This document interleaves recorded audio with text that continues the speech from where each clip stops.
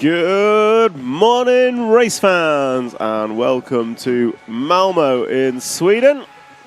We are here for finals day of the 2024 1/10th Electric Off-Road Buggy European Championships. So today we will be crowning our four-wheel drive European champion.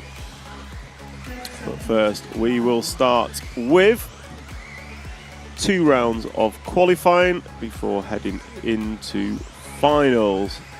So the track is just closing down. We've got a couple of rounds of quick practice just for the drivers to get that iron, and then we will be going into qualifying, starting with heat number 10, getting underway at about 9 AM local time. So in about 5-10 minutes we will get underway with qualifying. So welcome to the stream for those that are already signed in. Dom Tranquil, good morning from Team GB. Good morning, Dom. I hope you are well. Mike Hunt, evening from New Zealand. How are we doing? We are doing very well. How are you? Hope you are well, Mike. And I'm guessing on this fine Saturday evening you're enjoying a bourbon, as you have most evenings when you join. We're going to take a moment just to run through some of the stuff. So, yeah, the Ferulin Club here in Malmo have done a fantastic job. So we've got this brilliant track in a sports arena. The track has held up well all week, absolutely consistent throughout the week, which is spot on. We've got an arena that has public access, so we've got guys and girls coming through the doors and being introduced to RC racing, which is fantastic. Our sponsors who have made this live stream possible: T-Works, X-Ray, Mybo Sport, Hobbywing, Schumacher, RC XX Shop and S-Works have all made this stream possible, and we want to thank EFRA for inviting us to cover their European Championships. So without EFRA we wouldn't be able to be doing what we do, and without EFRA we wouldn't be here to live stream this event to you. So through the week we've had our 2-wheel drive portion, and Mikael Olowski was your winner.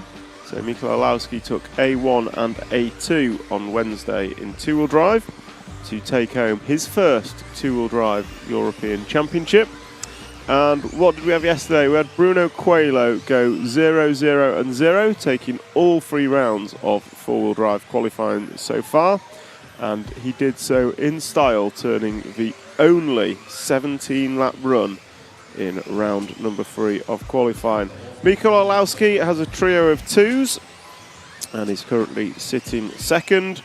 Marcus Karup has a pair of 3s to sit third. Mika Vidmeyer, a 3 and a 4, sits fourth. And Una Hattinen with a pair of 5s is lining up in 5th as it stands. Bartek Zalewski is 6th, Daniel Kobovic is 7th, Pekko Ivanen is 8th, David Ronnefolk sits 9th, Elias Johansson 10th, and the unlucky man at the minute is Tommy Hall in 11th. However, there are 2 rounds of qualifying remaining, and with just 2 rounds of qualifying from 5 to count, that means anyone is still in with a shout of TQ, of making the main, of doing their very, very best. So we have a few minutes of practice remaining. We're going to have this heat, which has 1 minute remaining, and heat number 6 will then have 3 minutes. We'll have a short break of on-track action, just a few minutes, whilst we get group number 10 out for qualifying. Welcome to the 50 odd of you watching. If you've got any comments, questions, stick them in the chat. I will do my best to answer them. Jay Dizzy, morning, let's push for the Swiss drivers. Absolutely, we've got a fantastic Swiss team here this week, and plenty of drivers from Switzerland, which is great to see. Influential Gurney and I also like a bourbon biscuit after my custard creams. Different type of bourbon, I believe, for Mike Hunt over in New Zealand, joining us once again, as he has through the week. We're going to go to a quick video intermission and just play some of our sponsors' videos whilst we continue to get set up here in Malmo, and we will be back shortly.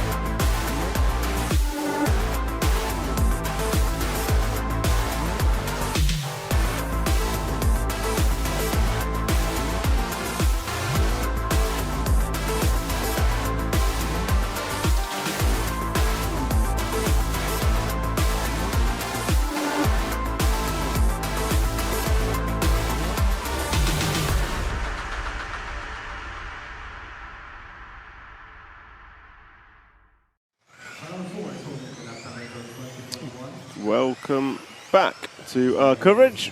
We have group number 6 on the track for their final round of, I won't even say free practice, it's for track cleaning practice. Just make sure everything is as intended and nothing has changed overnight. Influential gurning, no need to apologise. Bourbon has different meanings all around the world, and it is a different time all around the world. It is 9:03 a.m. here in Malmo, and we are gearing up for round 4 of qualifying. We'll be starting with heat number 10 of qualifying in about 6 minutes. And we are excited to see what it brings. So a little bit of info from the pits overnight. There's been rumours and hearsay of how front tyres are glued. So we're running the Cactus Fusion 2, I think, which is the higher profile four-wheel drive front tyre. And there's been some talk of gluing tyres down to wheels, making the tyre low profile. It's not a tyre modification, it's just an alternative way of gluing it. So I believe quite a lot of the drivers have glued up a set of tyres overnight to try it, with a view to seeing how it was in the free practice this morning. So we'll see if that changes anything up at the front of the order. So looking forward to seeing what comes in round number 4 of qualifying. If Bruno Coelho takes round number 4, he will be starting the finals on pole. If someone else takes it, then they have an opportunity to dislodge him from the top spot, which he has held all week long, well, all qualifying long so far. No more laps, please. No more laps. Let's go. Please stop at the end of the main, position number 7. Thank you. And hurry up, drivers. We only have 1 minute to change the marshals. So that is qualifying done, and practice done, and our group number 10 drivers are making their way up onto the rostrum.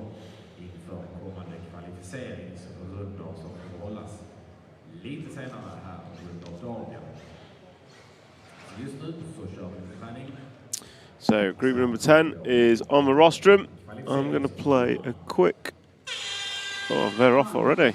So track is open for group number 10, so they're out practicing. Not practicing, they're out on their warm-up lap. Sorry, I've got this all wrong. I've clearly not slept enough. This is group 7 out practicing. We've got 7, 8 and 9 to go. I thought we started at 9 o'clock. Sorry to all you watching, I have definitely got ahead of myself today. I could have sworn qualifying started at 9 o'clock, but we are still in practice. And I'm just going to check the timetable. Tech guy's not going to be happy with me. I rushed him to get us on air far too early. We start qualifying at 9:30. That means I've now got 25 minutes of filler that I need to do.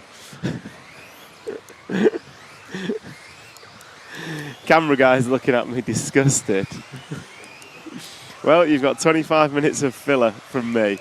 Can we watch Tommy Dale? We've not got camera guy on for free practice. This is just free practice, Nathan, so we don't follow free practice. It's kind of a guy's opportunity. It's just a track clearing practice, so we don't typically follow. However, you can see on super wide, and Tommy Dale is a red and blue car coming onto the straightaway now, and around the end of the straight into turn number 2, through the sweeper one way, and then the other into the roller jump, through the switchback, into the front side tabletop, and now goes through the chicane in front of race control and crosses the line. So Tommy Dale he just gets it wrong on the double. So we only have the super wide camera on for free practice, and 23 minutes time we actually start qualifying, and then we will have that. So as we are as I've kind of messed up, I'm going to go through a bit of a RC trailer, and we're going to just pull some VTs together just to give us a bit of filler, because I have messed up. Do we want to see a pit walk? Do we want to see... We've got 20 minutes. Do we want to do a pit walk? Anyone in the... Chat wants to see a 20-minute pit walk. Let me know. How do you glue the tyres high or low profile? So, Zeller Automation, basically, the standard way of gluing the tyre is very difficult to describe without props. So, we all know how to mount a normal tyre, right? That is considered high profile.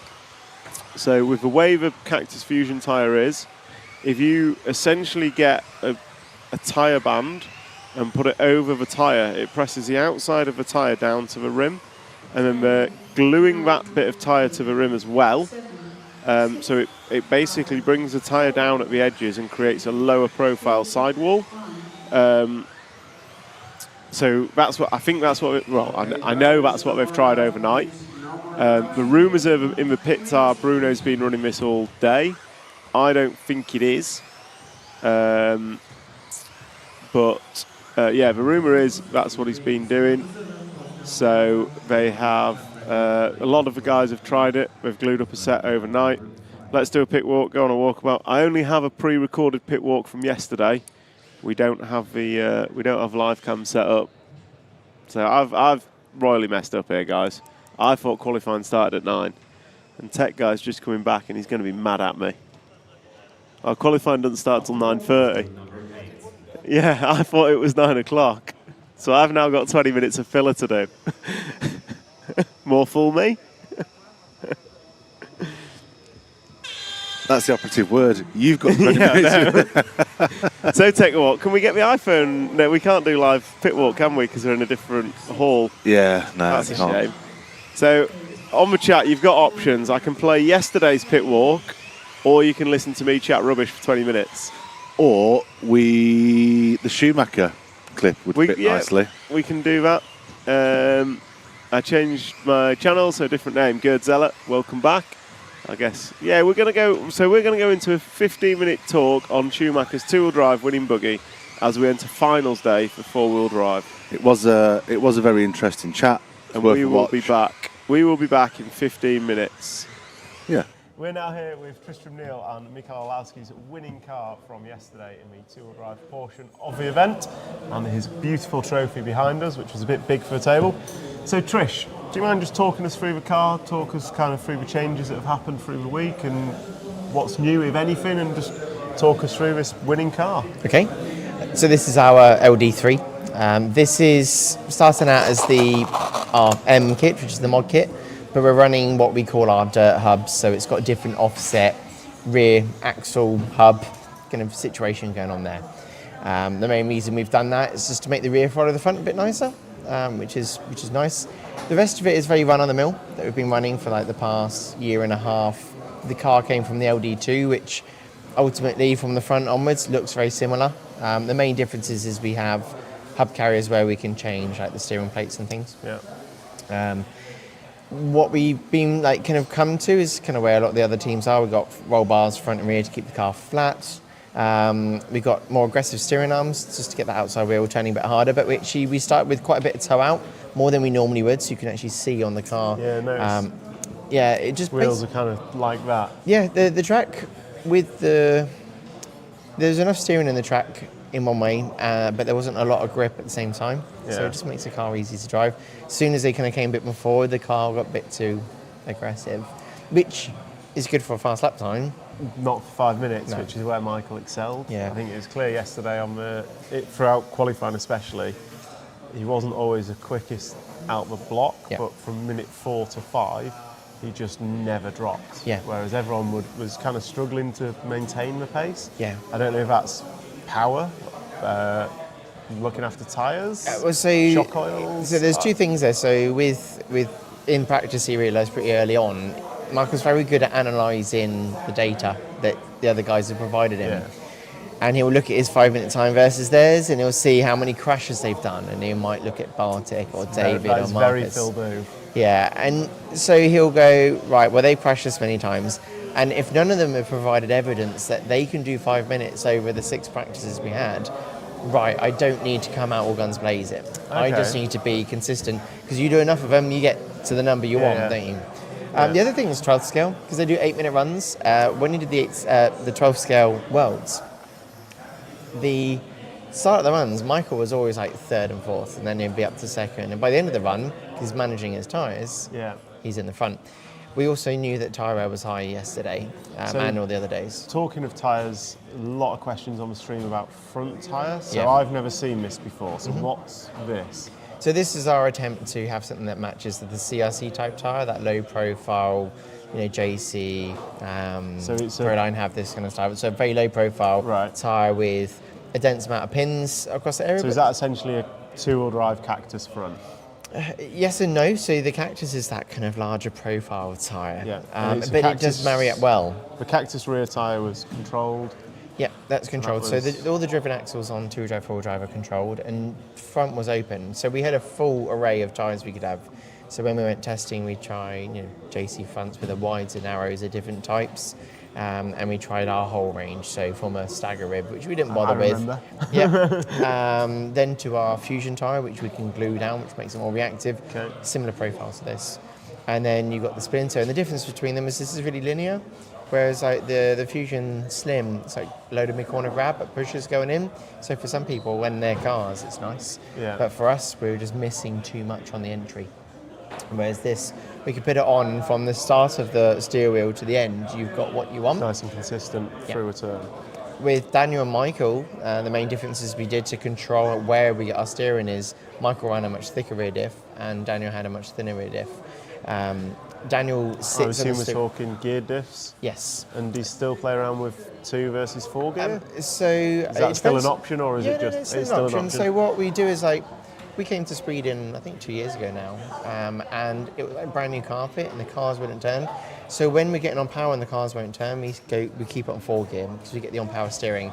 2 gear, because of the inefficiency of just running 2 gears and actually a little bit of play puts the gears off centre, it locks up the Naturally diff. locks up. Turns into a little spool, but off power, loads of steering.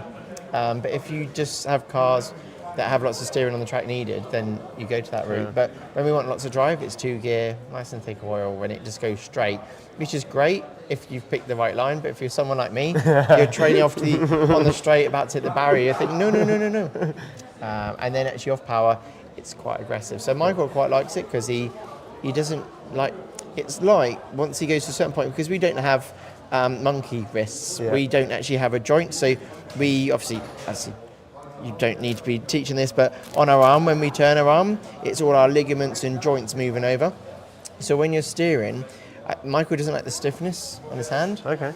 When you go too far, Daniel's quite comfortable with it when he's turning. So Michael's turning like He- 20% of travel. Exactly, yeah. So if he has to go more, the car's understeering. Even though it has him, he can make it work, but he's uncomfortable for a run. And we do it sometimes when we're practicing. Does he then adjust his radio setup to suit that, or is he still like, I only know steering curves? Are they It's normally neutral, yeah. So generally? it will normally only ever be 10% on the Expo. Right. Anything more than that, we need to change a car. Okay. Yeah. So once we get it right in the car and he can sit comfortably there, he's the same as Tottle.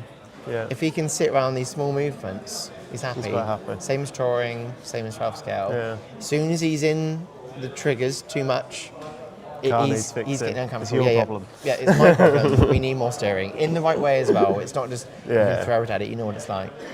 So I think pretty much everyone was on the Schumacher Splinter tyre, from what I saw. Yeah, there's a lot of them. I think Tommy wasn't, Jessica wasn't. I didn't go and analyse everyone. No, but I think most I saw was that. And then anything new on the car, it looks, I mean, everything looks like a moulded piece. There's no special machining, or did you bring any parts with you, or is it just you knew what worked? A lot of the time now You came is with it and- we would do some testing prior, but the more you run with the same stuff, the better you Yeah, get. you get used to it, yeah. There's always a few ideas that I could bring it on the day, but you're offering an unknown that might Yeah. actually be good for you, and because it's new, it's better. And it We turns can out see wasn't. that. So yeah, so kind of coming with what you already know and is reliable, and you know exactly what does what in the cars. Then, for me now, to do my role, actually to help everyone properly, it's the best way because everyone has that stuff as well. Yeah. Because it's nice looking after Michael and the top level drivers, but you got got the a whole guys. team of You got B, C, D. Customers, final drive. Yeah. like 30, 40, maybe 50% of the cars with Yeah. Schumacher. So actually, you can help all of them. They come and look at Michael's car, see where he is in that, and they walk off. They don't even have to ask a question. they can go and do it themselves. Apart from what's in the shocks and your diff, the rest of it they leave you to it. Anything special in the shocks? Is it just? So we played a bit with. So you got the tapered pistons. Okay. That we played with a lot. They generate a lot of grip, and then you've got like the bypass type pistons. We have our VRPs. Oh, are they back in fashion? Yeah. So obviously, VRP started producing them for the Associated, and then we started distributing them in the UK, and so we've been playing with them. So it's kind of playing with that stuff, but they're a bit of a trade. So they're like the tapereds give us a bit of grip. The VRP style pistons give us more of a flatter car, and so that's kind of stuff that we've been playing with, like the different weights of brass bulkhead. So light versus heavy. The heavy bulkhead slows down the reaction a bit, makes that aggressive tyre just a bit more neutral, but you keep that contact patch nice. It's not offloading too much, but it doesn't give you a big handful of steering. What we find is when we go to the lighter bulkheads now, the tyre is very nimble because it's not overloaded. I think there's a yield factor where the tyre can grip, and if you just overload it a bit more, it scrubs a bit more.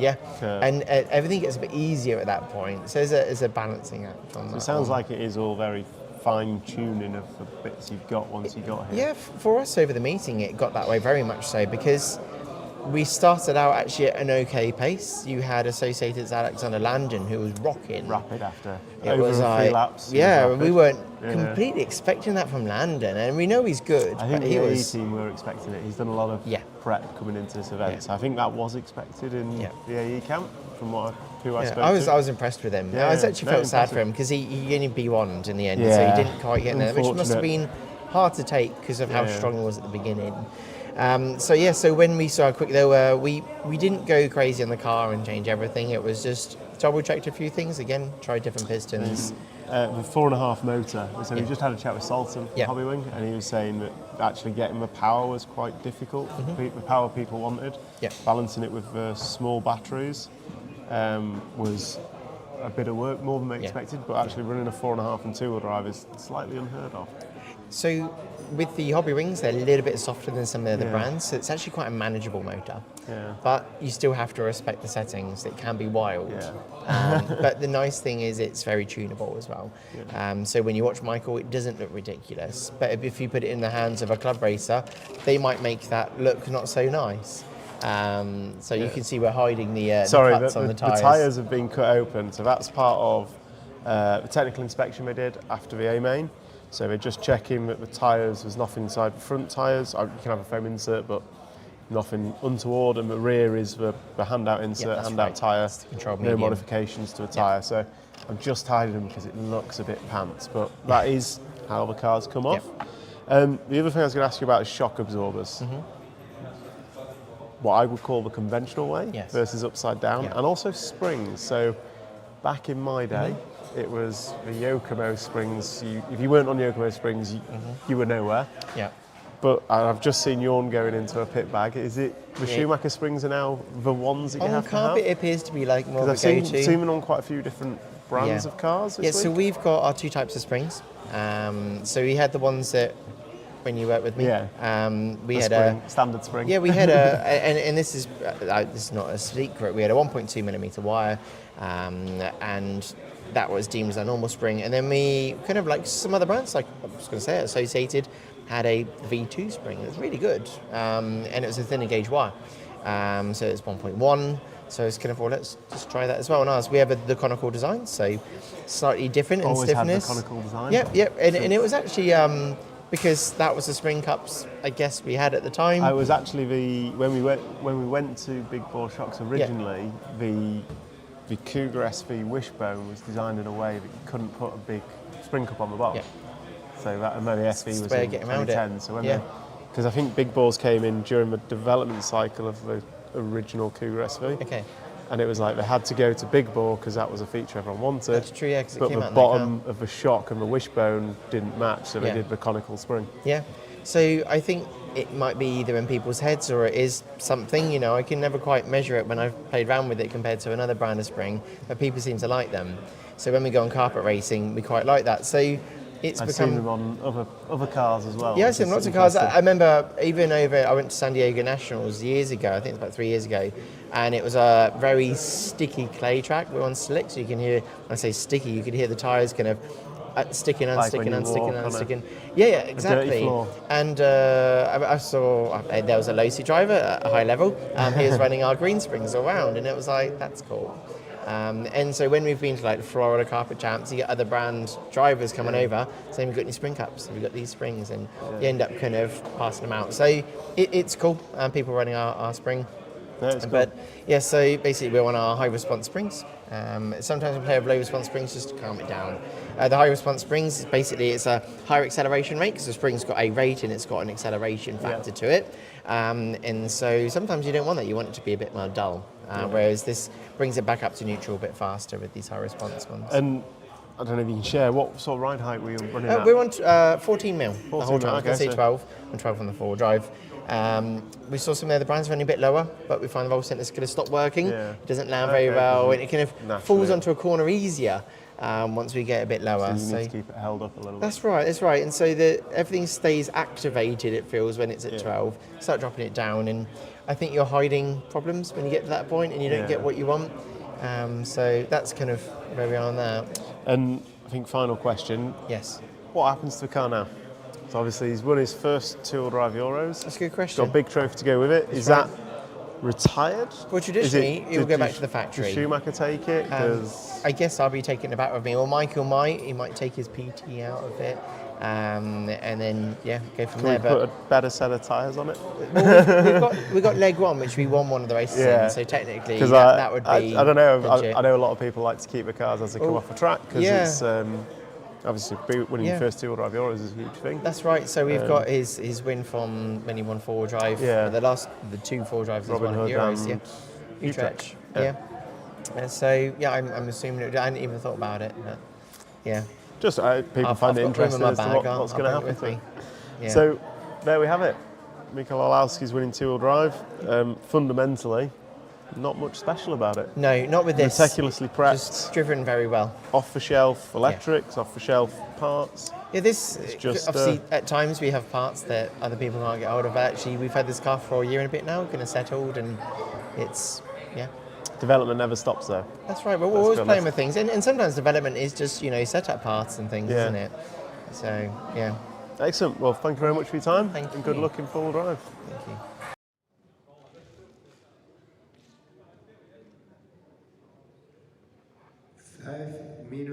Five minutes to open the track. Okay, we have just had the 5-minute call and track will be open. So 5-minute call and the track will be open. Starting round number 4 of qualifying with group number 10. So we'll run 10 through 12, then we will go 1 through 9. And I've checked the timetable now. Qualifying round number 5 will start at around 11:30 and that will run heat 12 through heat 1. And then our finals will start at 14:50, so 2:50 local time, with A1 being on the line at 5 minutes past 3, A2 being on the line at 5 minutes past 4, and you guessed it, A3 on the line at 5 minutes past 5. Just check in with some of the comments. We're going to do a pit walk, so we're going to do a pit walk after qualifying is finished. It won't be live, so we'll be off air while we're going to get content, and then we will play that pit walk before the final start. So we're going to do another pit walk today. There's lots of people asking for it, so if you've got any questions, comments, whatever we want to ask the guys and girls in the pits, let me know, and I will get to them. We've still got a request for Yanni Mäkinen and Josh and John Walton, so they are going to be on our pit walk. Any other questions or people you want us to speak to on the pit walk, let me know and I will get them in somehow, as long as I can find them. Josh and John. And radio settings is a question that's been asked a lot, which I have an answer to once Sergio is online, if he joins us. Doorstop Martin, rubber shiny head. We had Martin in the booth the other day. I can't remember exactly when it was. We need to start tagging when certain things happen so we can direct people to it. I don't know how we do that, or if it's possible. Like when we had Martin up here or Drescher, I don't know how we tag the stream to say. It's very difficult, yeah. I'll tell you what we can do when we get to the office. Well, I say we. When the royal we get to the office on Monday morning, camera guy can watch the 8 hours of stream and tag them all. Camera guy's not got his headphones on, so he didn't hear that. Go Oliver, Team GB. Yeah, well, Oliver's doing pretty well this week, actually. We had a chat with him yesterday after the conclusion of Heat 12, round number 3 of qualifying. Frederick Moberg, awesome day here in Malmo, blue sky. Pity we're not running outdoors today. Yeah, if we were running outdoors today, we would have 5 rounds of qualifying and 3 finals to fit in, because we certainly wouldn't have been running the last 2 days when it was non-stop raining. 10th RC, morning Tom, keep up great commentary, thank you very much. We're going to do a pit walk after qualifying before the finals, and we're going to check out this gluing game. I don't think there's anything too special going on, but we'll check it all out and let you know. Great tech information, thank you Peter. Morning everyone, good luck French drivers. The ref just blew his nose and forgot to turn the mic on. Oh, brilliant. Poor Franz. So ref just blew his nose with the microphone on, and the whole arena heard. Good luck all the French drivers. Good luck all the Swiss drivers from Marco Fricker from Switzerland. Hi Tom, love a piece on winning 2-wheel drive with Tristan. One question, the rear wing had 2 holes drilled in the sidewalls. What would these do to handling? So John, I'll ask that question when we do the pit walk to get the driver's view. My view is that it will give it slightly less downforce or drag, but ultimately is just taking weight out, because you've still got the main lip of the wing, so I think ultimately you are just taking weight out of the wing by putting holes in. But I will ask. I've seen it on quite a few cars actually, so I'll ask. I'm sure we can get Mikael, or I can ask the man in the pits. I've got a man in the pits who could answer these things for me. So, can you ask Mikael what the holes in the wing on 2-wheel drive are for? 10, 9, 8. So I've sent my man a message, John. We'll get on that. So group number 10 of qualifying is about to get away. We're going to jump to our main follow cam, and we're going to follow Dominic Leszek away from the line. X-Tech, good luck X-Ray drivers. Good luck all drivers here at the final day of the 2024 Euros.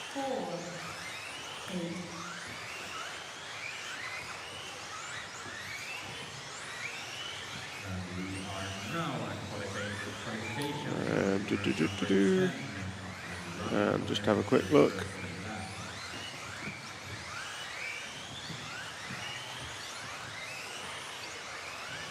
So we have Dominic Leszek leading them round, but it is Valentin Pouziat, French driver, who is quickest.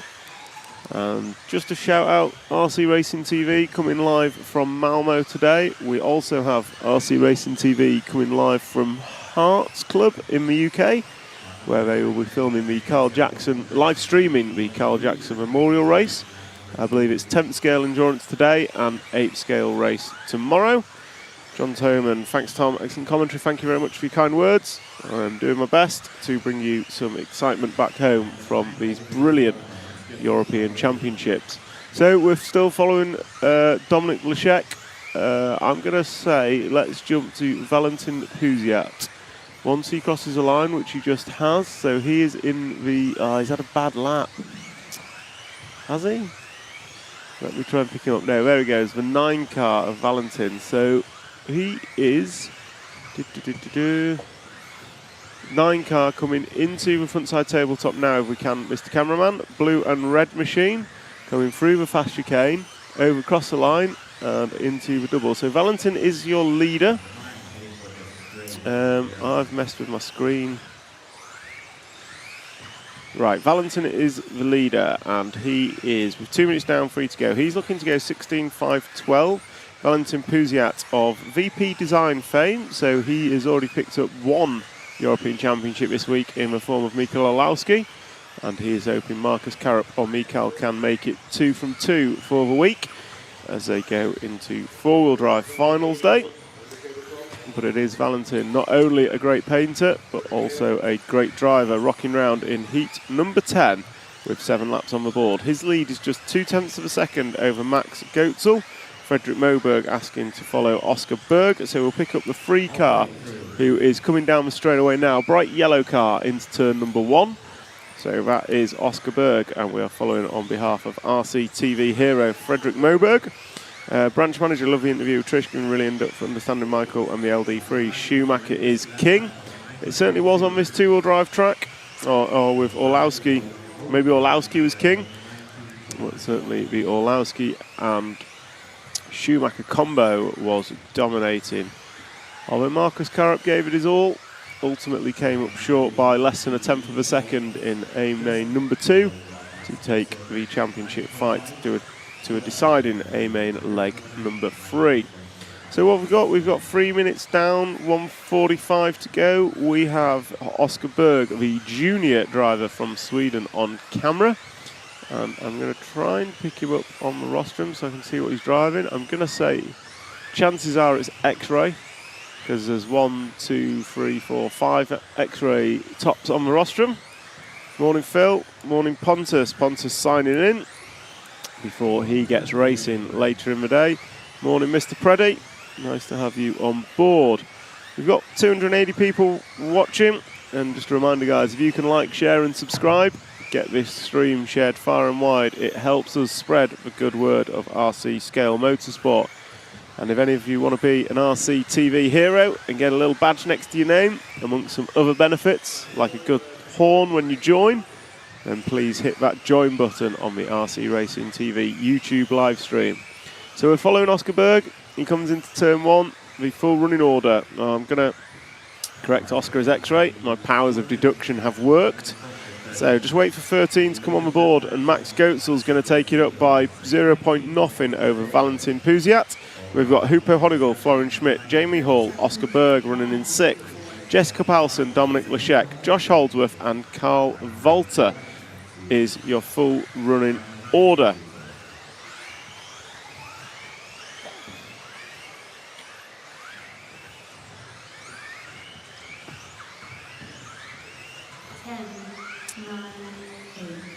So coming into the last 10 seconds.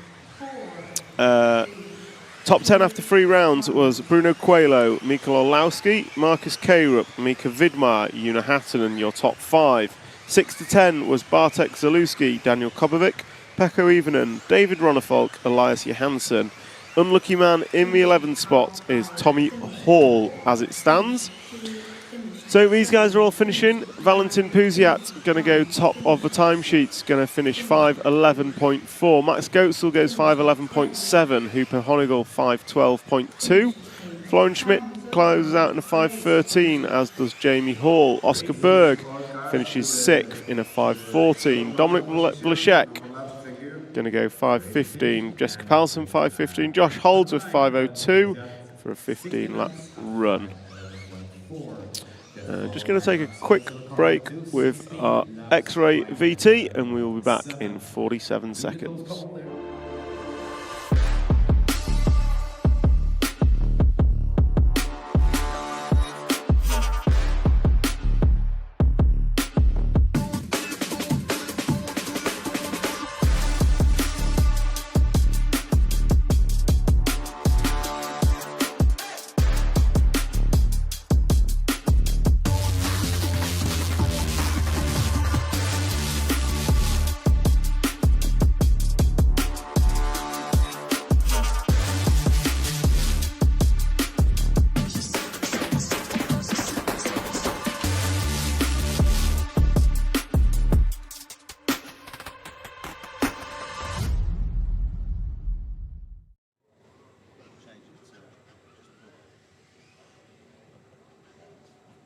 Please, France team manager to race director position. France team manager. The track is open. So track is open. for group number 11.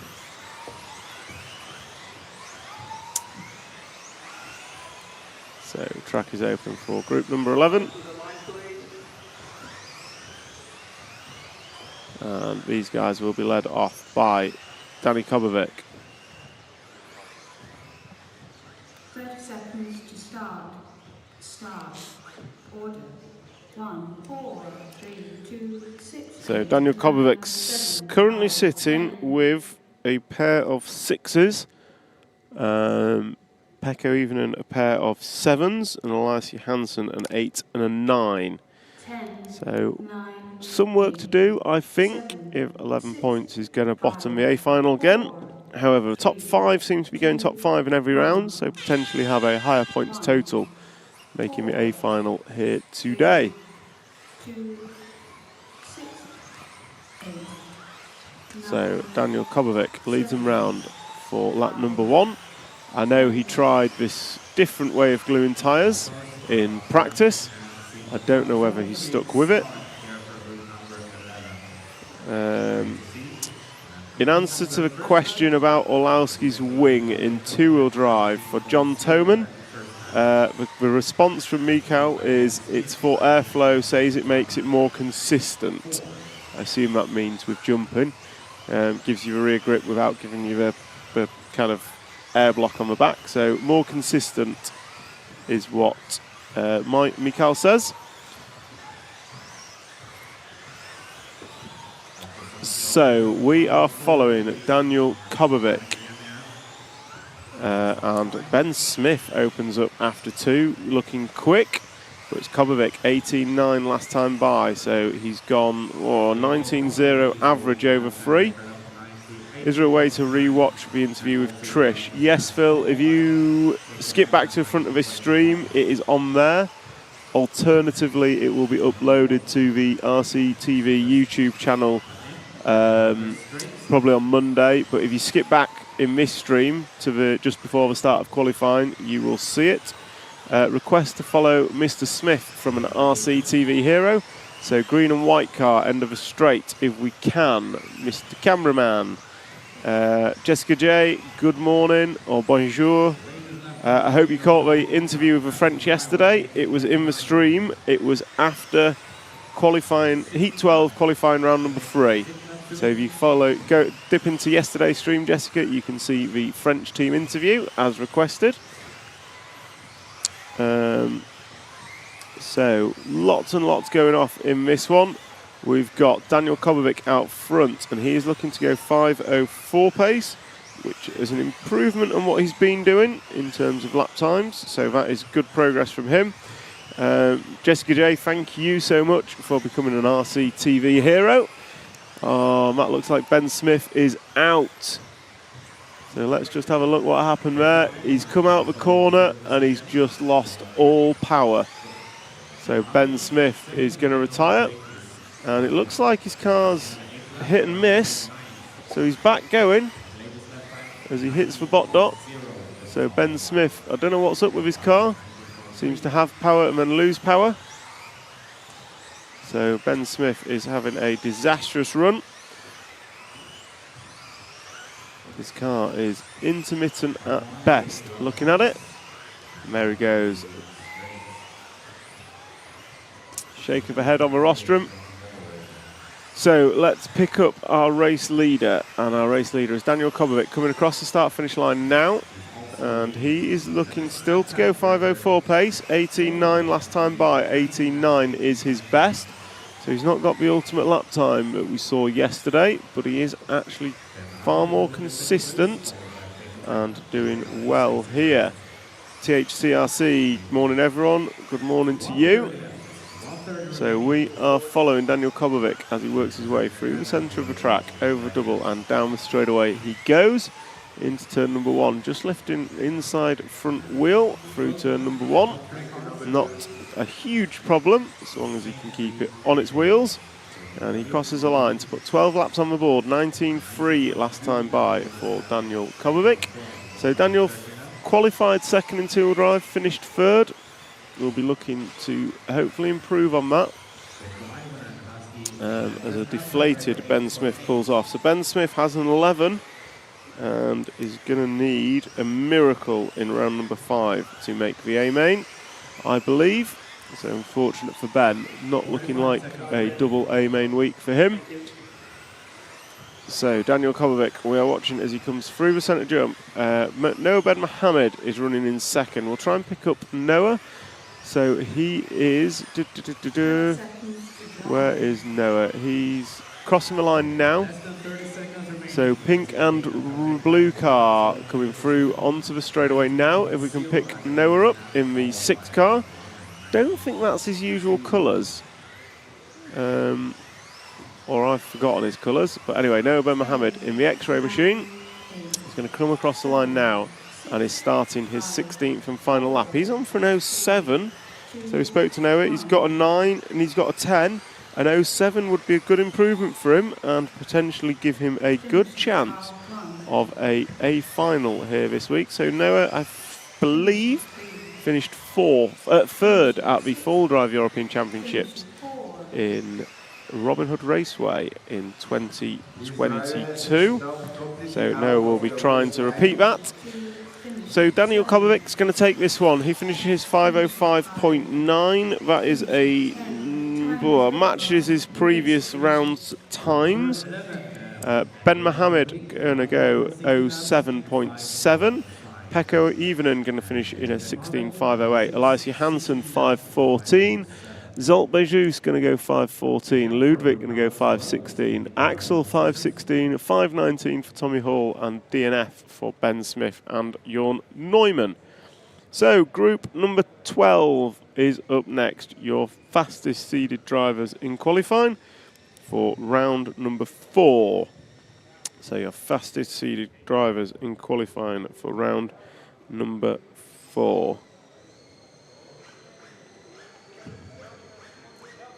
So let's see what these guys and girls can pull together in this heat of qualifying.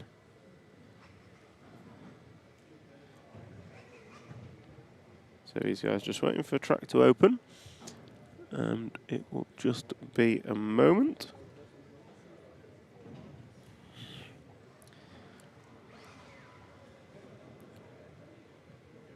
So Bruno Coelho going to lead them away from the front, and everyone will be trying to do anything they can to stop Coelho going 4 from 4 and sewing up TQ qualifying.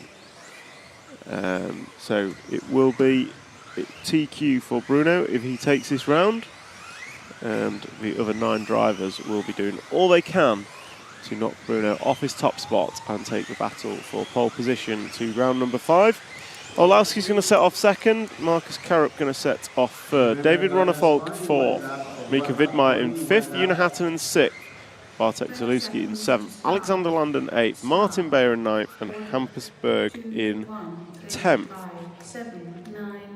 So Bayer has an 8, but he needs to pair it with something. Similar story for Landon has an 8, needs to pair it with something. David Ronnefolk has a 4, needs to pair it with something, and I'd say the rest, Hampus Berg needs 2 from 2, and the rest look to be safe. So we'll start with Bruno as he crosses the line. And Bruno yesterday laying down a 17-lap run. Can you find out what happened to Jorn? I will ask the question, absolutely. So, Bruno Coelho opens up 18.492. Orlowski 18.9, Karup 18.8. Just a reminder, to get that elusive 17-lap run, you need to be on a sub 18.75 average. And the only person to run under that was Bruno Coelho on lap number 1. Lap number 2, an 18.6 for Bruno, 18.7s for Orlowski and Karup. Ronnefolk 19.2, so Ronnefolk already a second back on teammate Bruno Coelho. So that is not a good start for David. So Bruno lap number 3 is an 18.4. He is well on 17 lap pace. Marcus Carup, 18.7, is just a fraction off it, and just a fraction in front of Mikael Olowski on the computer. So it's Bruno's Carup, Olowski, Vidmaier, Ronnefolk, Landon, Berg, Beyer, Zalewski and Hattunen. So Bruno Coelho is on it. 18.5 last time by for Bruno, 18.8 for Carup. So Carup still not on that 17 lap run. Meanwhile, Bruno Coelho is looking at a 17.5.15 pace. 18.6 last time by. He's 5 laps down. Olowski goes 18.9. Carup goes 18.7. So Carup is 0.3 in front of Olowski, but Carup is 1.1 behind Bruno Coelho. So Bruno is hooked up with this four-wheel drive X-Ray machine around the Malmo track. That time by 18.6, still on for 5.15 pace as he comes into turn number 1, and his car is looking flat and fast. Still, just like his two-wheel drive, looks like he's driving it at 90-95%. He is not on the ragged edge. He looks very comfortable with that X-Ray machine. But despite looking like he's only driving at 95%, his lap times are 110% that of anyone else. So Bruno Coelho looking to go 5.16 pace. Marcus Carup, 19.1 last time by, has dropped back ever so slightly. 18.7 from Olowski, 18.8 for Carup. Those are separated by exactly 1/10 of a second. But Michael Olowski is over 2 seconds behind Bruno Coelho now, as Bruno just double bounces at the end of the front side table as he comes up behind Martin Beyer, and that's his worst lap, an 18.9. So 18.9 for Bruno, the worst lap we've seen from him, but he is 9 laps down of a predicted 17 as he goes past team manager of X-Ray, Martin Beyer. So Bruno crosses the line, 18.8 lap time by. He's going in the wrong direction. Hopefully that's just because of traffic, and he will pick it back up. So Olowski and Carup coming into turn 1. It is Olowski leading Carup by 0.5 of a second. And Bruno Coelho going to come across the line. This time by, it's going to be an 18.8 again. He's falling away from his opening pace. He opened on 5.14 pace. He's down to 5.18. And he's only on the 17 lap run by a couple of tenths of a second now. Carup looking at going 1.4. Or Michael Olowski looking at going 5.01.5. Coelho last time by 18.7, 18.76. So bang on 17 lap pace. He's going to have to turn up the wick ever so slightly with 12 laps on the board, 4 to go. Full running order is Coelho, Olowski, Carup, Mika Vidmaier, David Ronnefolk, Bartek Zalewski, Alexander Landon, Una Hattunen, Martin Beyer and Hampus Berg. Jessica J, yes, Carup is an associated driver. Martin Beyer is a X-Ray driver. And Bruno Coelho is coming up on the gearbox of Alexander Landon as he crosses the line this time by 18.5. That's more like it. Brings his predicted time down to a 5.17 as Marcus Carup just smashes the barrier. So that was a poor lap for Marcus Carup. A 19.8 is going to hand second place to Olowski at the minute. And those two looking to go 5.02 and 5.03 respectively. Olowski got 9/10 on Carup as it stands. And Bruno Coelho on his 16th lap. And he is coming into the single jump, going to drive away from us over a single, through the switchback into the front side table, and he's driving to the line to start his 17th and final lap, and he is through by 1.1 seconds. So Bruno Coelho once again on a 17 lap run as Olowski finishes, Carup finishes.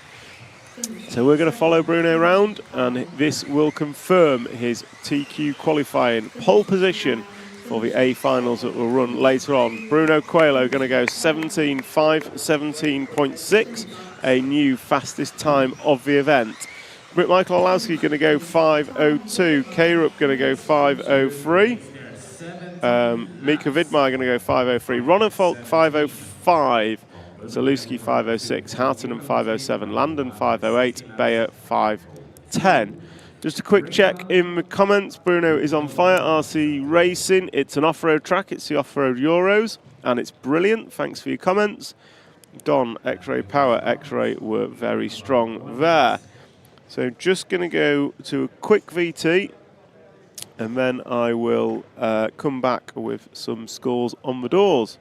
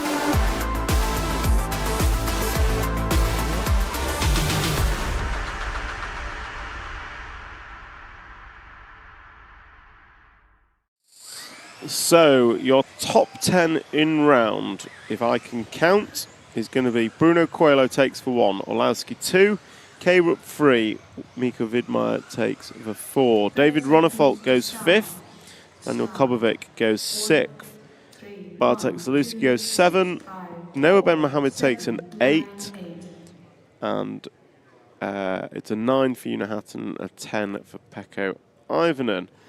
So what does that do to the overalls? It's going to bump up David Ronnefolk. So Ronnefolk's going to jump into the 5 spot ahead of Una with his 9 points. Noah Ben Mohammed is going to jump up. I think Noah Ben Mohammed is going to jump up into the 10 spot in front of Elias Johansson. So, unconfirmed top 10 after 4 rounds of qualifying is Bruno Coelho, Michael Orlowski, Marcus Karup, Mika Widmeyer, David Ronnefolk. I've got, just like that, Race Control deliver me an unconfirmed top 10, which is Bruno Coelho is your confirmed poleman. Mika Orlowski is 2nd. Marcus Karup sits 3rd. Mika Widmeyer sits 4th. David Ronnefolk jumps up into a 5 spot. Una Hattunen is in 6th. Bartek Zaluski is in 7th. Daniel Kobovic is in 8th. Pekko Ivanen is 9th. Elias Johansson is in 10th. And Noah Ben Mohammed is 11th. Drivers that can do something about it. You've got Alexander Landon with an 8. You've got Tommy Hall with a 9. Martin Bayer with an 8. And that is it. So I suspect your top 9 are in. So I think your top 9 are in. And you've got 1 spot to play for. You've got Elias Johansson. You've got Noah Ben Mohammed. Yeah. So you've got Elias Johansson with an 8. You've got Noah Ben Mohammed with a 9. You've got Alexander Landon with an 8. Tommy Hall with a 9. And Martin Bayer with an 8. I think any one of those can do it. And they need... Yeah. Any one of those can do it. I don't think you can displace Pekko on 14 points. So it's going to have to be a top 7 score for any of those 4. And I think they are in, possibly even a top 8. Yeah. There you have it. I think 9 of your A-final spots are in. And those 9 are Bruno Coelho, Michael Orlowski, Marcus Karup, Mika Widmeyer, David Ronnefolk, Una Hattunen, Bartek Zaluski, Daniel Kobovic and Pekko Ivanen are in. 1 spot to play for between Elias Johansson, Noah Ben Mohammed, Alexander Landon, Tommy Hall and Martin Bayer. Ben Smith would need a top 6. Hooper would need a top 5. Yorn would need a top 4. Max Goetzel would need a top 4. Hampersberg would need 2nd, and Ludwig Albert would need a 0. Valentin Puziak would need a top 4. Clement Boda would need 2nd. Dominik Vlašek could do it with a top 3. And that's it, essentially. So there you have it. What happened to Ben's car, I will try and find out for you, Mr. 10FRC. Luckily, we have a man in the pits.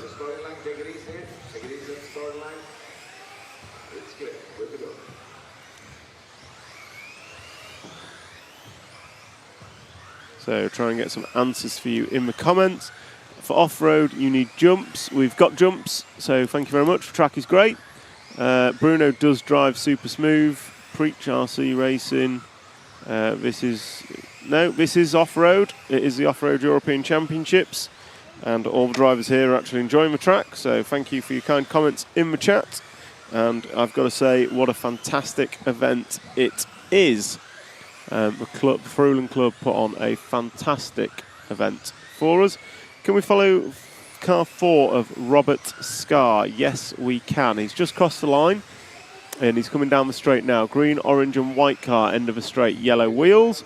So there is the follow cam for car number 4.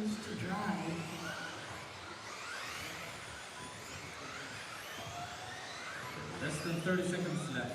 Mike Moyes going third now.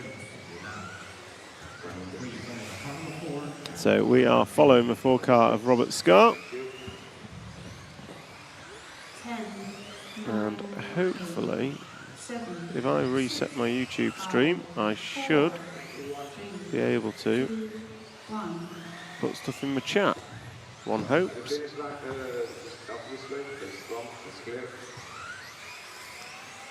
Finish at car 3, finish at 6, So we finish are at 5, finishing out heat number 1.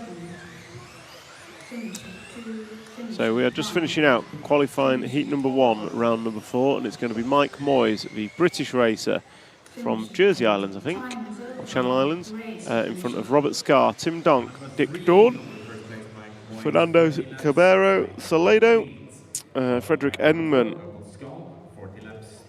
And a shout out to Frederick Engman, to both of his sons, Lucas Engman and Edvin Engman, at home in Stockholm. So Frederick Engman in that one, finishing in the 6th spot. Wants to give a shout out to both his sons back at home, Lucas and Edvin. Shout out to you guys. And thank you for kind words, Frederick. Let's see what's in the chat. Rubbish layout off-road. You might think that's at home. The drivers here think it's good.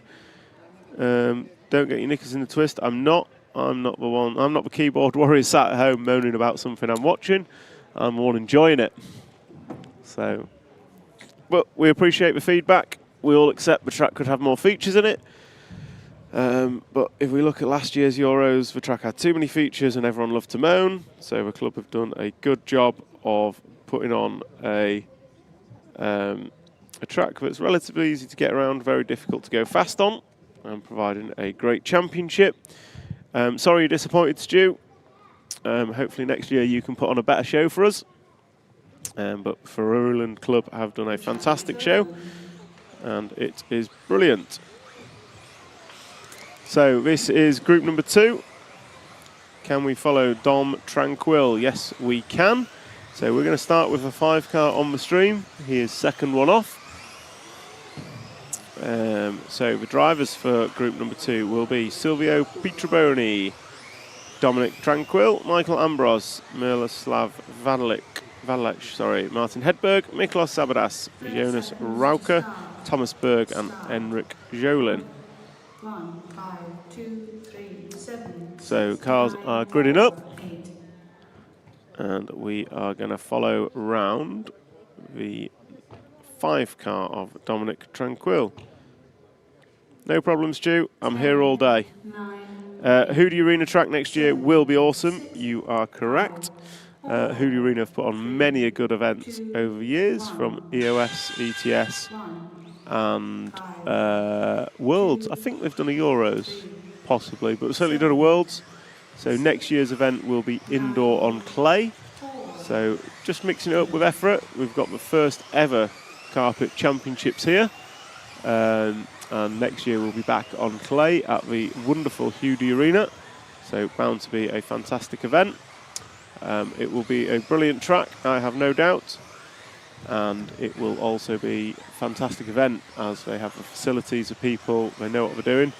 It will be fantastic. Keyboard warrior, I've not touched my keyboard. The track is what you aren't going to make everyone out. Well done to people who built it. Exactly. Yep, I've ruined a hobby. Sorry, Stu. Yeah, I've absolutely ruined it. Enjoy your day, whatever you get up to.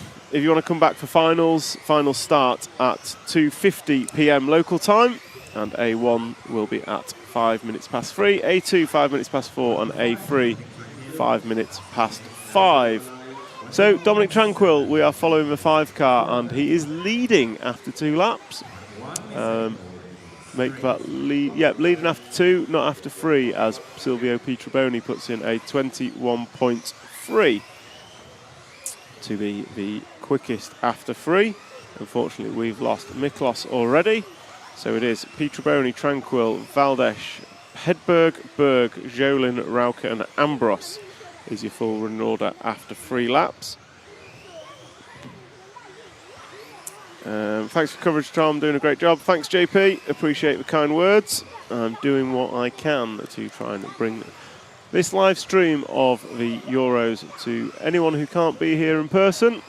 And I hope you're enjoying it wherever you are in the world. We've had New Zealand check in this morning.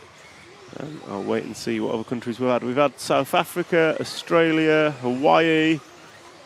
Don't worry, Joey. I'm used to making a tit of myself online. It's what I do best. So yeah, let's see where else we are going to get check-ins from today. So we are at 2:30 down and 2:30 to go in group number 2 of round number 4 of qualifying. And Silvio Pietroboni still leading this one. We are following Dominic Tranquil of Team GB at the request.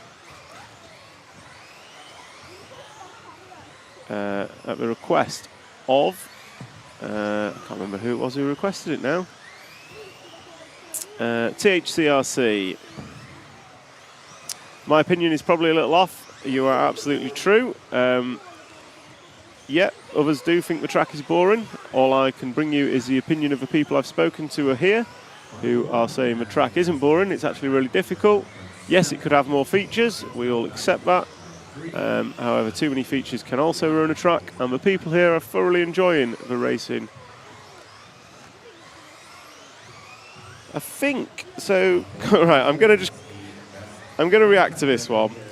Everyone thinks the track is terrible. I've just got to shill away on the mic. So we've actually done several pit walks, and I would say the opinion on the track was 50-50 split between people who said they loved it and people who said it could do with more features. We've had a few people say that they don't like carpet tracks, but they're here enjoying themselves. I don't believe I've heard anyone say the track is terrible or it's rubbish, completely needs to change, or that they're not enjoying it. That's what I've heard interviewing people at the track, and that's on all the pit walks. I've asked people for honest opinions, so yeah. I don't think I'm shilling on the mic. I think I'm bringing honest coverage, so apologies if I'm not. But I can only go by what people tell me when I put a microphone in front of their face. So yeah, that's where I'm at, and that's it. I'm going to just stop with the track talk now, because we're just going to enjoy the racing that's happening, because that's all we can do. Track has been consistent.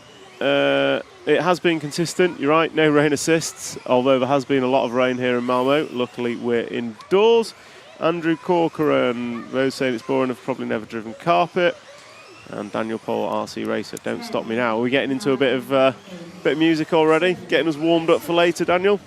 So heat number 2, Silvio Pietraboni, Dominic Tranquil, Martin Hedberg, Miroslav Valdec, Thomas Berg, Henrik Scholin, Michael Ambros and Jonas Rauke is your closing order. We still have I think it's now the 4 car of Thomas Berg.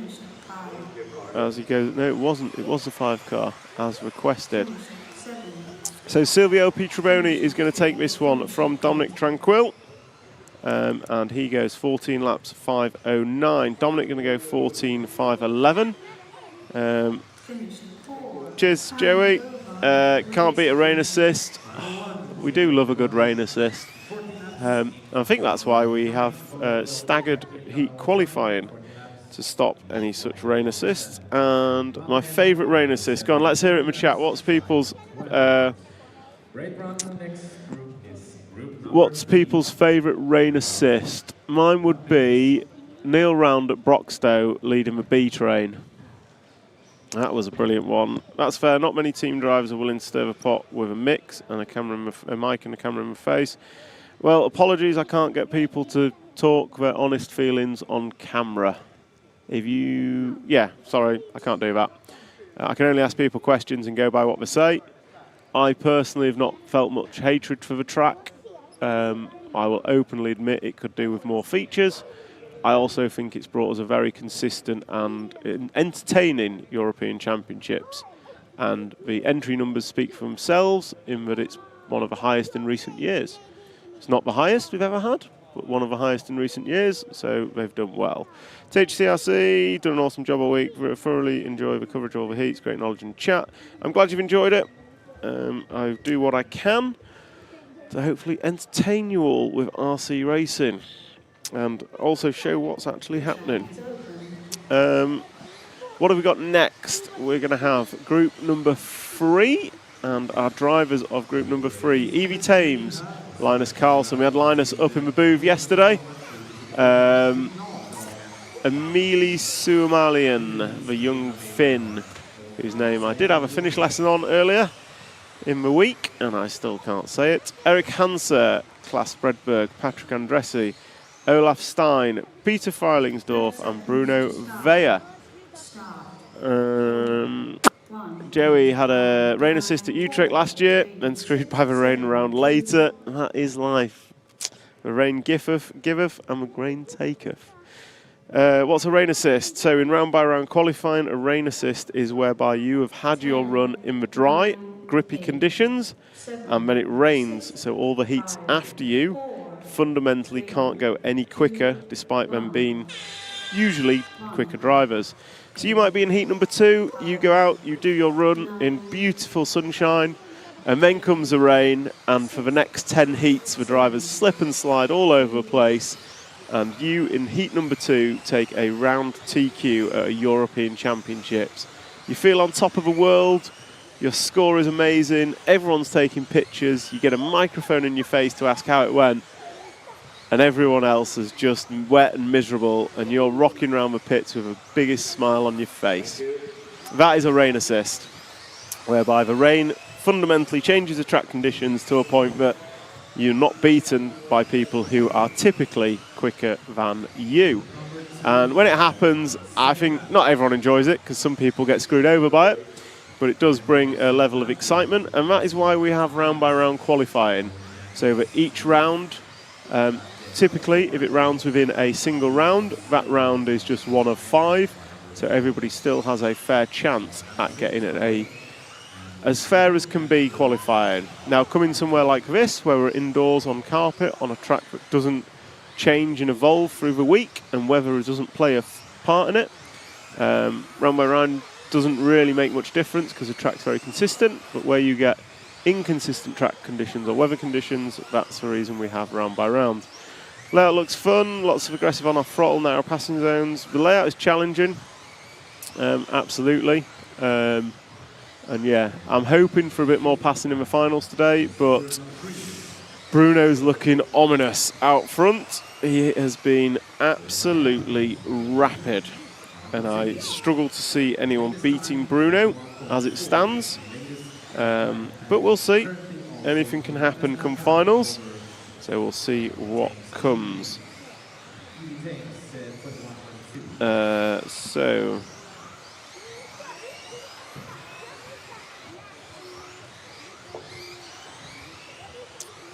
we have group number 3 rocking and rolling, and it's Bruno Vea, the Estonian racer from a well-supported Estonian team this week here at the Euros.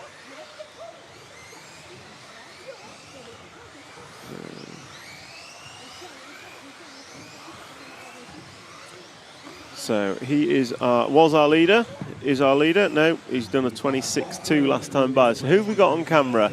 Looks like we have the white, green and orange machine, and that is the 4 car of Class Bredberg as Evie Thames goes by. So we'll stick with Evie, the white and purple car, who is coming through the switchback now and into a front side table. Evie is the quickest on track after 7 laps, and on for a predicted 14 lap in 5 minutes 0 seconds. And hopefully we can get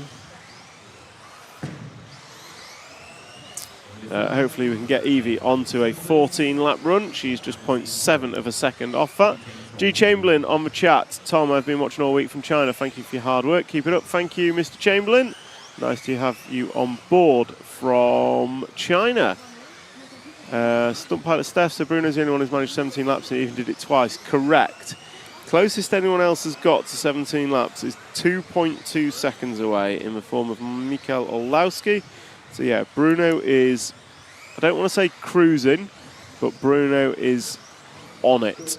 I had a PT, Sister Silverstone, where the club mixed up mine and Elliot Boots numbers. I was flying for round 1. Well, Brian, I wouldn't say no to that. Mr. Boots is always fast wherever he races in the world. No more heroes today yet, Pavel. I think the grand total after yesterday was 36. So if you missed the stream yesterday, we got Nick Damon on right at the end, just to inform him of the new RCTV hero sign-up record, which now stands at 36 from yesterday. Absolutely fantastic support from everyone on the stream yesterday. Really, really appreciate it. Old mate does a good job on commentary apart from his love of white wheels. Hey, I just know that white wheels are quicker. What can I say? The statistics say it all. Michael ran white wheels. Bruno ran white wheels. White wheels are winning. But all wheels are welcome at the Euros. So yeah, we've got Evie Thames out front, and she's just fallen off the 15 lap pace, unfortunately. 7, 6, 5, 4, 3, 1. So we have Pavel Ballant, new stretch goals, maybe upload on Spotify. I think if we hit 40, you should sing it on camera. We've actually got a song. So there's no singing on camera because we can't get a camera on the booth, unfortunately. It's just not possible with all the tech that we have. Tech guy's not got enough tech. So there's no singing on camera, unfortunately, Mr. Proddy, as much as I would love to. I guess you could always test the fire system and wet the track to make things more interesting. Drivers could stay dry. I don't think the sports hall would be keen on that, unfortunately. So it is, I think it's a basketball hall originally, but it is a sports hall with stadium seating and all the shebang, as you can see on the image. So I don't think we'd like a wet track. Maybe upload on Spotify. So we actually have a song on SoundCloud, believe it or not. I don't know how to post the link. I don't know if we can put the link in the chat. Is that considered professional use? We're going to find a way to get the link in the chat somehow.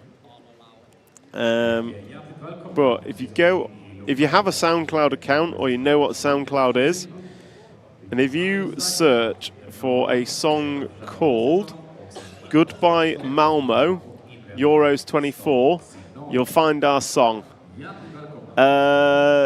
Missed the stream yesterday. Teabag McPick had to go out. Great news on the signs. It was a fantastic day yesterday. Mr. McPick was sign up number 1, RCTV hero number 1 of our Euros week, and he is now one of 36.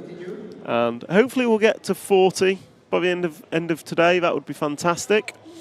White wheels for white is right for wheels. Heat 5, could you say hello to Theo, Georg and Franz from Dad, from Reef Noob. They are watching RCTV home in Norway. Thanks for the lovely coverage. I absolutely will. Heat number 5, Reef Noob. I don't have your name though, so I don't know which driver you are. THRC, if you get to 50 heroes, you have to streak. I've got a face for radio. I ain't getting on no camera. Don't you worry about that. Can we follow car number 3 of Mats Isaken at the start of this? He's second one off. So we will follow car number 3. BJ Williams, thank you to the person who gifted me a channel membership. I believe that person was Sean Colburn. So Sean Colburn was dishing out the memberships yesterday. We also had Alan O'Brien dish out gift a membership, so thank you to those, and great to have you on board, Mr. Williams. So group number 4 is about to start. Reese Ward will lead them away, but we've got a request to follow Mats Isaken. And then we've got Nicholas Burr, Alexander Podansky, Daniel Tonneson, Roger Olsen, Apo Coro, Martin Johnson and Linus Olsen. He did streak in a hotel in Valladolid. I don't remember that, Brian. That's just rumours and hearsay. Unless you're talking about someone else. Oh, no, I do remember that. Now I do remember that one. That was unfair, and that wasn't by choice. That was warfare. Found my song, but it doesn't sound like you, from Pavel. Oh, no, auto-tune is incredible, Pavel. You can do amazing things with auto-tune. Just to let you know. We are following car 3, I believe, of Mats Isaken, or we should be. Mats is the orange car. Yep, so the orangey pinky blue car. We've got Travis Carlisle checking in from Chengdu, China. Nice to have you on board. On a personal note, I like guilty colour wheels. Well, anyone can like any wheels they want, I think, so long as they're the same front to rear. So long as wheels are the same front and rear, we're all right. And we do have one guy here who's got green on one side and orange on the other side. Fair play. His body shell's the same, so it looks all right. We can do that. Pavel, I feel like there's a bit of mistrust here of my singing capabilities. Unfortunately, we can't play the song live on air due to copyright, which is a bit of a shame. Because it is fantastic. But yeah, if anyone's got SoundCloud, if you search Malmo Euros, it would be brilliant. Classy Cannabis, am I sure? Am I sure about what? So, what are we doing? From the US, Andrew Corrigan from the US, I love racing with surface, we need more of it. That's a controversial opinion. Maybe we need a poll. Tech guy. Can we have a poll, please? What is the best off-road surface? Clay, carpet, or AstroTurf? Or grass? They're your 4 options. So we're going to start a poll on best off-road surface. Meanwhile, no complaints about the song itself. Please show the fight between Orlowski and K-Rup. Yep, Krista, we're going to show a bit of that next time. We wanted to get a Bruno 17-lap run on camera, and we've got that. And it was a stunning run. So Reese Ward is leading this one from Nicholas Burr. Daniel Tonneson, yeah, Travis mixed surface is good. So what we're going for, clay, carpet, Astro, or mixed. Is that right, tech guy? Yeah. And there before, we can only have 4 options, so that's what we're going for. So new poll should be winging its way into the YouTube chat now. And Reese Ward is winging his way to a 15-lap run, as is Nicholas Burr and Mats Isaken. So there is your poll for this morning. Let's see what everyone has to say. So Reese Ward is leader. Nicholas Burr, Alexander Podansky jumping onto a 15-lap run. Pavel, cork floor it is, but I only know of one of those in the world. So it's a little bit unique, and we only have 4 options on a YouTube poll, so we can't put everything down. So we are still following the orange number 3 of Matt Isakin, but I'm going to ask you to jump to Reese Ward, the 7 car, which is coming into the front side tabletop now, blue and orange car over the tabletop. And through the chicane, crossing the line, and then over the left side double, and he goes by a back marker. So Reese Ward, the young junior X-ray driver from the UK. 40 seconds And he is rocking a good 15 in 5 minutes 10 is his estimated forecast. Nicholas Burr looking at going 5:14. Alexander Badansky looking to go 15 laps in 5:20. So the 2 junior X-ray drivers are Reese Ward and Alexander Badansky, both running well. Lovely to see them yesterday share a high 5 after they both put in brilliant runs. So the British racer and the Polish racer. Really nice to see the young guns in the Euros doing well and celebrating each other. Dirt is my choice. Old school grass. Not saying it needs to take over for dirt, but I don't think people appreciate how much it takes to be fast on a surface like this. I think any surface and any class of RC, there is a level of talent required to be at the top. I don't think anyone kind of disregards that level of talent. Dirt for Pavel, Tom and the team, good morning. Good morning to you, last place Dave. We need some 100% cobbled racetracks. That'd be cool. Boring commentary. 100% agree with you, Stu Dawson. Unfortunately, we're in the minority looking at the comments. The track is expert level. Can you change to another person? Yep. We'll find someone to pick up the mic, don't you worry. Joey C. Cup, go and touch some grass. Stu, if you've got any recommendations you'd like on the microphone, let me know and I will happily pass it over. I don't mind. Makes my life easy. So yeah, Stu, let's get those recommendations in the chat and then we can get some more people in the booth for you to listen to. Christian Wukonig, Christian Wukonig is going to lead off group number 5. Jens Olsen, David Burton, Mads Skomberg, Sven Rudig, Cyril Castaldo, Roy Gembel, Victor Horsfield and Loic Didier, and Rene Levezzo are your drivers for group number 5. So just so you all know, we are running, we're running through to heat number 9. So we need to run through heat number 9 and that will close out round number 4 of qualifying. Then we will start round number 5 of qualifying with group 12 and we run group 12 through to group 1 in reverse order and that will close out qualifying. Qualifying group round number 5 starts at 11:30 local time and then we have finals kicking off at 2:50 p.m. local time. 2:50 p.m. local time, finals will kick off. So in heat number 5, I'm going to give a shout out to Theo, Jorg and Franz. Theo, George and Franz. A shout out from your dad, who I believe is in this race in heat number 5. So you 3 are sat at home watching RCTV in Norway, and we are happy to bring this coverage to you.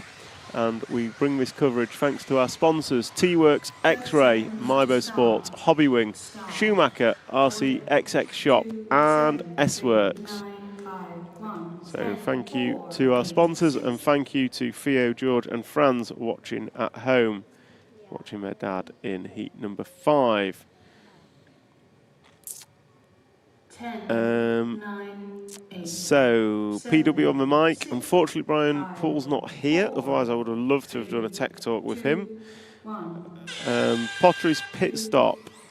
7, Would you say the X-Ray 4-drive cars have the edge on the rest of the field? I would not. I would say Bruno has the edge on the rest of the field. Not necessarily the car. You've got Orlowski, Karup, Widmeyer running, sitting 2, 3 and 4 in a Schumacher associated and S-Works chassis. But the X-Ray team is certainly strong. They currently have 1, 2, 3, possibly 4. I'm not sure what car Elias drives. So yeah, X-Ray is strong, absolutely. I wouldn't say they have the edge. I'd say Bruno is the edge currently. Go and ask Rene if he's got backflip in him today. I have asked Joey. He says backflip's not going to be possible. Maybe that should be the barometer of a good track. If Rene can do a backflip, it's a good track. There's a rule we need in the EFRA handbook. Rene must be able to backflip. I like that. Stu, how do you take your tea? I don't actually drink tea, so don't worry about that one. Paul, do you get paid well for your excellent work? I get paid in Milkeharten. So I have a new box of Milkeharten, and for all Norwegian people, they'll know what they are. They're incredible. Well done, Reese. Go Team GB. Budget racer, sorry, I believe I'm just way too old and way too nostalgic, but I personally cannot see real off-road. Looks like a touring car-based rallycross. Cool. If I agree with your budget. The track could do with more features, but it is off-road. It's what most off-road clubs in Europe actually run, believe it or not. And this is the European Championships.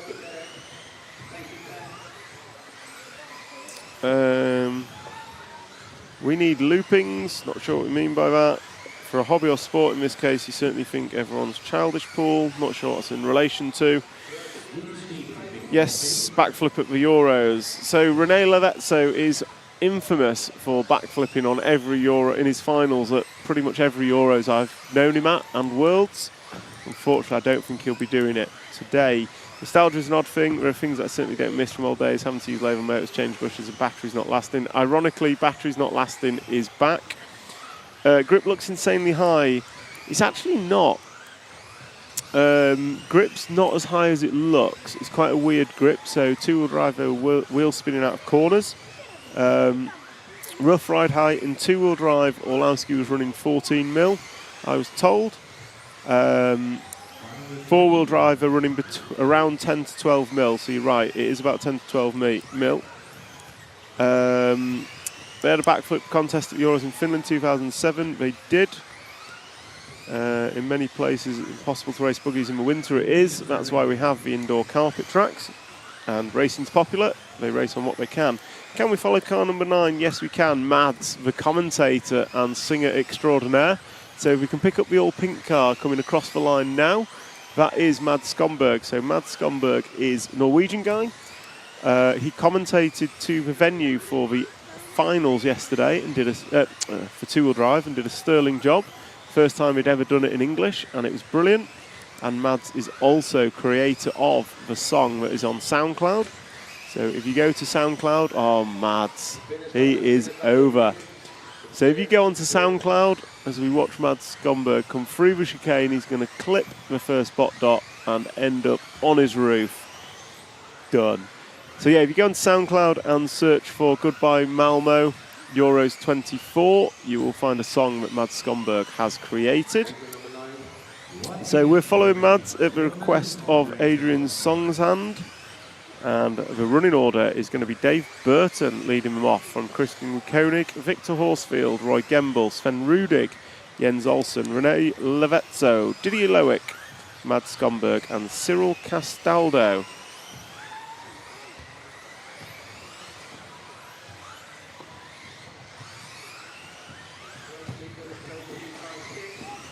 I'm not sure who the Paul we're talking about is in the chat.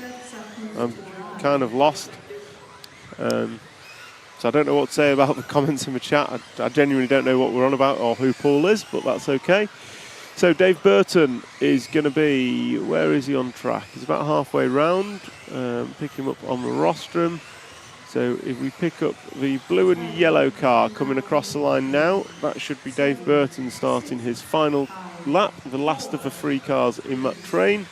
So Dave Burton is our leader and he is looking to go 5:13. So 5:13 is Dave Burton's predicted time. Andrew Corcoran, what is a typical motor turn? These guys are running in 4-wheel drive. So 2-wheel drive we ran 4.5 for Hobbywing, 5.0 for the LRP Nosram crowd, and I think it's the same in 4-wheel drive. So some of them are running a 4.5. Mika Vidmeyer's got a 5.0 in. I saw him at Tech this morning, just getting a motor teched. Spoke to Sultan Dong. We did a really good interview So we did an interview with Sultan Dong, who was discussing kind of the power settings and what they were doing, what they were tuning. So the Hobbywing guys are generally running a 4.5, and we had a chat with Jürgen, and the LRP guys are generally running. LRP guys are generally running a 5.0. I think you're Paul, Tom. Paul is you. I thought I heard that. I have no idea who Paul is. Like, genuinely, I'm confused, guys. I don't know who Paul is. But if you want a Paul on the microphone, send him up to the booth and we'll put Paul on. Genuinely no idea what we're on about now. This chat is confusing me. The highs of yesterday to the lows of today.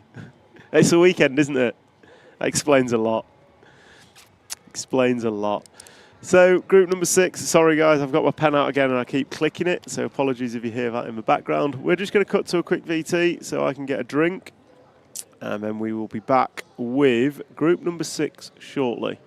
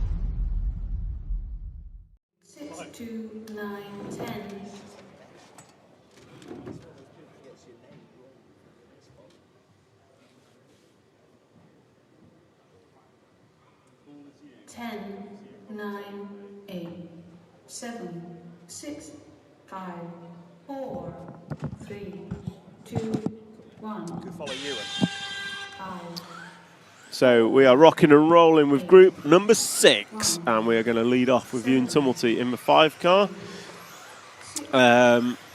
So I don't remember who, so apologies for not remembering exactly who, but we had a request for what happened to Ben Smith. Ben Smith's car had a bearing fail, so his drive was intermittent, and Jorn Neumann had an electrical issue. So there you go. From our pit reporter, who doesn't know he's our pit reporter, Ben Smith had a bearing failure and Jorn Neumann had an electrical issue.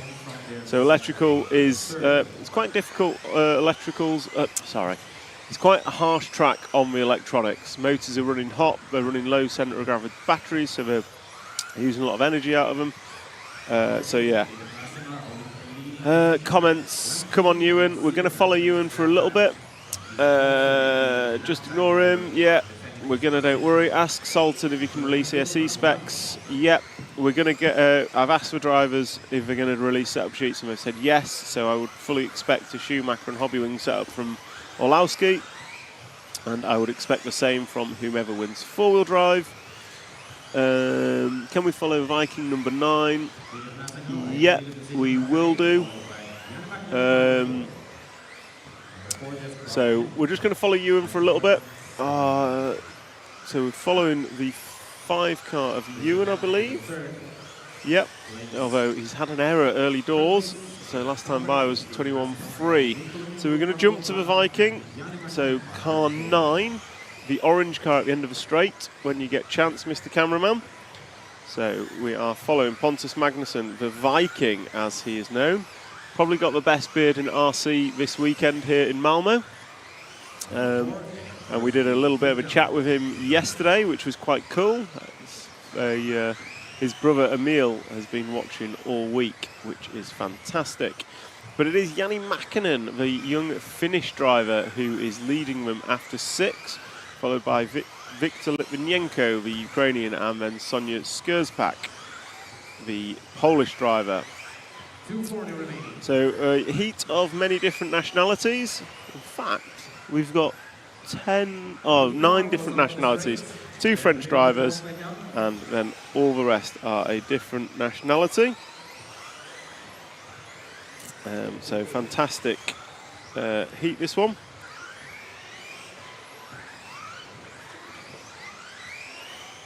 Second got some issues at the outer line.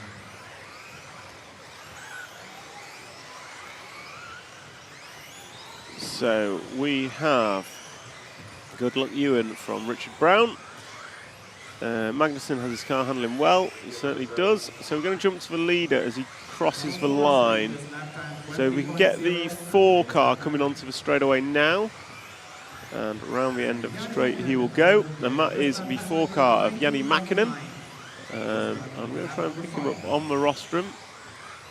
He's unbranded in his jumper, so not sure what car he's driving.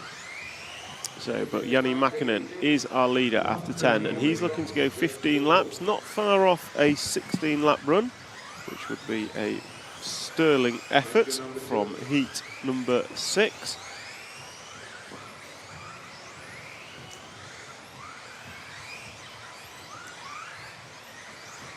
Yanni Mäkinen kom till målfältet på sträckan. Leder bil.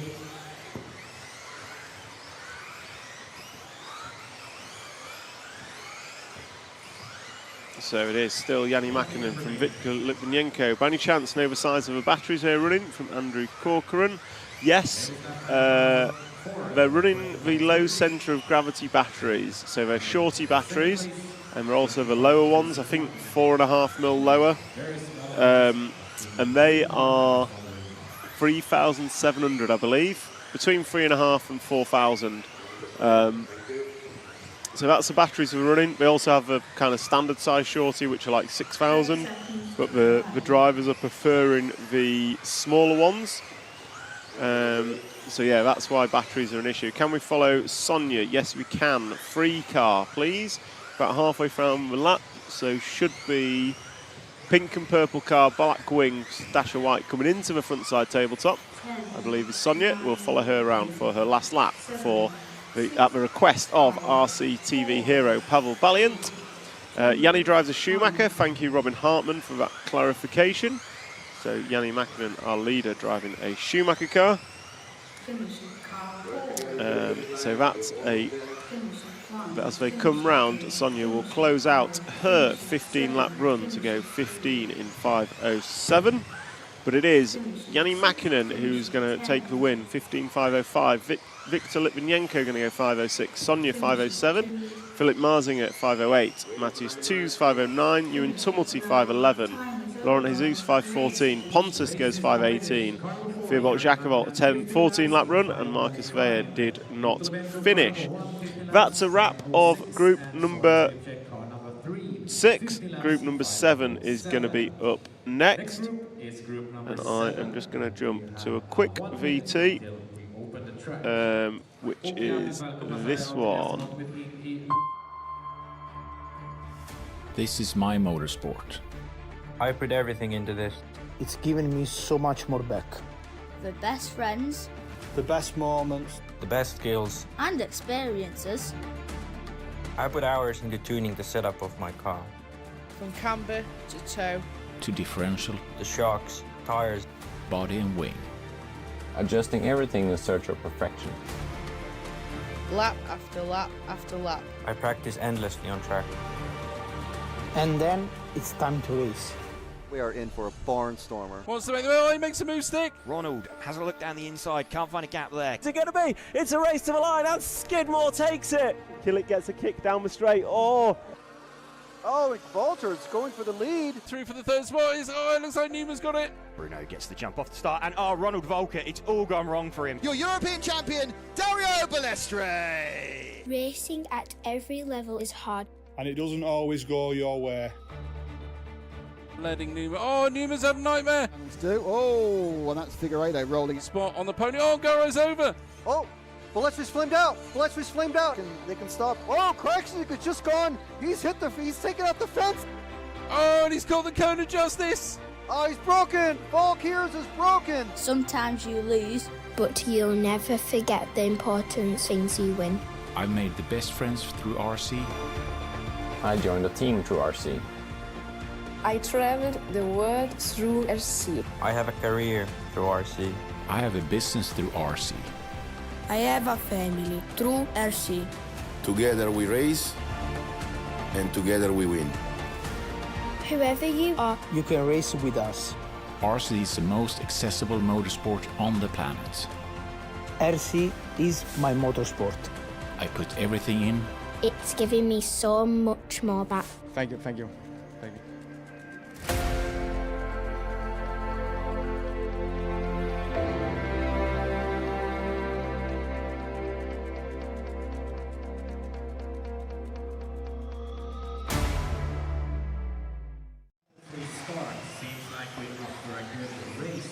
So we are group number 7 on track, and it is Wesley Van Helmond that led us off. So quick check in the comments, Andrew Corrigan. Sorry, Andrew, I know I'm brutalising your name, but it's what I do.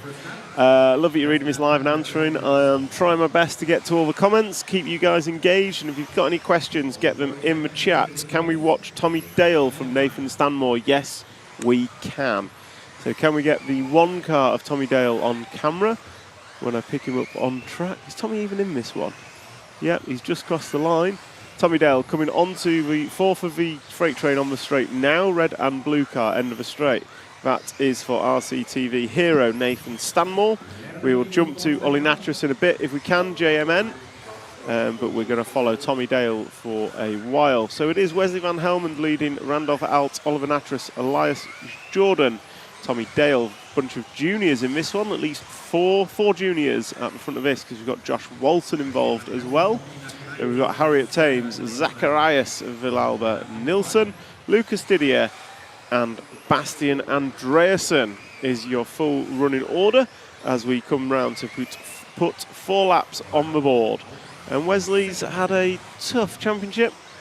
I think you're one of a few that hasn't butchered my name, so you're a good man. Oh, thanks very much. Max Morberg, guys, there's a delay, so that's why he doesn't answer instantly. Phil, how's the singing voice? Oh, the singing voice was getting warmed up last night.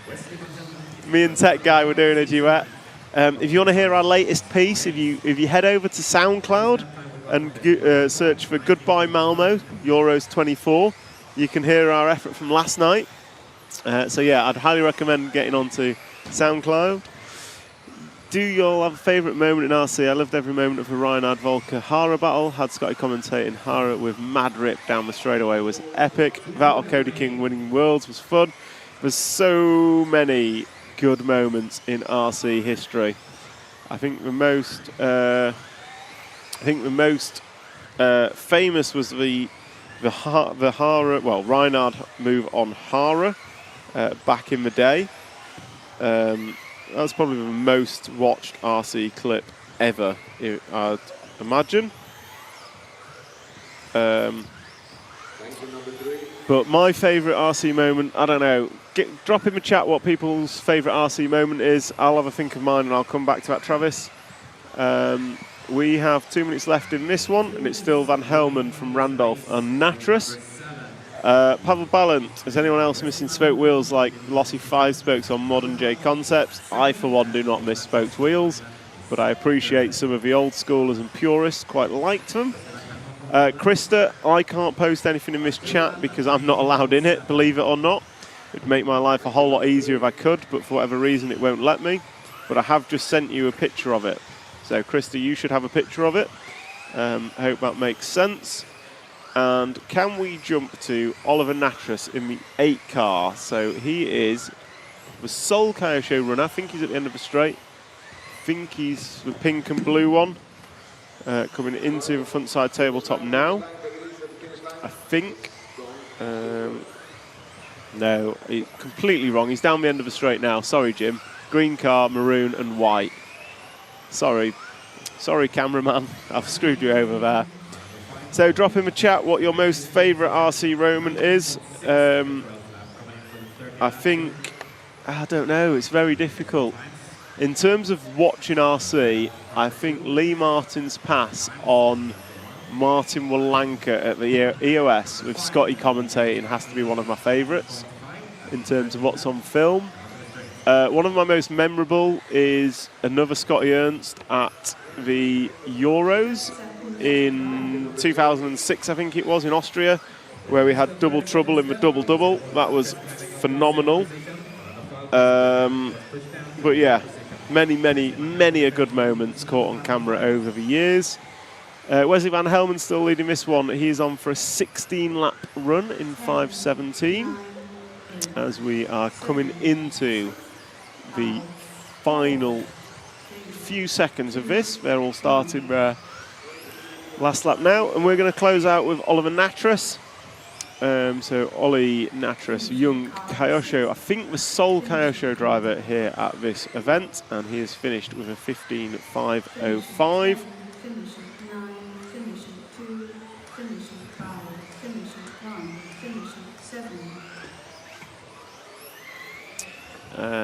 So yeah, Wesley Van Helmen going to take the win with his 16-lap run in 5:17. Oliver Natras going to finish second, Randolph out third, Tommy Dale in fourth, then we had Harriet Thames, Bastian Andreasen, Lucas Didier, Elias Jordan and Joshua Walton. Peter Sandstrom, best RC moment other than spending time with Neil Dickens is my second place in this year's M final. Such a great day. Glad you enjoyed it, Peter. Not familiar with this race, so forgive me, but is it spec tyre? Yes, it is, Andrew. So it is a Schumacher Cactus on the rear and a Schumacher Cactus Fusion, I think version 2 on the front. They have to be bought from the track and glued in the tyre compound area, and they've got the same foam insert as well. So tyres, foams are identical for everyone. So yes, it is. Did we interview Wesley yesterday? No, but I will get him on camera today. We did interview Wesley at the start of two-wheel drive, so our first two-wheel drive pit walk. We had Wesley on camera. Favourite moments, Masami Hirasaki's Japanese TV antics, also Masami driving with his feet. Yeah, Masami's pretty special back in the day for driving with his feet. Did you know that, cameraman? Yeah, so one of the US races, I don't know how it came about. It came about that he could drive with his feet, so at some point he basically got a chair, went trackside, took his shoes and socks off, put his radio down and did a few laps with his feet, and he wasn't bad. Yeah, stick radio. And he wasn't bad. Like, genuinely, everyone was like, oh, he'd be quicker than me. So, yeah, pretty cool. 30 seconds to start. Did not know that. Gonna rewatch it. Thanks, Tom. No worries, Joy. Tom and cameraman, great to watch Oliver Natras.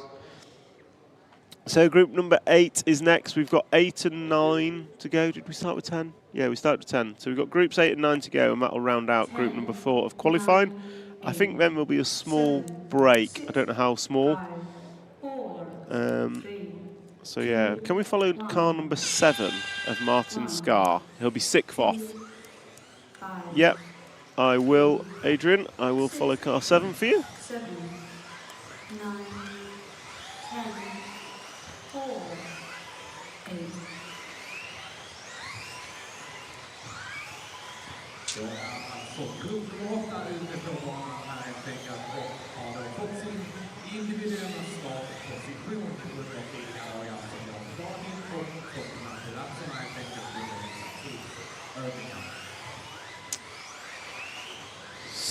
So,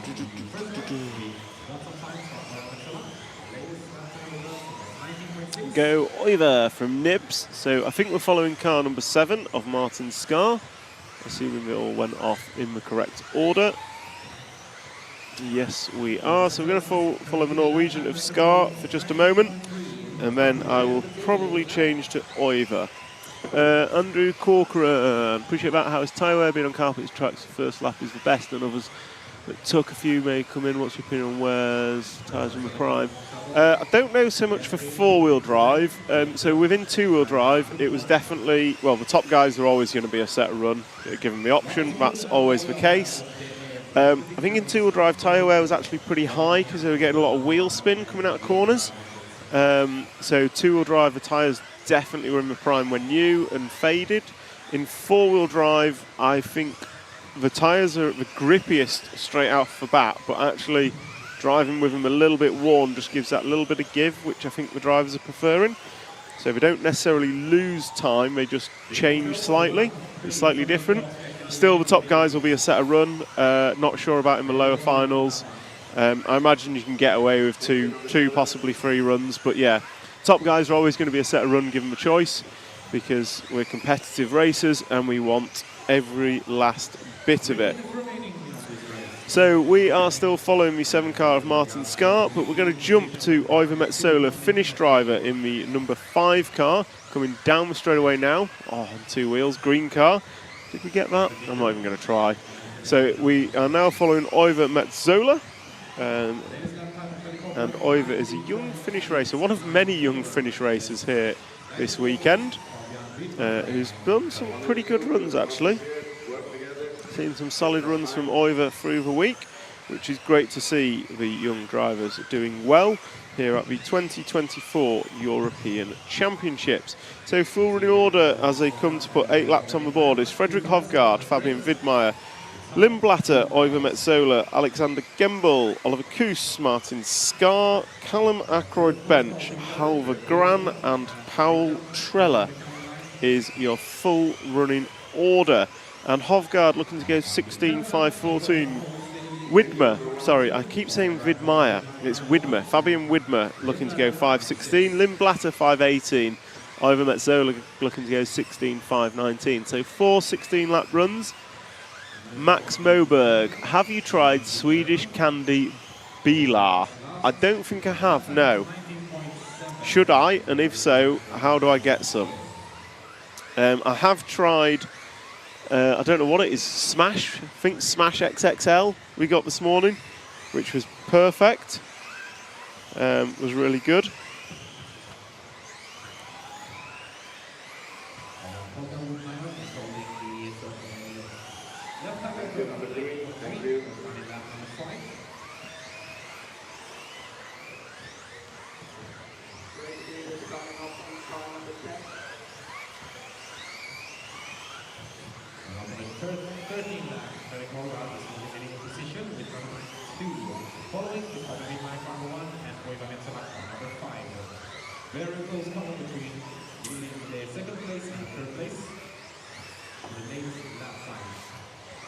So, what have we got? We are still following Iva Metsola.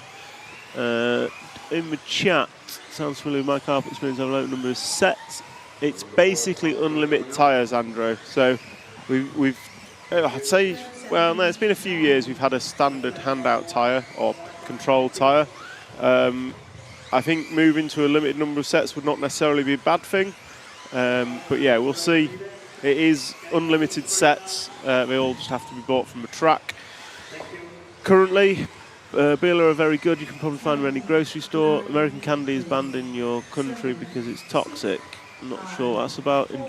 You'd enjoy plop. We got some plop yesterday, Neal. Don't you worry. I've got some plop. It's ready to eat. We found that, but I haven't found Bilar yet, unfortunately. So heat number 8 is rounding out. Fredrik Hovgaard is the only one to go 16 laps. So some poor laps towards the end meant that Lim Blatter was caught on a 5-minute dead. Iva Metsola went 5 minutes 0.2 of a second, and Oliver Koos went 5 minutes 02. Fabian Widmer dropping all the way down to a 5.02. So next up is going to be group number 9, the final group of round number 4 of qualifying. And I'm just going to play a VT whilst I get a jumper on. Not that anyone cares.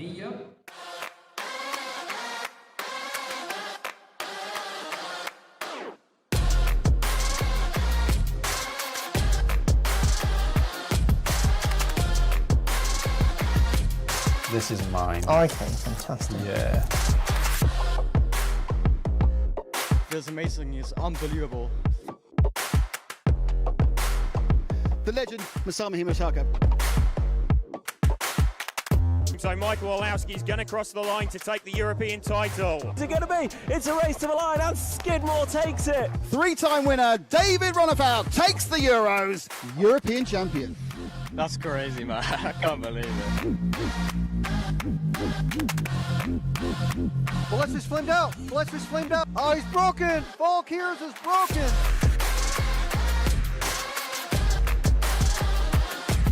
Take a minute to walk through the pits during the practice day here. It is in order of when you won your first World Championship. It's insane. You guys need a race director, and I'm lost my contracts. Give me a call. Thank you guys for the coverage. I appreciate it.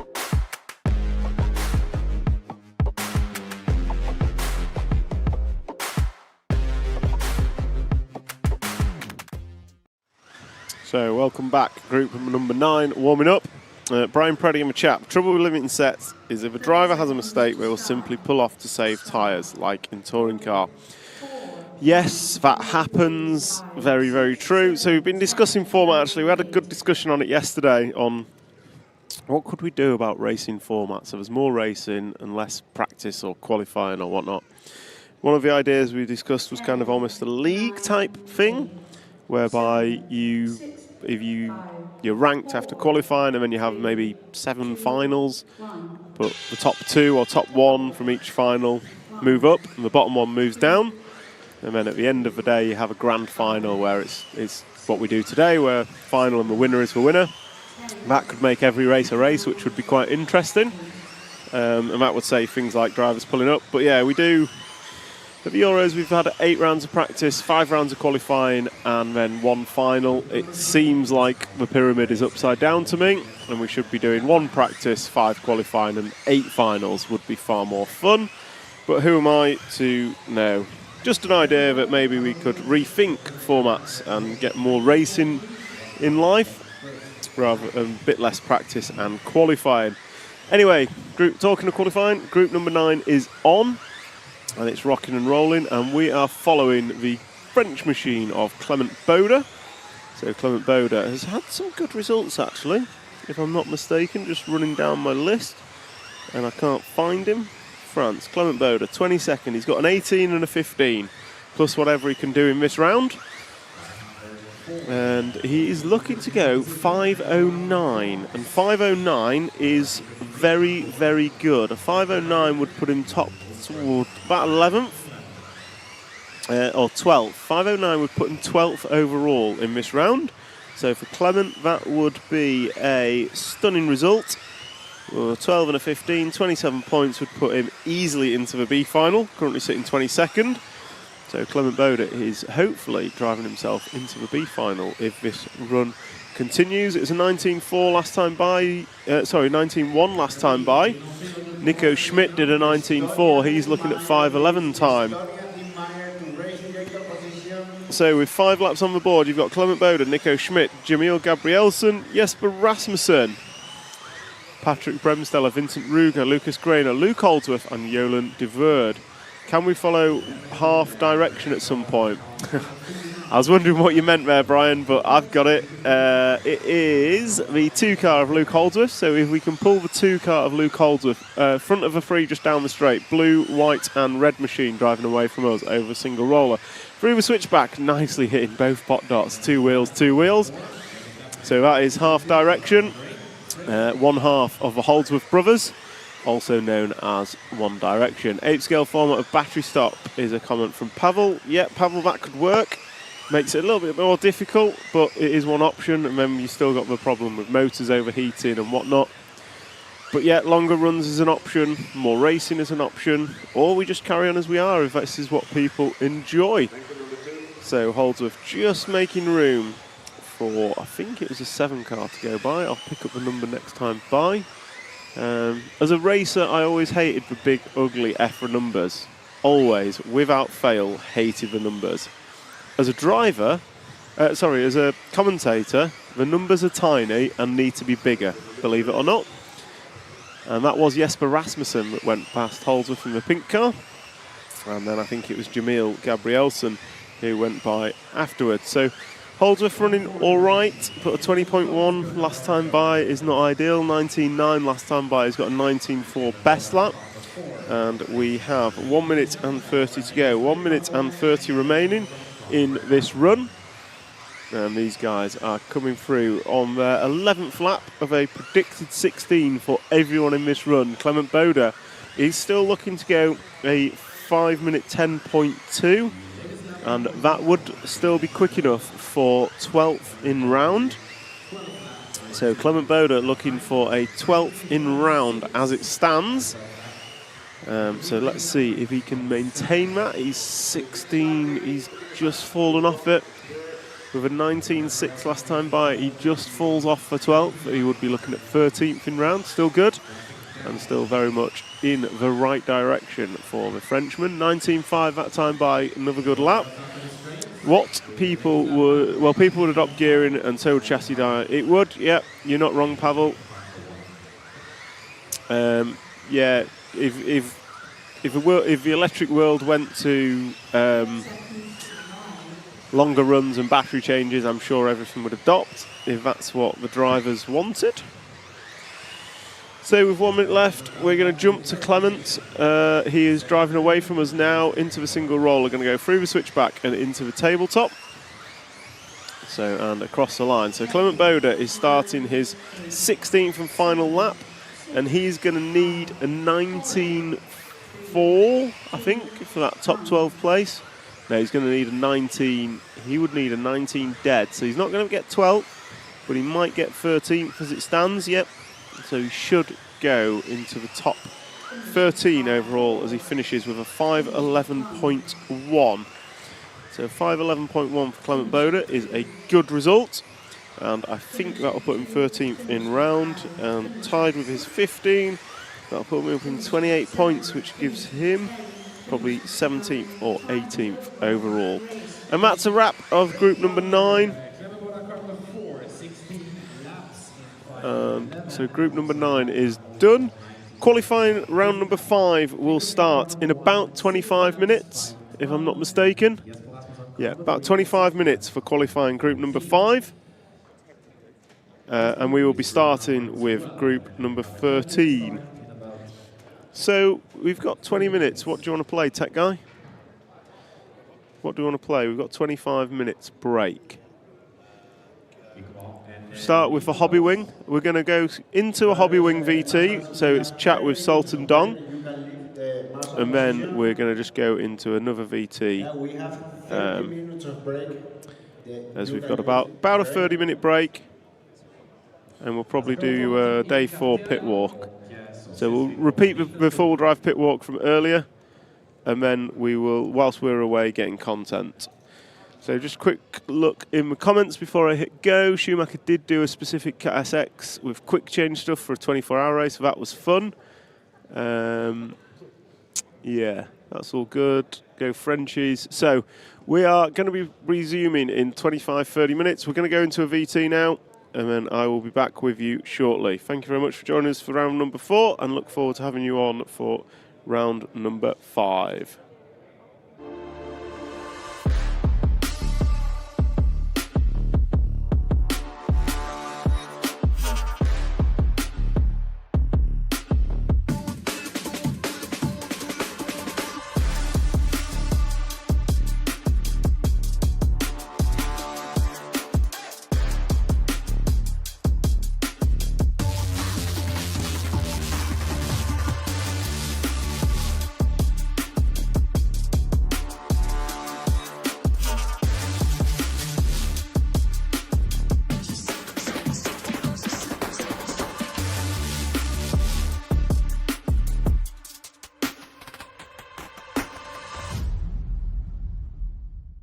Okay, so we are here in the pits here in Malmo, Sweden, and I am joined by Sultan Dong from Hobbywing.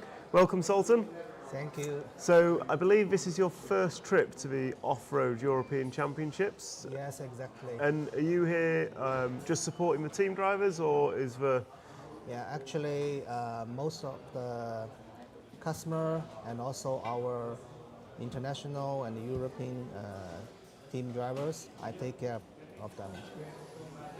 Excellent. So the event in two-wheel drive, I think, went very well for you.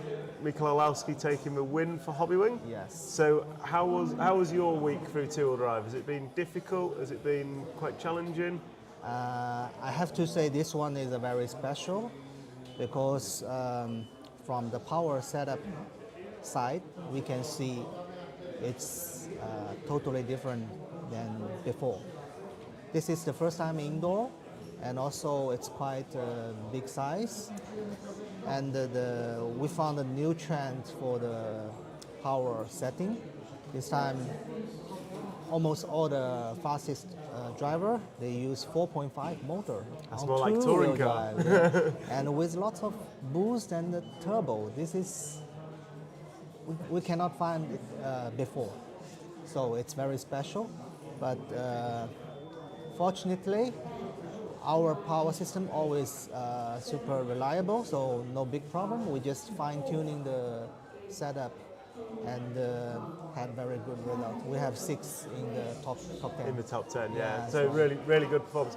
So one of the things that was happening yesterday was people were actually running out of power. So batteries were dumping in two-wheel drive, Yes. which is unheard of for me. So were you working with the guys on how to get the most power efficiently to Yes, stop that happening? Actually, we did quite a lot fine-tuning because, you know, even you can finish the race, but you may already damage your battery. Yeah. So we don't want to this happen. So for our drivers, some are used 4.5, but also we have 5.0. Yep. Different driving style also need different setup. So we have some fine tuning for every driver. Actually, their settings are not exactly same. And do you tune off the kind of the motor? So do you change the rotor and the timing on the motor, or is it most of the tuning done on the speed controller?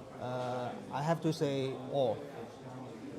Some rotor, also check the motor and bell timing, but for sure the ESC setting is the main part. Okay, excellent. Yeah. And moving into four-wheel drive now, I think we've had maybe one round of practice.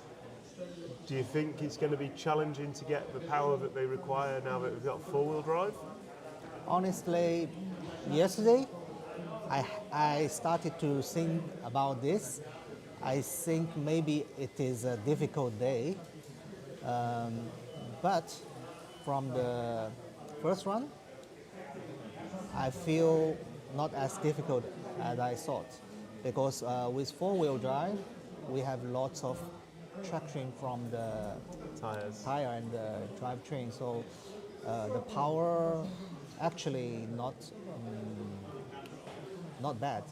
I have to say, even with a 5.0, just now Bruno used a 5.0 motor for the first run, also quite good. So the only big problem is the battery capacity. Yeah. Yeah. So we will find out how to fine tuning the setup. And I think some of the battery capacities, the drivers prefer a lower battery, which is smaller. So it's the drivers are choosing a smaller battery rather than the big battery they could use. They all love the low center of short, gravity low one, yeah. center, lighter. But at the meantime, they will have the risk. Yeah. So will Hobbywing ever produce batteries?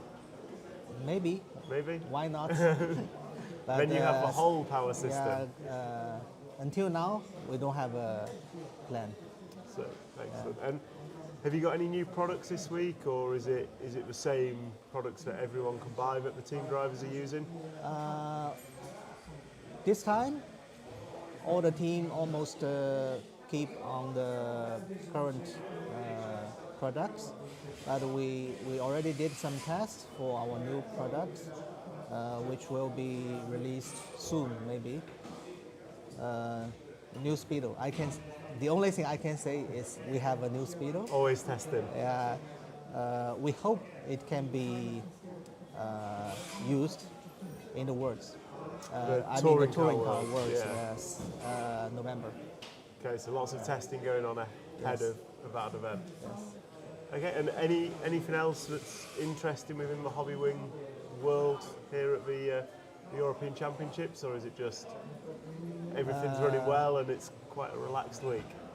Yes, I'm very happy that I can travel again to Europe, and my plan actually is to have more time to come to support the races, not only the big events, but also some very popular local big races to help more player also.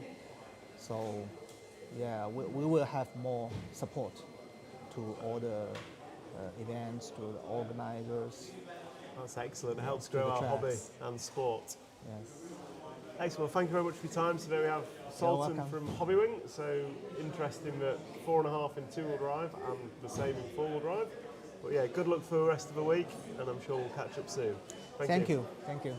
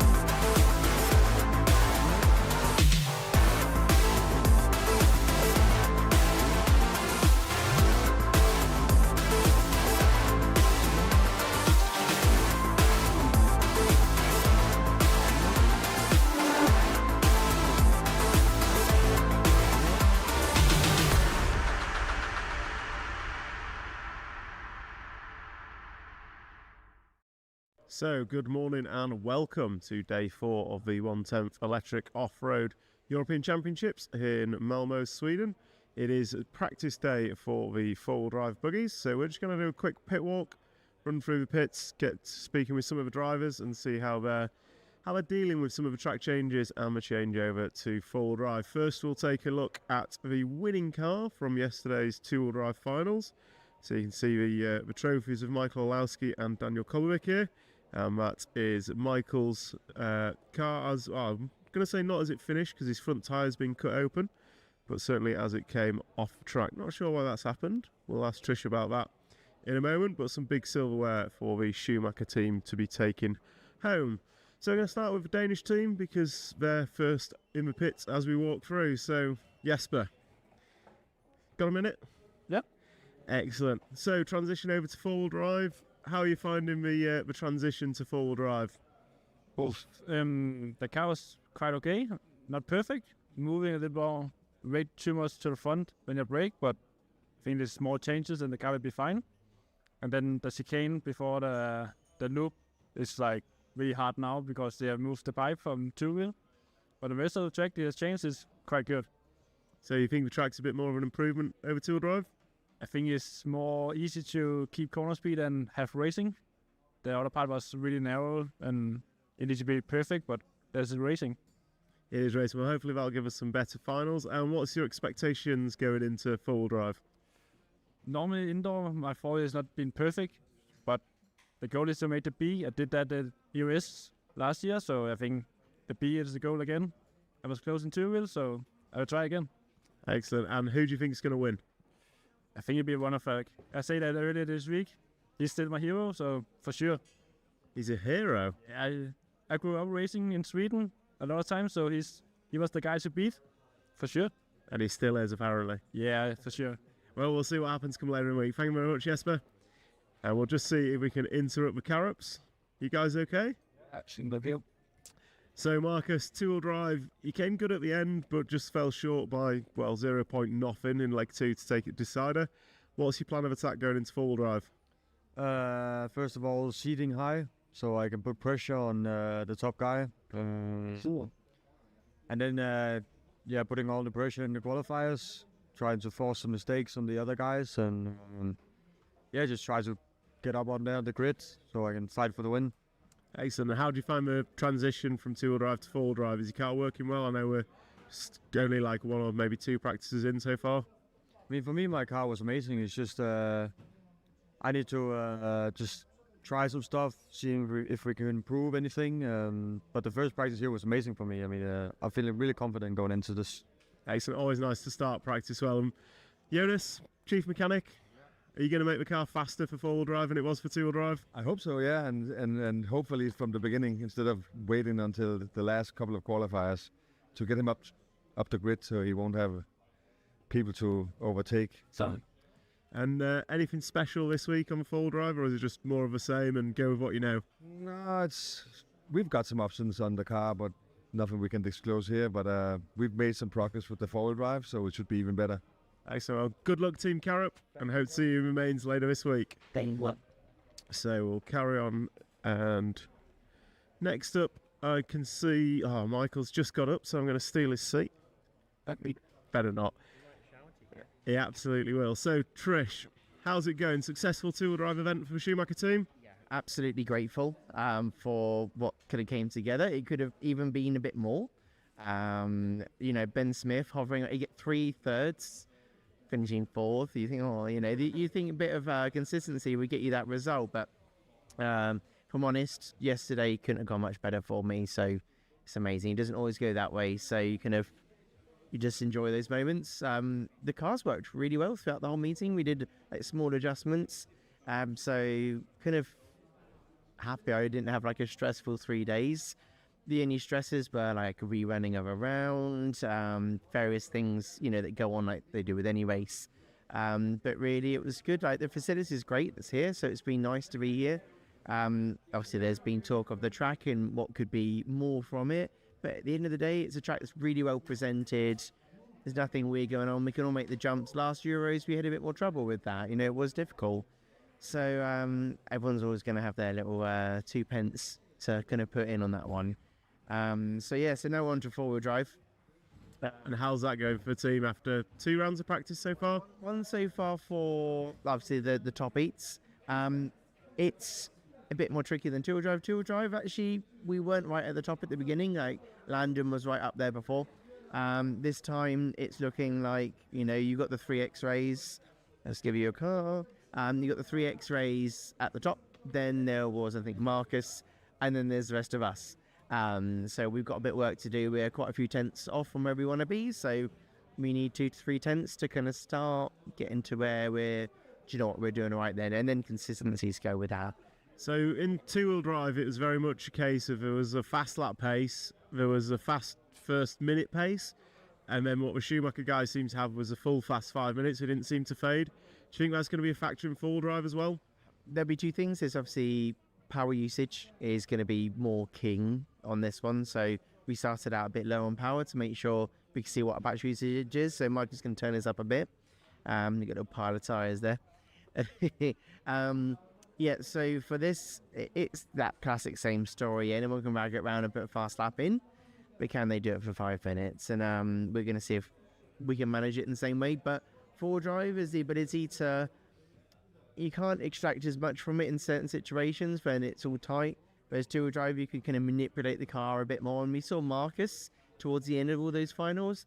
He started going into this kind of the classic hammer time as we hear. And he didn't always hold on to it in qualifying, which hurt him.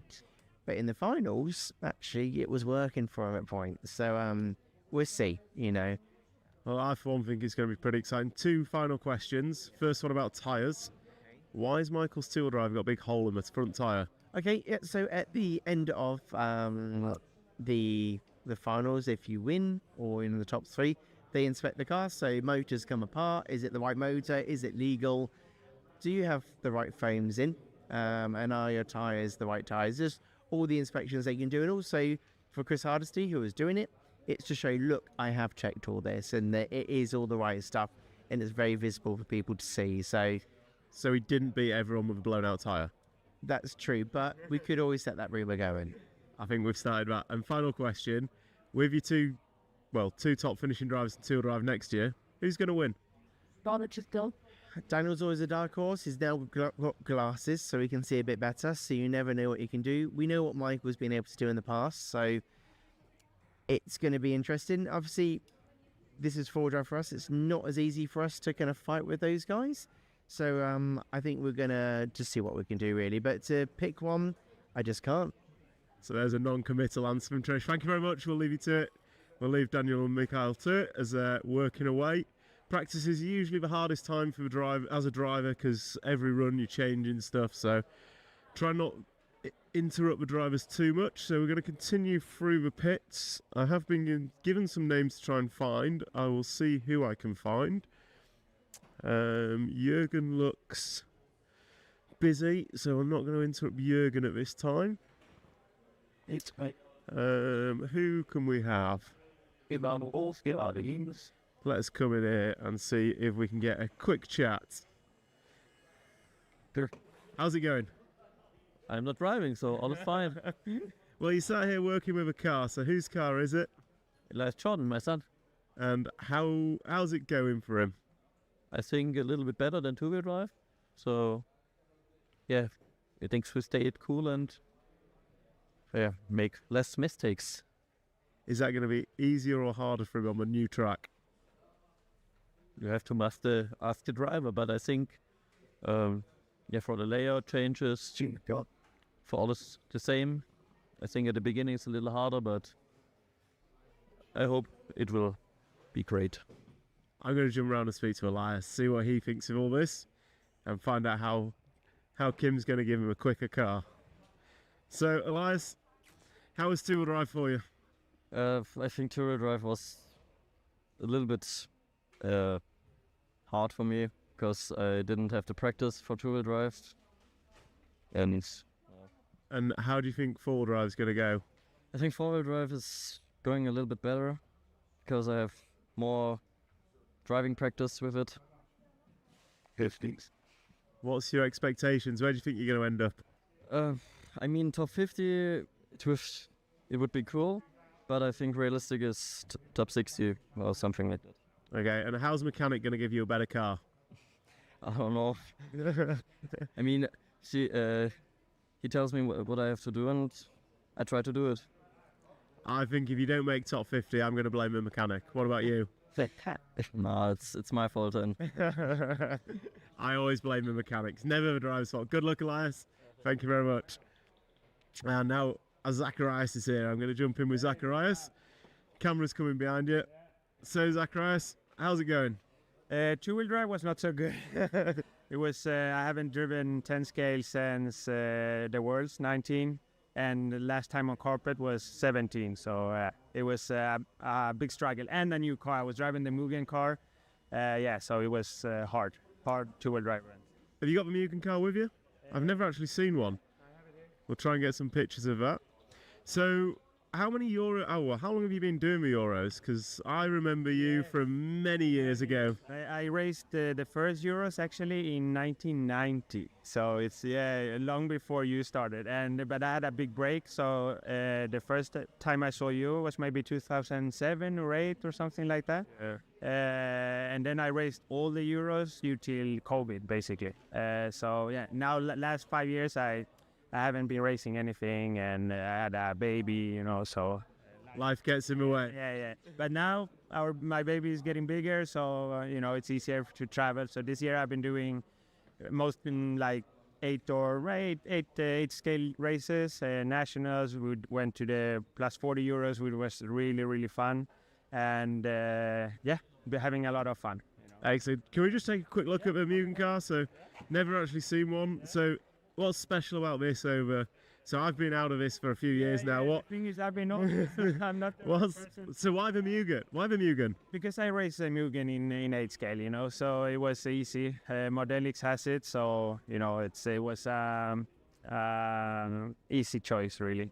To be honest, come to Euros without even testing the car. It was completely new when I came. Was hard. I would have needed a few weeks to get it up to speed, and so if it makes you feel any better, even the guys that tested a lot before they came found it hard. Yeah, I know. So but we are having fun, which is important. That's what it's all about. An attack RC.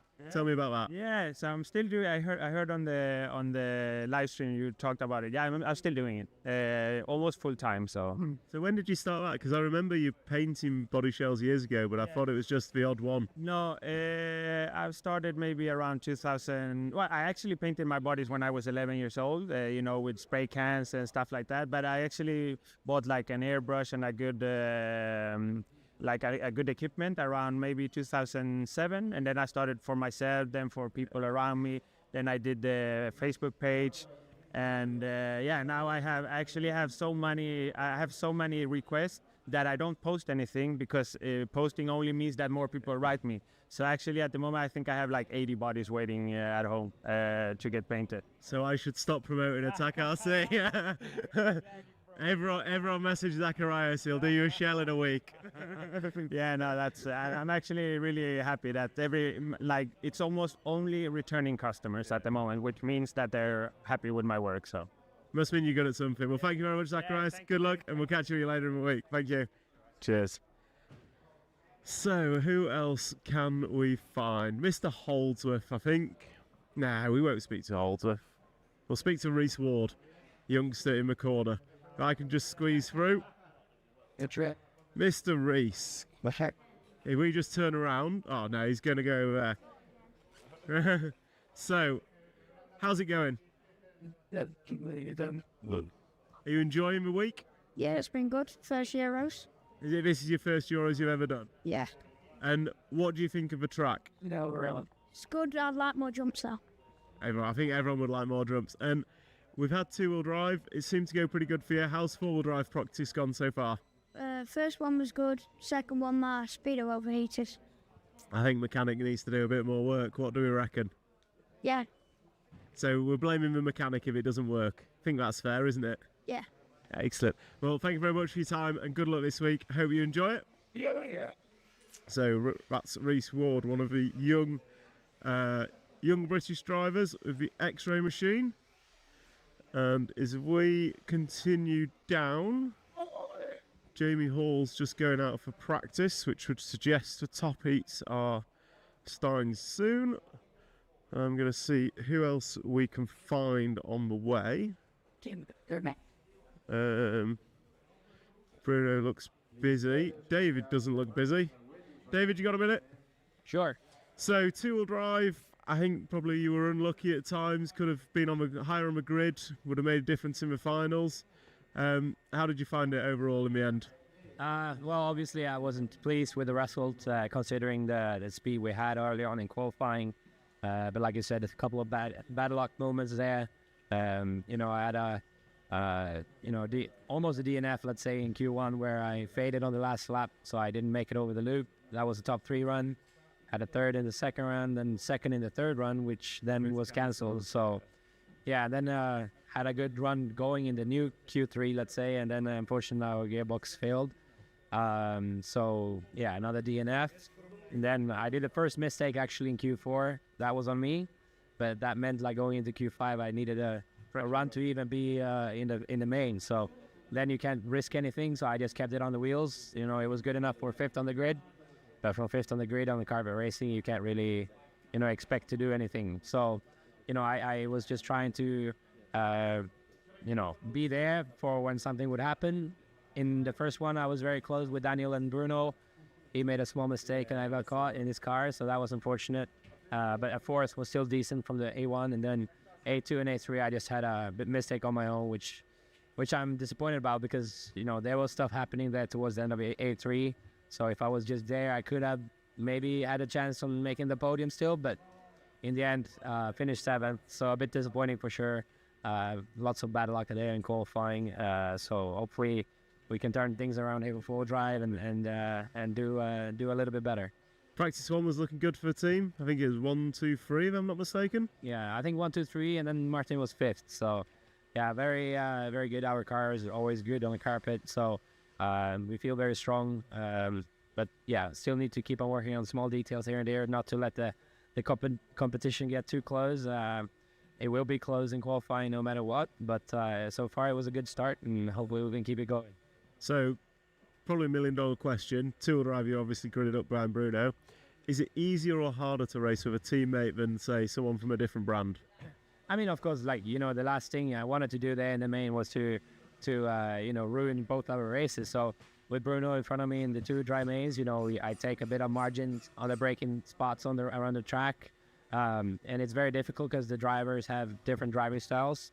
And some brake a little bit earlier, some brake later. So you need to have that margin. And especially as Bruno is my teammate, I made sure to keep a bit of margin not to ruin both of our races. So if it was a different guy in front, maybe I would have been a bit more aggressive. But you know, I would have preferred to be a little bit further up on the grid. But that's how it goes sometimes, and hopefully we can do that in 4 drive instead. Well, good luck. Thanks for your time. And good luck in qualifying and rest of practice. Thank you very much. So I've cut away from the pit walk because we are 2 minutes away from the start, or track opening for qualifying round number 12. I've just been around the pits, had a quick look, asked a few people about tyres. So a few guys trying glued down tyres in the practice this morning. You're pretty much all reverted to gluing them the standard method for qualifying, so it wasn't deemed an improvement. Just going to have a quick look through the comments. Ben Smith had a problem with a bearing, not a servo problem. So it was a bearing in the transmission that meant power was intermittent, or drive was intermittent. RCTV Racing shows 10th scale electric touring car racing. So if you have a look at previous live videos, you'll see the coverage from the Touring Car Euros, which I believe Mark Reinhard won this year, after a long hiatus of wins for him. They cut Michael's front tyre open because he, just to check the tyre, make sure there was nothing in there that shouldn't be there in terms of a sidewall stiffener. So yeah, that was cut open for tech. Great work, Trish and the whole Schumacher family. The Schumacher team have done fantastic. Martino is out here as Poland team manager and just generally supporting the Schumacher team. Would drivers like a class that mimics scale speed using cars modelled on full-size classics? I think we've had those sort of classes before. They've been popular and then they become competitive and the kind of scale look moves on. But yeah, definitely always popular style of classes that. Would it be easier for Schumacher if he had a shaft drive car? Wow, that is a question. I don't know, is the honest answer. Having driven both shaft and belt drive cars, the drivetrain obviously makes a difference. I don't think anyone's ever determined exactly what that difference is.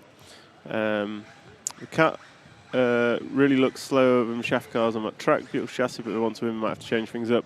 I mean, Bruno's pretty quick as a driver, and he's got a shaft drive car. Orlowski's running second, so he's beaten every other shaft drive car here. So, not sure if it's shaft versus belt. Don't know. I think it's cool to watch the Carpet Euros. Hi there, I'm just going to ignore you. No offence, but yeah, just going to ignore your comments. Runner Fox sounds like he's got a cold. I think he said earlier in the week he was struggling. He had a cold. Krista Asperson followed the fight between Runner Folk and Vidmar. Hartnan as well. We'll try and get around a few cars in this last round of qualifying. Just want to give a shout out to someone who's reminded me of a conversation I had probably 7 or 8 years ago. So a certain Matt Owen of Silverstone RC Club fame, having had a big carpet event, he said the Euros will be on carpet. I laughed at him and said not a chance. And then 7, 8 years later, here we are, racing the European Championships on carpet. So there's some vision forward-thinking vision for you from many years ago. Let's go, Marcus. I don't believe Schumacher have ever done a shaft drive car. Don't believe so. All comes down to driver in the end. It absolutely does. So we're going to pick up the camera and we are going to follow Bruno out the blocks and we'll see how this qualifying run develops. So there goes Bruno Coelho across the line and starting his own personal 5-minute clock. And this is round number 5 of qualifying, the final round of qualifying as it stands. And I think 9 of the 10 places in the A final are set. Grid is up for grabs, but 1 place still remains. And it's Bruno Coelho going to open up with an 18.6, Orlowski 18.7, Karup 18.9. Widmeyer 19.4, not good for him. Oh, 19s across the board for quite a few. Zalewski going to go 18.9. So we'll stick with Bruno for 2 more laps, and then we will jump around a bit in this qualifying. Can you follow Mika car number 7, please? Hope you're well. Will do, Ashley. We've had a couple of requests for Mika. We've had some for Hattinen, and we've also had one for Corona Falk. So Bruno is going to come round and complete 3 laps, and those 3 laps are going to have taken him 56 seconds. Ronner Falk's had an error. That's going to be not great for David, but 4 and a 5 he is in. So can we jump to the 7 car at the end of the straight now? Green and red of Mika Widmeyer. So we'll follow him for a little bit. Bruno not on 17 lap pace. Bruno, as I say that, an 18.5 puts him on it. So it's Coelho, Orlowski, Widmeyer. Widmeyer is your top 3. Karup running in 5th.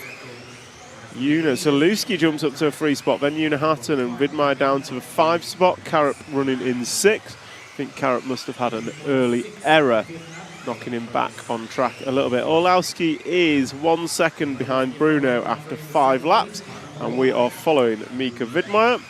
So we're going to jump to... Who should we jump to? Let's jump to Una Hattinen at the end of the straightaway now. Green and grey car. So Una having some solid runs earlier in the day. He was unlucky in 2-wheel drive.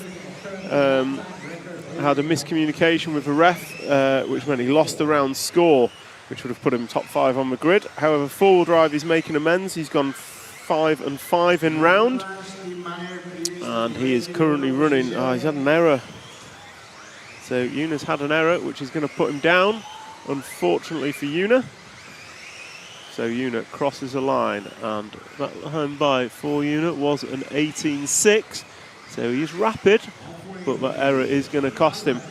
Bruno Coelho looking to go 16.501 pace. Orlowski 5.02. Mika Widmeyer going to go 5.01. So we'll jump back to Widmeyer, right hand side of the track. Green and red car. I know he's running a 5.0 motor because I saw him taking it earlier on today as he comes across the line. That time by Mika Widmeyer is half a second behind Bruno Coelho. Closest we've seen anyone to Bruno. Bruno is in traffic and he's cleared the traffic now. So let's just watch Mika for a few more laps with 3 minutes down and 2 to go. 3 down and 2 to go.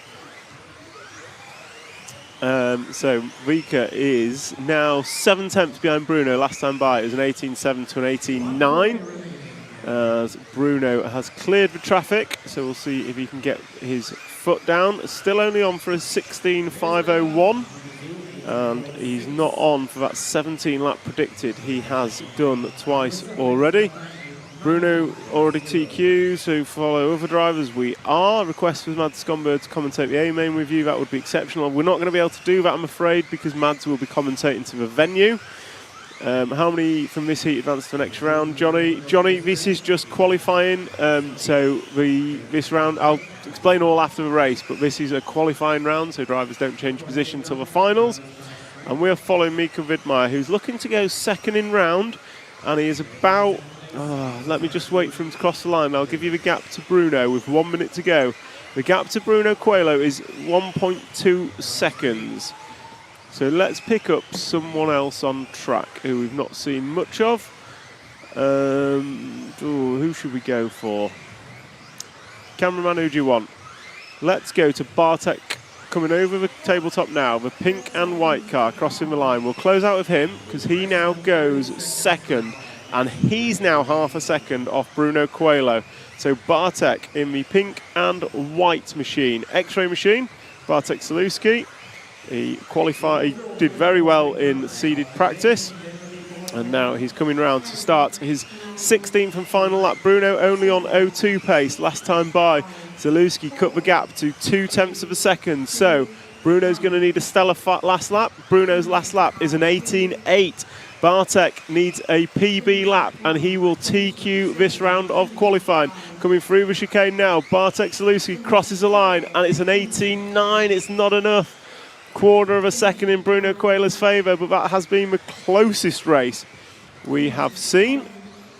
So that is the closest race, or closest anyone we have seen to Bruno Coelho so far in this competition. So Martin Beyer will not make the main. Alexander Landon may make the main.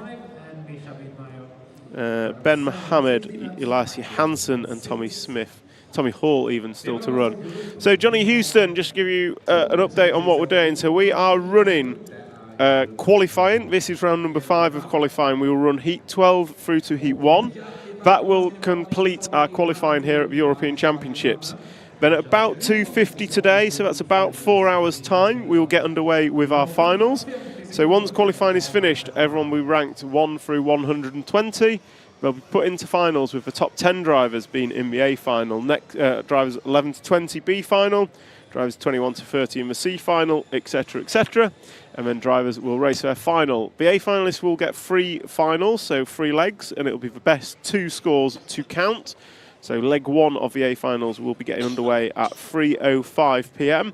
So again, that's in about 5 hours, 4 hours 15. We will get A final leg number 1 away. So if drivers don't bump up and down in qualifying, they all race in the same heat.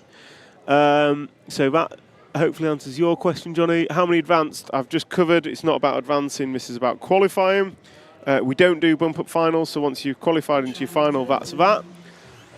Doing a great job, Tom Cockrell. Thank you very much, Andrew Cornt.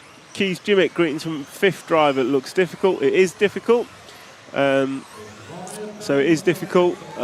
It's a different challenge to the usual off-road, but it's still challenging.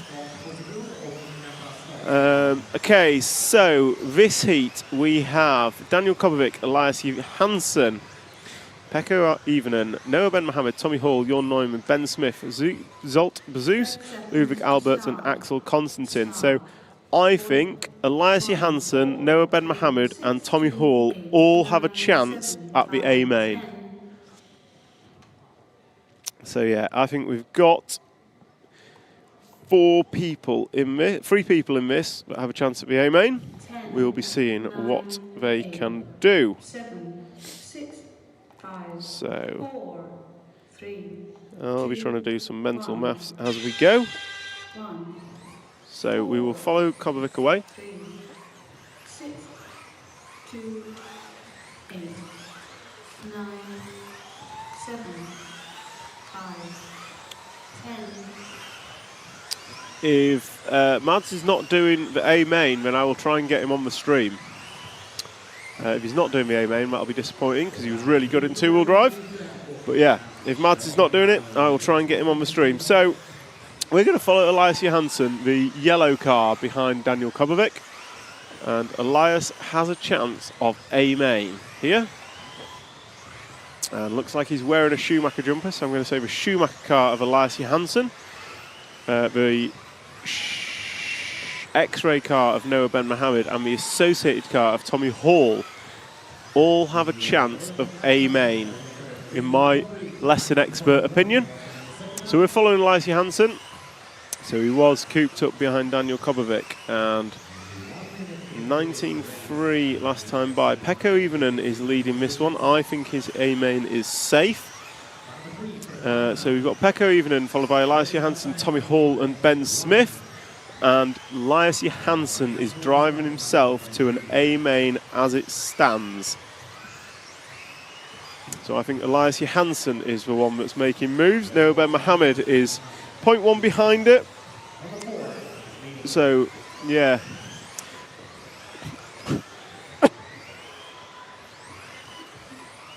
Sorry, just had a cough. So at the minute, Elias Johansson is driving himself to an A main final. Can we jump to Tommy Hall on camera, please? He's coming onto the straightaway now. Red and grey associated car. Last chance qualifier would be nice, makes for great racing. We saw that at the 8th World. I totally agree, Brian Lee, and that last chance qualifier would be awesome. If there wasn't a difference, then there would be more Schumacher cars at the top, some with 2-wheel drive. Yep, that's your opinion. Cars are different. They will have different characteristics. You could just say the other brands weren't as good in 2-wheel drive. Who knows? So we are looking at Tommy Hall, and Tommy Hall is currently, 0.6 of a second. Oh no, 0.6 of a second is separating the top 5 in this. And that top 5 is Pekka Ivonen, Daniel Kobovic, Elias Johansson, Ben Smith and Tommy Hall. Top 6, sorry. Those 6, 3 of them are in for an opportunity at A-Main today. One of them will get it. At the minute, it is Elias Johansson. I think they need a top 7 to guarantee it. And they are currently on for a top 5 time. So the top 5 time is what they're on for, and it is 0.8 of a second separating the top 6 in this race. 0.8 of a second separating the top 6. And Noah Ben Mohammed, I think, is looking best for that A final place, although he does need to find a 1/10 of a second or 0.2 of a second on Ben Smith and Daniel Kobovic. So let's pick up Noah Ben Mohammed. He was in a pink and blue X-ray machine right-hand side of the track coming into the front side tabletop. Yellow wheels on the young Frenchman's car. And he is looking most likely to make the A final as it stands, although it does depend on how everyone else performs. And at the minute he is in a race with Daniel Kobovic. And that race is less than a 1/10 of a second. It was a 19.2 for Kobovic last time by. And that's going to drop. Oh, Noah Ben Mohammed jumps to the front with 12 laps on the board. Noah Ben Mohammed is doing himself the world of good. Ben Smith also running well in this. Ben Smith is looking at a 5th in round, but he's only got an 11 to go with it. So it won't be enough for Ben Smith, I don't believe. But we'll see what happens when this falls out. And that was Tommy Hall making an error. So Tommy Hall, I think, is now out of it. That was a long error for Tommy Hall. We're going to stay with Noah Ben Mohammed. He looks most likely to be putting it in the A final. As we come into the final 30 seconds, 14 laps going on the board.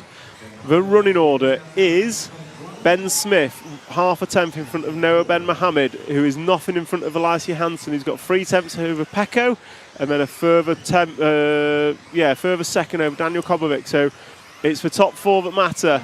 It's Johansson, it's Johansson, Ben Mohammed, Smith and Ivonen.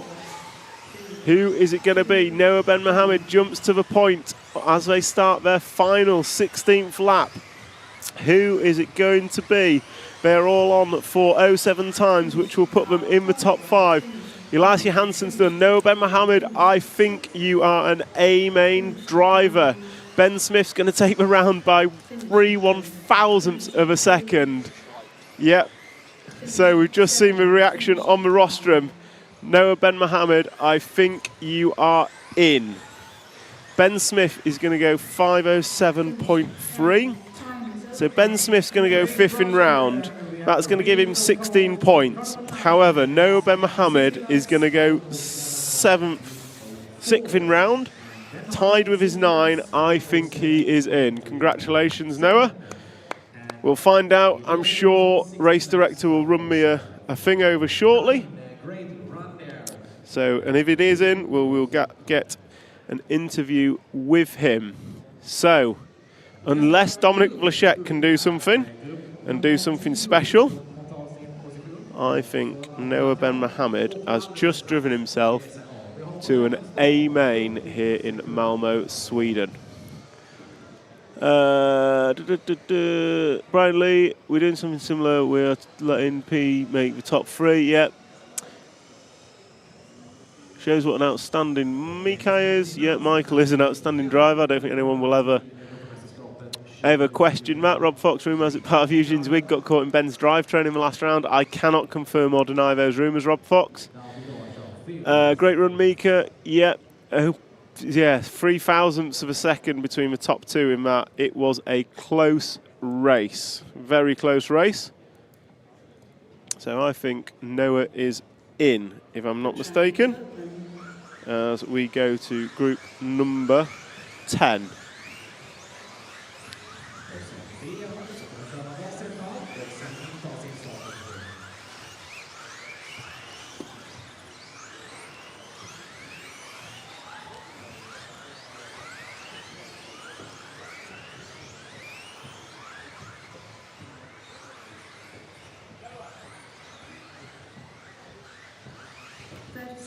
to start.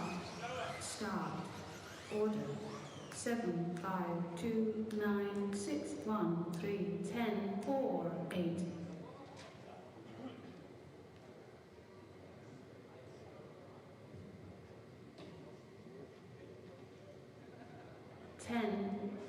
So, what a fun race that was. 3 1,000ths of a second. But the young Frenchman, I believe, has driven himself to the A-main. So we'll lead off with Dominic Vlasic, Hupo Honigel second off, and Max Goetzel. Max Goetzel was my tip for A-main. Lee Martin, if you're listening at home, Mika Vidmeyer had a word with me. He heard that you tipped him for BQ, so he thought he'd drive properly and put it in the A-main.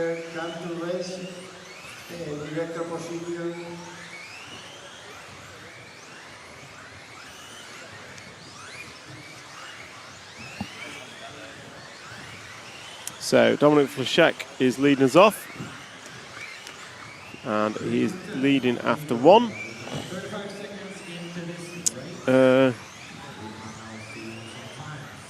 Andrew Selvaggi, how's the official telling Noah off the end of our room because he got excited? I don't know if he's telling him off. I hope not, because it was a sterling run from the young Frenchman. Spoke to Mads Converter, will not commentate the venue today. Yeah, Adrian, I've seen your message. I'll speak to Mads, and if I can get him up in the booth, I will. Team manager, please hurry up to the race director position.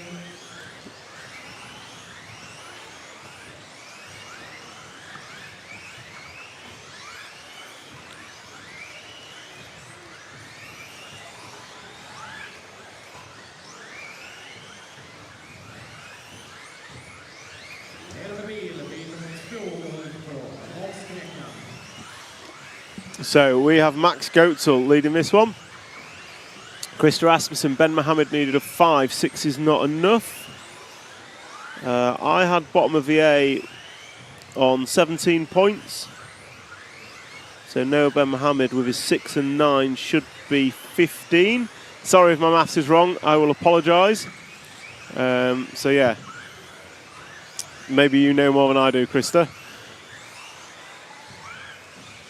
So we are following the 3 cars coming onto the straight. So we'll jump to a front car in the form of Hupo Honigel, our fastest 40-plus driver here this week. Oh, he certainly wasn't two-wheel drive and looks to be in four-wheel drive as well.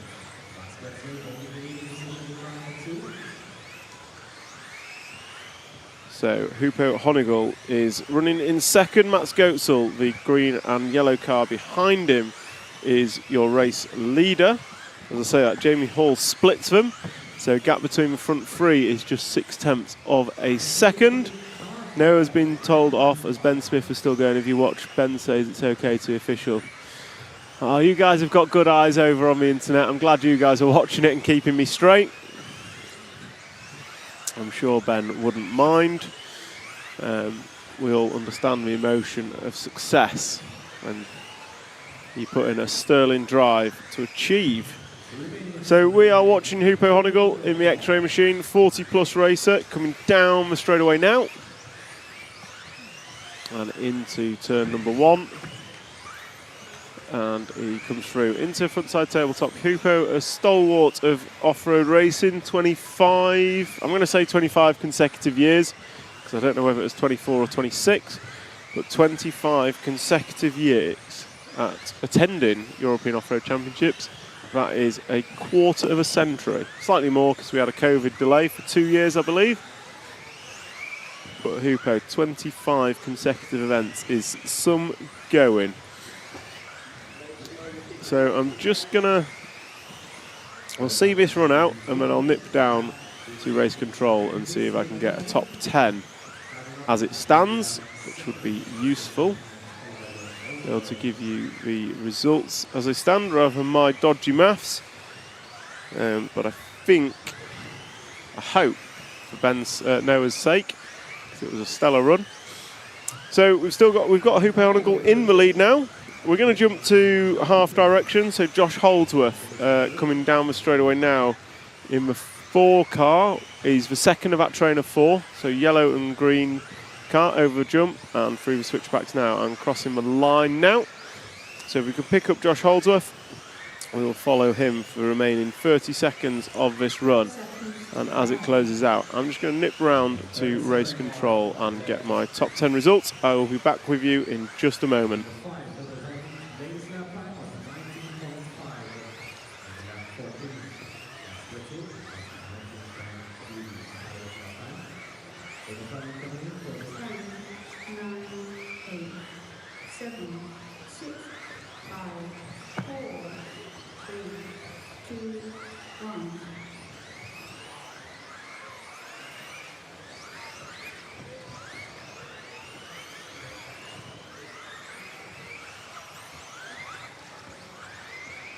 Finish car 5, finish 2,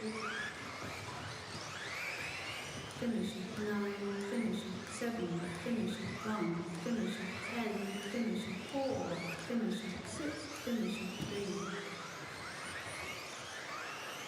finish 8. Time is over. Race finish. And with group number 10, we have a close call as well. And group car number 2, gets 16 laps, 5:10.7. Followed by car number 5, number 10, car number 5, 5:10.9. Great race up to group number 9. After consulting, we have a 3-second time penalty for the driver, heat number 11, driver number 6 for misbehavior on the driver's stand. 3-second time penalty.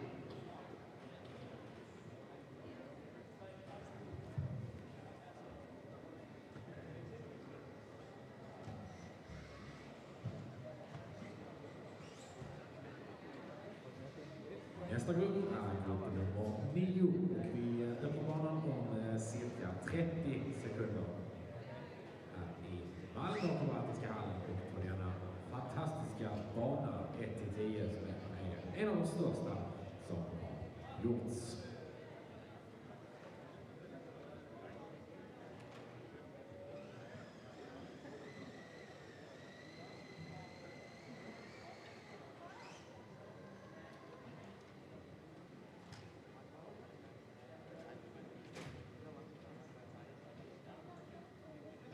The track is open.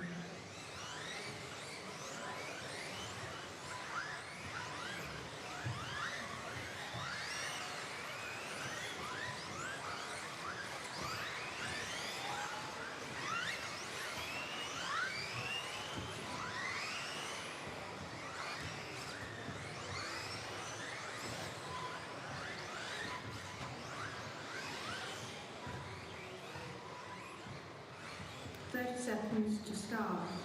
Start. Order. 4, 1, 3, 2, 6, 5, 10, 9, 7, 8.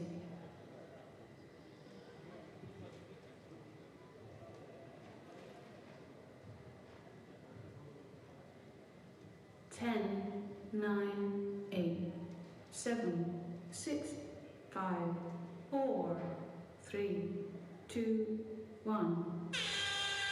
4, 1, 3, 2, 6, 5, 10, 9, 7, 8.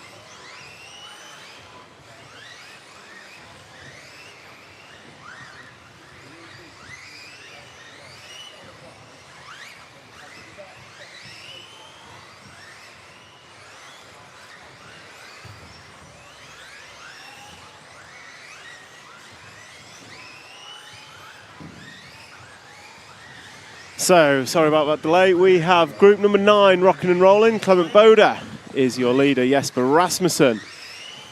Go on. What are we looking for? We are back on FollowCom. Oh.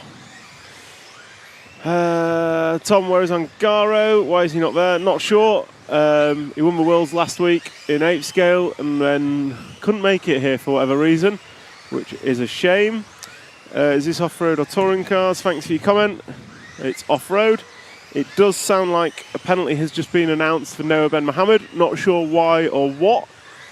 So we'll wait and see what happens with that. I'm waiting for a top 10. I couldn't get one because a referee was making a decision. Can't believe this is a European Championship. Why not? Euro's best is here. So yeah, it is a European Championship, believe it or not. Jason Paul, that's what I also heard. Yeah. So there's just been a penalty announced for Noah. Commentator went to get the top 10, but thanks for your comments, Stu. Really appreciate it. Glad to have you on board again. You must love it to be here. Rules is rules. Is it taking time now because of the penalty? Yep, I haven't got a top 10 yet. When I get it, I will let you know. So yeah, not sure what actually happened, but I believe there's been a penalty for Noah, which will put him out the A main, and I think that'll put Elias Johansson in the A main. So we'll see. Luckily, through the advent of our wonderful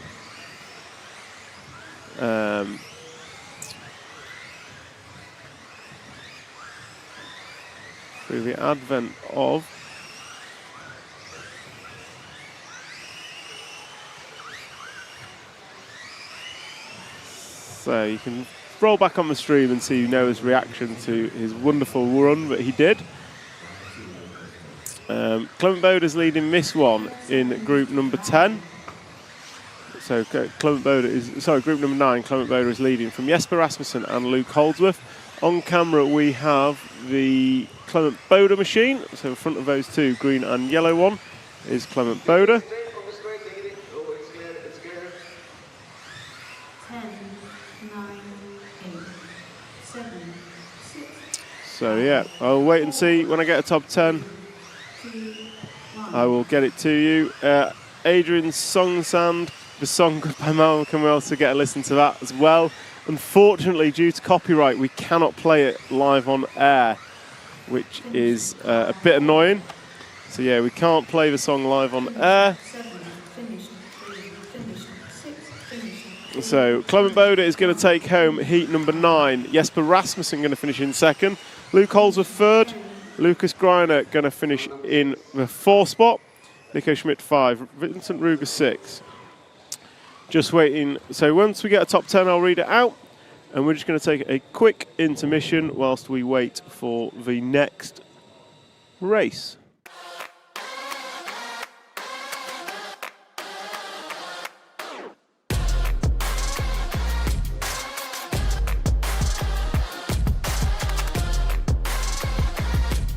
This is mine. Oh, okay, fantastic. Yeah. This amazing is unbelievable. The legend, Masami Himataka.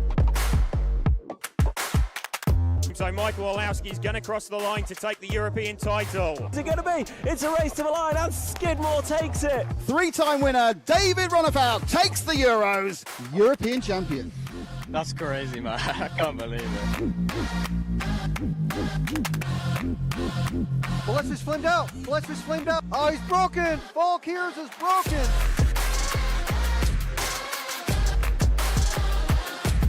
Take a minute to walk through the pits during the practice day here.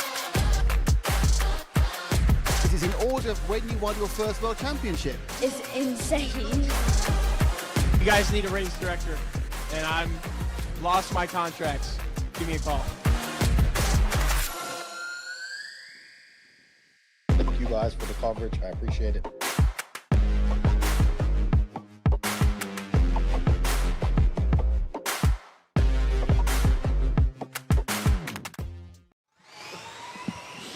So group number 8, rocking and rolling for warm-up. I've just had lunch delivered, so we're going to go to super wide for the start of this. Fredo Fork, I believe my RCM only shows the fastest single time. So I don't think that is the true top 10. I'm fairly certain it's not shown round by round scores, but single fastest time. 10, 9, Skidmore, Mr. Skidmore, predict you'll be back on dirt in 10 years. I predict you'll be back on dirt in a year, because the next Euros is at Hoodie Arena on clay.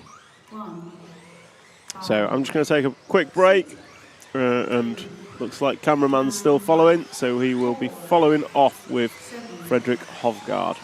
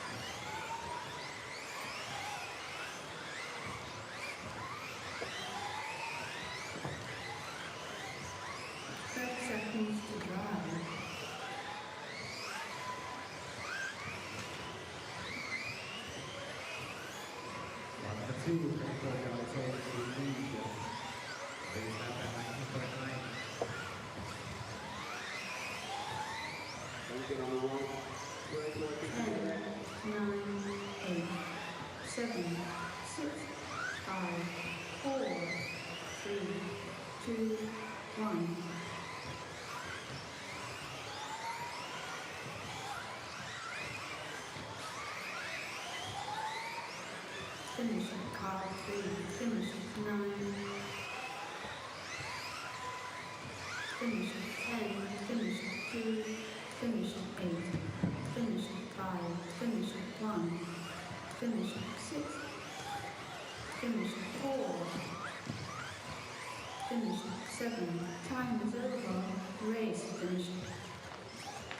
Okay, car number 2, Eddie Colgan took the win 16 laps in 5:15, and second place Alexander Gemleb, car number 4, 16 laps, 5:17.2, 271, and third place Metzola, car number 5, 16 laps, 5:17.5.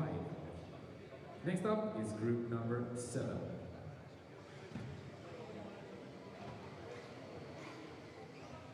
Vi har en liten pausad på 50 sekunder tills vi drar igång nästa race.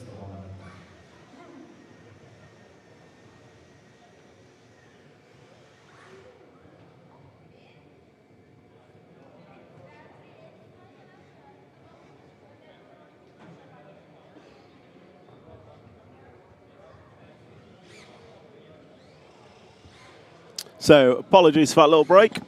Just getting fueled up for the rest of the day. Right, let me find. Got some top 10. BR.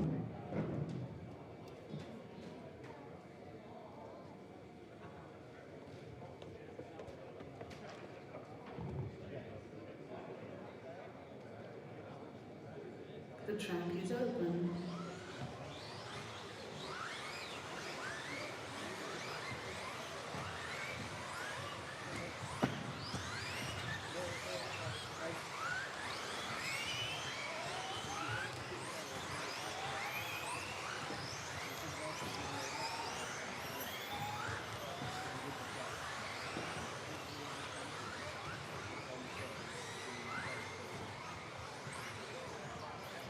Seconds to start. Start. Order. 5, 6, 2, 8, 7, 9, 1, 4, 10, 3.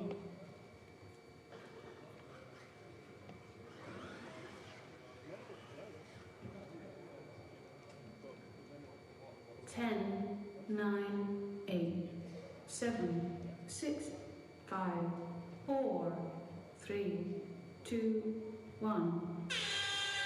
5, 6, 2, 8, 7, 9, 1, 4, 10, 3.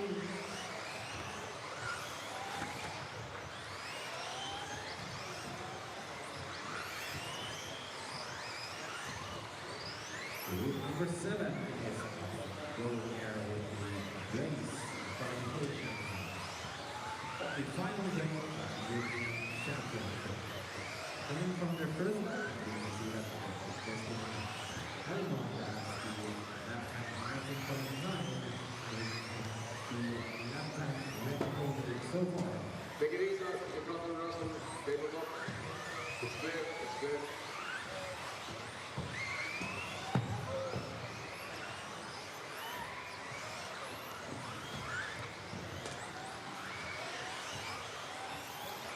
Thank you, number 6.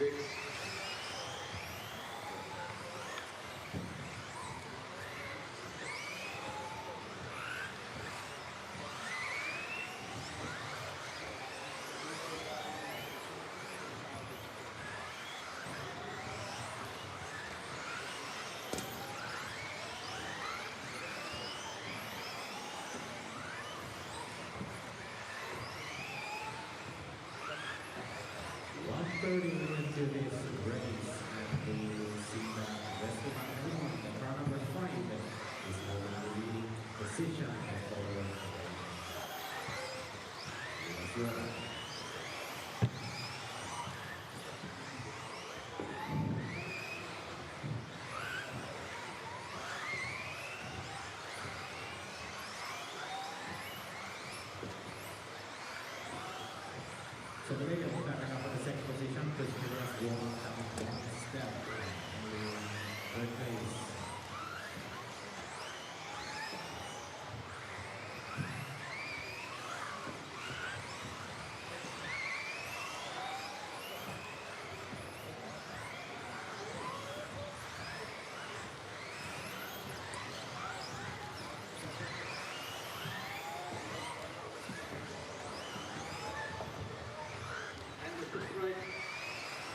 Halfway through the race, and number 5, the Westman Helmont, over the leading position, Commodore second, and Tristan third.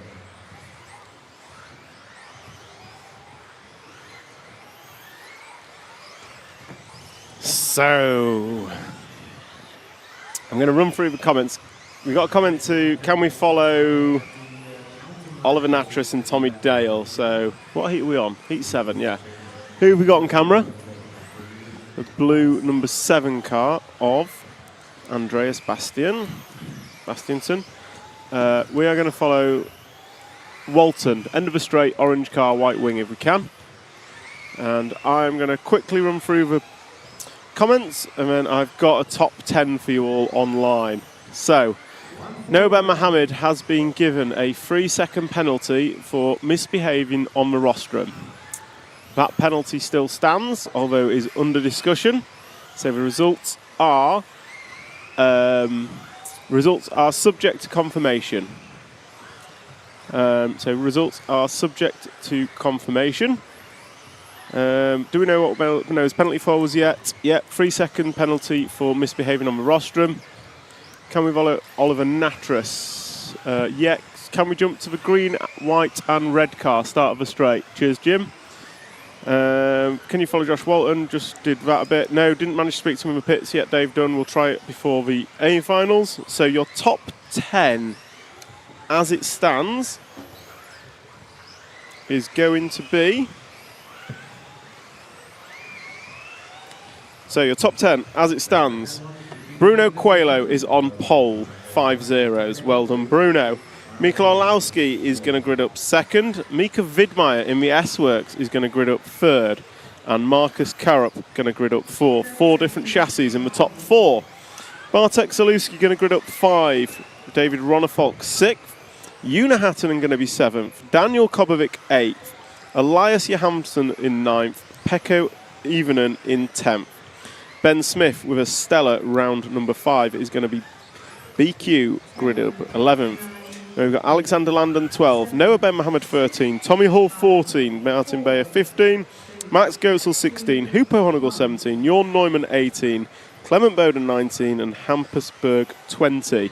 I repeat, subject to confirmation. Now, should that penalty be overturned? It's a big should. I think Noah Ben Mohammed will jump up.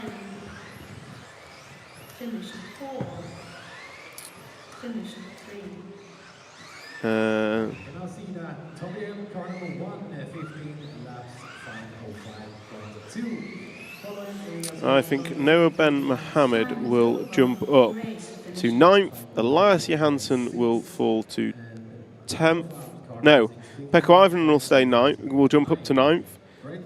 Ben Mohammed will go to 10th, and Elias Johansson will be 11th. Jump back into the poll. Why is dirt not included in the poll? Not the most consistent, but definitely most friendly racing. It wasn't included purely because clay/dirt came under 1. We only have 4 options in the poll, so we couldn't list everything individually. Talking about poll, what is the best off-road surface? Oh, pretty even split. 31% clay, 21% carpet, 24% Astro, 24% mixed. So our carpet was the lowest, but not a lot in it amongst them all. So we can close that poll.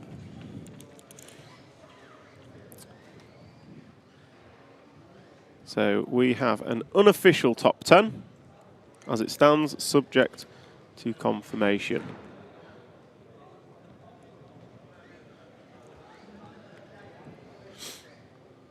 And we have group number 5 is up next.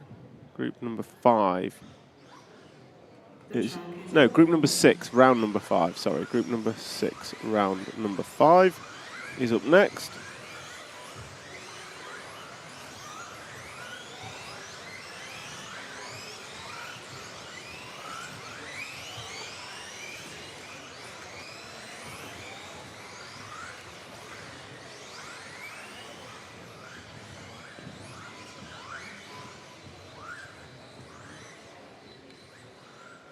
Seconds to start. Order. 5, 4, 1, 3, 8, 6, 7, 2, 9, 10.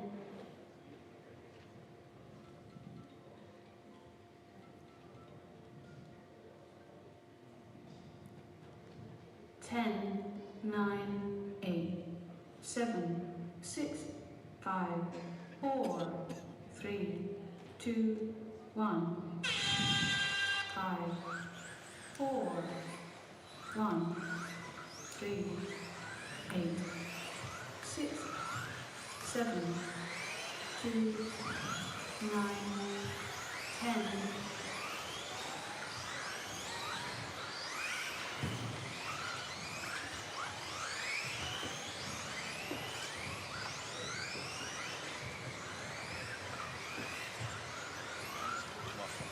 Yeah. Yeah. Nummer 6 i Europamästerskapet här i Malmö. Och det är ju en spännande dag framför oss. Vi kommer då att köra finalen lite senare idag. Och det är ju stor betydelse för många av förarna här. Vem kommer bli Europamästare i fyrhjulsdriven Europa? Det svaret det har vi lite senare under denna kväll. Vi ser ut för en kvalifikationsrunda inför finalen.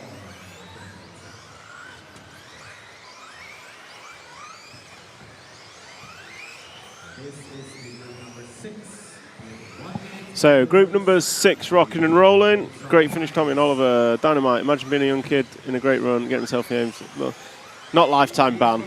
We're exaggerating with a lifetime ban. It's a 3-second penalty for an indiscretion, and it is subject to confirmation. I'm waiting to find out what happens. Come on, all the Swedes.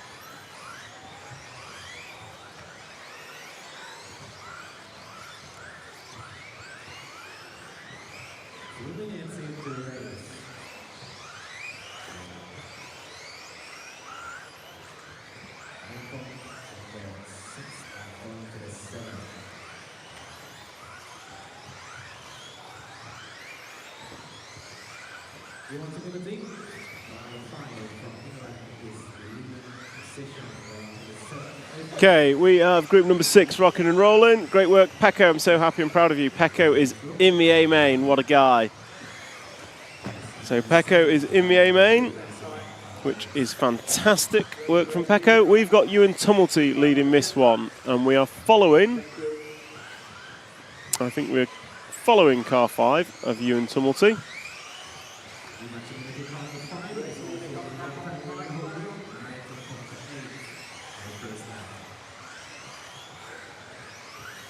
So, car 5.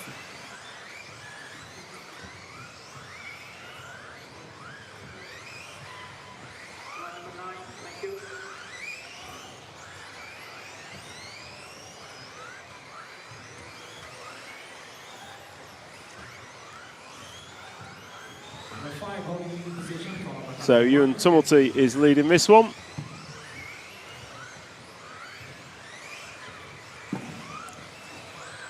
And he is coming down the straightaway now.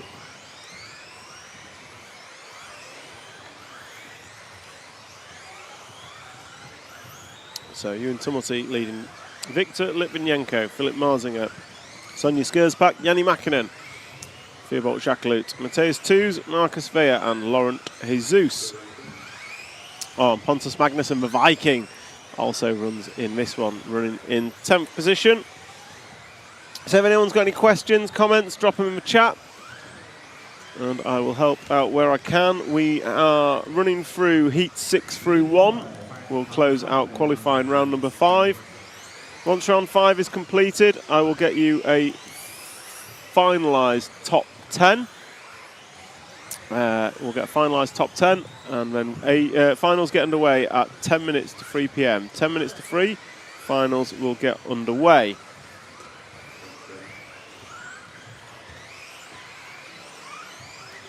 seconds to drive.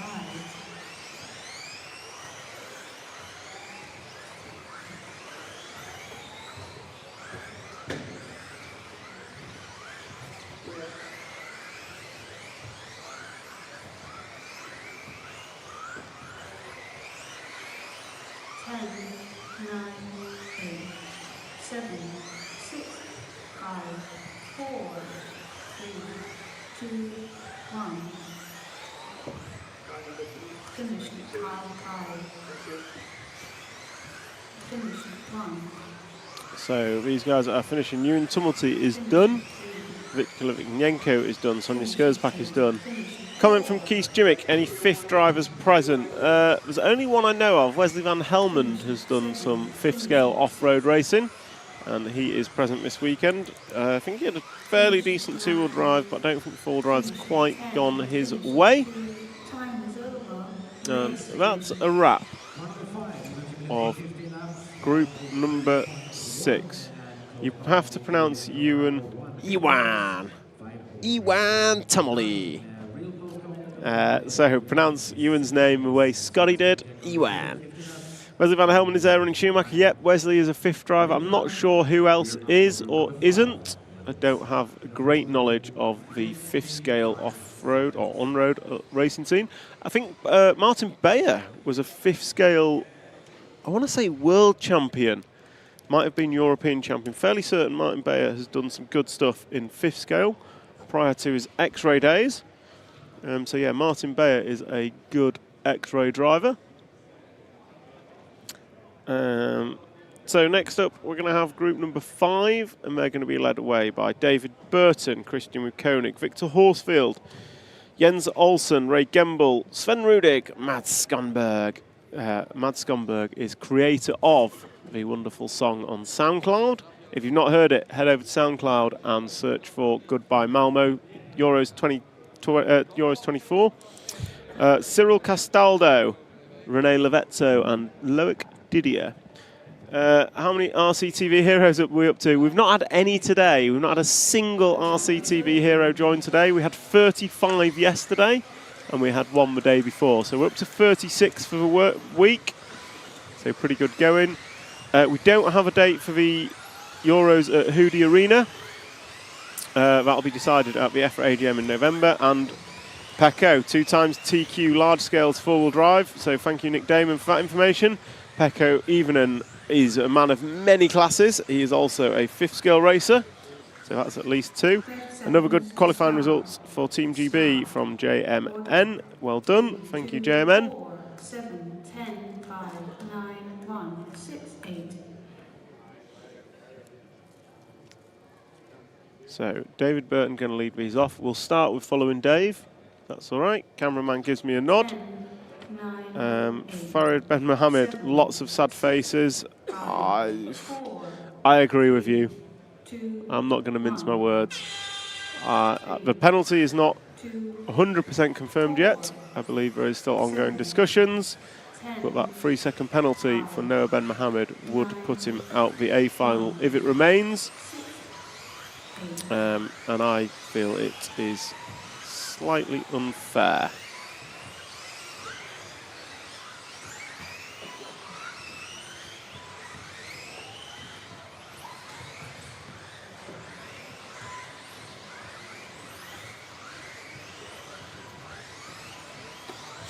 So David Burton's going to lead after 1, a 20.9 opening lap, 21.0 for Victor Horsfield, and Jens Olsen going to go 21.1. Roy Gembel, Sven Rudig, Loic Didier, Mads. I think Mads might have had an error on his opening lap. Someone certainly did. As they all now come through to put 2 on the board. Cyril Castaldo might have been the one who was on his roof. Certainly someone was.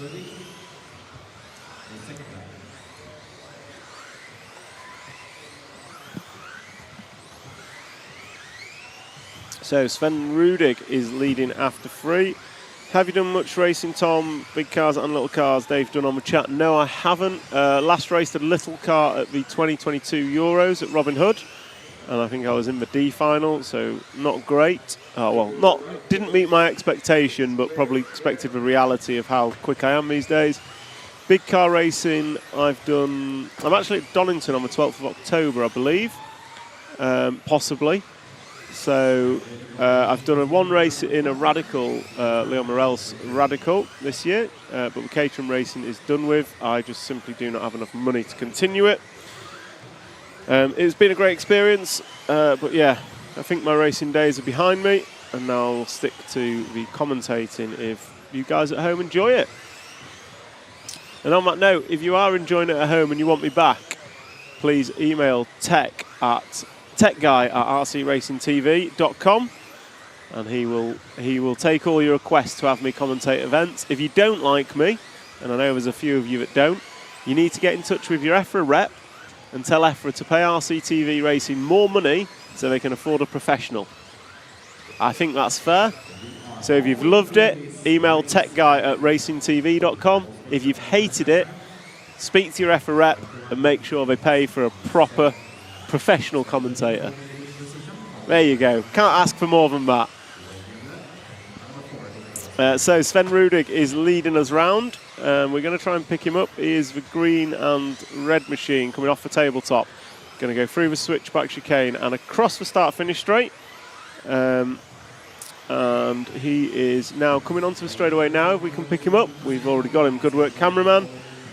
Comment from Daniel Santo. Nice to see that the schedule is on point and men's coming up. The timekeeper has run a tight ship this week, so we are sticking to the schedule on my RCM to the minute. Well, not quite to the minute, 59 seconds away from schedule at the minute. So, yeah, we're all good on the schedule. Sean Colburn, nice to have you back. Sean, you are an RCTV legend after yesterday. What would prefer you to be honest, Tom? Oh, thank you very much. Appreciate the kind words. I hope I've brought something to you guys watching wherever you are in the world. We've had Hawaii check-in, we've had South Africa, Australia, New Zealand, various places in America, China. We've had check-ins from all over the world, so it is great to have you guys and girls on board listening to this stream wherever you are in the world. So Sven Rudig, rail slides down the jump. We're going to get that on replay. So he comes through the switchback into the jump and rail slides down the jump and gets away with it, kind of.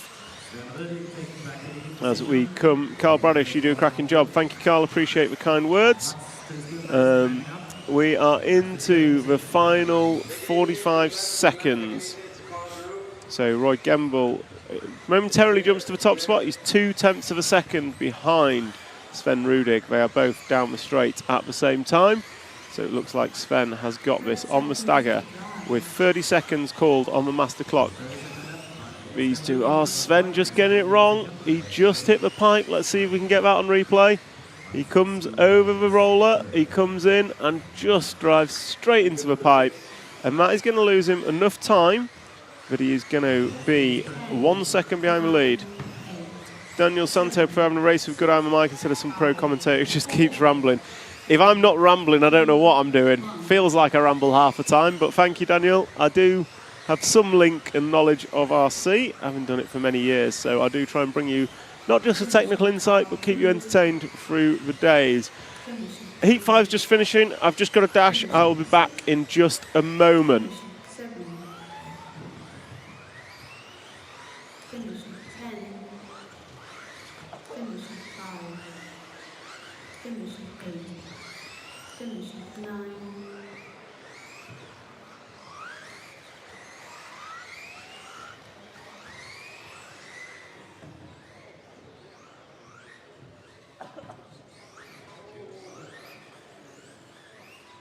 Finish 1. Time is over. Race finished. All the cars are in their goal. Car number 10 going down 15 laps in 15. And Sven Rudig, car number 5, 15 laps in 5:16. And Mats Skillberg, car number 9, 15 laps, 5:19. Next up, group number 4.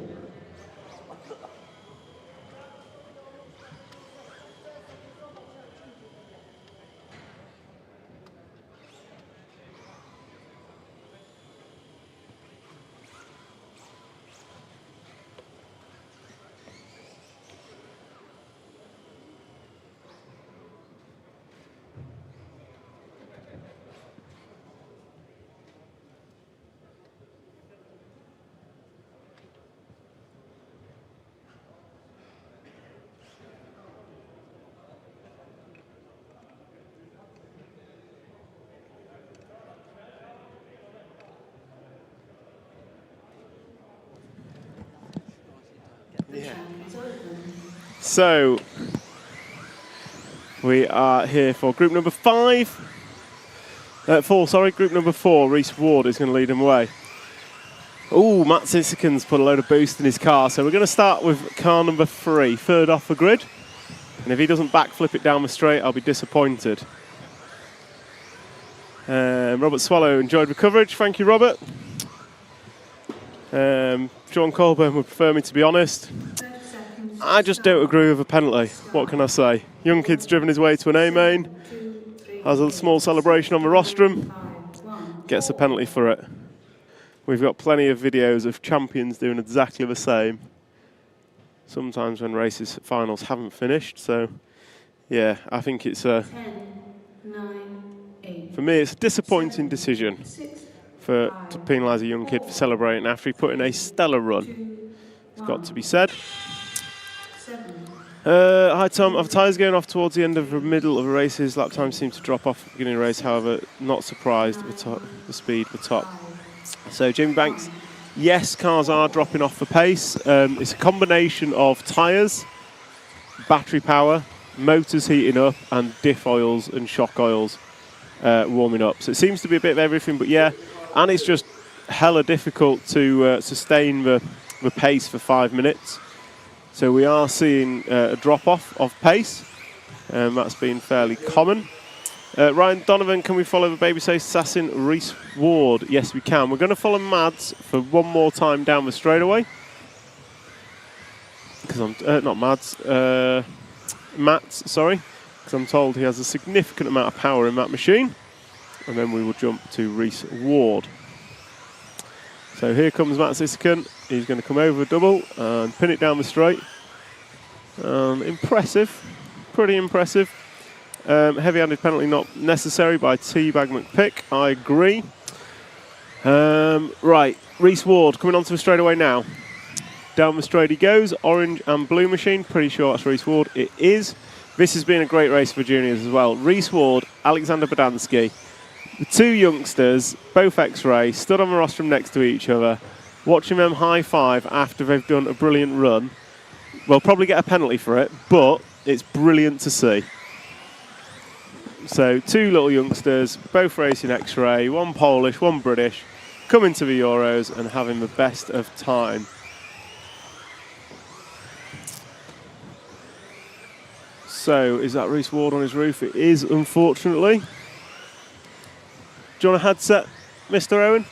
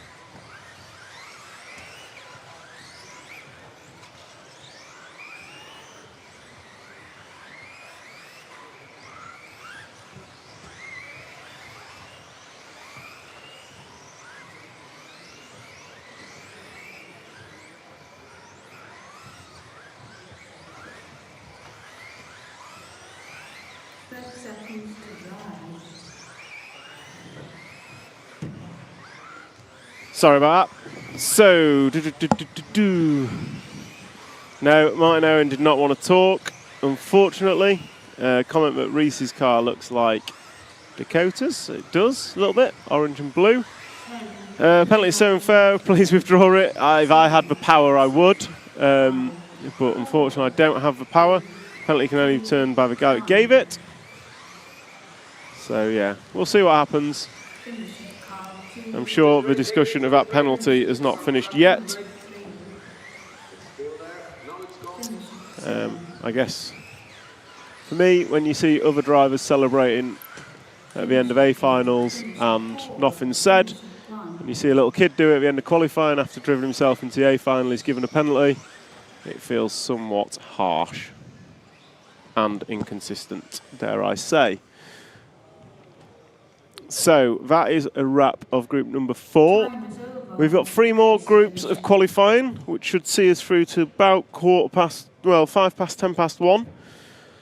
And at 10 past 1, we are going to go for a pit walk. So we're going to go for a pit walk at about 10 past 1, go and get some content. So we'll play you some of the VTs we've got lined up. We're going to get some VTs lined up, which will hopefully get played through before the A-finals. So we're going to go and do a pit walk. We'll get an interview with the top 3 and whatnot. Kimi Jimmick, EFRA needs to be strict, of course, but cut them some slack. I would say consistent. He's not the first person to have celebrated on the rostrum this week, but he's the first one to have got a penalty. So EFRA needs to be consistent, is what I would say. Cocker's heard I've picked up the radio again. Bold statement. I do have some cars, though. And I am planning to get to Robin Hood if I can in any way.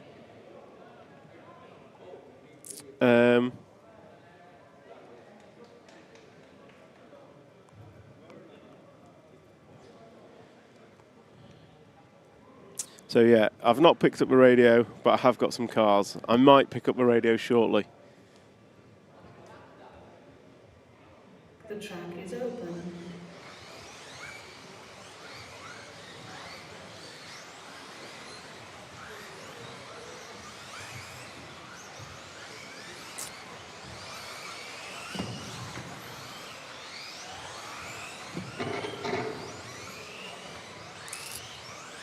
What UK time to final start? Final start, UK time, they start at 1:50 p.m. and the A-finals run at 2:05, 3:05 and 4:05. Which heat was a penalty handed out in? It was qualifying heat number 11, I believe, round number 5.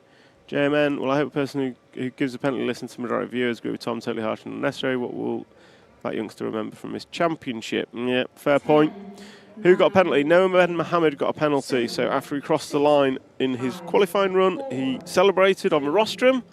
And for that, he was deemed to have misbehaved on the rostrum and given a 3-second penalty. That 3-second penalty means he no longer makes the A-final and will instead be 13th in qualifying rather than what I think would then be 10th. So yeah, Noah Ben Mohammed celebrating on the rostrum has cost him his A-final here in Malmo, Sweden. Joey, 10th Nationals next year. No. How old is Noah? I don't actually think his age is relevant in the discussion, but he is a junior, which means he's under 16. I would suggest consistency is relevant, and we see champions celebrating on the rostrum many times over without penalty. I've seen them banging rostrums, I've seen them shouting, I've seen them dropping radios. And never once have I seen a penalty to someone who's just won a Euros or World Championship for being misbehaving on the rostrum. But yeah, so Noah's done it, and yeah. Thus, there is a penalty. Okay, group number 3, Evie Thames is leading them off. Evie Thames leading them off. And we are, where is Evie? Down the straightaway now into turn number 1. Mark Christman, what a joke. I'm not sure it's a joke. I think it's a decision that some of us don't agree with, and that's okay to have opinions, just like we all have different opinions on the track. For me, it's more about consistency of decisions. However, I do feel it's unfair that a kid that's just driven a stellar run doesn't make the final. Absolutely insane. As long as the celebration's not obscene or dangerous, it is just some stupid bean counting. It's a referee. Referee's made the decision. I believe there's still an ongoing discussion around it. We'll see what comes of that discussion. So Evie Thames is leading. She comes into turn 1, through turn 2, through the sweeper, and get a 180. Either way, about time we banned all these kids and just let adults do it. Absolutely agree, John Skidmore, because then I might be quick again. I agree. Get rid of all the kids. Let's not enjoy themselves. Let's get the adults in there only. So Evie Thames is your leader. Linus Carlson, Emilie Smelian, Patrick Andressi, Klaas Spreadberg, Bruno Veus, Olaf Stein, Eric Hansen, and Peter Freilingsdorf is your runners.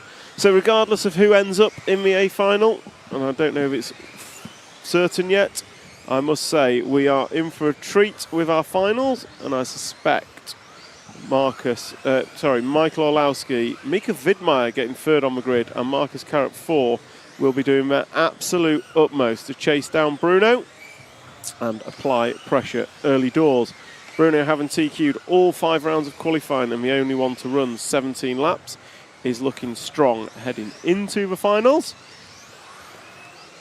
So, did anyone make an objection against actions on the rostrum, or was it decided by the ref on his own? I believe the latter hands, but I don't know for sure. But watching the video footage, it looks like the referee had done it on his own. Last year's drivers told not to cheer or shout. Now his penalty, let drivers be themselves. It's not an F1 press conference. No. It's far more serious. This is EFRA. And this is RC Racing TV at the European Championships. Dave Dunn, you guys have done a stern job all week, and commentary's been spot on. Tom, hope RC TV for the foreseeable future. As I said, if you've enjoyed it, email techguy@racingtv.com.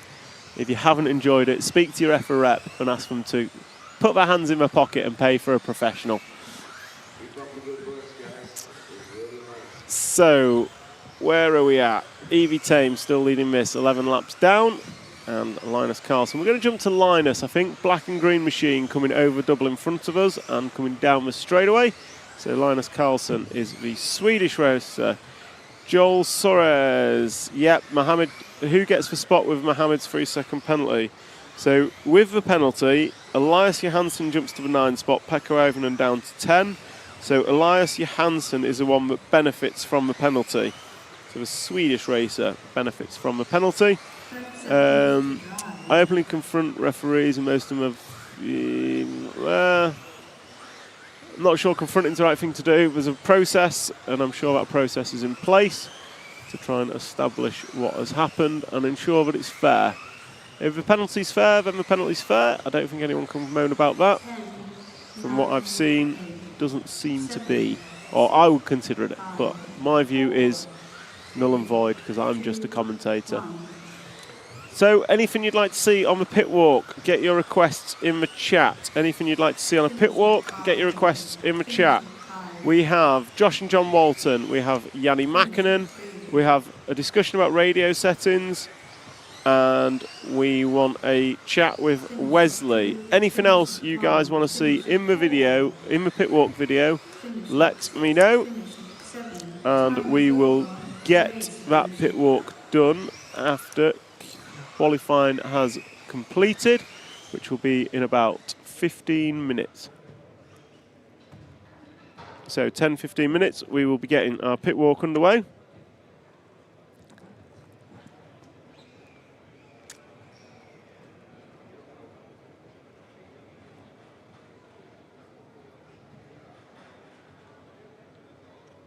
You want Noah in the pit walk? Oh, yeah, I'll see if he's up for it. He's only a young kid. I don't want to put him under too much stress.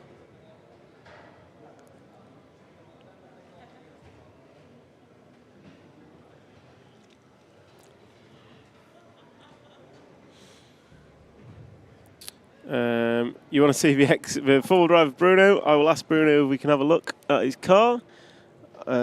He did say in the interview the other day that he can't say what's changed. So I'll ask him, but I don't think it'll happen. Can we show a replay of a celebration? I don't think we can do that. We didn't get it all on camera. So hello to the Germans from the Panic team. I'll certainly do that, Marco. Have you had the Emperor of Everything on the mic yet? Yeah, we had him up. I think it was yesterday. I think yesterday we had Martin on the mic. Or maybe practice day. Venting that stress could help him. I'd like to hear how the Finnish team is feeling from Tommy Sari. Try and get some of our Finns on there. The Finns never known for their the amount of words they say.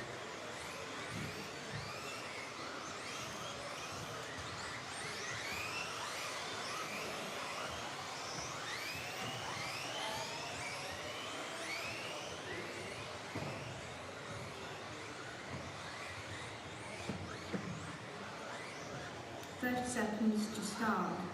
Start. Order. 1, 5, 2, 7, 3, 6, 4, 9, 8.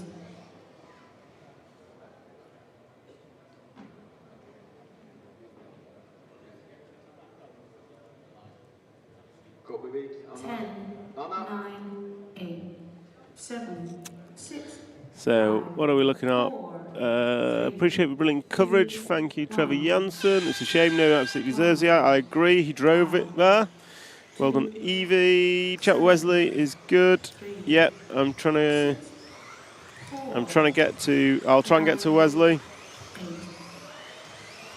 6 Kulik, I don't disagree with you. It wasn't exactly an exuberant celebration, but obviously he's upset someone. So next World Championship, when Ongaro will celebrate. Bold of you to assume Ongaro is going to win again, but it's also odds-on favourite, considering he's gone 3 out of 3 for the last 3. I would love to see someone tell him off for celebrating and see how that went down. Anyway, group number 2 is on track. Dominic Tranquil is going to lead off, Miklos Zabadas. And can we follow Miklos in the 2 spot, please? So we're going to follow Miklos. And after 2 laps, I've just told you to follow Miklos, but I'm not told you where he is on track. So here's the 6th car at the end of the straight now. Yellow and blue, Blackwing, yellow wheels. Phil Campbell, we're on it. We're just picking up Miklos now. So Miklos he started somewhere near the back, so we'll just let him cross the line before we give you a running order, because Miklos jumps up to the 4th spot. So it's Tranquil, Jolin, Hedberg, Ambros, Sabadas, Berg, Valdec, Royka and Pietraboni is the full running order.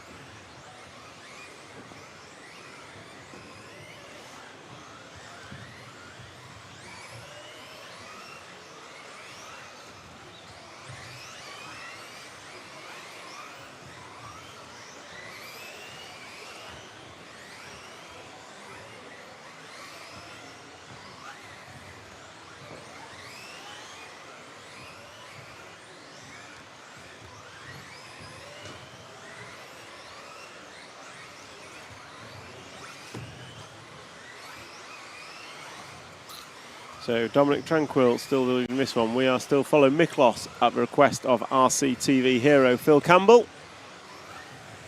And Miklos is now down to the 5 spot with 5 laps on the board of a predicted 14-lap run.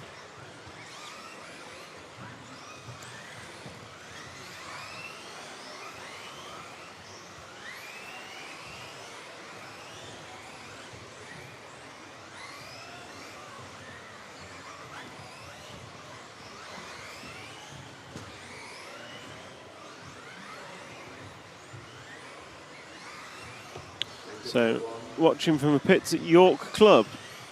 It's not Saturday night, Phil. Yeah, York doesn't run Saturday night anymore, is it? It's in the day. Well, say hello to everyone at the York Club for me, Phil. And I hope they are enjoying the coverage. So we are watching Miklos as he comes over the frontside tabletop. He's in a train of 4, maybe 5 cars. Miklos crosses the line to go 8 laps on the board. Trevor Janssen, blah, blah, blah. Yep, I agree with you, Trevor. Nick, on what site can racing results be found? If you scroll right up to the top of the chat, there is a link to rctv.one, which contains links to all the things you need to know. Otherwise, if you head over to my RCM, you will be able to find the results on there.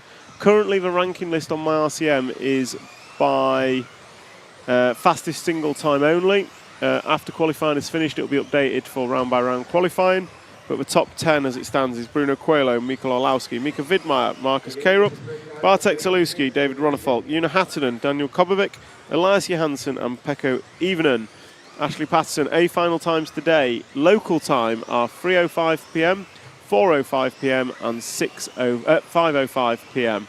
So 3, 4 and 5 are your A final times.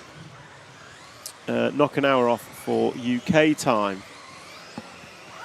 So Dominic Tranquil still leading this one from Martin Hedberg. Gap at the front is 7 seconds. Miroslav Valdec is running in third, a second behind, and Miklos is only half a second behind that. So 8, 7, 3 and 6 is your running order. Then 2, 4, 8, 1 and 9. 2, 4, 8, 1 and 9 behind that. As we come into the final 30 seconds of this run, we're going to stick with Miklos, as he's on the left-hand side of the track, chasing down the pink machine of Miroslav Valdec. So with that last lap, Miklos moves up to the free spot, 6/10 in front of Valdec. And these guys come round, cross the line and starting their final lap now. So they are on their final lap now. Finishing car 5. Finishing 1. Finishing 9. Finishing 7. So that's a wrap. Why wait so long before giving a penalty? Was it announced before his last excellent race or after? JMN, the celebration happened after his last race, and the penalty was announced at the end of the race after that. So it wasn't a long wait for the announcement, but I just think there's a bit of disagreement on what the penalty is. Ryan Donovan, what a man! Welcome, Ryan Donovan. I know you're an RCTV hero, but you're still going to get a horn. That is all. So thank you, Ryan Donovan, for your donation to the stream. You are today's legend. So thank you very much. That will help. It all helps the RCTV crew to help bring new equipment. Oh, Ryan Donovan's just become an RCTV hero. What? And, let's just read that. Mr. Tech Guy, can you just read that message for me? Sterling job, Tom. Get yourself a beer. There we go. So for you, Mr. O'Donovan. Boo, boo, boo! That takes our count to 37. Question is... 37. Question is... Can we reach 40? Will we get to 40? That's only 3 more. Only 3 more to go. And it's only 1 o'clock here. 3 more in 4 hours. I don't think it's that much of an ask. Thank you very, very much, Ryan Donovan. You legend. Absolute legend. I'll tell you what, we're off to go and do a pit walk, aren't we? We are, yeah. So, we'll leave it up to the viewers. Do we come back from the pit walk and see 3 or more new members, or do we just come back? Are they going to keep us? Do we only play the pit walk if there's 3 more new members? We could do that. We could do that. We could do that. The viewers might be really mean and just hang us on 39. They might, but if they want the pit walk... If they want the pit walk... How about we film a section with the referee? I think we can get to 100 for that. But we only put it on if. No, we have to be impartial. We're journalists. We are. So, MOJ 22 for consistency. Yeah. Yeah. I look at the 2-wheel drive leg from this week and there's emotion shown. Apologies, Bruno. I don't speak French. But I think you're saying that the French drivers are brilliant, and I agree with you. French pilots. I agree with you, MOJ22. Nick is Tom for Tom Cockerell. Yes, it is Tom Cockerell on the mic. The Northern dulcet tones TC are literally unrecognisable and ununderstandable, if that's a word. Ununderstandable. Ununderstandable. But I have brought my T's with me this week, so, you know, and my vowels. We're off to races at Malmo track. To penalty, we're rubbish, lad. To Malmo. Jonathan Wolf, yes, Bruno has already TQ'd. He has 5 zeros. This is literally the last heat of qualifying of the last round of qualifying of this event. I think it's serious. Finals start at 2:50 p.m. 2:50 p.m. Local. Next time it is going to be at Hoodie Arena on a dirt track indoors. So those of you who want to see more features and less carpet, tune in next year for the Hoodie Arena event. Indoors event for me as a tech guy, you know what that means? It does. No packing up every day. And no rain. And no rain. Love it. See, cameras don't get rained on. Tom Cocker was racing in the Upel days. Absolutely, Nick. I've been around RC racing since 97, I believe. So a while, just a little while. 3 years after our cameraman was born. Ununderstandable. Is overstandable the opposite of ununderstandable? I think so. There we go. That is a new word. Sweebrick. Welcome, the latest hero. I like that one. That's my favourite. Welcome, Sweebrick. You are an RCTV hero. Hang on, what's that? Whoa, 30, that's 38. 38. You're keeping count now, aren't you? I think. Tech guy? Yeah. Because I run out of paper. Yeah. So you have to keep count now. I know we finished on 36. We just had 37. Now we're on 38. 38. That's ridiculous. 2 away. I bet. No, they wouldn't. They wouldn't do it. They wouldn't leave us on 39. No way. They wouldn't. Jonathan Wolf, yes, 5 out of 5. Is also the only guy to go 17-lap run. However, I will say Bruno's worst performance was the last round of qualifying. So I'm going to cling to that tiny sliver of hope. He's not just going to drive away in the finals. £5 on Bruno to win. Not even each way. I'm having a win on that. Yeah, he's going to win. At the minute, I don't see... Yeah. He's fast. He's very fast. He's very accurate. consistent. He doesn't look like he's going to make a mistake. Can we follow car number 5 for a bit this heat? Frederick Enman. Yes, we can, because his kids are watching at home. So let me pick up the 5 car. He's probably one of that gaggle of cars coming round. And whilst you pick up car number 5, just a quick reminder that we are RC Racing TV. Thank you for watching. We are bringing you the EFRA 1/10 2-wheel drive. Early this week it was the 4-wheel drive European Championships live from Malmo in Sweden. So it's been an amazing week. I'll let you point out to the cameraman where 5 is. He's already got it. He's got it wicked. Doesn't even need me. Oh, why am I here? Yeah, why are you here? So white and blue car is the 5 car Frederick Engman, and I would like to give a shout out to his children, Lucas and Edvin Engman, watching at home in Stockholm. Glad to have you on the stream. Hello, Lucas and Edvin. Welcome along. Thank you for watching. Yeah, it's been an amazing week. Last day here. As much as it's been an amazing event, I am also looking forward to home. But I am looking forward to the finals. Yes. And the Faruland Club have put on a sterling effort. Yep. The venue, the track, the hospitality, the internet, as Tech Guy keeps telling me. Insanely good. Insanely good. Eric de Sturk, what happened to Noah? Noah celebrated after crossing the line on his 5th qualifying run. So the penalty was for misbehaviour on the rostrum, and that penalty was 3 seconds added to his time.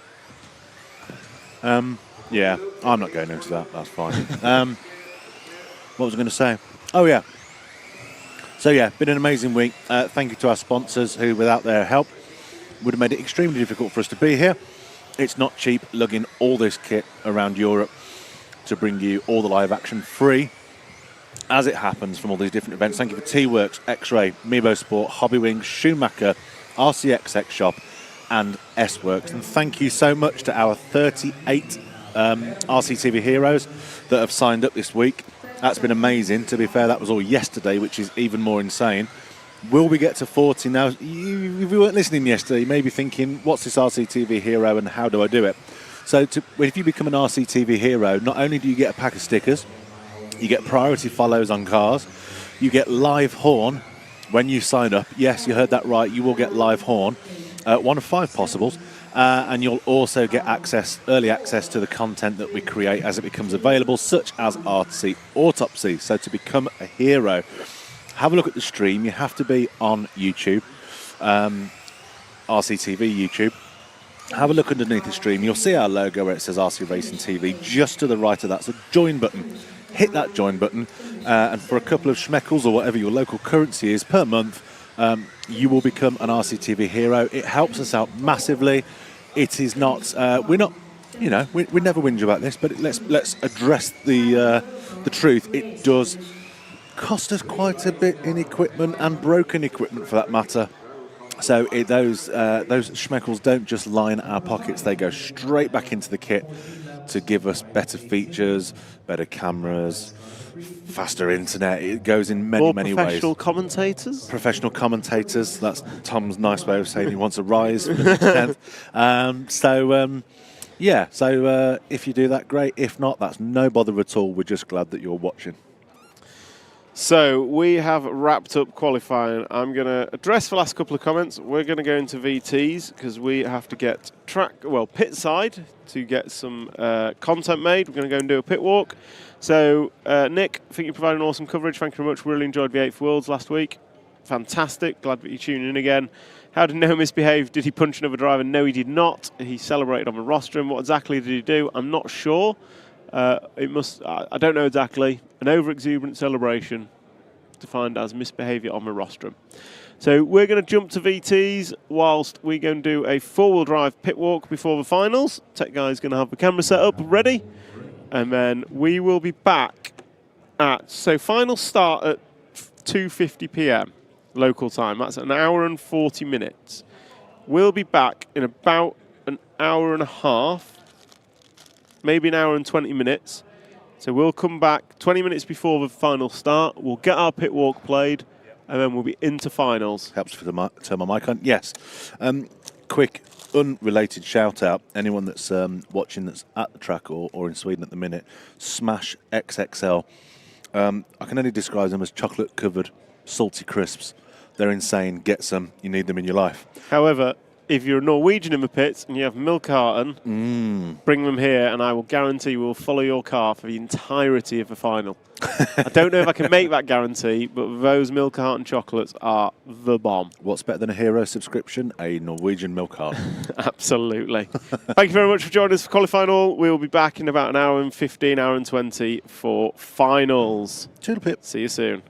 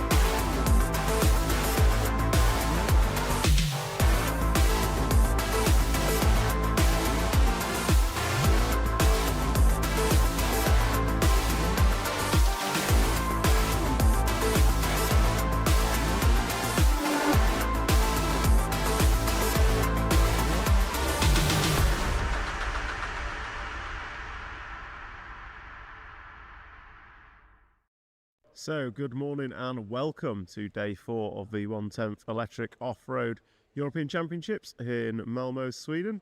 It is a practice day for the four-wheel drive buggies, so we're just going to do a quick pit walk, run through the pits, get speaking with some of the drivers and see how they're dealing with some of the track changes and the changeover to four-wheel drive. First, we'll take a look at the winning car from yesterday's two-wheel drive finals. So you can see the trophies of Michael Olowski and Daniel Kolwick here. And that is Michael's car, as I'm going to say not as it finished because his front tyre's been cut open, but certainly as it came off the track. Not sure why that's happened. We'll ask Trish about that in a moment, but some big silverware for the Schumacher team to be taken home. So I'm going to start with the Danish team because they're first in the pits as we walk through. So Jesper, got a minute? Yep. Excellent. So transition over to four-wheel drive. How are you finding the transition to four-wheel drive? Well, the car was quite okay. Not perfect. Moving a little more, way too much to the front when you brake, but I think there's small changes and the car will be fine. And then the chicane before the loop is like really hard now because they have moved the pipe from two-wheel. But the rest of the track, the change is quite good. So you think the track's a bit more of an improvement over two-wheel drive? I think it's more easy to keep corner speed and have racing. The other part was really narrow and it needs to be perfect, but there's racing. It is racing. Well, hopefully that'll give us some better finals. And what's your expectations going into four-wheel drive? Normally indoor, my four has not been perfect, but the goal is to make the B. I did that at US last year, so I think the B is the goal again. I was close in two wheels, so I'll try again. Excellent. And who do you think is going to win? I think it'll be one of I say that earlier this week. He's still my hero, so for sure. He's a hero? I grew up racing in Sweden a lot of times, so he was the guy to beat, for sure. And he still is, apparently. Yeah, for sure. Well, we'll see what happens come later in the week. Thank you very much, Jesper. And we'll just see if we can interrupt the carrots. You guys okay? Absolutely. So, Marcus, two-wheel drive, you came good at the end, but just fell short by, well, 0 point nothing in leg 2 to take it decider. What's your plan of attack going into four-wheel drive? First of all, seating high, so I can put pressure on the top guy. Sure. And then, putting all the pressure in the qualifiers, trying to force some mistakes on the other guys, and just try to get up on there, the grid, so I can fight for the win. Excellent. How do you find the transition from two-wheel drive to four-wheel drive? Is your car working well? I know we're only like one or maybe two practices in so far. I mean, for me, my car was amazing. It's just I need to just try some stuff, see if we can improve anything. But the first practice here was amazing for me. I mean, I'm feeling really confident going into this. Excellent. Always nice to start practice well. Jonas, chief mechanic, are you going to make the car faster for four-wheel drive than it was for two-wheel drive? I hope so, yeah, and hopefully from the beginning instead of waiting until the last couple of qualifiers to get him up the grid so he won't have people to overtake. And anything special this week on the four-wheel drive, or is it just more of the same and go with what you know? No, we've got some options on the car, but nothing we can disclose here. But we've made some progress with the four-wheel drive, so it should be even better. Excellent. Well, good luck, Team Carup, and hope to see you in the mains later this week. Thank you. So we'll carry on, and next up I can see Michael's just got up, so I'm going to steal his seat. Better not. He absolutely will. So Trish, how's it going? Successful two-wheel drive event for the Schumacher team? Absolutely grateful for what could have came together. It could have even been a bit more. Ben Smith hovering, you get 3/3, finishing 4th. You think, you think a bit of consistency would get you that result. But if I'm honest, yesterday couldn't have gone much better for me. So it's amazing. It doesn't always go that way. So you just enjoy those moments. The cars worked really well throughout the whole meeting. We did small adjustments. So kind of happy I didn't have a stressful 3 days. The only stresses were rerunning of a round, various things, that go on like they do with any race. But really it was good. The facility is great that's here, so it's been nice to be here. Obviously there's been talk of the track and what could be more from it. But at the end of the day, it's a track that's really well presented. There's nothing weird going on. We can all make the jumps. Last Euros, we had a bit more trouble with that. It was difficult. So everyone's always going to have their little 2 pence to kind of put in on that one. So no one to four-wheel drive. And how's that going for the team after 2 rounds of practice so far? One so far for obviously the top eats.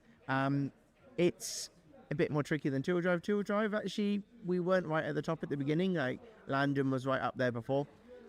This time it's looking like, you got the 3 X-rays. Let's give you a car. You got the 3 X-rays at the top. Then there was, I think, Marcus, and then there's the rest of us. So we've got a bit of work to do. We're quite a few tenths off from where we want to be. So we need 2 to 3 tenths to kind of start getting to where we're doing right then. And then consistency to go with that. So in two-wheel drive, it was very much a case of there was a fast lap pace, there was a fast first minute pace, and then what the Schumacher guys seemed to have was a full fast 5 minutes. It didn't seem to fade. Do you think that's going to be a factor in four-wheel drive as well? There'll be 2 things. There's obviously power usage is going to be more king on this one. So we started out a bit low on power to make sure we can see what our battery usage is. So Mike can turn this up a bit. You've got a pile of tyres there. Yeah, so for this, it's that classic same story. Anyone can rag it around and put a fast lap in, but can they do it for 5 minutes? And we're going to see if we can manage it in the same way. But four-wheel drive is the ability to, you can't extract as much from it in certain situations when it's all tight. Whereas two-wheel drive, you can kind of manipulate the car a bit more. And we saw Marcus towards the end of all those finals. He started going into this kind of the classic hammer time as we hear. And he didn't always hold on to it in qualifying, which hurt him. But in the finals, actually, it was working for him at points. So we'll see, Well, I, for one, think it's going to be pretty exciting. 2 final questions. First one about tyres. Why has Michael's two-wheel drive got a big hole in the front tyre? Okay, yeah, so at the end of the finals, if you win or in the top 3, they inspect the car. So motors come apart. Is it the right motor? Is it legal? Do you have the right frames in? And are your tyres the right tyres? Just all the inspections they can do. And also for Chris Hardesty, who was doing it, it's to show, look, I have checked all this and that it is all the right stuff and it's very visible for people to see. So he didn't beat everyone with a blown out tyre? That's true, but we could always set that rumour going. I think we've started that. And final question, with your two top finishing drivers in two-wheel drive next year, who's going to win? Daniel's always a dark horse. He's now got glasses, so he can see a bit better. So you never know what he can do. We know what Mike was being able to do in the past, so it's going to be interesting. Obviously, this is four-wheel drive for us. It's not as easy for us to kind of fight with those guys. So I think we're going to just see what we can do, really. But to pick one, I just can't. So there's a non-committal answer from Trish. Thank you very much. We'll leave you to it. We'll leave Daniel and Mikhail to it as they're working away. Practice is usually the hardest time for as a driver because every run you're changing stuff. So try not interrupt the drivers too much. So we're going to continue through the pits. I have been given some names to try and find. I will see who I can find. Jürgen looks busy, so I'm not going to interrupt Jürgen at this time. It's great. Who can we have? Let's come in here and see if we can get a quick chat. Sure. How's it going? I'm not driving, so all is fine. Well, you sat here working with a car, so whose car is it? Elias Jordan, my son. And how's it going for him? I think a little bit better than two-wheel drive. So, yeah, I think we stay it cool and make less mistakes. Is that going to be easier or harder for him on the new track? You have to ask the driver, but I think, for the layout changes, for all is the same. I think at the beginning it's a little harder, but I hope it will be great. I'm going to jump around and speak to Elias, see what he thinks of all this, and find out how Kim's going to give him a quicker car. So, Elias, how was two-wheel drive for you?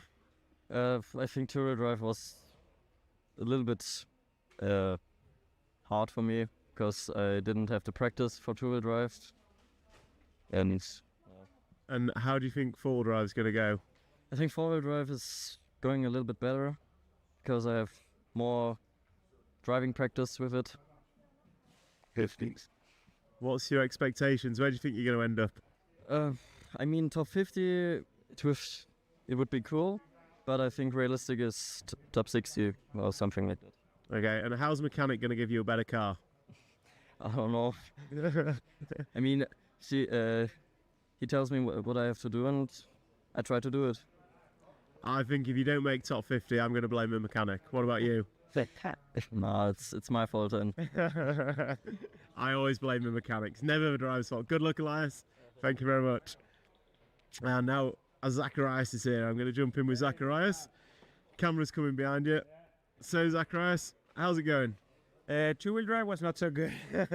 It was I haven't driven 10 scale since the Worlds 19, and the last time on carpet was 17. So it was a big struggle, and a new car. I was driving the Mugen car. So it was hard two-wheel drive. Have you got the Mugen car with you? I've never actually seen one. We'll try and get some pictures of that. So, how many Euro? Oh, well, how long have you been doing the Euros? Because I remember you from many years ago. I raced the first Euros actually in 1990, so it's long before you started. But I had a big break, so the first time I saw you was maybe 2007 or 8 or something like that. Yeah. And then I raced all the Euros till COVID, basically. Now last 5 years I haven't been racing anything, and I had a baby, so life gets in the way. Yeah. But now my baby is getting bigger, so it's easier to travel. So this year I've been doing most in like 8 scale races, nationals. We went to the plus 40 Euros, which was really, really fun, and we're having a lot of fun. Excellent. Can we just take a quick look at the Mugen car? So, never actually seen one. So, what's special about this over?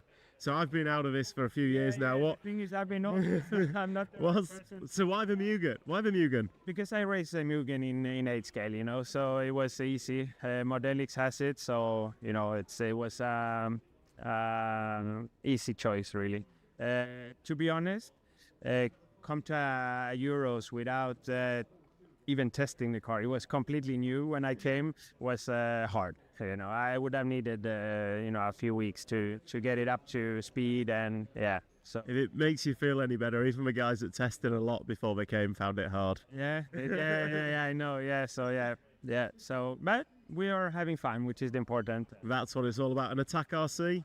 Tell me about that. Yeah, so I'm still doing. I heard on the live stream you talked about it. Yeah, I'm still doing it, almost full time. So when did you start that? Because I remember you painting body shells years ago, but I thought it was just the odd one. No, I started maybe around 2000. Well, I actually painted my bodies when I was 11 years old. With spray cans and stuff like that. But I actually bought like an airbrush and a good.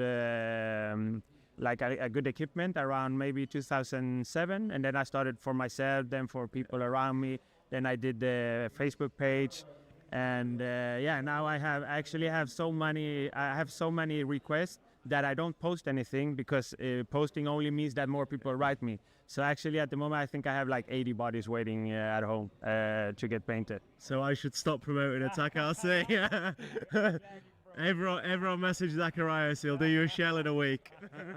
That's I'm actually really happy that it's almost only returning customers at the moment, which means that they're happy with my work. So must mean you're good at something. Well, thank you very much, Zacharias. Good luck, and we'll catch you later in the week. Thank you. Cheers. So who else can we find? Mr. Holdsworth, I think. Nah, we won't speak to Holdsworth. We'll speak to Reese Ward, youngster in the corner. I can just squeeze through. It's right. Mr. Reese. What heck? If we just turn around. Oh no, he's going to go there. So, how's it going? Good. Are you enjoying the week? Yeah, it's been good. First Euros. This is your first Euros you've ever done? Yeah. And what do you think of the track? No, really. It's good. I'd like more jumps though. I think everyone would like more jumps. And we've had 2-wheel drive. It seemed to go pretty good for you. How's 4-wheel drive practice gone so far? First one was good. Second one, my speedo overheated. I think mechanic needs to do a bit more work. What do we reckon? Yeah. So we're blaming the mechanic if it doesn't work. I think that's fair, isn't it? Yeah. Excellent. Well, thank you very much for your time and good luck this week. Hope you enjoy it. Yeah. So that's Reese Ward, one of the young British drivers with the X-ray machine. And as we continue down, Jamie Hall's just going out for practice, which would suggest the top heats are starting soon. I'm going to see who else we can find on the way. Bruno looks busy. David doesn't look busy. David, you got a minute? Sure. So two-wheel drive, I think probably you were unlucky at times. Could have been higher on the grid. Would have made a difference in the finals. How did you find it overall in the end? Well, obviously I wasn't pleased with the result, considering the speed we had early on in qualifying. But like you said, a couple of bad luck moments there. You know, I had almost a DNF, let's say, in Q1 where I faded on the last lap, so I didn't make it over the loop. That was a top 3 run. Had a third in the second run, then second in the third run, which then was cancelled. So, yeah, then had a good run going in the new Q3, let's say, and then unfortunately our gearbox failed. So, yeah, another DNF. And then I did the first mistake actually in Q4. That was on me, but that meant like going into Q5, I needed a run to even be in the main. So then you can't risk anything. So I just kept it on the wheels. You know, it was good enough for 5th on the grid. But from 5th on the grid on the carpet racing, you can't really, you know, expect to do anything. So, you know, I was just trying to, you know, be there for when something would happen. In the first one, I was very close with Daniel and Bruno. He made a small mistake and I got caught in his car, so that was unfortunate. But Forest was still decent from the A1, and then A2 and A3, I just had a bit mistake on my own, which I'm disappointed about because, you know, there was stuff happening there towards the end of A3. So if I was just there, I could have maybe had a chance on making the podium still, but in the end, finished 7th. So a bit disappointing for sure. Lots of bad luck there in qualifying. So hopefully we can turn things around here with 4 drive and do a little bit better. Practice 1 was looking good for the team. I think it was 1, 2, 3, if I'm not mistaken. Yeah, I think 1, 2, 3, and then Martin was 5th. So, yeah, very good. Our cars are always good on the carpet. So we feel very strong. But yeah, still need to keep on working on small details here and there, not to let the competition get too close. It will be close in qualifying no matter what. But so far it was a good start, and hopefully we can keep it going. So, probably $1 million question. Two-wheel drive, you obviously gridded up Brian Bruno. Is it easier or harder to race with a teammate than, say, someone from a different brand? I mean, of course, like, you know, the last thing I wanted to do there in the main was to you know, ruin both our races. So with Bruno in front of me in the 2 dry mains, you know, I take a bit of margin on the braking spots around the track. And it's very difficult because the drivers have different driving styles. And some brake a little bit earlier, some brake later. So you need to have that margin, and especially as Bruno is my teammate, I made sure to keep a bit of margin not to ruin both of our races. So if it was a different guy in front, maybe I would have been a bit more aggressive. But you know, I would have preferred to be a little bit further up on the grid, but that's how it goes sometimes, and hopefully we can do that in 4 drive instead. Well, good luck. Thanks for your time. Good luck in qualifying and rest of practice. Thank you very much. So we're going to continue down. I'm looking at Tech Guide to see how long I've got. 2 minutes. Did you say 2 minutes left? So we're going to have one more, and I am going to jump in with Sven. He's going to close his laptop, close all the secret designs down. Don't know what that was. It looked like a new associated 3-wheel drive buggy. So Sven, how's it going? Yeah, good. How did you find 2-wheel drive? Easier than 4-wheel drive. So 4-wheel drive's a struggle this morning? A little bit, yeah. Just getting used to driving modified again, because I usually only drive stock class in Germany. So everything is a bit quick compared to what I usually drive, yeah. And how have you found the changes to the track layout? It's better than 2-wheel drive. Still very difficult and maybe missing some jumps, but a small step into the right direction. Perfect. Well, it's good that it's improved rather than got worse. And last question, who's your hot tip? Who's going to win 4-wheel drive? Marcus Kerup. Perfect. Thank you very much, Tristan, and good luck. So I'm going to wrap up pit walk number 1 there. I think we're about 20 minutes in, and we're going to go and probably call some races. Got some interviews set up for later in the day, which we're going to do, and bring you those VTs through the day. Thank you very much, and we'll catch you soon.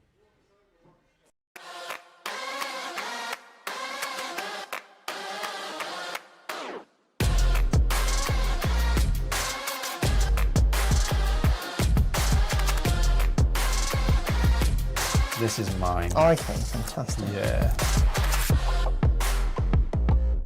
Feels amazing. It's unbelievable. The legend, Masami Himataka.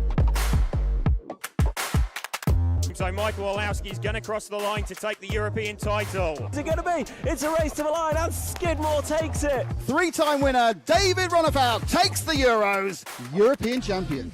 That's crazy, man. I can't believe it. Balestro's flamed out. Balestro's flamed out. Oh, he's broken. Valkyries is broken.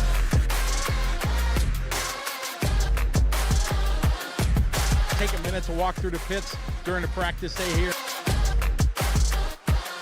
It is in order of when you won your first World Championship. It's insane. You guys need a race director, and I'm lost my contracts. Give me a call. Thank you guys for the coverage. I appreciate it.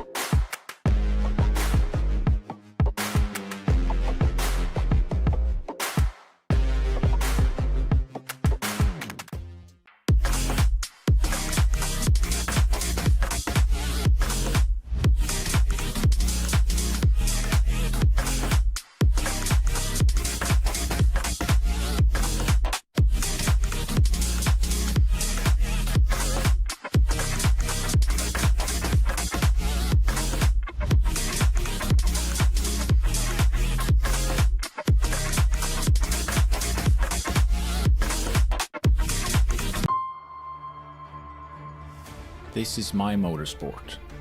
I put everything into this. It's given me so much more back. The best friends The best moments. The best skills. and experiences. I put hours into tuning the setup of my car. From camber to toe. To differential, The shocks, tires. body and wing. Adjusting everything in search of perfection. Lap after lap after lap. I practice endlessly on track. And then it's time to race. We are in for a barnstormer. Wants to make the move. He makes a move stick. Ronald has a look down the inside, can't find a gap there. What's it going to be? It's a race to the line and Skidmore takes it. Killick gets a kick down the straight. Oh, Walter's going for the lead. Through for the third spot. It looks like Newman's got it. Bruno gets the jump off the start, and Ronald Volker, it's all gone wrong for him. Your European champion, Dario Balestre. Racing at every level is hard. And it doesn't always go your way. Letting Newman. Oh, Newman's had a nightmare. Oh, and that's figure eight rolling. Spot on the pony. Oh, Garo's over. Oh, Balestro's flamed out. Balestro's flamed out. They can stop. Oh, Clarkson is just gone. He's taken out the fence.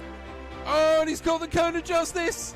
Oh, he's broken. Valkyries is broken. Sometimes you lose, but you'll never forget the important things you win.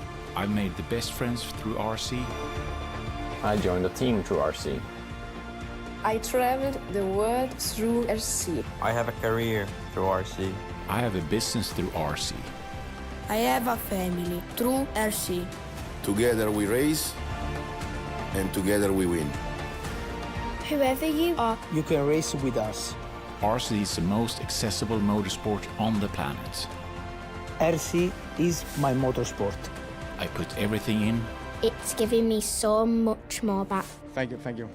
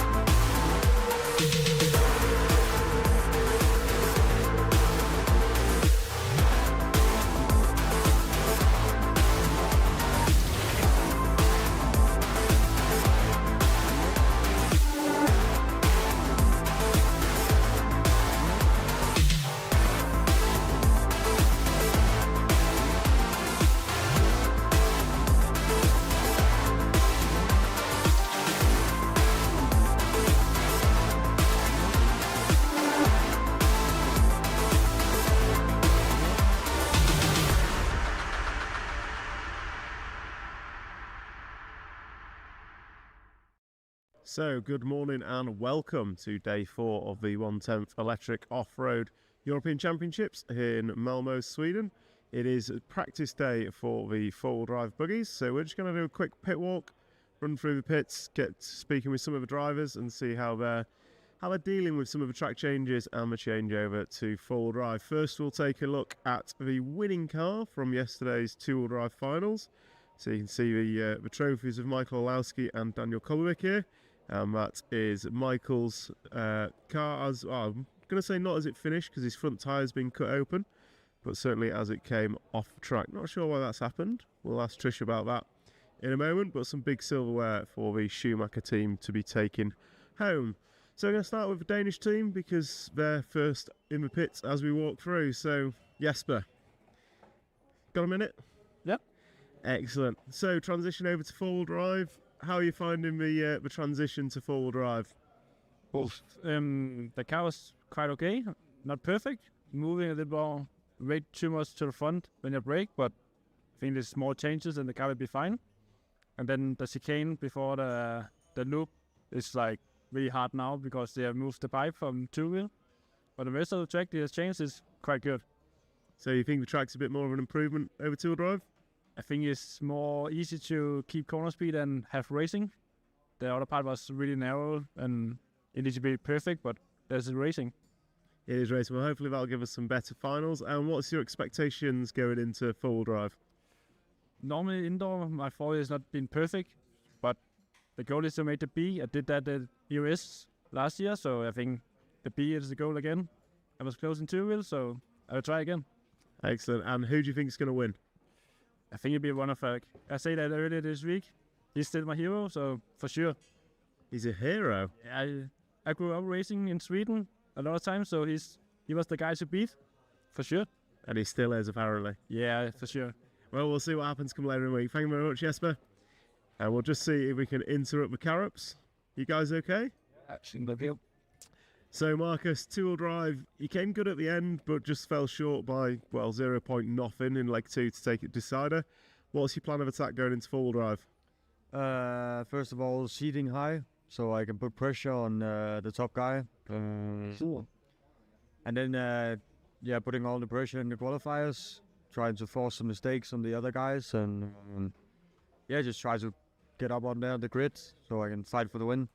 Excellent. How do you find the transition from two-wheel drive to four-wheel drive? Is your car working well? I know we're only like one or maybe two practices in so far. I mean, for me, my car was amazing. It's just I need to just try some stuff, seeing if we can improve anything. But the first practice here was amazing for me. I mean, I'm feeling really confident going into this.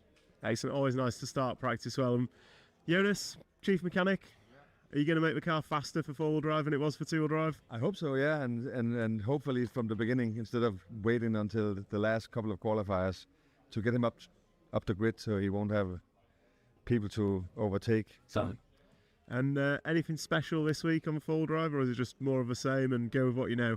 No, we've got some options on the car, but nothing we can disclose here. But we've made some progress with the four-wheel drive, so it should be even better. Excellent. Well, good luck, Team Carrop, and hope to see you in the mains later this week. Thank you. So we'll carry on, and next up I can see Michael's just got up, so I'm going to steal his seat. Better not. He absolutely will. So Trish, how's it going? Successful two-wheel drive event for the Schumacher team? Absolutely grateful for what could have came together. It could have even been a bit more. Ben Smith hovering, you get 3/3. Finishing fourth, you think, you think a bit of consistency would get you that result. But if I'm honest, yesterday couldn't have gone much better for me. So it's amazing. It doesn't always go that way. So you just enjoy those moments. The cars worked really well throughout the whole meeting. We did small adjustments. So kind of happy I didn't have a stressful 3 days. The only stresses were rerunning of a round, various things, that go on like they do with any race. But really it was good. The facility is great that's here, so it's been nice to be here. Obviously there's been talk of the track and what could be more from it. But at the end of the day, it's a track that's really well presented. There's nothing weird going on. We can all make the jumps. Last Euros, we had a bit more trouble with that. It was difficult. So everyone's always going to have their little 2 pence to kind of put in on that one. So no one to four-wheel drive. And how's that going for the team after 2 rounds of practice so far? One so far for, obviously, the top eats. It's a bit more tricky than two-wheel drive. Two-wheel drive, actually, we weren't right at the top at the beginning. Like, Landon was right up there before. This time, it's looking like, you got the 3 X-rays. Let's give you a car. You got the 3 X-rays at the top. Then there was, I think, Marcus. And then there's the rest of us. So we've got a bit of work to do. We're quite a few tenths off from where we want to be. So we need 2 to 3 tenths to kind of start getting to where we're doing all right then. And then consistencies go with that. So in two-wheel drive, it was very much a case of there was a fast lap pace, there was a fast first minute pace, and then what the Schumacher guy seemed to have was a full fast 5 minutes. It didn't seem to fade. Do you think that's going to be a factor in four-wheel drive as well? There'll be 2 things. There's obviously power usage is going to be more king on this one. So we started out a bit low on power to make sure we can see what our battery usage is. So Mike is going to turn this up a bit. You got little pile of tyres there. So for this, it's that classic same story. Anyone can rag it around and put a fast lap in, but can they do it for 5 minutes? And we're going to see if we can manage it in the same way. But four-wheel drive is the ability to, you can't extract as much from it in certain situations when it's all tight. Whereas two-wheel drive, you can kind of manipulate the car a bit more. And we saw Marcus towards the end of all those finals. He started going into this kind of the classic hammer time as we hear. And he didn't always hold on to it in qualifying, which hurt him. But in the finals, actually, it was working for him at points. So we'll see, Well, I for one think it's going to be pretty exciting. 2 final questions. First one about tyres. Why has Michael's two-wheel drive got a big hole in the front tyre? Okay, so at the end of the finals, if you win or in the top 3, they inspect the car. So motors come apart. Is it the right motor? Is it legal? Do you have the right frames in? And are your tyres the right tyres? Just all the inspections they can do. And also for Chris Hardesty, who was doing it, it's to show, look, I have checked all this and that it is all the right stuff and it's very visible for people to see. So he didn't beat everyone with a blown out tyre? That's true, but we could always set that rumour going. I think we've started that. And final question, with your two top finishing drivers in two-wheel drive next year, who's going to win? Daniel's always a dark horse. He's now got glasses, so he can see a bit better, so you never know what he can do. We know what Michael's been able to do in the past, so it's going to be interesting. Obviously, this is four-wheel drive for us. It's not as easy for us to kind of fight with those guys. So I think we're going to just see what we can do, really. But to pick one, I just can't. So there's a non-committal answer from Trish. Thank you very much. We'll leave you to it. We'll leave Daniel and Mikhail to it as they're working away. Practice is usually the hardest time for as a driver because every run you're changing stuff. So try not interrupt the drivers too much. So we're going to continue through the pits. I have been given some names to try and find. I will see who I can find.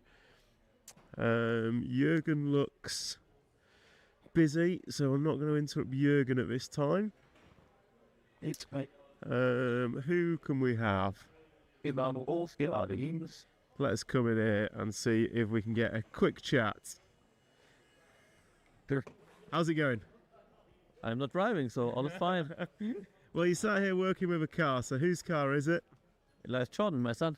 And how's it going for him? I think a little bit better than two-wheel drive. So, yeah, I think we stay it cool and make less mistakes. Is that going to be easier or harder for him on the new track? You have to ask the driver, but I think, for the layout changes, for all is the same. I think at the beginning it's a little harder, but I hope it will be great. I'm going to jump around and speak to Elias, see what he thinks of all this, and find out how Kim's going to give him a quicker car. So, Elias, how was two-wheel drive for you? I think two-wheel drive was a little bit hard for me because I didn't have the practice for two-wheel drive. And how do you think four-wheel drive is going to go? I think four-wheel drive is going a little bit better because I have more driving practice with it. What's your expectations? Where do you think you're going to end up? I mean, top 50, it would be cool, but I think realistic is top 60 or something like that. Okay, and how's the mechanic going to give you a better car? I don't know. I mean, he tells me what I have to do, and I try to do it. I think if you don't make top 50, I'm going to blame the mechanic. What about you? No, it's my fault then. I always blame the mechanics, never the driver's fault. Good luck, Elias. Thank you very much. And now, as Zacharias is here, I'm going to jump in with Zacharias. Camera's coming behind you. So, Zacharias, how's it going? Two-wheel drive was not so good. It was I haven't driven 10 scale since the Worlds 19, and the last time on carpet was 17. So it was a big struggle, and a new car. I was driving the Mugen car. So it was hard two-wheel drive. Have you got the Mugen car with you? I've never actually seen one. We'll try and get some pictures of that. So, how many Euro? How long have you been doing the Euros? Because I remember you from many years ago. I raced the first Euros actually in 1990, so it's long before you started. But I had a big break, so the first time I saw you was maybe 2007 or 8 or something like that. Yeah. And then I raced all the Euros till COVID, basically. Now last 5 years I haven't been racing anything, and I had a baby, so... Life gets in the way. Yeah. But now my baby is getting bigger, so, it's easier to travel. So this year I've been doing most in like 8 scale races, nationals. We went to the plus 40 Euros, which was really, really fun. And, we're having a lot of fun. Excellent. Can we just take a quick look at the Mugen car? So, never actually seen one. So, what's special about this over? So I've been out of this for a few years now. What? The thing is, I've been I'm not. So why the Mugen? Why the Mugen? Because I raced a Mugen in 8 scale, so it was easy. Modelix has it, so it was easy choice really. To be honest, come to Euros without even testing the car. It was completely new when I came. Was hard. I would have needed a few weeks to get it up to speed, and so if it makes you feel any better, even the guys that tested a lot before they came found it hard. Yeah, I know. So but we are having fun, which is important. That's what it's all about. An Attack RC. Tell me about that. Yeah, so I'm still doing. I heard on the live stream you talked about it. Yeah, I'm still doing it, almost full time. So when did you start that? Because I remember you painting body shells years ago, but I thought it was just the odd one. No, I've started maybe around 2000. Well, I actually painted my bodies when I was 11 years old. With spray cans and stuff like that. But I actually bought like an airbrush and a good. A good equipment around maybe 2007, and then I started for myself, then for people around me. Then I did the Facebook page, and now I have so many requests that I don't post anything, because posting only means that more people write me. So actually at the moment I think I have like 80 bodies waiting at home to get painted. So I should stop promoting Attack RC. Everyone message Zacharias, he'll do you a shell in a week. That's I'm actually really happy that it's almost only returning customers at the moment, which means that they're happy with my work. So must mean you're good at something. Well, thank you very much, Zacharias. Good luck, and we'll catch you later in the week. Thank you. Cheers. So who else can we find? Mr. Holdsworth, I think. Nah, we won't speak to Holdsworth. We'll speak to Reese Ward, youngster in the corner.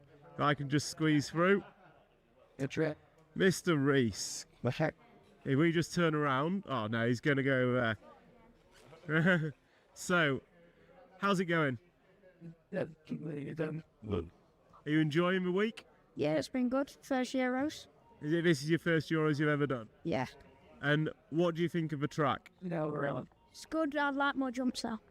I think everyone would like more jumps. And we've had 2-wheel drive. It seemed to go pretty good for you. How's 4-wheel drive practice gone so far? First one was good. Second one, my speedo overheated. I think mechanic needs to do a bit more work. What do we reckon? Yeah. So we're blaming the mechanic if it doesn't work. I think that's fair, isn't it? Yeah. Excellent. Well, thank you very much for your time, and good luck this week. Hope you enjoy it. Yeah. So that's Reece Ward, one of the young British drivers of the X-Ray machine. And as we continue down, Jamie Hall's just going out for practice, which would suggest the top heats are starting soon. I'm going to see who else we can find on the way. Bruno looks busy. David doesn't look busy. David, you got a minute? Sure. So two-wheel drive, I think probably you were unlucky at times. Could have been higher on the grid. Would have made a difference in the finals. How did you find it overall in the end? Well, obviously I wasn't pleased with the result, considering the speed we had early on in qualifying. But like you said, a couple of bad luck moments there. You know, I had almost a DNF, let's say, in Q1 where I faded on the last lap, so I didn't make it over the loop. That was a top 3 run. Had a third in the second run, then second in the third run, which then was cancelled. So, yeah, then had a good run going in the new Q3, let's say, and then unfortunately our gearbox failed. So, yeah, another DNF. And then I did the first mistake actually in Q4. That was on me, but that meant like going into Q5, I needed a run to even be in the main. So then you can't risk anything. So I just kept it on the wheels. You know, it was good enough for 5th on the grid.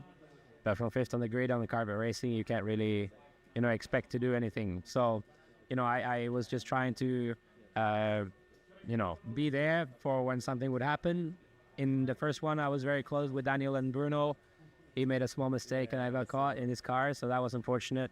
But at 4th was still decent from the A1, and then A2 and A3, I just had a bit mistake on my own, which I'm disappointed about because, you know, there was stuff happening there towards the end of A3. So if I was just there, I could have maybe had a chance on making the podium still, but in the end, finished 7th. So a bit disappointing for sure. Lots of bad luck there in qualifying. So hopefully we can turn things around here for drive and do a little bit better. Practice 1 was looking good for the team. I think it was 1, 2, 3, if I'm not mistaken. Yeah, I think 1, 2, 3, and then Martin was 5th. So yeah, very good. Our cars are always good on the carpet. So we feel very strong. But yeah, still need to keep on working on small details here and there, not to let the competition get too close. It will be close in qualifying no matter what. But so far it was a good start, and hopefully we can keep it going. So, probably $1 million question. Two-wheel drive, you obviously gridded up Brian Bruno. Is it easier or harder to race with a teammate than, say, someone from a different brand? I mean, of course, like, you know, the last thing I wanted to do there in the main was to you know, ruin both our races. So with Bruno in front of me in the 2 dry mains, you know, I take a bit of margins on the braking spots around the track. And it's very difficult because the drivers have different driving styles. And some brake a little bit earlier, some brake later. So you need to have that margin, and especially as Bruno is my teammate, I made sure to keep a bit of margin not to ruin both of our races. So if it was a different guy in front, maybe I would have been a bit more aggressive. But you know, I would have preferred to be a little bit further up on the grid, but that's how it goes sometimes, and hopefully we can do that in 4 drive instead. Well, good luck. Thanks for your time. Good luck in qualifying and rest of practice. Thank you very much. So we're going to continue down. I'm looking at Tech Guide to see how long I've got. 2 minutes. Did you say 2 minutes left? So we're going to have one more, and I am going to jump in with Sven. He's going to close his laptop, close all the secret designs down. Don't know what that was. It looked like a new associated 3-wheel drive buggy. So Sven, how's it going? Yeah, good. How did you find 2-wheel drive? Easier than 4-wheel drive. So 4-wheel drive's a struggle this morning? A little bit, yeah. Just getting used to driving modified again, because I usually only drive stock class in Germany. So everything is a bit quick compared to what I usually drive, yeah. And how have you found the changes to the track layout? It's better than 2-wheel drive. Still very difficult and maybe missing some jumps, but a small step into the right direction. Perfect. Well, it's good that it's improved rather than got worse. And last question, who's your hot tip who's going to win 4-wheel drive? Marcus Kerup.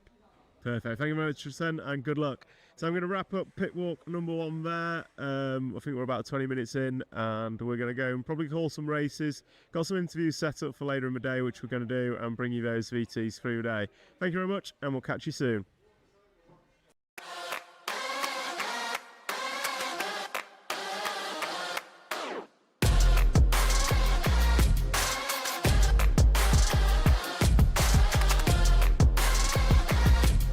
This is mine. Oh, okay, fantastic. Yeah. Feels amazing. It's unbelievable. The legend, Masami Himataka. So Michael Olowski's going to cross the line to take the European title. What's it going to be? It's a race to the line and Skidmore takes it. Three-time winner David Ronnefout takes the Euros, European champion.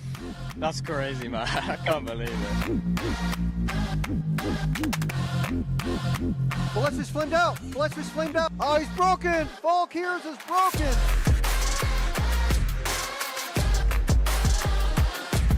Take a minute to walk through the pits during the practice day here. It is in order of when you won your first World Championship. It's insane. You guys need a race director, and I'm lost my contracts. Give me a call. Thank you guys for the coverage. I appreciate it.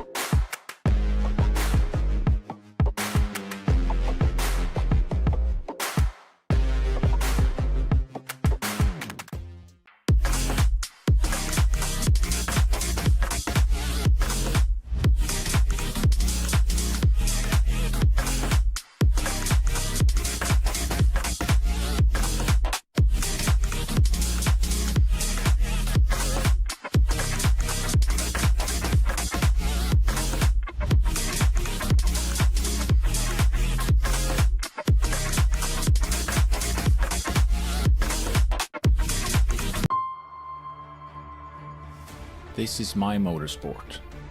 I put everything into this. It's given me so much more back.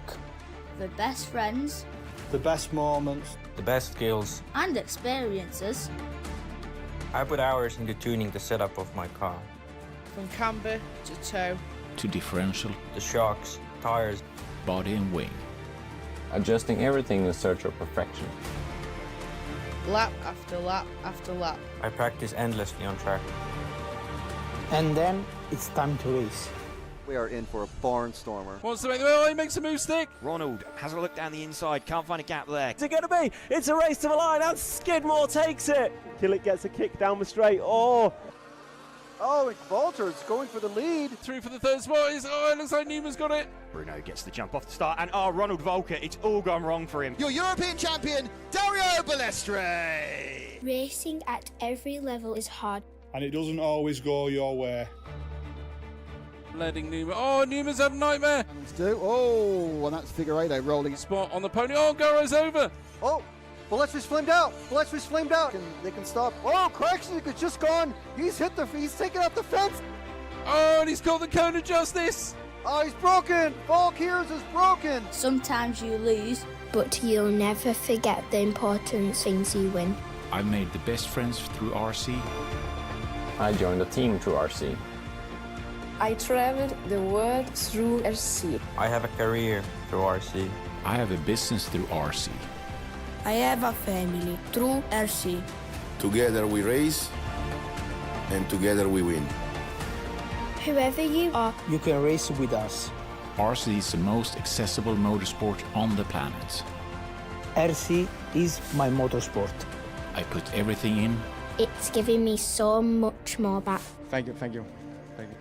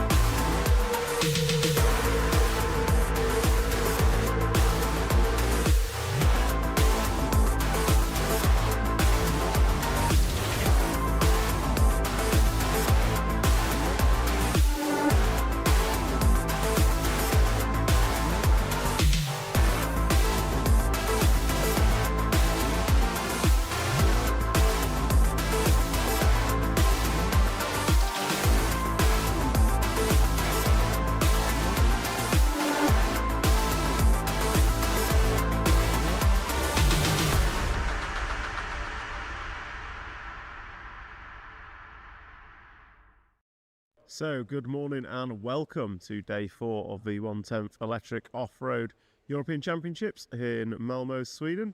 It is practice day for the four-wheel drive buggies, so we're just going to do a quick pit walk, run through the pits, get speaking with some of the drivers and see how they're dealing with some of the track changes and the changeover to four-wheel drive. First, we'll take a look at the winning car from yesterday's two-wheel drive finals. So you can see the trophies of Michael Olowski and Daniel Kolwick here. And that is Michael's car, as I'm going to say not as it finished because his front tyre's been cut open, but certainly as it came off the track. Not sure why that's happened. We'll ask Trish about that in a moment, but some big silverware for the Schumacher team to be taken home. So we're going to start with the Danish team because they're first in the pits as we walk through. So Jesper, got a minute? Yep. Excellent. So transition over to four-wheel drive. How are you finding the transition to four-wheel drive? The car was quite okay, not perfect. Moving a little more, way too much to the front when you brake, but I think there's small changes and the car will be fine. And then the chicane before the loop is like really hard now because they have moved the pipe from two-wheel. But the rest of the track, the change is quite good. So you think the track's a bit more of an improvement over two-wheel drive? I think it's more easy to keep corner speed and have racing. The other part was really narrow and it needs to be perfect, but there's racing. It is racing. Well, hopefully that'll give us some better finals. And what's your expectations going into four-wheel drive? Normally indoor, my four-wheel has not been perfect, but the goal is to make the B. I did that at US last year, so I think the B is the goal again. I was close in two-wheel, so I'll try again. Excellent. And who do you think is going to win? I think it'll be one of I say that earlier this week. He's still my hero, so for sure. He's a hero? I grew up racing in Sweden a lot of times, so he was the guy to beat, for sure. And he still is, apparently. Yeah, for sure. Well, we'll see what happens come later in the week. Thank you very much, Jesper. And we'll just see if we can interrupt the Carrops. You guys okay? Absolutely. So, Marcus, two-wheel drive, you came good at the end, but just fell short by, well, 0 point nothing in leg 2 to take it decider. What's your plan of attack going into four-wheel drive? First of all, seating high, so I can put pressure on the top guy. Sure. And then, putting all the pressure in the qualifiers, trying to force some mistakes on the other guys, and just try to get up on there, the grid, so I can fight for the win. Excellent. How do you find the transition from two-wheel drive to four-wheel drive? Is your car working well? I know we're only like one or maybe two practices in so far. I mean, for me, my car was amazing. It's just I need to just try some stuff, seeing if we can improve anything. But the first practice here was amazing for me. I mean, I'm feeling really confident going into this. Excellent. Always nice to start practice well. Jonas, chief mechanic, are you going to make the car faster for four-wheel drive than it was for two-wheel drive? I hope so, yeah, and hopefully from the beginning instead of waiting until the last couple of qualifiers to get him up the grid so he won't have people to overtake. And anything special this week on the four-wheel drive, or is it just more of the same and go with what you know? No, we've got some options on the car, but nothing we can disclose here. But we've made some progress with the four-wheel drive, so it should be even better. Excellent. Well, good luck, Team Carrop, and hope to see you in the mains later this week. Thank you. So we'll carry on, and next up I can see Michael's just got up, so I'm going to steal his seat. Better not. He absolutely will. So Trish, how's it going? Successful two-wheel drive event for the Schumacher team? Absolutely grateful for what could have came together. It could have even been a bit more. Ben Smith hovering, you get 3/3, finishing 4th. You think, you think a bit of consistency would get you that result. But if I'm honest, yesterday couldn't have gone much better for me. So it's amazing. It doesn't always go that way. So you just enjoy those moments. The cars worked really well throughout the whole meeting. We did small adjustments. So kind of happy I didn't have a stressful 3 days. The only stresses were rerunning of a round, various things, that go on like they do with any race. But really it was good. The facility is great that's here, so it's been nice to be here. Obviously there's been talk of the track and what could be more from it. But at the end of the day, it's a track that's really well presented. There's nothing weird going on. We can all make the jumps. Last Euros, we had a bit more trouble with that. It was difficult. So everyone's always going to have their little 2 pence to kind of put in on that one. So no one to four-wheel drive. And how's that going for the team after 2 rounds of practice so far? One so far for obviously the top eats. It's a bit more tricky than two-wheel drive. Two-wheel drive, actually, we weren't right at the top at the beginning. Like Landon was right up there before. This time it's looking like, you got the 3 X-rays. Let's give you a car. You got the 3 X-rays at the top. Then there was, I think, Marcus, and then there's the rest of us.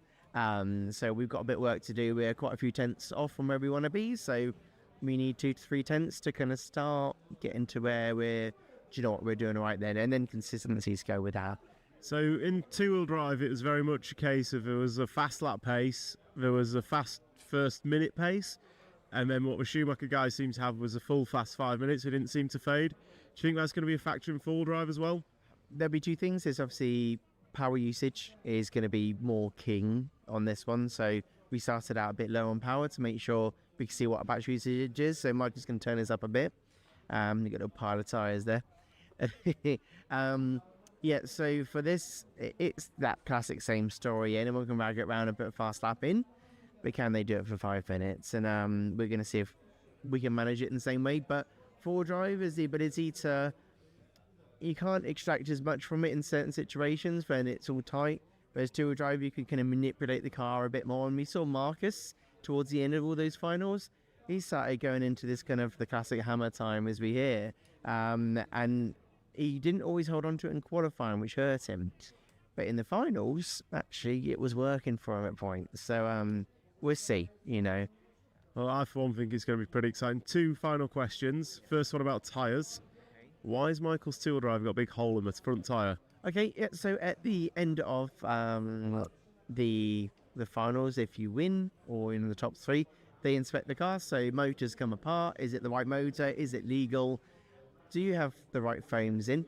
And are your tyres the right tyres? Just all the inspections they can do. And also for Chris Hardesty, who was doing it, it's to show, look, I have checked all this and that it is all the right stuff and it's very visible for people to see. So he didn't beat everyone with a blown out tyre? That's true, but we could always set that rumour going. I think we've started that. And final question, with your two top finishing drivers in two-wheel drive next year, who's going to win? Daniel's always a dark horse. He's now got glasses so he can see a bit better, so you never know what he can do. We know what Michael's been able to do in the past, so it's going to be interesting. Obviously, this is four-wheel drive for us. It's not as easy for us to kind of fight with those guys. So I think we're going to just see what we can do, really. But to pick one, I just can't. So there's a non-committal answer from Trish. Thank you very much. We'll leave you to it. We'll leave Daniel and Mikhail to it as they're working away. Practice is usually the hardest time for the driver as a driver because every run you're changing stuff. So try not interrupt the drivers too much. So we're going to continue through the pits. I have been given some names to try and find. I will see who I can find. Jürgen looks busy, so I'm not going to interrupt Jürgen at this time. It's great. Who can we have? Let's come in here and see if we can get a quick chat. How's it going? I'm not driving, so all is fine. Well, you sat here working with a car, so whose car is it? Elias Jordan, my son. And how's it going for him? I think a little bit better than two-wheel drive. So, yeah, I think we stay it cool and make less mistakes. Is that going to be easier or harder for him on the new track? You have to ask the driver, but I think, for the layout changes, for all is the same. I think at the beginning it's a little harder, but I hope it will be great. I'm going to jump around and speak to Elias, see what he thinks of all this, and find out how Kim's going to give him a quicker car. So, Elias, how was two-wheel drive for you? I think two-wheel drive was a little bit hard for me because I didn't have the practice for two-wheel drive. And how do you think four-wheel drive is going to go? I think four-wheel drive is going a little bit better because I have more driving practice with it. What's your expectations? Where do you think you're going to end up?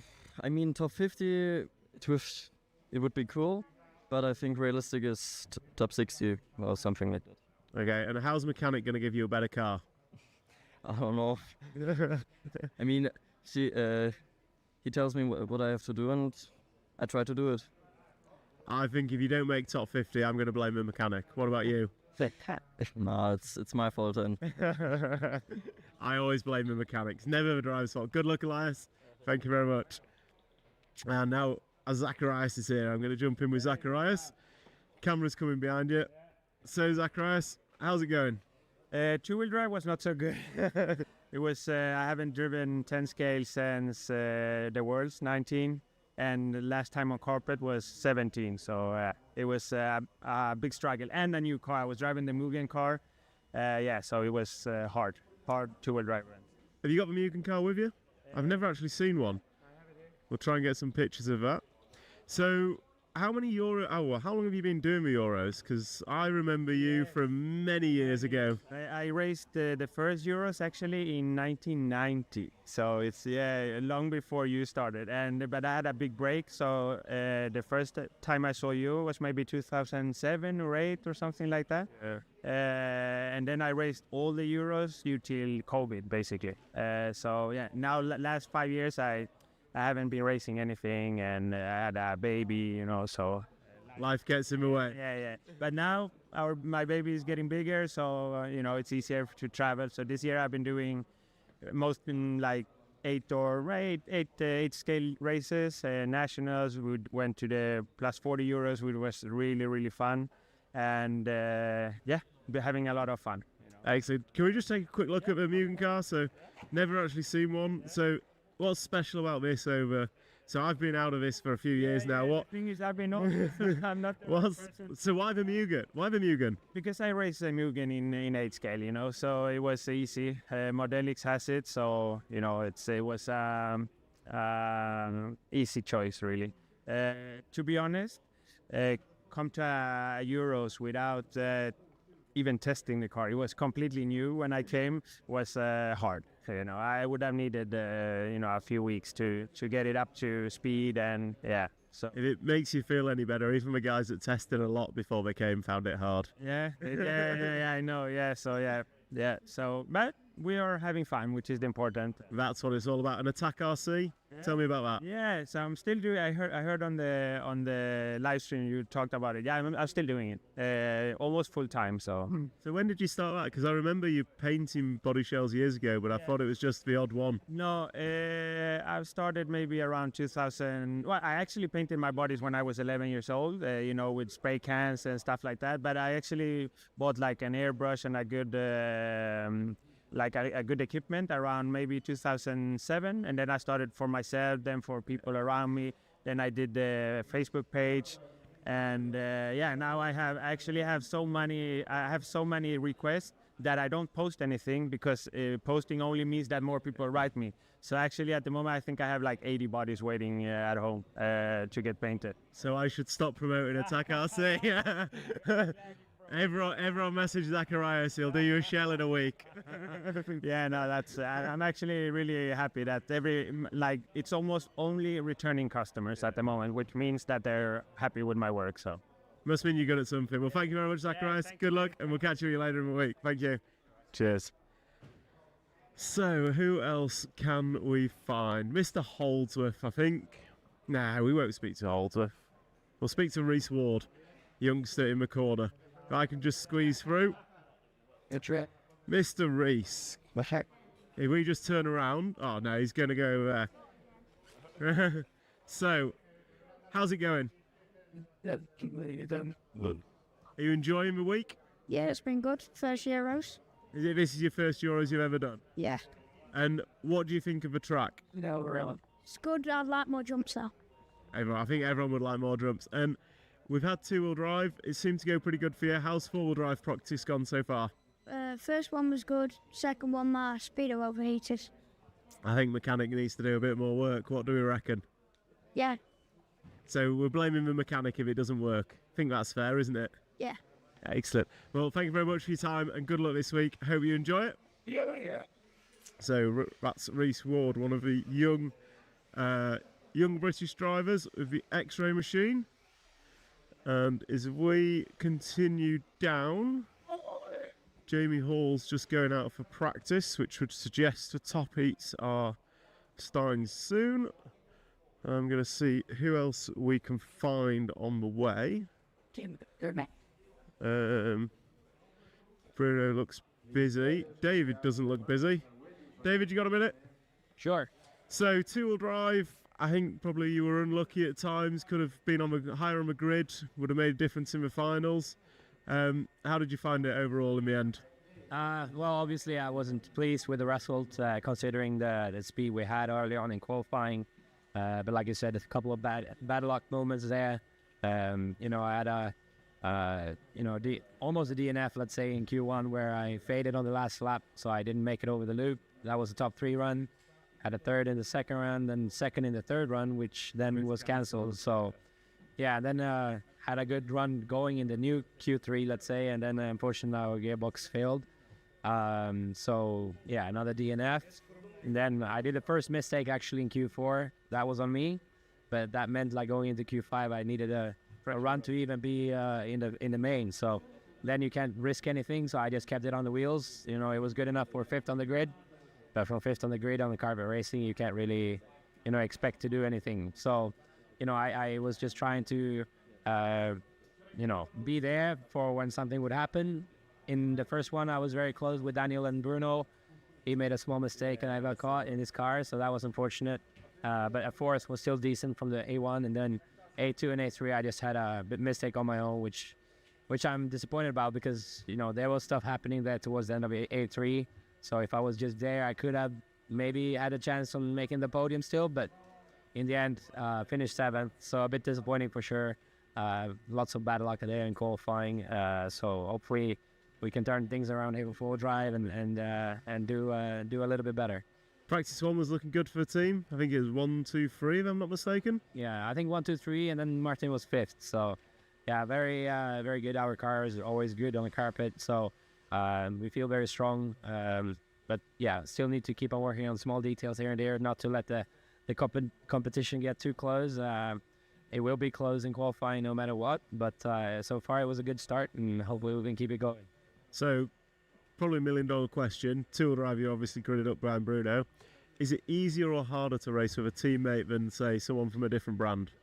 I mean, of course, like, you know, the last thing I wanted to do there in the main was to you know, ruin both our races. So with Bruno in front of me in the 2 dry mains, you know, I take a bit of margins on the braking spots around the track. And it's very difficult because the drivers have different driving styles. And some brake a little bit earlier, some brake later. So you need to have that margin, and especially as Bruno is my teammate, I made sure to keep a bit of margin not to ruin both of our races. So if it was a different guy in front, maybe I would have been a bit more aggressive. But you know, I would have preferred to be a little bit further up on the grid, but that's how it goes sometimes, and hopefully we can do that in 4 drive instead. Well, good luck. Thanks for your time. Good luck in qualifying and rest of practice. Thank you very much. So we're going to continue down. I'm looking at Tech Guide to see how long I've got. 2 minutes. Did you say 2 minutes left? So we're going to have one more, and I am going to jump in with Sven. He's going to close his laptop, close all the secret designs down. Don't know what that was. It looked like a new associated 3-wheel drive buggy. So Sven, how's it going? Yeah, good.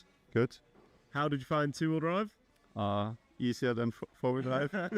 So 4-wheel drive's a struggle this morning? A little bit, yeah. Just getting used to driving modified again, because I usually only drive stock class in Germany. So everything is a bit quick compared to what I usually drive, yeah. And how have you found the changes to the track layout? It's better than 2-wheel drive. Still very difficult and maybe missing some jumps, but a small step into the right direction. Perfect. Well, it's good that it's improved rather than got worse. And last question, who's your hot tip? Who's going to win 4-wheel drive? Marcus Kerup. Perfect. Thank you very much, Tristan, and good luck. So I'm going to wrap up pit walk number 1 there. I think we're about 20 minutes in, and we're going to go and probably call some races. Got some interviews set up for later in the day, which we're going to do, and bring you those VTs through the day. Thank you very much, and we'll catch you soon.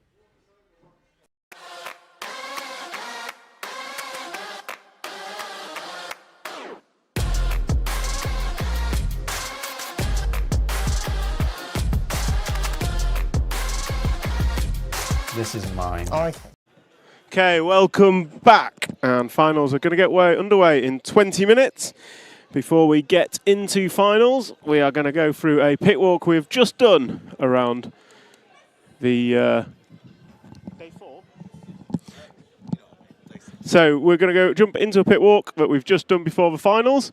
And then we will be getting into the L final, first final. I'm looking at... All right, off we go into the pit walk now. So, qualifying is completed here in Malmo, Sweden for the European Championships, and we have Bruno Coelho on pole. We're going to take a quick pit walk. We've just entered out through underneath our stadium. You can see we've got various things around, so we've got some kind of, I've never seen it before, I'm going to call it cage football. We've got a little mini Z track for the crowd that have appeared, so we've got quite a lot of public milling around, which is fantastic for our hobby. We've got a guy here just doing some work. We've got a load of, I think, Kaosho Mini Z. Yes, Kaosho Mini Z. So we've got another Mini Z track, which has been in basically constant use all day. And then as we come through here, mind the truck, we've got a whole setup of trucks and all sorts. So just kind of showing the accessibility of the hobby that is RC racing. So we've got another setup in the corner where you can see some of the trucks and kind of the proper model world that people are also interested in. So this is kind of all publicly accessible. Guys are coming in and out all day, coming to watch the racing that we're doing. We're just going to walk through a nice little drag car in the corner, because why not? So we're just going to have a quick walk through the cafe into the pits, and we're going to try and pick up some of our aim finalists. We want to chat with Wesley Van Helmond, the Waltons if we see them, and I think Yanni Mäkinen was the last one. So this is a cafe, and I've spied Marcus, so we're going to get Marcus first, whether he likes it or not. Marcus, quick word. Yep. How's it going? It's tough. It's very tough. Yeah, you got pipped to third on the grid, so starting fourth. How do you rate your chances from there? I think it's all right. I mean, we tried something in the last one, which didn't work out. I mean, then Misha jumped by, but I think I'm pretty confident going into the main. And do you think it's going to be processional, or do you think there's going to be a bit of carnage? Hopefully carnage. I'm hoping for the same. Thank you very much and good luck. So there's Marcus. He is fourth on the grid. A load of threes, but then Mika Vidmaier pipped him just at the end. So just seen Mr. Owen. Whether he likes it or not, he's going to get a microphone in his face. How's it going, Mr. Owen? Yeah, very well, thank you. You? What are we doing here? Meshing this spur gear for young Joshua Walton here. Why are you not doing it yourself? Don't know how to. Just Martin's gets it perfect on. Martin gets it perfect. So back in the day, we used to mesh motors. You get a little bit of thin paper, you roll that, keep the motor a little bit loose, you roll the paper through, and then tighten the motor up. So there you go. There's a little trick for you. I'll try it. Guess who else doesn't know how to mesh a motor? Probably still to this day. Simon Moss. You? No. No idea. Lee Martin. Really? Yeah, I remember having to mesh motors for Lee Martin not that long ago. So Josh, we've been asked to get you on film several times, so we found you. How's it going? It's going all right. Just haven't had the best day, but I'm trying the final. How's the week gone for you? Has it been your first Euros? First Euros. Two-wheel drive went really well. Just need a bit more work on the four-wheel drive. Haven't had much practice with it. And aside from the racing, have you enjoyed the Euros as a whole, like the whole event? Has it been what you expected, better than expected? It's been really good. Just first time. Don't know what much is happening, but it went really well. Excellent. Martin, do you want some help with that? No, I think I've got it now. Perfect. There we go. No worries. So that's Martin and Josh. So we're going to nip into the pit and see who we can find. Michael Orlowski just charging his radio. Michael, good for a quick word? Yeah. So gridding up second. How do you think it's going to go in the finals? I'm hoping for a miracle. We've been fighting really hard to try and find the speed to fight Bruno. We have one more practice to try something, and we'll see. I'll try and put Bruno under pressure and see what happens. So he's not really had much pressure in qualifying. Do you think from starting behind him on the grid you can put pressure on in the early laps? Yeah. Perfect. Are we going to make a race of it? Yeah. Perfect. Good luck, Michael. Thank you very much. So we will carry on. Alexander, how's your English? Do you want a quick interview? So we're here with Alexander Badansky, youngest. Oh, perfect. We've even got a translator. Look at that. So we're here with Alex. Is it his first European Championship? Jest, tak. Yes. Czy to są twoje pierwsze mistrzostwa? Yes. Tak. And how is he finding it? Have you really enjoyed yourself? Czy naprawdę się tu dobrze bawisz, jak się tu odnalazłeś? Możesz mówić po polsku, ja przetłumaczę. No mów ty. Nie, powiedz. Ale ja nie wiem jak. Bawisz się dobrze, tak? Yes, he's enjoying very much. Perfect. So one of my favourite things I've seen all week was Alexander and Reese, the young British X-Race driver, finished their qualifying runs and high-fived each other. That was awesome. So can I have a high five? Perfect. Najfajniejsza rzecz, którą on widział na tych zawodach, to było, kiedy ty z Reesem na podejście przybiliście piątkę po kwalifikacjach. I to było coś pięknego. It was awesome. Good luck for your finals and thank you for competing. Cheers, Alex. So that's Alexander Vasquez. Thank you. So I believe one of our youngest racers here today. Wesley. Can we get a quick 5 minutes with you? What was that? What was that? So we've been asked to come and speak to you, find out how it's going. So how's two-wheel drive better than four-wheel drive? No? No. Has it not been a good week? No, nothing works. Nothing works. Is carpet not your thing? No, carpet is fine, but I don't want to say the bad things. But what is going wrong? Because he's in front of me. Fair enough. The blue table, but I don't know anymore. Fair enough. So it's every time the same thing, you know. Like the car is fine, and I think we had finally some pace to do something with the heavy car. I drive it like batteries for my 8 skill to make 5 minutes. Yeah. And I can now still not make the 5 minutes because it stops every time. Okay. I think the track and everything it's okay now, but. So you're now a man of many classes. I think I've seen you do 12th scale, 5th scale, 8th scale, 10th scale. What's your favourite? Large scale. Large scale? How come? Old man. Are you an old man now? Yeah, I'm old. I'm getting old now. That makes our camera guy feel really old because he remembers his first event. You were about yay high. Yeah. And now you're an old man. So how do you think he feels? I don't know. Maybe that already.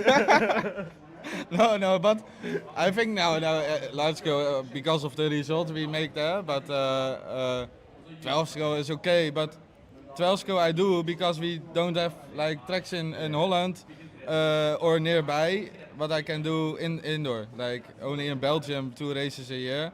So 12 scale is 30 minutes driving for me and I can drive it every day. So that's the reason why I do 12 scale and 10 scale. Yeah, we started with 10 scale, so that's basically maybe I like this more than 8 scale or something, but 8 scale is also good. Excellent. Well, thanks for your time and good luck in the final. Thank you. Hope you finish. So there's Wesley. So we've got everyone taking a picture of a top 10. I'm just going to sneak by all these guys taking pictures. Who else have we got? Good afternoon.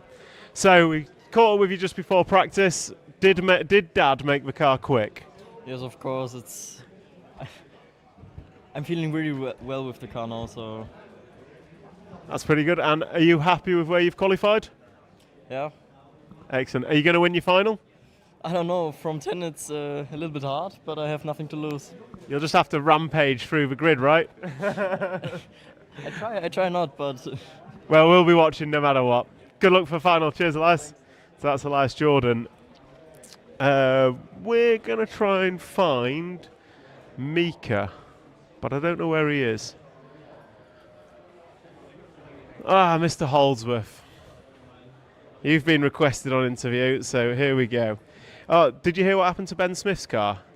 What, the explosion? No, apparently Eugene's wig got stuck in the drivetrain. Oh, right. That's a rumour on the internet anyway. How's it gone for you this week? Two-wheel was average. Four-wheel's been better. Where have you ended up? C final in four-wheel. Are you happy with that? It's better than two-wheel. That's one way of looking at it. Have you enjoyed the week in general? Has it been a good Euros? As in, all right, results aside, has it been a good Euros generally for you? Yeah, it's been fun. Excellent. Any stories to tell from away from the track? Well, the first day we were here, Callum was our driver, and we ended up going the wrong way up some taxi thing, head to head with a coach and 6 cars behind, but he stuck to it because he refused to get a fine. Right, we're going to go speak to Callum about that then. Don't run away. So, Callum, I hear your driving's been on point this week. Yeah, off the track maybe not on the track. Yeah, we had a bit of a disaster at the airport. Yeah, we were following Ed blindly around, and we accidentally drove the wrong way into the airport area. So yeah, I had to pull a Yui, and then came head on with a coach, and they went for moving, and neither was I. So yeah, that was pretty funny. But yeah. Brits on tour, what can you say? So how's the driving on track been? Mixed. Two-wheel, I had a very good car, but didn't really utilise it, and the four-wheel's been really good. Every single run, just didn't quite have enough when it mattered. But it's been so good, and it was like the first meetings with the car, so I'm really happy with how it's gone. It's just the margins are so tight at this level. You can't give anything away. Some would say 3 seconds is the difference between an A and a B final. It's massive. Yes. Well. So how have you found the event as a whole? It's an interesting question. I've enjoyed the event. I've enjoyed coming. It's my first race abroad as well. I think there's a lot left to be desired with the track. Yeah. The way the track flowed, the way that certain things went, especially when it came to adjusting layouts and things. I think a lot more could have been done to make it more interesting, especially for not only the races but people watching as well. Yeah. I think the two-wheel drive finals are really tough to watch because you couldn't race alongside each other. It was really, obviously I know the oil situation made it a lot worse as well on the track. It's like drifting around. But yeah, it's an interesting one because you understand there's a lot of work that goes into these things. It is hard to dot the I's and cross the T's. I understand that, but you do feel sometimes that maybe we could just do a little bit better overall. Yeah, I think that's a fair comment. I think everyone agrees the track could have a few more features, but at least it's not impossible. Much better in four-wheel drive, much more enjoyable as well. But two-wheel, I mean, it was just crazy. I mean, you just opposite lock the whole layout. You know, it's just a bit of an odd one, isn't it? But yeah, I'll take it. Excellent. Well, thank you very much for your time and good luck in the final. So let's carry on and see who else we can get. The Holdsworth stood here laughing at me. We'll get them both, actually. We'll get the duo act. As you both... No, both of you coming in. Both of you coming in. Don't you worry. So you both stood here laughing at Callum. What's so funny? I don't know, he was just saying he mentioned the taxi story, so just reminiscing. Reminiscing of the good times. How's it gone for you this week? It's okay. It's two-wheel drive was a lot easier than four-wheel, but you're never going to have two that are easy. So I made the C final and the B final in two-wheel. So who's going to win in the final between you? Well, you get 4 trophies for the nations thing, so I need to beat either him or Jamie. Awesome. So you're telling me Britain's hopes is falling on one direction? God help us. On that note, I'm leaving you to it. Good luck for finals, guys. So there you go. The Nations Cup is the top 4 drivers from each nation finishing position, and we have the Holdsworth brothers resting our hopes. Oh, we're gonna catch Craig as he digs in. He's got a salad out. He's hidden his burger and got a salad out to look healthy. Oh, Jesus. It's like 8 scale, that. What's your thoughts, Craig? What, for the win? For anything. Did I not say Bruno was going to win? No, I think you said it'll be an associated. Oh, right, that's right, yeah. So, can I change my mind? No. No, it's been a tough one. So we've got 2 cars in the final, same as two-wheel drive, but it's going to be tough to fight. I think Marcus dropped a place for qualifying then to 4th, so he really needed to be up there. I can't see past Bruno. Second place, possibility from third on the grid. You never know what's going to happen out there, but it's going to be a tough battle for us guys to climb the ranks. Do you think Bruno's going to walk away, or do you think there's going to be a challenge? Honestly, I can't. He just looks so comfortable. You know, he's in that kind of metronomic on-road kind of mode, and looks very comfortable and confident. So, yeah, I think he's quite happy. You know, through racing on road to have somebody on his tail, but still be in control. So, you know, I mean, if you did transplant this into on-road terms, 2 seconds is a country mile.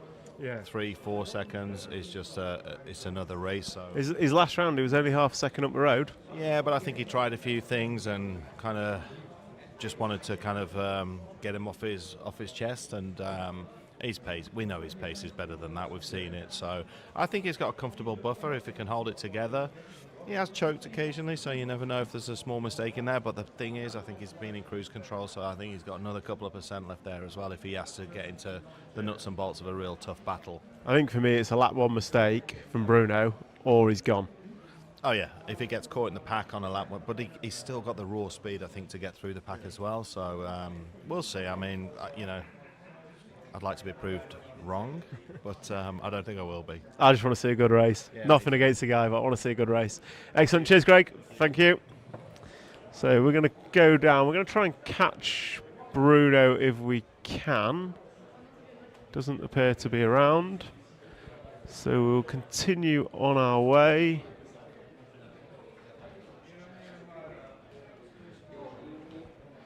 We've not got Bruno, but we do have a Bruno mechanic. Can we take a quick word? I guess. How's your English? Yeah, it's okay. Excellent. So you've been mechanicking on Bruno's car all week, from what I can see. Do you have much to do, or does Bruno do it all himself? I mean, I think in four-wheel drive, he pretty much does it all by himself. But two-wheel drive is where you earn your money. I mean, I tried, but I'm sure he will not be happy with how he came out. Bruno's never happy with anything other than a win. So obviously Bruno's four-wheel drive has been pretty on it since the very first lap. Has he changed much with the car, or has it been very much keep it the same and focus on the driving, or how's it going? I mean, I think honestly the base was pretty much the same. We just tweaked slight things just to make him more comfortable and more fast. And key question, is he going to win it? I hope so, but I can't guarantee it. Okay, we'll ask the man in charge. Bruno, your mechanic seems a bit unsure as to whether you're going to win. How do you feel? I feel like him. So, I mean, races are races, and we all know that nothing is decided until the end. Everything can happen, and I have many experiences on that, starting first and not finishing first in the end. But you know, it's one more race. I will be focused. I will give my best to finish first as well. The car is working pretty good. There is no excuses to not win, only if something mechanically happen or I struggle on the track. I think it's fair to say your car and you have been pretty phenomenal through full drive so far. The 17 lap runs were mesmerising to watch. General feeling in the pits, it's a first lap mistake or you've gone is the feeling. Obviously, do you still feel pressure for these kinds of events? Obviously, you've won a few Euros, won a few Worlds. How do you feel going into it? Yeah, for sure you always feel pressure. And I mean, I think it's important to feel the pressure. I think in the past you feel the pressure because you need to prove. Now you feel the pressure because everybody's expecting you. But yeah, the pressure is always there. Of course, I will be nervous. I'm on the qualifiers. I was already TQ and I was nervous. But you know, that's racing. We are ready for that. I'm not going to give up for nothing. Mistakes can happen in both sides, in me and all the others. So I will just keep the head down and try to make everything good. The biggest question in the chat, what's new on the car? I know you can't tell us. When will the crowd find out? Well, the car is, I don't know if it's releasing next month or 1 month after, but I just can say that it's working. Oh, it's clearly working. Good luck for finals, Bruno. Thank you very much. So there you have it. The car's new and the car's working. Who else have we got? We'll get a quick word with Pecco. Pecco, congratulations, another A main. How many is that at the Euros now? 10th scale, because I know you're a man of many classes. Second time. Second time. And how are you feeling going into a final? Super good. I think the car has been good through the qualifying. Only bit of pace missing till the end, I don't know why, but we'll see in the practice how it goes. And how any expectations? I think you're 10th on the grid, is it? So how are you? Any expectations coming into final? Can you move forward, or is it just see what happens and be there if needed? I think more like see what happens in front of me. I think there will be some tight racing, so I can benefit from that. So we'll see. It's been fast and furious. I'm somewhat hoping for carnage as a commentator, but yeah, we'll see what happens. Good luck for finals. Thank you. Good luck, Pete. Una, quick word. Starting 7th on the grid. How's that? How's you feeling going into a final? We'll see. Hopefully we can fight for top 5 again as in Tool. But yeah, we need to find a bit some more pace for the car, so should be good, hopefully. Do you think it's going to be a processional clean final, or do you think there's going to be mistakes and carnage? We'll see. It's always like when you think like it's going to be carnage, it's always clean. So I think like we're going to go at least like 3 minutes clean and then something starts to happen. So you just need to keep it on wheels for 3 minutes and then see what happens. Perfect. Well, thank you very much. Good luck for finals. So you have it. Una is saying carnage at 3 minutes in. How many minutes have I got left? We're on 20 minutes. So I'm going to pick one last person if I can see. Okay, we are back. I didn't pick one last person because I didn't see anyone. So don't worry, Deborah. We are here for L final. Cameraman is ready. These guys are warmed up. And if you're watching on Facebook, we are quickly going to just restart the Facebook live stream, just because we've got an 8-hour window. So we will restart the Facebook stream. YouTube will carry on. And we are here with the L final. So these are bottom 5 qualifiers here at the four-wheel drive European Off-Road Championships. I'd like to thank our sponsors, T-Works, X-Ray, Mybosport, Hobbywing, Schumacher, RC, XX Shop and S-Works for allowing you to bring this coverage. Just looking at the comments. Final start now. Don't know how many Schumachers broke. We've covered what happened with Noah. Basically, he got a penalty for misbehaviour on the rostrum. That penalty stands. Noah's in the B final, unfortunately. Please share the race. We are in countdown.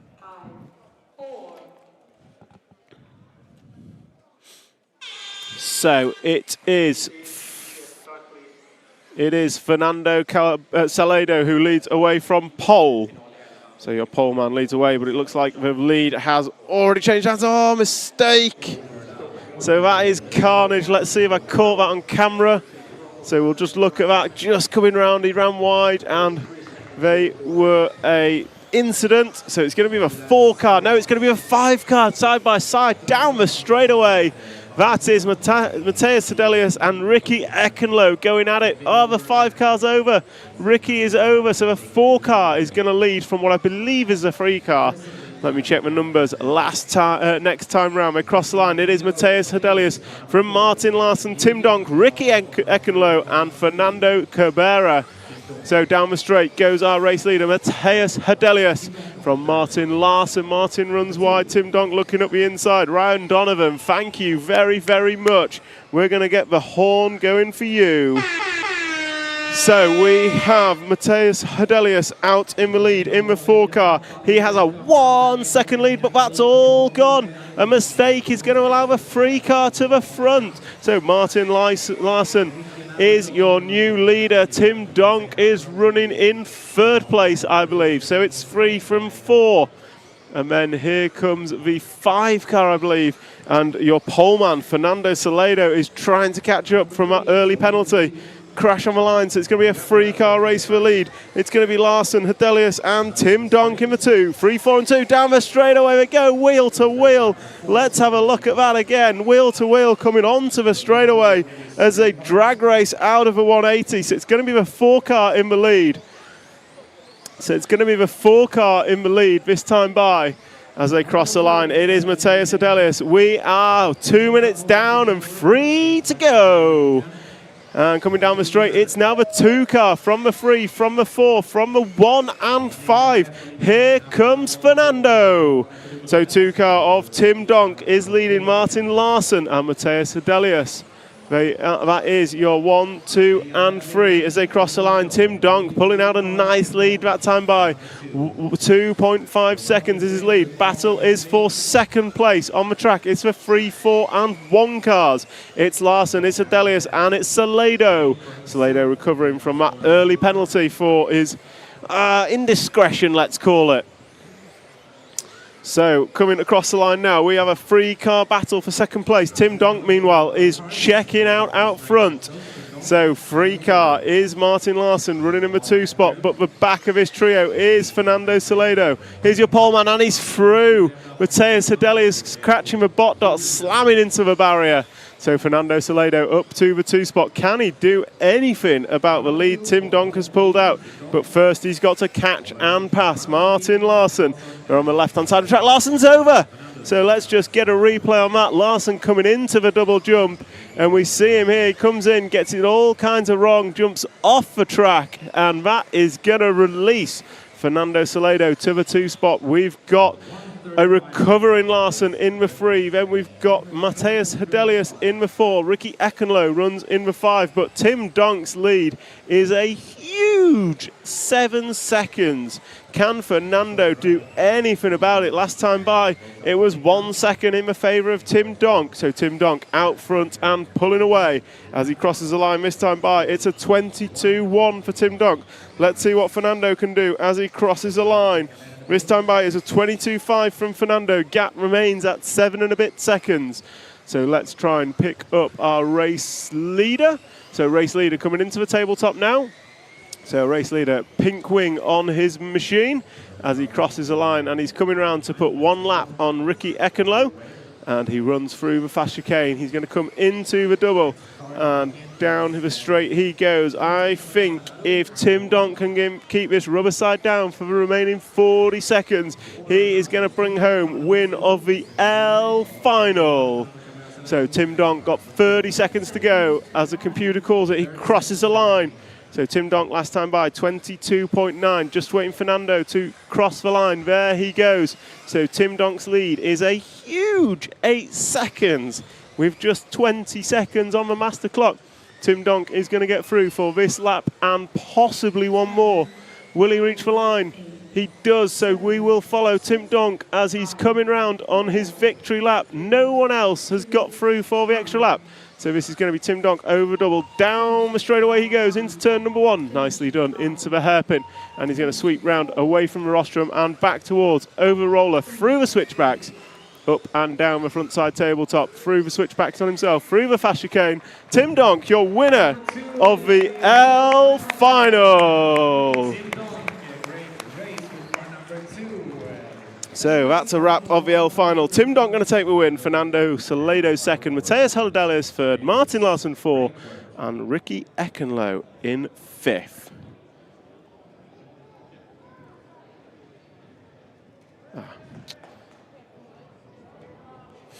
So next up is going to be the A final.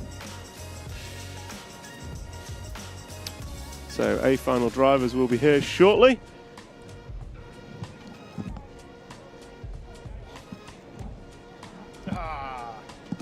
And we have got the man in the house. Take a seat, take a headset. Don't make it a scandal with Noah, is never in the A main. Ben Smith beaten by 0-3. So, I've got a guy that will run it back to you. It's coming over now. So, A final is up next. A final is up next. Krista, I'm not sure on that, but we're not making a thing of it. But what's happened has happened, and we are here for some racing. So, A final will be up next. So next up will be A final leg number 1. Next up, A final leg number 1. A final drivers, if you just take a step back, I will call you up in reverse order once you are all present. A final leg number 1 will be up next. Where's my man gone? So, can you hear me? plan about So this? we've got... I'm just your sideman, right? Yeah, we've got in the house Mads Skomberg, who is going to join us for the A-final commentary. So Mads did it to the venue through two-wheel drive and did a sterling job, Thank if you. I may say so. So we are just waiting for... Where's my man Reese? We're just waiting for the A-finalist drivers to come and take their spaces, and then we will be good to go. You're live, by the way, Mads. Okay. You can say what you like. Our BC final extra is just one leg. Yes, John Toman, it's single leg for all, except for the A final. Which way, roughly, what does one of these racing setups cost? Ooh. How long is a piece of string? Roughly, if you had £1,000, you could probably buy pretty much what the winners are running, but significantly less for kind of a club setup starting second hand. So yeah. How many have we got on the rostrum? 2, 4, 6, 8, 9. I think we're just waiting for one more driver. Where's my man Reese Jones gone? Football.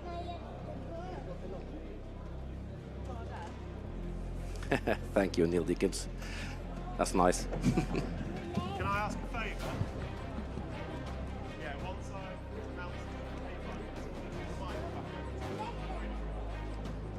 I've announced it.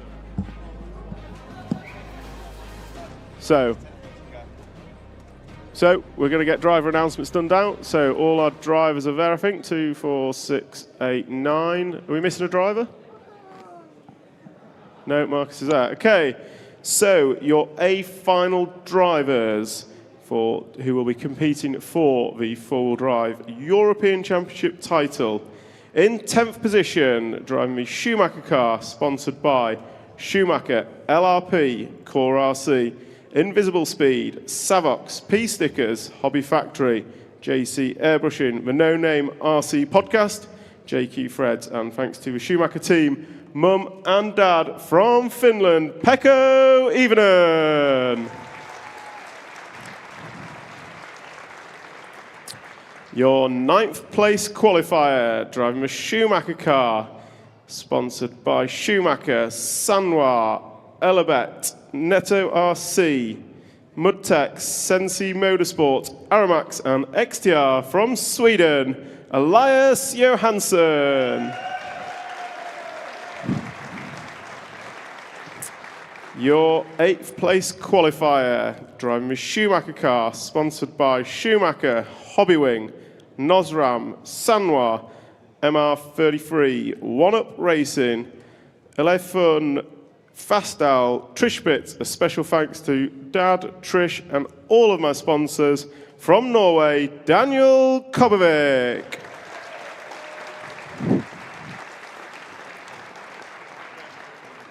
Your 7th place qualifier, driving the Associated car, sponsored by Team Associated, Reedy, J Concepts, Rudog, Hobby Factory, Factory Team, JK Airbrushing, Briefcase Graphics. Big thanks to the team, Dad, Mum, and looking up there, from Finland, Una Hadanen.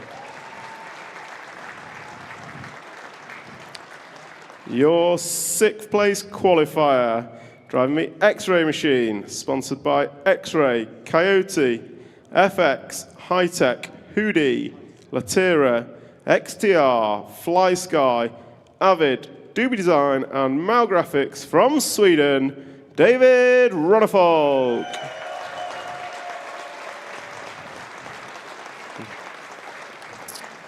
Your 5th place qualifier, driving the X-Ray machine, sponsored by X-Ray, Hoodie, Hobbywing, Savox, Sumpadao, Avid, DME, Dreamgivers Fundacia, Six Mix, Race Stars Poland, Titan RC, Milan Sport, Tony Sport, and thanks for all friends and family for all their support, the whole X-Ray team at the end for their hard work, Bartek Zaluski. Your 4th place qualifier, driving the Associated car, sponsored by Team Associated, Reedy Power, Rude Dog, Hot Race Tyres, J Concepts, TKR Graphics, T-Works, Netto RC, VP Design, Spectacle Engineering, Energy Fuel, thanks to Dad Jonas and all the AE team from Denmark, Marcus Kærup.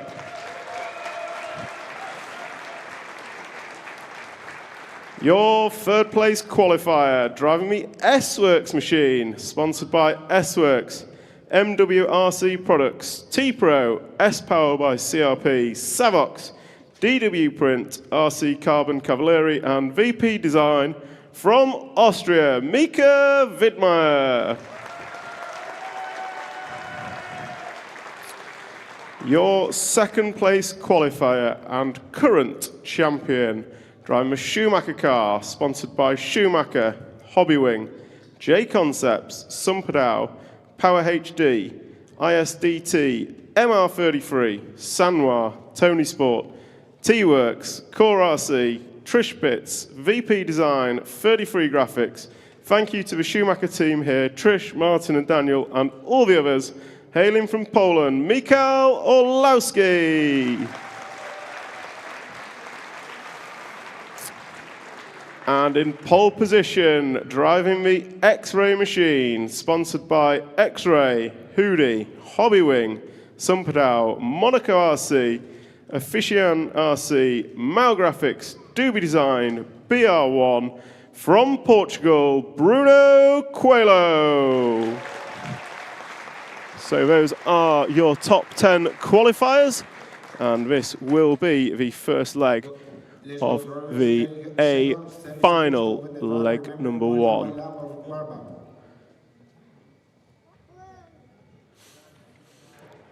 So I've got in with me Mads Skomberg. Welcome, Mads. Thank you very much, Tom. So you did a cracking job commentating to the venue. First time in English, I believe, yesterday. Yeah, I tried to think some English right before. That was the preparation. Well, I was listening to you over the headset, and I thought you did a cracking job. Thank you. I'm used to doing this in Norway, but then it's in Norwegian. Yeah. So we are just getting cars on the track. And the track is now open. So we're getting the cars on the track, and they are doing their first warm-up lap. And yeah, it's going to be an interesting final. Mads, what's your prediction? It's hard to say that someone else than Bruno will win this. He has been absolutely fabulous in the qualification, of course. But we all know what Orlowski can do at his best. This is very true. Yeah, I picked David Ronnefolk before the event. Okay. I'm not sure I can go with Ronnefolk anymore. No disrespect, David. Ultimately, I think it's a Bruno first lap error or a magical pass from Orlowski. I agree with you. If we let Bruno get away, and I've got no disrespect to Bruno, I just want to see a race. But if Bruno gets away, I cannot see anything stopping him apart from a mechanical. I think you're correct in that. And my heart, of course, has to take a look at Daniel Kabovik as a Norwegian, but P8 is difficult. Very difficult. So these guys have had a practice main. I believe there was some things tried in the practice main. I know we were trying stuff. So yeah, I know there's some stuff tried in the practice main. I don't know whether it worked or not. But yeah, some of the guys will be hoping to bring into this final a little bit more pace. Just see if they can match Bruno. Practice main it's a practice main. It doesn't show much, if I'm honest. Most of the guys don't race it properly like they would a final. Afternoon to all those watching on the stream, and thanks for joining us. We've got 932, and we are into the 10-second countdown. 5, 4. So Bruno Coelho away from pole, chased down by Orlowski, Wittmeier, Kærup. It is regulation order through the first two. Kærup looking left on Wittmeier, not going to make it stick as they come round to complete lap number 1. Bruno Coelho opens up, and he's pulled half a second already. Can Orlowski? Oh, Orlowski hits a bot dot. Just has to check up ever slightly. Marcus Kærup going to go up the inside of Mika Wittmeier. So Marcus Kærup making use of that little bot dot hit from Wittmeier. We just see him coming into the start of the straight, and Wittmeier just got up on two wheels. Kærup made it stick. So we've now got Coelho, Orlowski, and Kærup. Wittmeier runs fourth. Then we've got Bartek, Ronnefolk, Una, Kobovic, Elias and Pecco rounds out the top 10. And it looks like Bruno's already gone. 1.1 last time by. This time by, that gap extends to 1.5. Bruno Coelho laying down an 18.6 last time by. What do you think, Mads? Can anyone do anything about Bruno out front? It doesn't look like this right now, but we all know that these cups can be difficult. So one jump wrong and then Orlovsky is there. But for now, it looks like Orlovsky is just playing with him. No, sorry, Coelho. And the battle for second looking close between Orlowski, Karup and Vidmar down the straight. And it is just regulation order at the minute. Can Karup do anything to catch and pass Orlowski? Can Orlowski? Looks like he's coming back at Coelho ever so slightly. 18.5 last time, 18.8, sorry, for Bruno. It was an 18.9 for Orlowski. 18.7 last time by for Orlowski was his best. So Bruno Coelho just extending his lead ever so slightly. And the closest battle on track is going to be the battle for 5th place between Bartek Zaluski and teammate David Ronnefolk. 18.6 again from Coelho. And Orlowski did a 18.7. So Bruno is just metronomic in his lap times. Fastest lap 18.634. Last lap 18.635. Extending the gap to 1.6 of a second. He's crosses the line this time 18.9. And it's an 18.9 for Orlowski. So we have Orlowski, Karup down the straight, battling second, third. Then Bartek has closed up on the back of Mika Vidmar. So we've got that in view on the camera. I think Karup is a bit closer to Orlowski now. And as you say that, an 18.6 from Karup to an 18.8 for Orlowski. So here is the battle. Orlowski is your outgoing, well, not outgoing, but your current four-wheel drive champion for another possibly an hour or so. And Marcus Karup, a previous four-wheel drive European champion. So these two going to go at it as we come to 2:30 down, 2:45 down, 2:15 to go. And Karup now right on the gearbox of Mikko Orlowski. It's almost like the, the hunting in the final two in the two-wheel drive. Yeah, Marcus Karup put on a stellar show in A2 and two-wheel drive, hunting down a 2-second gap on Mikko Orlowski, but just came up short at the end. And he will be hoping today to overcome that. And they both look slightly closer to Bruno, but it was an 18.7 from Bruno last time by. I think I'm just getting optimistic because Bruno Coelho is looking smooth and composed out front. And with just 1 minute and 40 to go in this A-main leg number 1, I'm going to say Bruno Coelho is looking comfortable. It doesn't look like that Coelho will have any traffic trouble either. So no, he should clear. We shouldn't clear this final, and looks like we've got to come in together for the 4th place. So we've got Vidmar, Bartek, and Ronnefolk all on the same piece of track. Meanwhile, your 2nd place battle coming down the straightaway of Orlowski and Karup. We are going to stick with the 2nd place battle just for now. So cameraman stick with the 2nd place battle, and he's also trying to get in the 3rd place battle in picture where he can. 19.1 from Coelho. Oh, so slow lap for Bruno, relatively slow lap for Bruno. So that is going to reduce the gap to 1.4, and I'd say Orlowski's looking closer again. Yeah, let's see what it is this time round. Is Bruno losing power or something? Or is Orlowski just having to turn the wick up? Oh! So Marcus Karup coming through race control, and he just caught the bot dot. We'll watch it on the replay. Caught the bot dot, slammed into the wall, but got away with it and remains on the gearbox of Orlowski. With just 30 seconds to go, Bruno Coelho 18.7.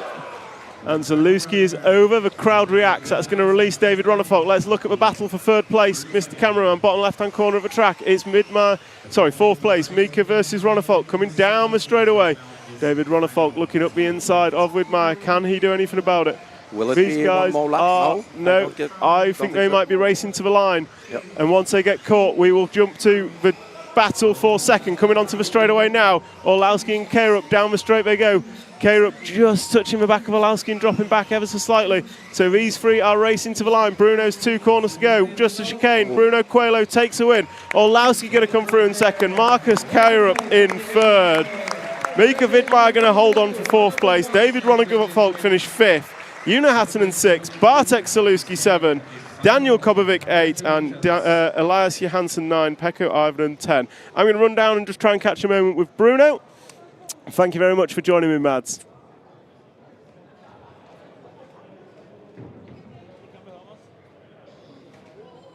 Next up is Final K. 55 seconds, final K will be going off here. Om ungefär 50 sekunder så kommer final K att avgöras här på Baltiska hallen här i Malmö. Om en liten stund så kommer vi dra igång igen.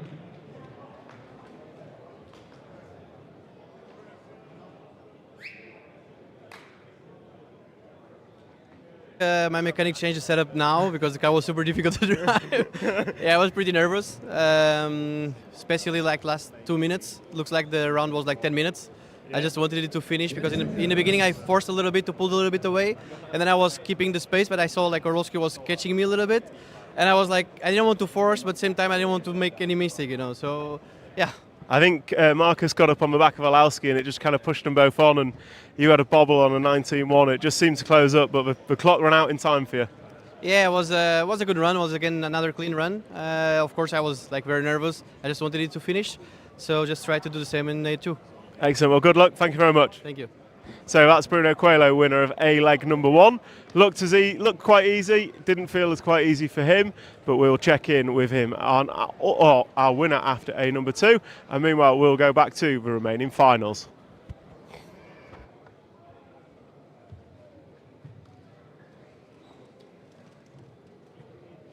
The track is open.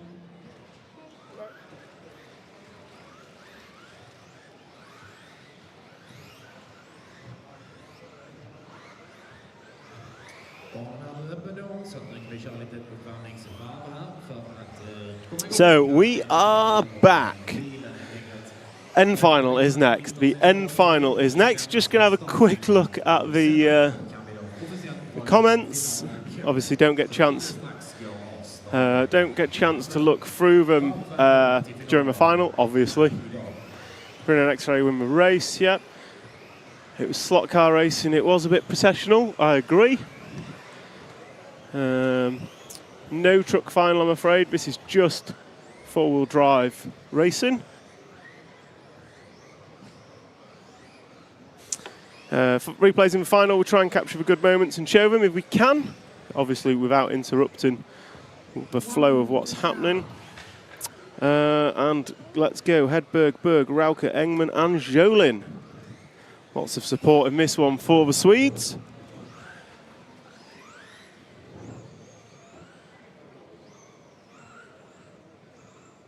Is car number 1, we're waiting for you.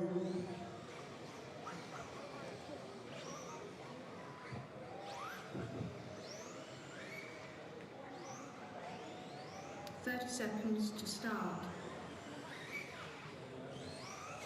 So Dave Dunn, graceful climbing. I've been doing it a little bit.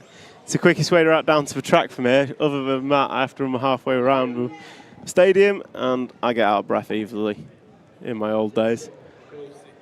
Yeah.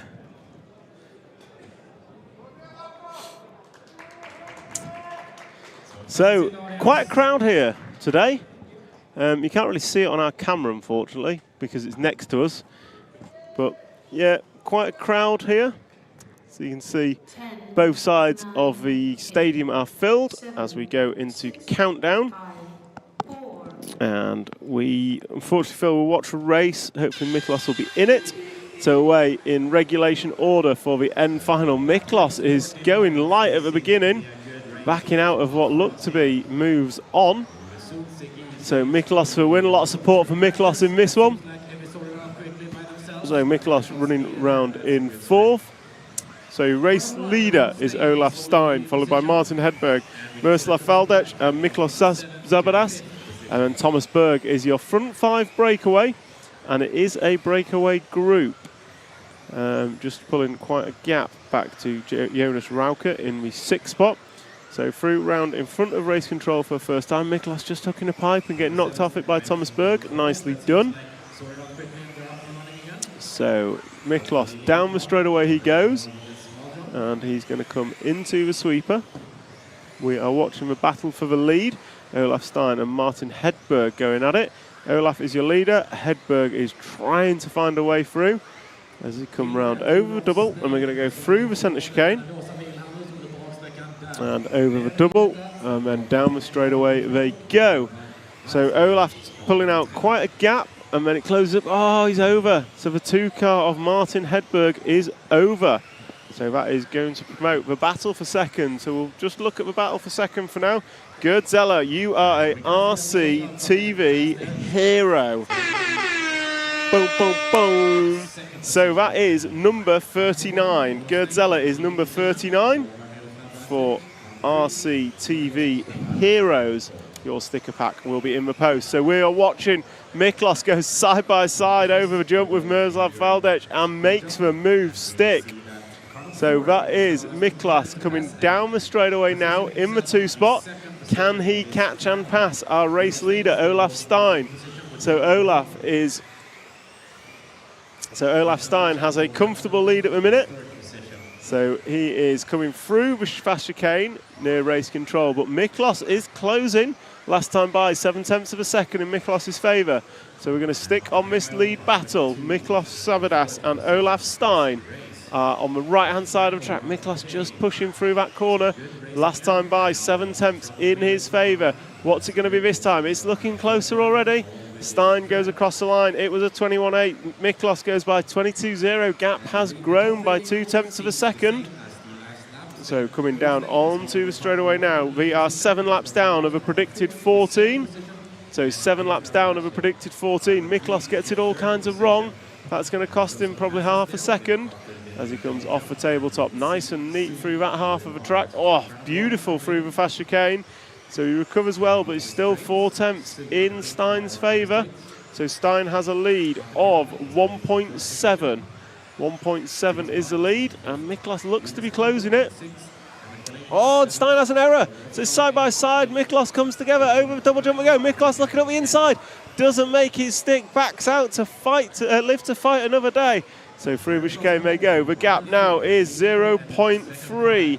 Even less than that, 0.2 of a second. Our RC TV heroes are rooting for Miklos online. Can Miklos do it for them? Over a single roller. Miklos looking up the side, gives him a little love tap. Oh, he almost came off the side of a jump there. Backed out and live to fight another day. We all dream of a Miklos win. That Miklos win might be coming here. They are battling for silverware. Coming onto the straightaway, your 1 and 2 cars separated by just a couple of tenths of a second. Round the end of the straight they go, through the sweeper and over the first roller, into the second roller, over that, through the switchback, up and down the tabletop. Oh, Miklos just getting it wrong. He's going to he's going to lose another couple of tenths. So we've got support for Olaf from Gerd Zeller. So it is RC TV heroes. Some of you want Olaf, some of you want Miklos. Who is it going to be? Will Polman, Olaf Stein hold this to the end? Both of these drivers, 40-plus drivers with 41 seconds on the master clock. Coming over the double jump. They are going to come through the centre chicane. Miklos probably looks a little bit quicker, but he's not as consistent. So who is it going to be with 30 seconds called on the master clock? It's going to be this lap and one more, this lap and one more. Miklos getting close and just checks up. They're going to come across the line. German rooting for German. Thank you, Gerd. So coming over the jump. This is their last circuit of the Malmo track. Oh, Miklos has got it all wrong. Hits a barrier. He's going to drop back 1, maybe 2 seconds. So focus on Gerd Zeller. The all-pink machine. Oh, Miklos has broke. Miklos has broken it on the last lap. So Gerd Zeller going to come across the line, take the win of the K final. And oh, the Brits despair. Miklos Sabadas snapping it on the last lap. Oh, disaster. So Miklos going to drop all the way down to 7th position. Olaf Stein going to take the win. Martin Hedberg in 2nd. Miroslav Valdec in 3rd. Thomas Berg 4. Martin Skars 5. Jonas Rauker in 6. Miklos in 7. Dick Dorn in 8th. Fredrik Engman with his kids watching at home in 9th. And Henrik Jolin in 10th. A lot to unpack there, and also we've got something to announce online. But before we do that, let's pay some bills. Let's have a little thanks from our sponsors.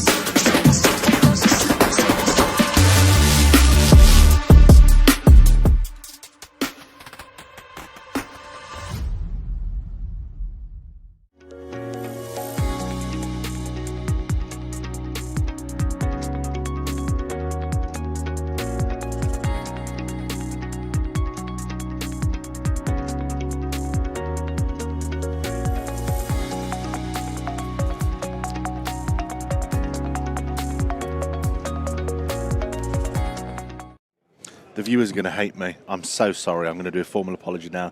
I forgot to turn the audio down from the previous VT, which was quiet. So you all had an amazing blast of X-Ray there. My apologies. That's my fault. But Jesus, tech guy. I know it's getting late in the week. I know.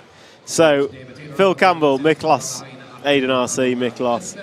I think Miklos needs to be reminded of that time and time again. Not only was he so close, he then smashed it on the last lap of his European Championships to finish in 7th. We don't have long to do this, just in case. Now, a bit of a dispute. Tom thinks he did. I don't think he did. So we're going to do it anyway. This might be a duplication. But let's just welcome our, I think this might be number 40. 39, I think. This is member. So 39. Member 39, Gerd Zeller. Thank you so much for being an RCTV hero. Very much appreciated.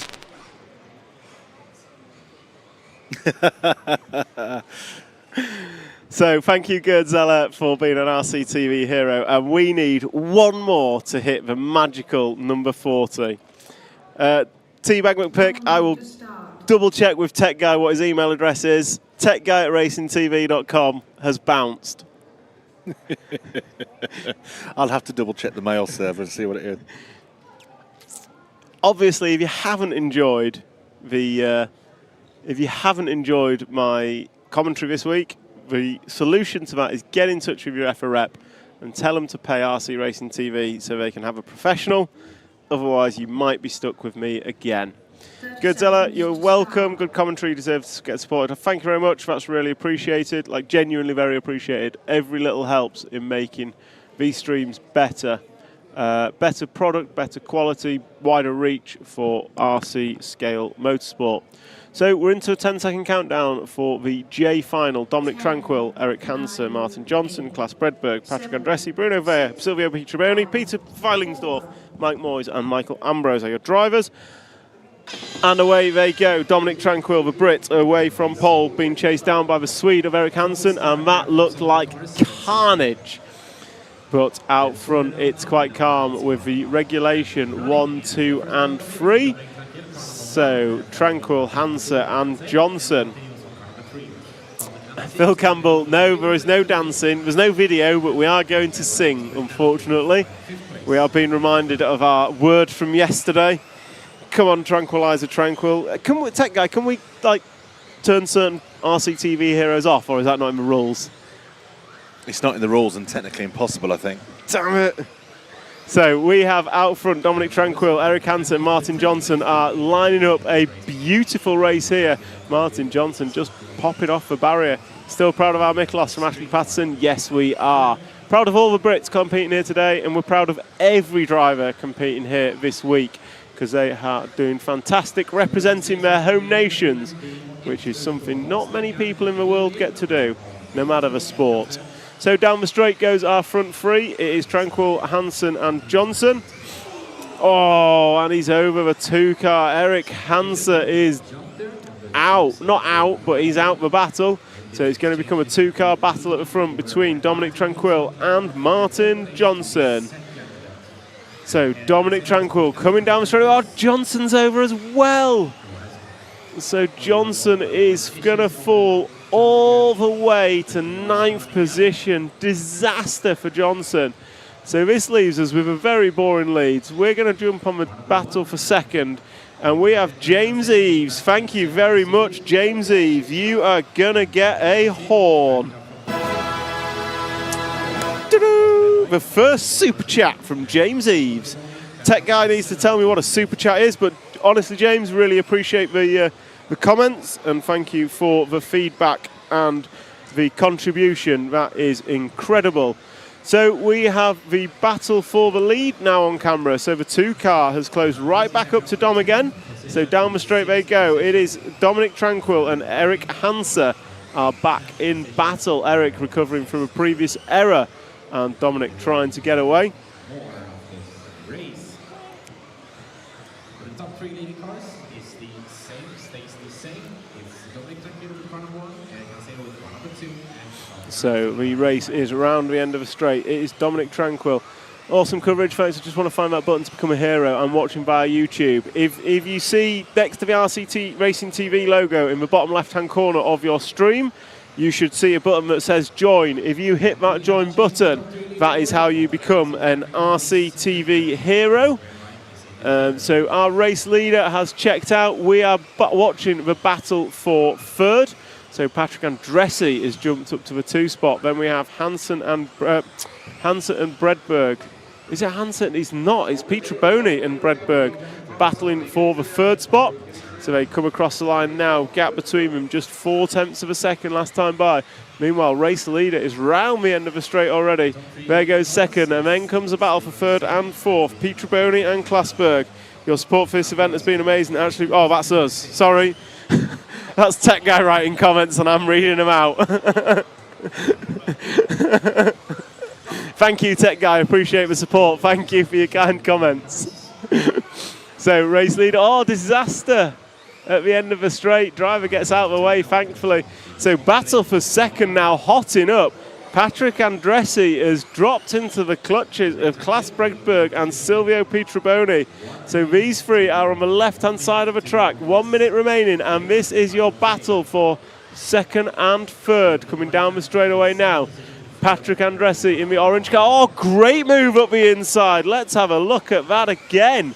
So fantastic move coming into the end of the straight. Saw a gap and sent it. So Silvio Pietraboni is going to move up to the 3 spot. Fantastic driving there at the end of the straight. And he is now going to chase down Patrick Andressi for the 2 spot with 35 seconds to go. 30 seconds to go. Can he close it down? He's closed right in on the gearbox. They're going to go this lap and possibly one more. We shall see. Crossing the line. No, I think they're going to be racing to the line this time. So it's going to be Patrick Andressi, Silvio Pietraboni racing for a 2 spot. Coming down the straightaway now. Is he lining up the inside again? Oh, he looked at it, the door shut. So Pietraboni, he's got half a lap to get that 2nd place. Klas Bredberg is waiting to pick up the pieces, as is Martin Johnson. Oh, Pietraboni's over. No, Klasberg going to go through, but Patrick Andressi going to take the 2. Meanwhile, Dominic Tranquil bringing home the win, 3-second win. Patrick Andressi going to finish 2nd. Klas Bredberg in 3rd. Martin Johnson 4. Silvio Pietraboni 5. Peter Freilingsdorf 6. Eric Hanser 7. Bruno Weyer in 8. Michael Ambrose and Mike Moyes did not finish. Both Hungarian names. What's going on? Miklas is an English racer and Patrick Andressi is Swedish. But most importantly, let's get this going with a deep horn. What? Starbucks RC, you are number 40. Welcome to the RCTV Hero Club. This is insane. What is going on? Incredible. Thank you very much for your support and welcome to the RCTV Club. I think cameraman has a name. He does. He is camera guy. And tech guy has a name. Is his tech guy? Geek guy. So A1 has already won. Bruno Coelho won it. So yeah, Bruno Coelho won leg 1 from Mikael Orlowski and Marcus Karup. No, yeah, I think. And we have just had a thrilling J final. H-I-J-K, yep. So I final is next. RIP headphones users, sorry. Tech guy's not been great today, I'm not going to lie. His volumes are all over the show. Sorry. Don't try it again. So we have 1 minute and 12 seconds before this one starts, before the warm-up starts. Oh, that gives us just a little minute, doesn't it? Just a little minute. Have a little something from our sponsors.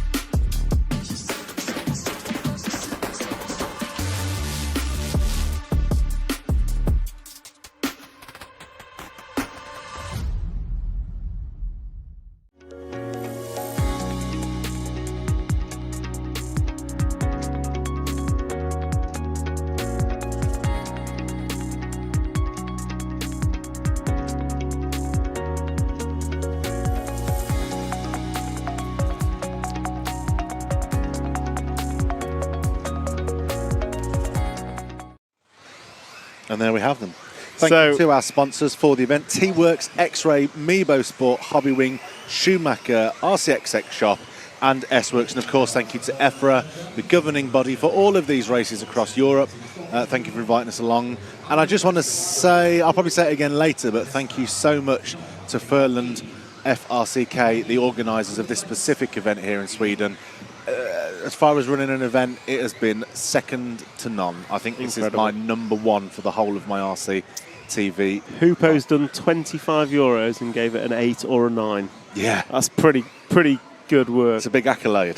So, quick check in on the chat. Second final is in about 30 minutes. Originally due to go off at 5 minutes past 4, so about 30 minutes from now. How's it from South Africa today? Awesome coverage today. Bruno's on fire. Go Team X-Ray. Ian Cloud, I cannot agree more. Bruno is on it. I'm hoping for an exciting leg 2, but I just see Bruno walking away with it. But yes, welcome and thank you for joining us from South Africa. Francis checking in. Get your comments in the chat. We'll do what we can to respond to them. Thank you for all the RCTV heroes that have joined. But most importantly, the latest and greatest is Starbucks, our latest and greatest RCTV hero. So 30 seconds until we get the I-Final underway. And your drivers for the I-Final are going to be Mats Isaken, Evie Thames, Daniel Tonneson, René Levezzo, Loic Didier, Emilie Sumalanian, Linus Carlson, Apo Coro, and Roger Olsen and Linus also. Father and son line up 9th and 10th on the grid. I hope Emily wins, so you've got to try and pronounce her surname again. Thanks. And off and away they go. Matt Siskin going to lead away from pole, being chased down by Evie Thames and Daniel Tonneson. There is carnage at the back. Unfortunately, some drivers not getting away quickly. So front three look like they've broken free. And coming through the centre chicane they go. It's a 1, 2 and 3. Regulation order through 5. And then the 10 car all the way up to the 6th spot. Linus Olsen, cracking start. So Linus Olsen making moves early doors, but it is going to be the 1 car of Mats Isken and Evie Thames in the 2. And Daniel Tonneson and Ray Levezzo are closing in. Oh, Daniel Tonneson coming unlucky. Race leader bouncing off the track marker. The 2 car got by and the 3 car came off worse. So what does that mean? That means Evie Thames is out front and in the lead, followed by the 1 car of Mats Isaken, and then the 4 of René Levezzo, and the 5 of Loic Didier. Linus Olsen 10 up to 5. Absolute stunning run there from Linus. So some support in the chat for Evie, but Evie's made an error. Disaster. So Evie's made a slight error, so that's going to promote Mats Isaken back to the 1 spot. René Levezzo, backflip king himself, is running in 2nd, and then Evie Thames is down to the 3rd spot. Can René find anywhere to backflip on this track? That is the question. So coming through in front of the front side tabletop and switch back on themselves through the chicane. And then through the centre chicane they come. So battle for the lead is what we're watching, and that battle is the pink car versus yellow car. Mats Isken versus René Levezzo. Norway versus Austria. And they are 5 laps down of a potential 15 laps. So likely to go 15 laps as they come through the centre, through the left-hand side of the track, over double through the centre chicane. They're going to double and drive away from themselves.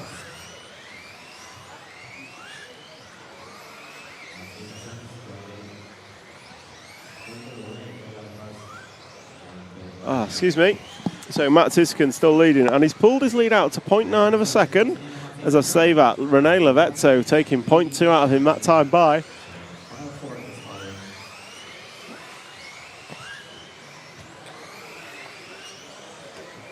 So 7 laps on the board. We're about halfway through this race with 240 down and 220 to go. We are estimated to go 15 laps. And once again, René Levezzo 4 tenths in his favour that time by. So here comes René.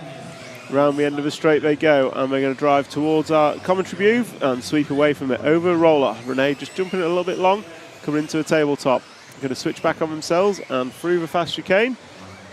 So Renee is into a double. That time by was a good lap from Matt Sissekin. 0.2 in his favour, but Renee is looking close as they come down the straightaways. Sweep through turn 1 into turn 2.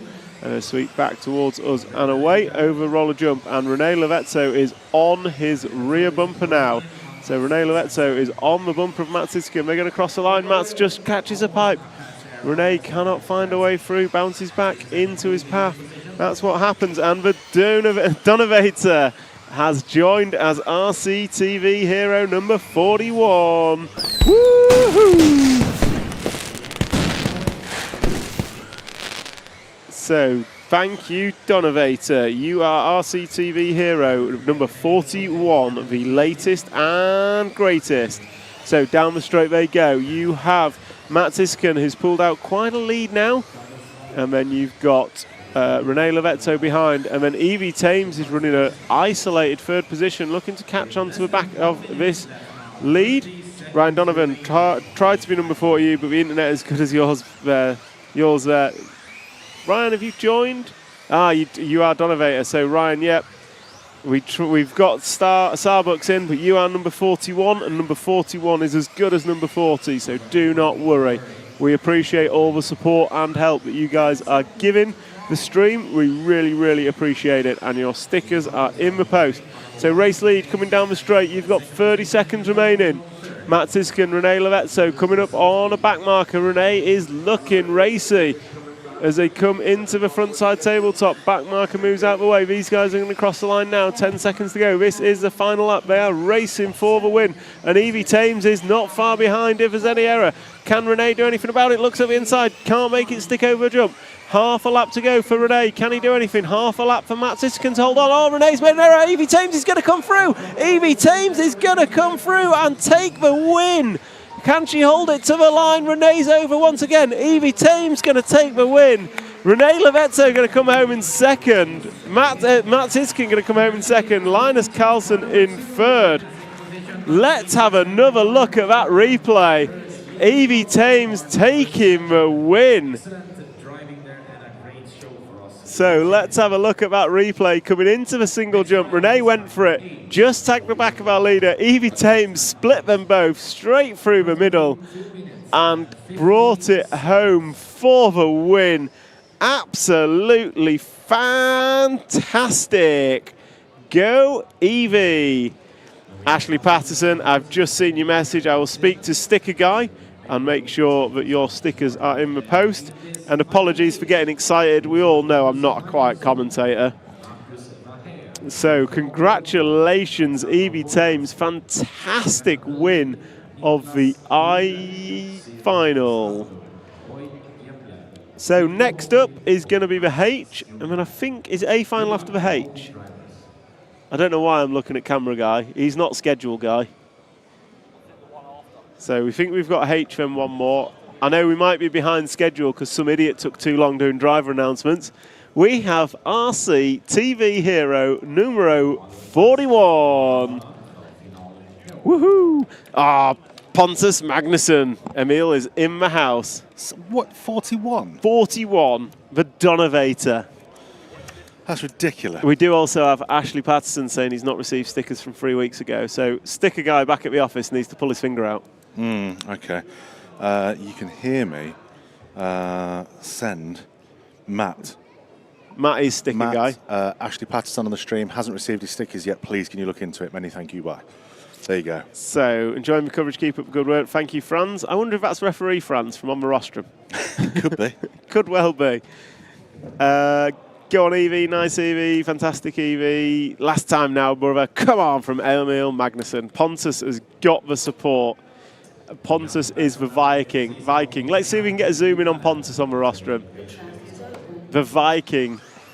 Let's see if you can pick him out. Oh, look at that. Straight to him. Which one is it? I don't know. Which one do you think the Viking is? I don't know. The X-ray guy was a bit burly. That's the one. Great coverage as always. Thank you, Kenny. Doing a great job on the comments. Making it entertaining with your humour. Thank you, Julian. Evie, bring the trophy to Carpet Clash next week. Don't disappoint now, brother. He is starting 10th, Emil. What's your expectations, Emil? From 10th on the grid, what can the Viking do? That's what we want to know.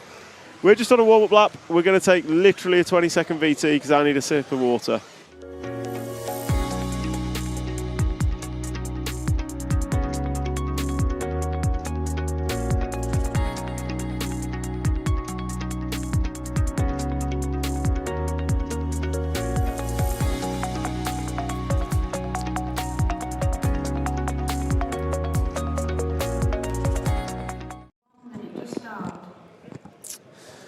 So that was fantastic. Tech guy, do you have a list of names from yesterday?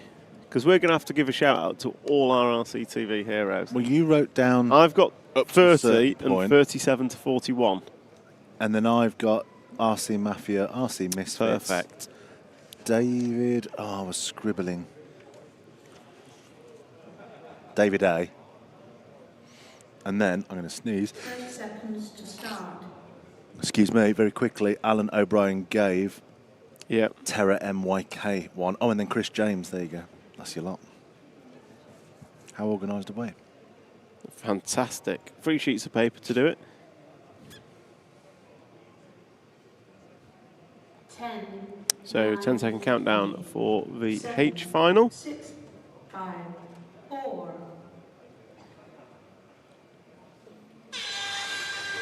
So off and away goes the H final. And Mads Skomberg was the leader. Just watch that again. That was a bit of a carnage start. Oh, the 2-car not getting away, causing carnage. So that's basically left a 2-car getaway out the front. So your drivers for this one are Mads Skomberg, the co-commentator of A-Main number 1.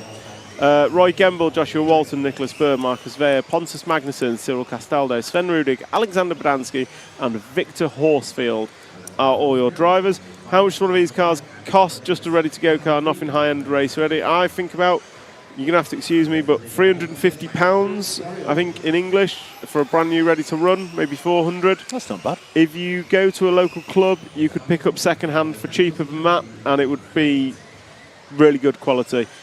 Vikings were known for being well-groomed, not like today's clowns. Oh, old slow. Ooh. So we've got the H final, the G final, then A2. Emil Magnussen thinks Pontus is going to get to number 1, but he's happy with number 8. He is currently running number 5. So we are focusing on the all-pink car, our leader in Mads Skomberg, and then behind him Josh Walton putting a move up the inside of Ray Gemble. So Josh Walton going to move to the 2 spot. We had a quick chat with Josh on our pit walk before the start of the finals, and Josh is on the gearbox of Mads Skomberg already.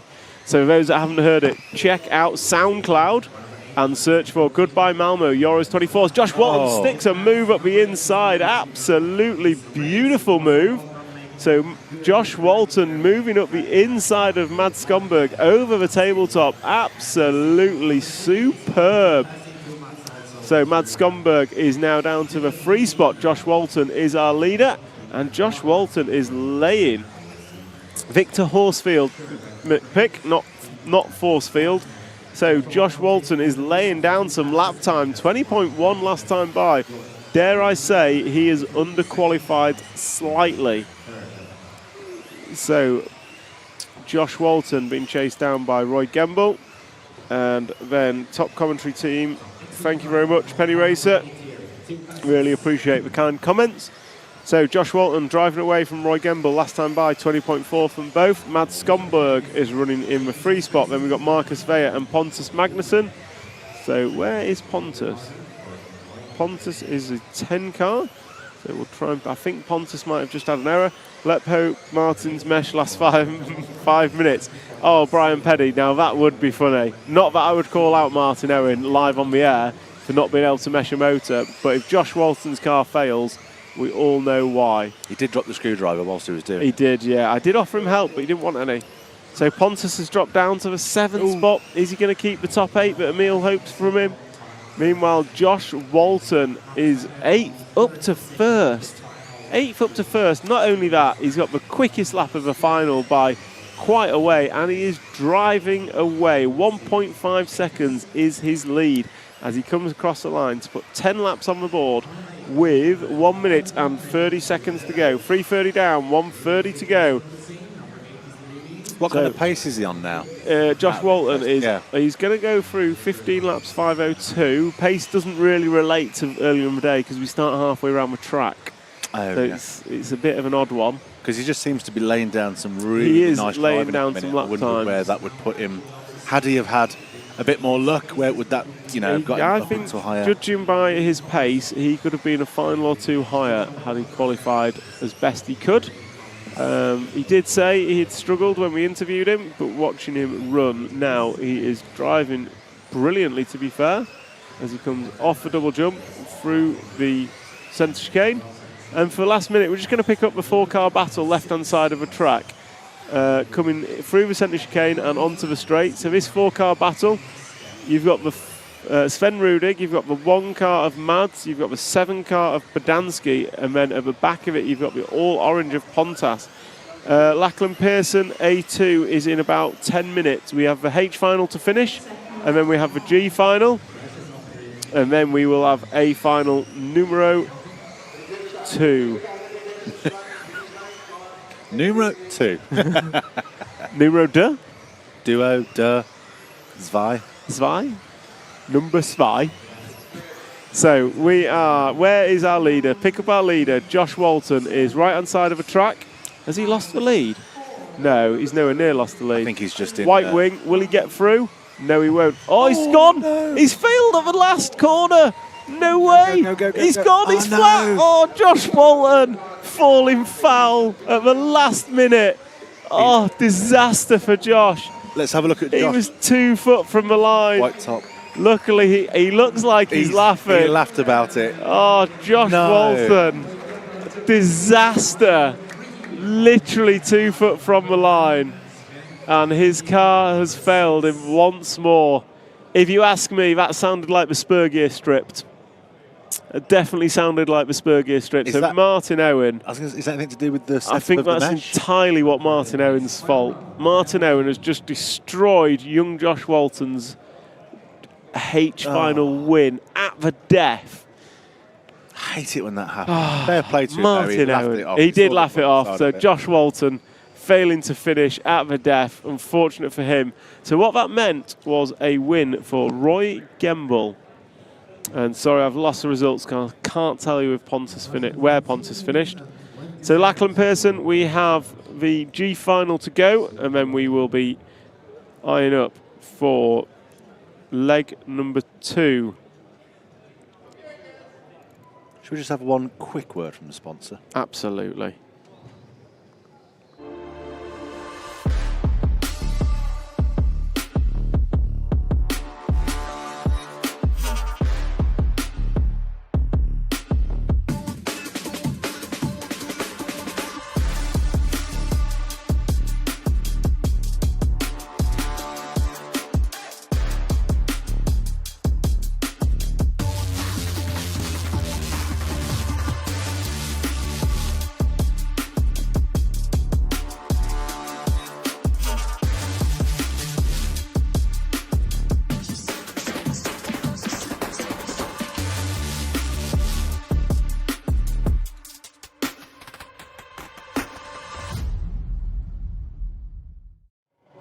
So just a slight correction, I said the sponsor. They're one of many sponsors. Just want to say thank you to T-Works, X-Ray, Meebo Sport, Hobbywing, Schumacher, RCXX Shop and S-Works, and of course to EFRA, the European governing body for this sport that you see in front of you now. Thank you for asking us along. We've been their media partner now for I don't even know how many years. So thank you to those guys for trusting us to bring you these events live and free on RC Racing TV and EFRA Facebook and YouTube. And lastly, thank you to the shout out for the great commentary team. I have to say it's more of a one-man band, i.e. Tom. Tom Cockerell's done an amazing job this week. 6 days of commentary is a long time to commentate, and he's just absolutely ploughed through it, and I think that's been reflected by your support this week, which has been a record for us at RCTV, with all you RCTV heroes. You were off mic then, so I'll just quickly repeat it. I was saying, I think your enthusiasm and commentary awesomeness this week has been reflected by the amount of people that have shown support. I want to thank everyone for the kind comments across the week. It's been, it's nice to hear the comments. I'm trying to bring whatever I can to help kind of give you guys enjoyment of what we do on the live stream. Thank you for all the kind comments. Really appreciate it. And we will always do what we can to bring a better product both this time and next time. I've just had a word with Josh. I was off camera, off mic. He's literally just below us. So I asked Josh. He thinks the car overheated because the mesh was too tight. So that's what we're going to go with. We're definitely going with Martin Owen. Go on. No, sorry. You A2 is up after this final. So this is the G main. Then A2 is up. Ryan Donovan, love enthusiasm. Thank you very much. Babyface Assassin, right. Reese Ward in the G final. Car 5. We'll try and pick him up. Martin's fault, it was unlucky for Josh. Mal Richardson, it seems to have overheated. Pontus Magnussen ended up in 4th place from 10th. There you go, Emil. One proud brother at home. And Emil, thanks for joining in every single time Pontus is on. Absolutely brilliant. 8th to 1st was a good. It's a shame about Spurgear at the end. It was. I was going to say, just very briefly, you mentioned then about bringing you bigger and better. We did do a questionnaire earlier this year. You may or may not have seen it. Where we were asking what you like, what you don't like. We are an open forum I don't know if that's the right phrase, but basically if there's something that we're not doing that you want us to do, something that we are doing that you're like, meh, we do listen. Please do drop things in the chat. Doesn't have to be at this event. Have a think, get back to us. We always want to make things better for you guys because we all do this for you at the end of the day. So, let us know what works, what doesn't work. Yeah, no, thanks for that. Why did we even bring Martin? It's a good question, Aidan. We'll ask him when we see him.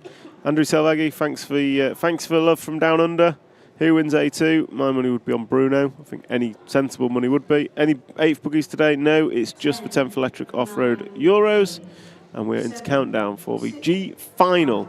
The drivers, Sonia Skursbeck, Paul Trella, Fearbalt Jackalute, Lucas Didier, Reese Ward, Matthias Toos, Christian McConing, David Burton, Laurent Jesus and Jens Olsen. So off we go, and it is Sonia Skursbeck leading away from pole from Paul Trella and Fearbalt Jackalute. Looks like regulation order for a front 5, possibly 6. And I think Christian McConing's dropped down. So the 5 car putting a move on the 4 car of Lucas Didier. So brilliant start there.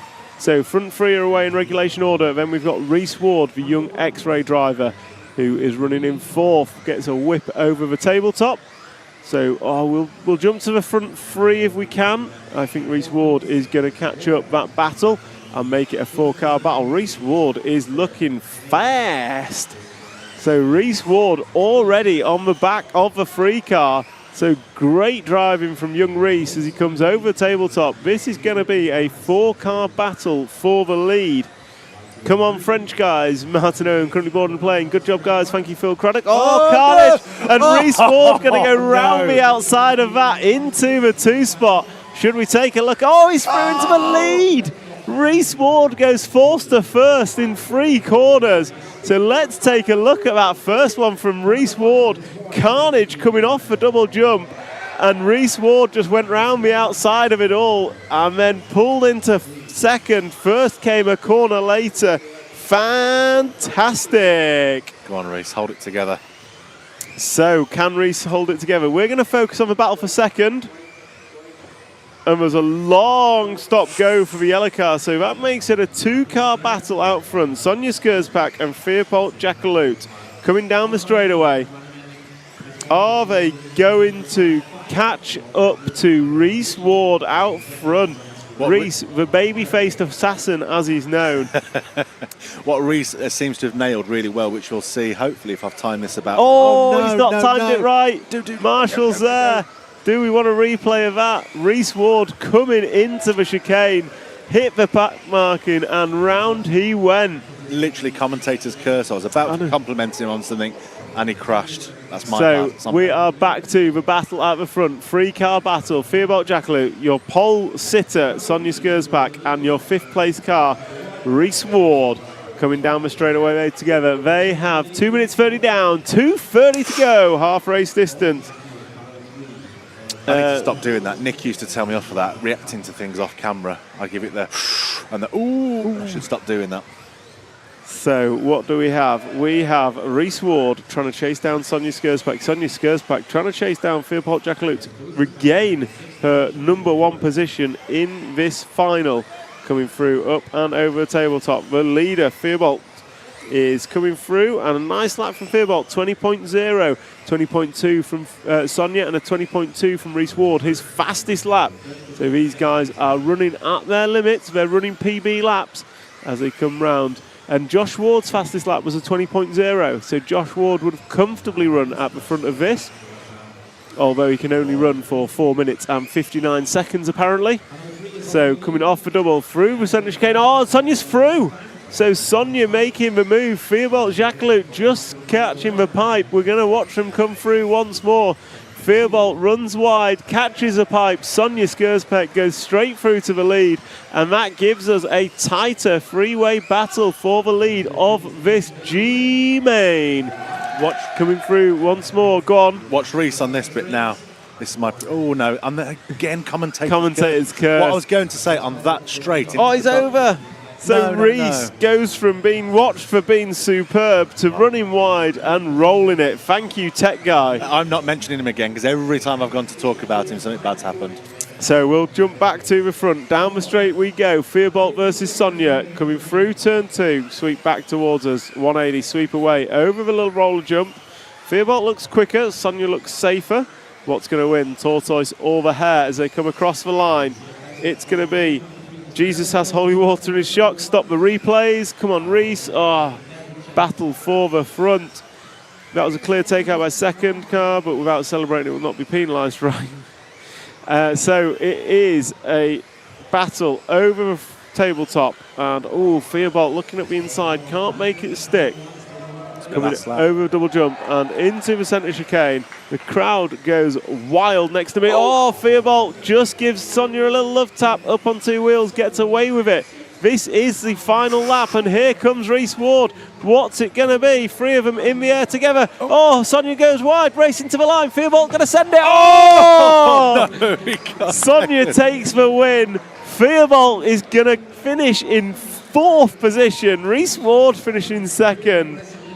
Let's have a look at that one more time. So coming to the line, they all sent it. Firbolt hit the board, Reese Ward on his roof, and then Pau Trell come through for the 3rd spot. So fantastic race there for the G-Main. We've got a request, tech guy, from Ben Johnson. Yep. More silly tech videos with A-main drivers like the Lee Martin ones. Wishing this with you guys, top racing bloke. We do have more of those planned, I believe. Excellent. Stop the replays. Do we do replays in a final or not? It depends. Yeah. It's commentator's call on that one, really. If it was... We'll have to speak to commentator guy. If it was really tight and there was no time to, then we would just mark them and play them after. Future. But if it's kind of settled in, it's cool to watch it as it happens. So Mads is joining me back in the studio for A-main numero 2. So I think we've got a couple of minutes. Minute 40 till the track opens. How was your final, Mads? I didn't find the pace today. My pace was better yesterday, and now I'm running from the Marshall place. You were up too late last night making songs for us. Yeah, So if no one's heard the song, if you log on to SoundCloud after the A final, obviously, log on to SoundCloud and you search for Goodbye Malmo Euros 24, you will hear the greatest song that's ever been written. I've written the greatest. I've written the text, and the rest is AI. Don't say that, because I've been claiming I sang it. We've promised the guys and girls a song, so that was the song. You saved our bacon. Okay, Tom is the vocal on the song, so he just won't admit it. Unfortunately, we can't play it out live on air because copyright's a thing. Yeah. Damn it. So let's go, Elias and Ronner Folk. Go Mika, take first place. I love seeing females winning. Great for sport and hobby. Absolutely is. Well done, Sonia Skursbæk, on the win of the G-Main. And we had Jessica Palsson in the 2-wheel drive main, so female racer making the Euros A-main. Not the first ever, I believe. I believe that was, certainly in recent time, was Malin Carlsen in 2016, 4-wheel drive at the Valladolid From Euros. From Norway, yep. Young Norwegian racer. Not sure what's she doing these days, do you know? Yeah, she's bicycling. Bicycling, Right. I think she's quite good there too. Yeah? Yeah. Yeah, sometimes people are just good at everything, aren't they? Yeah, I know. So I can vouch for the greatest song ever. Thank you, Nibs. So drop a comment. Who's your money on? I noticed in two-wheel drive they were all warming diffs up, but in four-wheel drive, less so. It feels. So Bartek Zalewski doing his most to get a bigger lap in. I like it. But you did have a poll here earlier about shaft or belt. Yes. Oh, I think it was yesterday. Yeah. And how's it looking now? I think it was yesterday. I think about the win. 58%. It's going to be a shaft, right? 58% said it'd be a shaft drive. I think they're right. It looked like that. I mean, the smart money's on Bruno right now, isn't it? Mm. It's going to take something special for Bruno not to win this. Yeah. Tech guy, have we got microphone ready? Yeah. I really can't see how he does not win this. A mistake from either himself, a mechanical error, or a driving error for someone very close behind him. Yeah. I don't believe anyone's going to take anyone out intentionally because that just doesn't happen at this level of motorsport. But it's very close racing, and I think it would need to be a... I think it would, yeah. It's going to be an error. I can't see Bruno being beaten. I can just talk for myself, and I think the first 10 or 15 seconds are the most difficult, always. Yeah.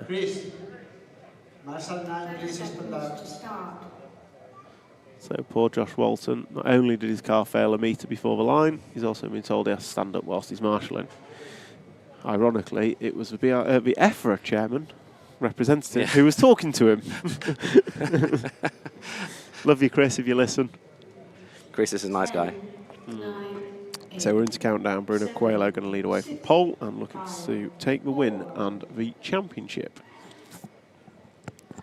So off and away we go. Bruno Coelho's through turn 1 and 2 nicely. Karup going side by side with Mika, tags him, and it just falls back to regulation order. The biggest loser in that is going to be Bartek Zalewski, dropping all the way to the 8th spot. But meanwhile, out front, it is going to be Coelho and Orlowski. Orlowski's looking closer than last time. It was a 4/10 of a gap after lap 1. Last time it was half a second, but Bruno already looks like he's braking. And Mika Vidmaier behind is going to get backwards. Oh, Mika Vidmaier getting lucky. And David Ronnefolt going to come off worst, dropping all the way to the 10 spot. And lucky David. That was brutal. Mika Vidmaier's error causing the chain reaction. But meanwhile, Bruno Coelho out front after 2.9 of a second. Can Mikael Orlowski do anything about it? What do you reckon, Mads? He lost 1/10 of a second there, but he looks quite sharper now, don't you think? Orlowski? Yeah, he's looking sharp, but it's just Bruno is metronomic in what he's doing. I want to say Michael's closer. They cross the line, and it is an 18.8, 18.6 for Mikael Orlowski, so he pulls 0.2 in that time by, and he's looking even closer once again. So Michael Orlowski, bit between his teeth, he is latching onto the back of that X-ray machine. Can he take this to an A final leg free? Can he get in front of Bruno? Can he push Bruno into an error? It's a 19.0 to an 18.7. Mikael Orlowski half a second in 2 laps out of Bruno Coelho's advantage. Coming down the straightaway they go. Behind it still Marcus Karup and Una Hatton rounded out your top 5. Bruno Coelho looks to just settle that gap a little bit, but Mikael Orlowski thrown ahead for the Fanatic. Can he keep it up for 5 minutes? This time by 3/10 in the favour of Bruno Coelho. Once again, it looks like Orlowski's getting ever so slightly closer in the first half of the track. Then as we come into the high-speed stuff, Bruno Coelho looks to just pull away ever so slightly. Michael Orlowski having a small bobble coming by the line, 18.8 to an 18.7. 1/10 in favour of Mikael Orlowski. Gap between them is 0.7 seconds. And I'm not going to lie, Mika Vidmaier is getting closer too. So what do you reckon, Mads? Is he going to make it, or is Bruno Coelho just too consistent? I think he's just playing with him. So an 18. He lets him get a bit closer, and then he just drives far away again. So it's an 18.8 for Bruno last time by to an 18.9 for Orlowski. 0.8 is the gap. It was an 18.8 from Mika Widmeyer. So he's pacing with Bruno. Michael Orlowski going to come round in front of race 18.5 from Coelho. 18.6 from Michael Orlowski, and Mika Widmeyer 19.2. So these two have fundamentally dropped Mika, and they are going to go at it. We are 2:30 down, 3 minutes down, 2 to go. Orlowski had a bad turn there. So Orlowski just pushing on, but nicely through the chicane. It's an 18.8 to an 18.9, 1/10 in favour of Bruno once again. Bruno does not have an error in hand here. One bad bobble and Bruno will have Mikael all over him. So it's just one bad bobble for Bruno here. He doesn't have the advantage he normally has at this stage, which is usually a couple of seconds. That time by, it's an 18.6 for a pair of them. Orlowski is bringing it for A-main number 2. This feels somewhat similar to two-wheel drive, where Marcus Karup, the outgoing champion of two-wheel drive, really brought the challenge in A2, but just couldn't make it stick. Can Orlowski do it differently? Can Orlowski take the win? Can he stop Bruno Coelho wrapping it up here and now? So Mikael Orlowski, just bobbles coming onto the straight. Doesn't look like much, but that is a couple of tenths of a second, and that's going to make all the difference. Michael Orlowski having a little bit of a scrappy lap this time by. We're going to see the times as they come across. Bruno Coelho 18.9, Orlowski 19.2. So that extends the lead up to 1.2 seconds. And with only 50 seconds left, then this is going to be Bruno Coelho. I think it's his 5th or 6th European Championship if he wins. Yep, so we've got 17 laps predicted, so it's going to be this one and 2 more. Michael Orlowski has to overturn a 1.3 second gap in 3 laps. Can he do it? Last time by, they pegged each other. 18.9 for both of them as they come through. 30 seconds called on the master clock. Bruno is by the line, 15 laps on the board. 3 tenths in the favour of Orlowski. Orlowski is bringing it this lap and 1 more to go. This and 1 more for Mikael Orlowski. Can he bring it to Bruno Coelho? He's getting closer and closer. Behind, Mika Widmeyer still runs 3rd. And it's Juna Hattunen now in the 4th spot. As they cross the line, they're going to start group number 7, lap number 17. 2 tenths to Orlowski. Orlowski's going to need an error from Bruno Coelho here. Bruno just got to keep it rubber side down. They come through, sweeper into a 180, drive away from us. Going to come through the switchbacks into the up and down tabletop. Bruno Coelho has Michael Orlowski right on his gearbox. Orlowski sends it. Bruno Coelho is your champion. Real exciting final. It's a fantastic final from Bruno Coelho. I have never seen such driving in my career, and I've been doing this from the early 90s. It was a fantastic drive from Bruno Coelho. And now Tom has gone. I don't know where he is. He's out for interview. Hey, you good? Up next is final F. Just about 2 minutes. Final F. I'll get him down here.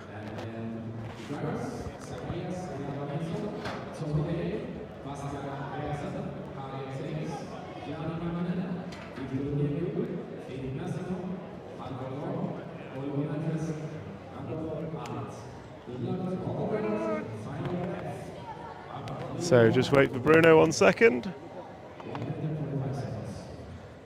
So Bruno Coelho, a final number 2. Probably the hardest four-wheel drive run you've had all week. Yeah, for sure. For sure the hardest. Yeah, this one has a very special taste for me. It was a very nice race. For a long time I don't have the win like this, with so much, like difference, I would say, and for many different reasons.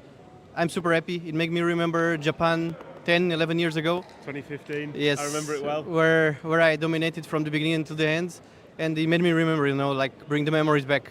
So I'm really, really happy about it. I mean, fantastic driving all day.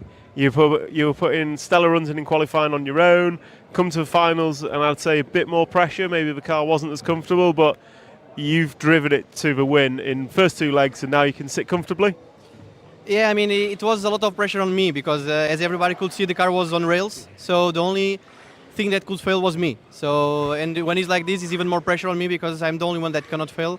And I wasn't failing until now, but at any moment it can happen. So yeah, now I'm for sure much more relieved and ready to celebrate. Absolutely. Well, congratulations. Well done, and enjoy the rest of your weekend. So that's Bruno Coelho, your new 2024 1/10 electric buggy, full drive off-road European champion with a stunning drive in A main number 2. He will sit out A3 and we will do battle for the remainder of the podium. Now, though, we are going to go to the full drive F final as I run up back to the booth.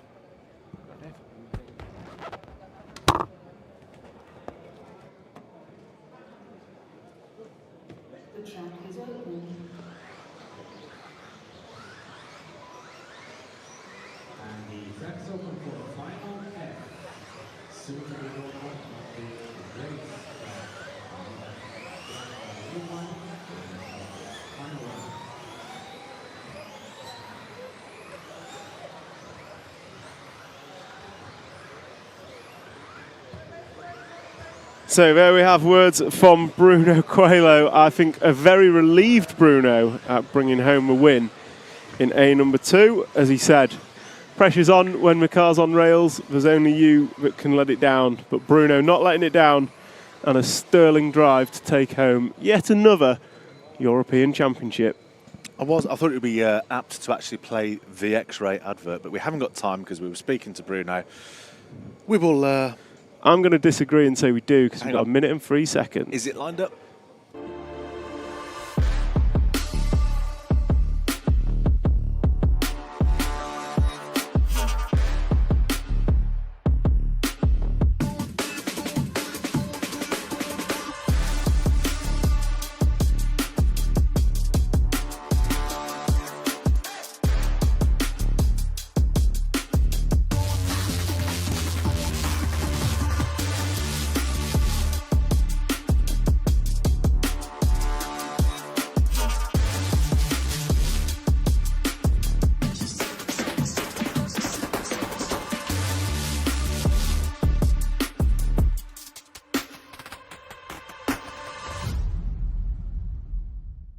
Absolutely fantastic performance by Bruno Coelho with the X-Ray machine.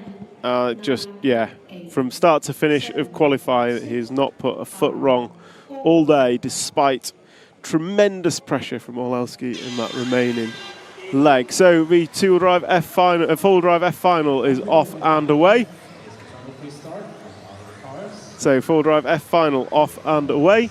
And Randolph Alt leads this one from Oliver Natras, Halvar Gran, Philip Merzinger, Victor Litvinenko, Harriet Thames, and Bastian Andreasen, Tommy Dale, Zacharias Villa, Alba Nelson, and Yanni Mäkinen are your racers.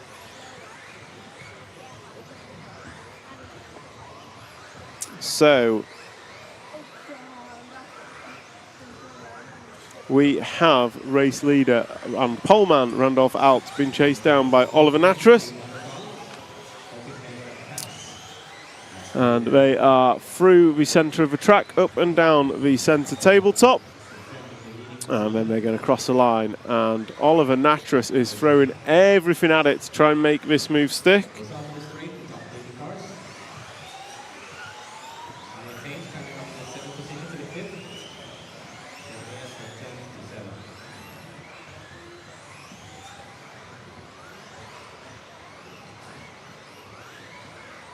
So Oliver Natras is chasing down your leader, Randolph Alt. Randolph Alt, one of our Estonian team. And Oliver Natras, a youngster from the UK, the only one running car show here at this event, I believe, and got plenty of support back home in Britain. So we are at 3:30 down, 1:30 down, 3:30 to go. Oh no.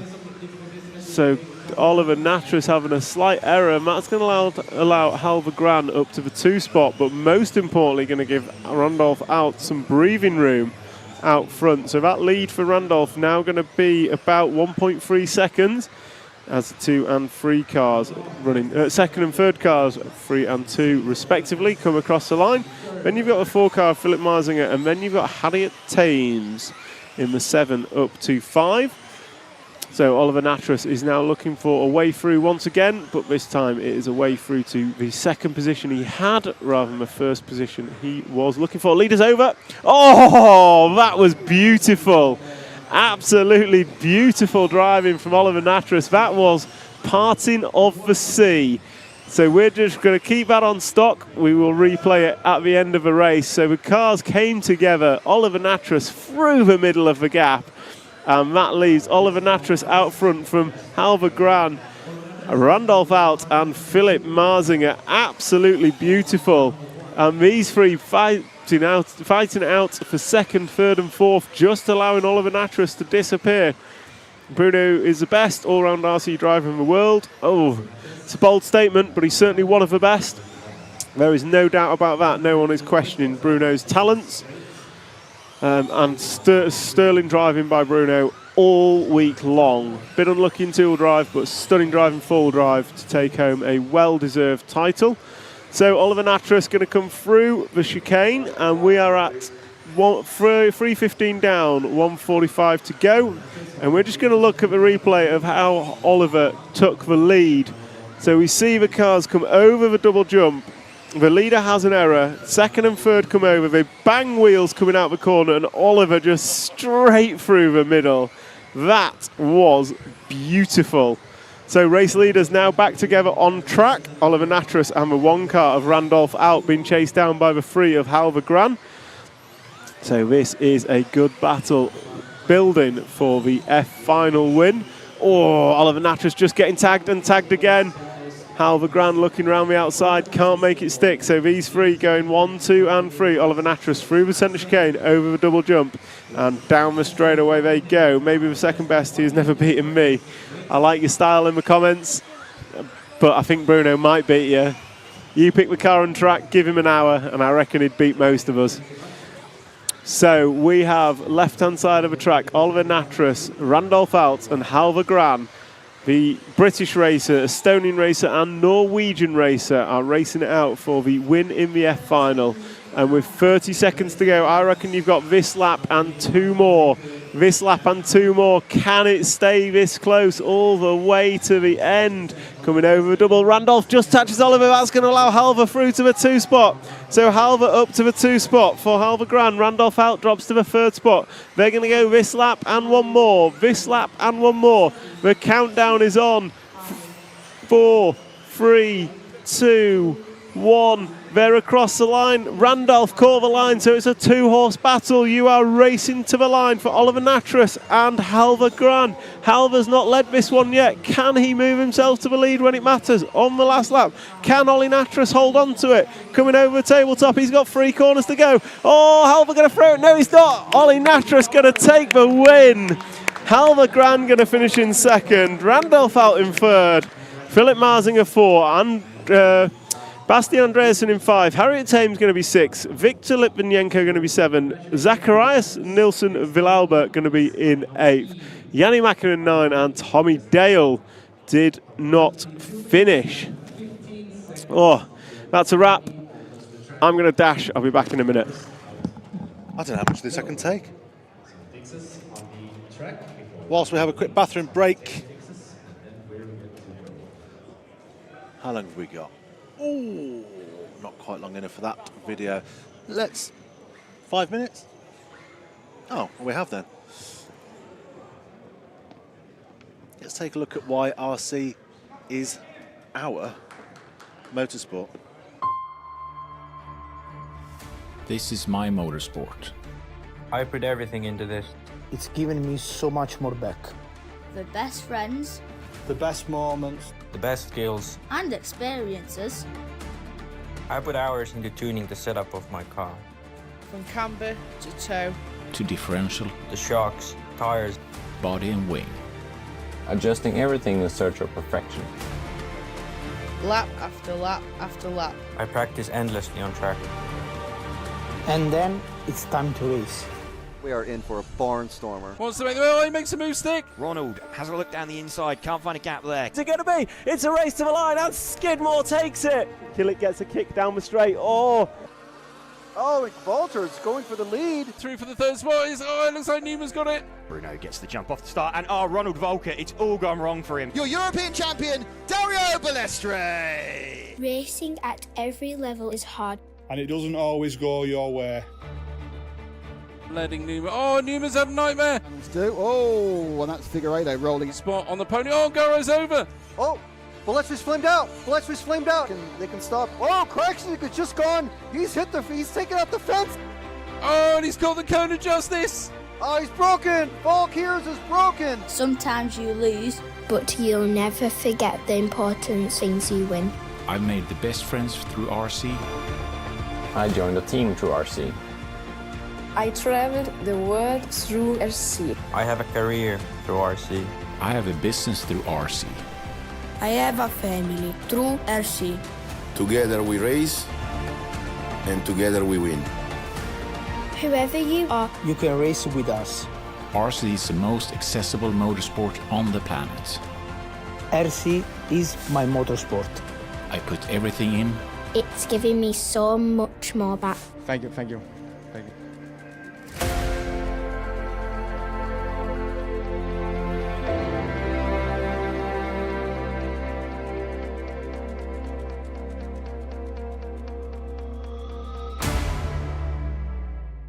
Familiar faces there. Yeah.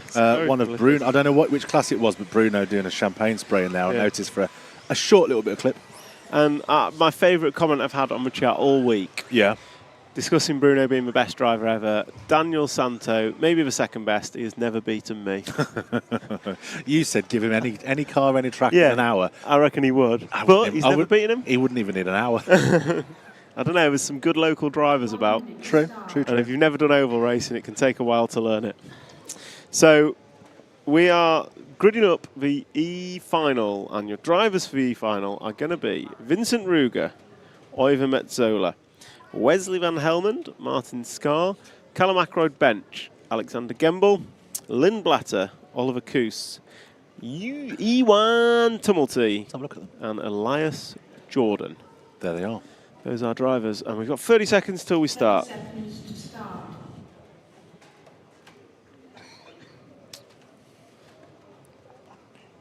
Five races left and we're done. Oh, it's the end of a 6 end of a days championship. of racing complete. And you'll never have to hear me again. No. Unless you email techguy@rcracingtv.com and tell him I was good. I know you were good. I don't need to be told. So Vincent Ruger leading away from pole. Oiver Metzola chasing down in second. Oiver got the support from home. Mark Christman, Nova is no bumping up. Daniel, bet on Bruno, not out of control in 4 years. No disrespect, I'd bet on Bruno as well. But more importantly, Oiver Metzola going to the front. So Oiver Metzola has got it. So Oiver Metzola is your leader, and the lead already is growing. And Wesley Van Helmond running around in second. It looks like his body shell might be hanging off already.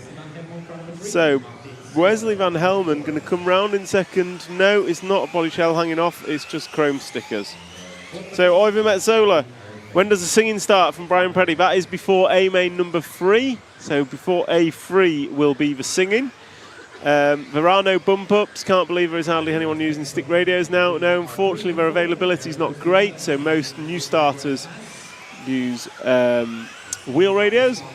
But Oiver Metzola lead already of 1.5 seconds is over. No way. Oiver Metzola rolling it as we came off the little bunny hop and ending on his roof. So Oiver Metzola now going to have to get his head down if he wants to recover. He's fallen to the free spot, and the lead has fallen significantly. So Oiver Metzola, he's just had another roll. He's going to bang in wheels. Oh, what a battle through there. But we are watching the first and second cars. Down the straight they go. And we have Wesley Van Helmond and Martin Scar are your battle for the lead. Oh, Wesley Van Helmond's over. So Wesley coming off worse there. It's going to allow Martin Scar to disappear out front. So Martin Scar's lead is 3 seconds. Brian Preddy, I don't know on that one. So coming down the straightaway, we're going to focus on the battle for second, which is Wesley Van Helmond and Oiver Metzola, as Martin Scar is disappearing out front. So Martin Scar has a 3 second lead, but his battle for second is heating up quite literally with Wesley van Helmond and Oiver Metsola coming into the single roller. This is where Oiver made a mistake, and also where Wesley van Helmond came off worse with a wheel-to-wheel battle with Martin Scar. Oiver just hits the pipe. Do you think the fact Bruno and Michael race on-road as well as off-road gives them an advantage? Not because they're on-roaders, no. I think they've got an advantage because of the amount of competitive racing they do. But I think if you took them to a clay track with big jumps and big holes, you'd still have Bruno and Michael at the top. So I don't think it gives them an advantage, but the fact they do more competitive racing probably does. So Martin Scar is still leading this one, and he has a 4-5 second lead over Oiver Metsola in second, the young Finnish racer. So Oiver trying to pick him up on the rostrum. Judging, I think he's an X-ray driver. I will see as the car passes in front of the rostrum now. Yeah, so Oiver Metsola, the young Finnish driver, going to come across the line now. Last time by, 19.8 for Oiver. 2 tenths in his favour. But Martin Scar is leading by a country mile. And most drivers now spread out. There's not really any battles on track. So we will stick with our race leader, the orange and white number 4 car, as he comes away from the rostrum, over the roller, going to come through the switchback, over the front side tabletop. Excuse me. So Martin Scar crosses the line, 19.5 last time by, 19.5 for Oiver Metsola. And Alexander Gembel at 20.1.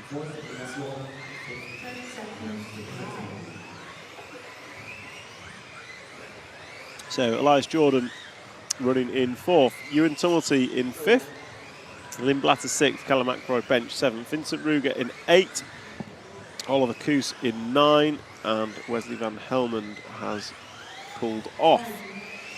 So coming to final 10 seconds, your race leader is crossed the line and starting his 16th and final circuit of this Malmo track here at the European Championships. Oiver Metsola is also through, so it is a race to the line. Oh, Oiver smashing the barriers at the end of the straight, but race leader is coming through. Oh, race leader's gone flat. He's going to make it to the line. Oiver Metsola almost going to have it. But Martin Scar made it to the line, and the Donovator, thank you very much for your contribution. You are the first super sticker. Thank you. The Donovator giving us a contribution through super sticker. Thank you for your support and contribution. So that's the final done and dusted. Martin Scar took that one from Oiver Metsola, Alexander Gembel, Elias Jordan, Lynn Blatter, Ewan Tumulty, Vincent Ruger, Oliver Koos, Callum Ackroyd bench, and Wesley van Helmond. So we spoke to Elias Jordan beforehand, starting in 10th, finishing 4th. That's pretty good going. Well done, Kim Stitensky. D-final is up next. D-final is next. Your drivers for the D-final are going to be Jesper Rasmussen, Oscar Berg, Frederick Hovgaard, Jamil Gabrielsen, Patrick Bremsteller, Lucas Grainer, Carl Volter, Fabian Widmer, Axel Constantin, and Jolan de Verde. Pit Stop Potteries, if someone is watching your fantastic stream and wanted to get involved in racing, what advice would you give them? My advice would be to find a local club. That can be done either through, if you know anyone locally, or if you contact your national federation. So you can do that by visiting EFRA. So EFRA is for the European Federation. You can visit EFRA, and then they will direct you in the path of a local, well, your national federation, and then the national federation can point you to a local RC club. And my advice would be to visit your local RC club and see what they race, see what classes they do, see when they race, and they can help you with support on what you need to buy, how you get involved.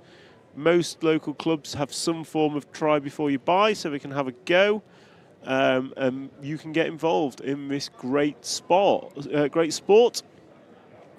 Some would say the most accessible form of motorsport. James Eves, thank you very much for your contribution. Every time Tech Guy leaves the studio, the contributions come rolling in. So thank you very much, James Eves. In fact, we're going to get some noises on the go. Fireworks for these contributions. Horn! So, and the deep horn. And the deep horn. Franz, as I've never raced carpet, does the grip level change during the event? It has changed, yes. So I spoke to Mikael Olowski about this at the back end of two-wheel drive, and he said that the grip kind of dropped to a level as the track wore in through two-wheel drive practice, but then it stayed very consistent throughout. So it's not really got any lower, it's just got to a level and stayed there. However, we have had a few shocks break, which have dropped oil, and that has definitely made it more slick in places. Do contributors get stickers, or does it need to be an RCTV Hero sign-up? You have to be a hero. You have to be an RCTV Hero I sign-up. don't make the rules. Stickers. I don't make the rules either, because otherwise we'd have to sing. Just to note as well, I speak about a driver and they crash, and if I go away, people donate money. I'm starting to get a compliment. And so you should. We've been trying to point things out to you, Tech Guy. I'll just go and disappear till it's time to pack up.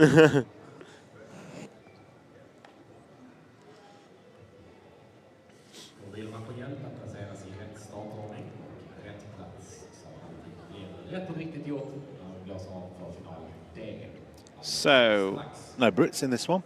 No Brits in this one. Yep, good point. Brian Brock, how many races are y'all going to broadcast? We're broadcasting them all. We have 4 races remaining.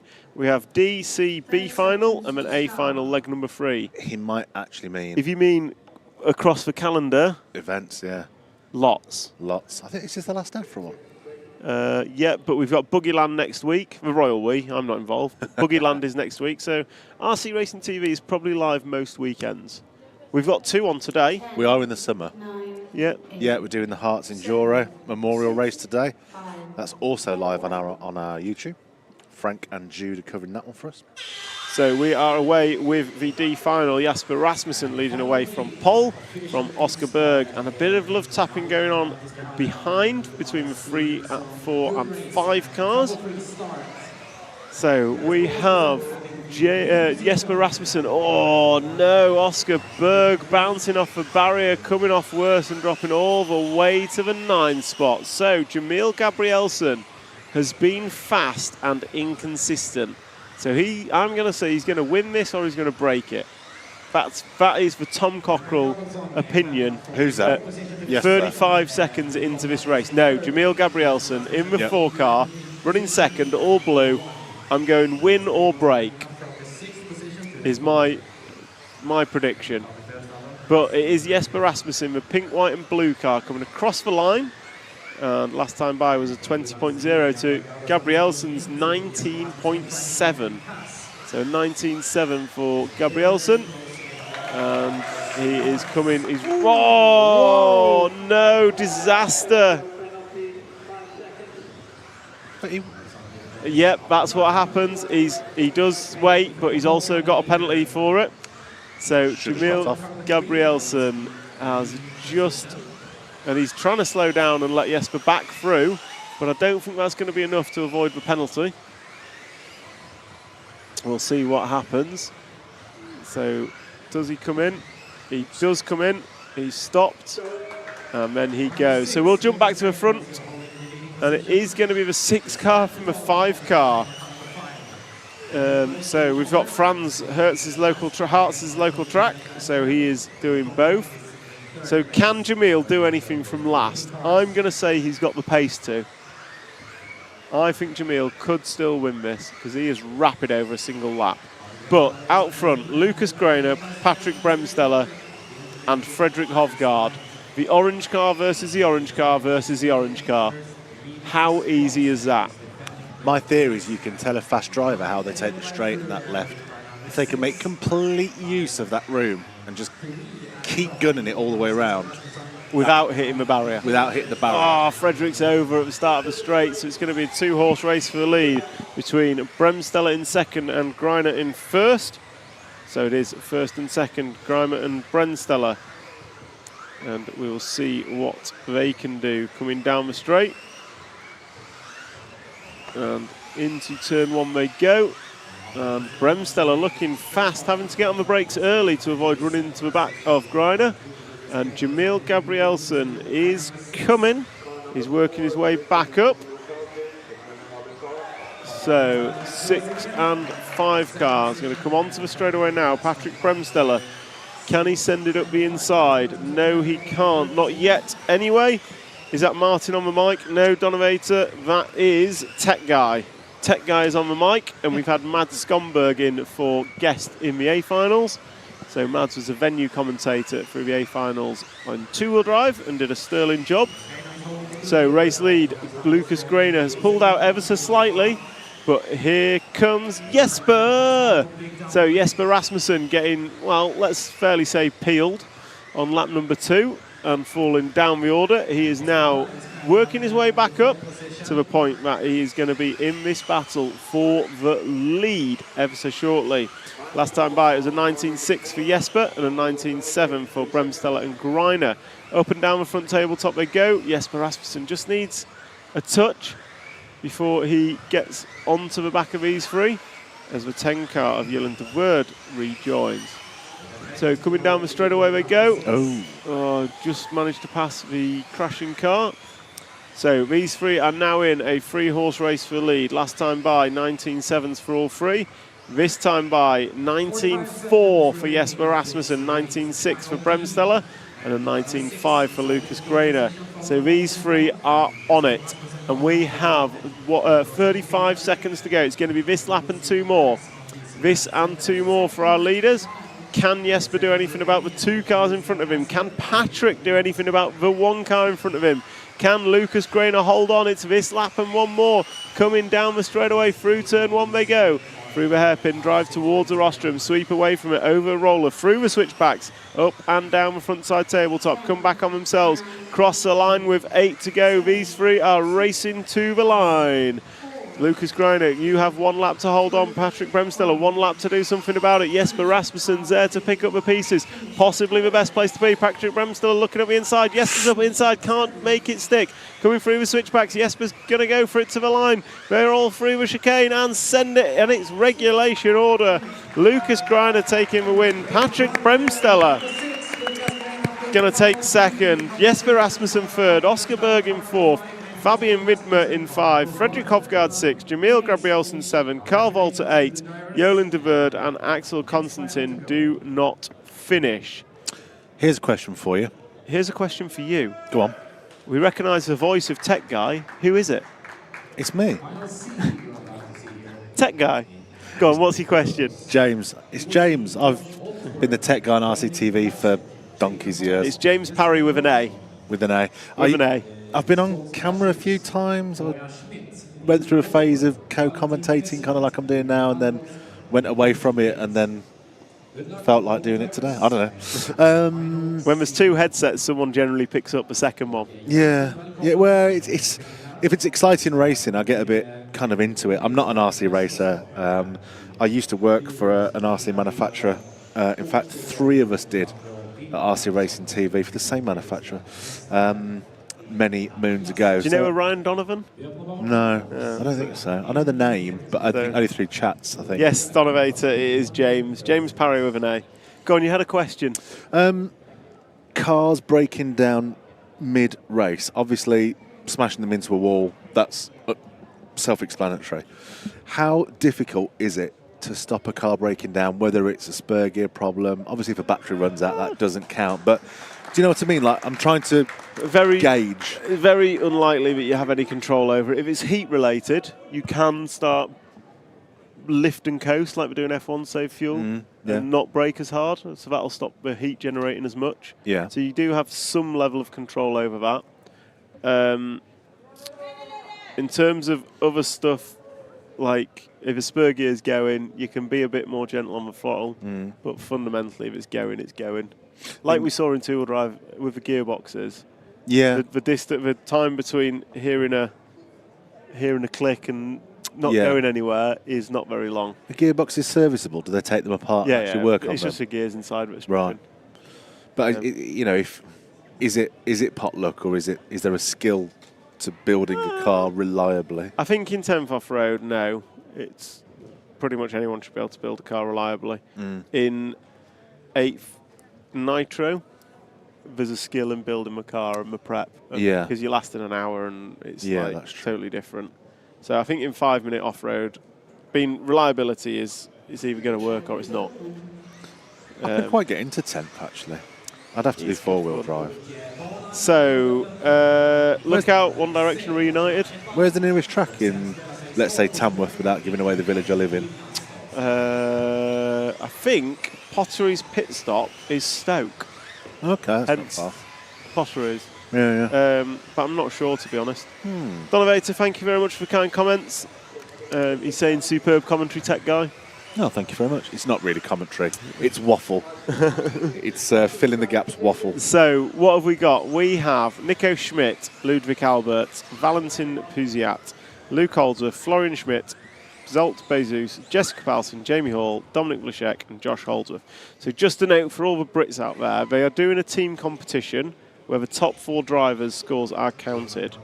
Now, there's 3 Brits in the A and B final. There is 2 Brits in the C final. So the top Brit counts to the British team score. The 2 Brits in the C final are Josh Holdsworth and Luke Holdsworth. Brits having a photo. Is that Brits or is it a team? No, that's a French team, I think. Why is? No, because I can see a Brit, the lad. Yeah, that is Brit. Some Brits. I don't know. Some Brits. It can't be Kyosho because he's the only one that I don't. Yeah, I don't know. Sorry, we're talking about. Oh no, I was going to say off camera, but you can see it. With yours being run on carpet, do you think there's a case to run regionals on nationals on carpet? Maybe winter regionals on national. There used to be a winter national championship and a winter regional championship. Running one of the 6 main nationals on carpet. Ooh, controversial, but why not? If they can do it on Euros, they could do it for a national. That would be interesting. What's good for the goose? Yeah. Interesting question. Interesting. Sure. I want more sound buttons for the next event. I've set you on one, haven't I? I'm going to do one especially for you. It's going to be regulation order. You could do my whole commentary on sound buttons. With the drinking game they set up the other day. Oh, sorry, yeah, Jamie Hall is a Brit as well. The Holdsworth brothers lied to me. Sorry, Mr. Butler. Sorry, Jamie. Shout out to Speedworks on behalf of the Holdsworth. And Pottery's pit stop has indoor and outdoor in Stoke for you, tech guy. Thank you very much. So, Drive Hard Ludwig. Ludwig, I believe, is one of the only TLRs here this week.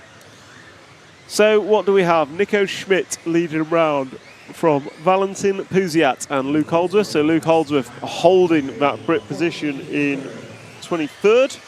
But it is Nico Schmidt who's leading. He's built out quite a lead, nearly a second after 1. And then Valentin Puziat running in second. He's got about a second over Holdsworth. And then Holdsworth has a whole freight train behind him. So we'll stick on the free car, if we don't mind, camera guy. And Holdsworth looks like he's holding everyone up. And there goes the carnage. Knew it was coming.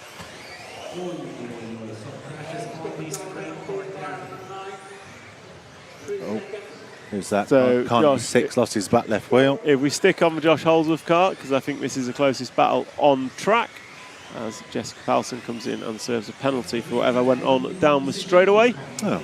So leaders are leading, drivers are driving. Oh, Ludwig Alberts, nice try. Went for the waffle stomp.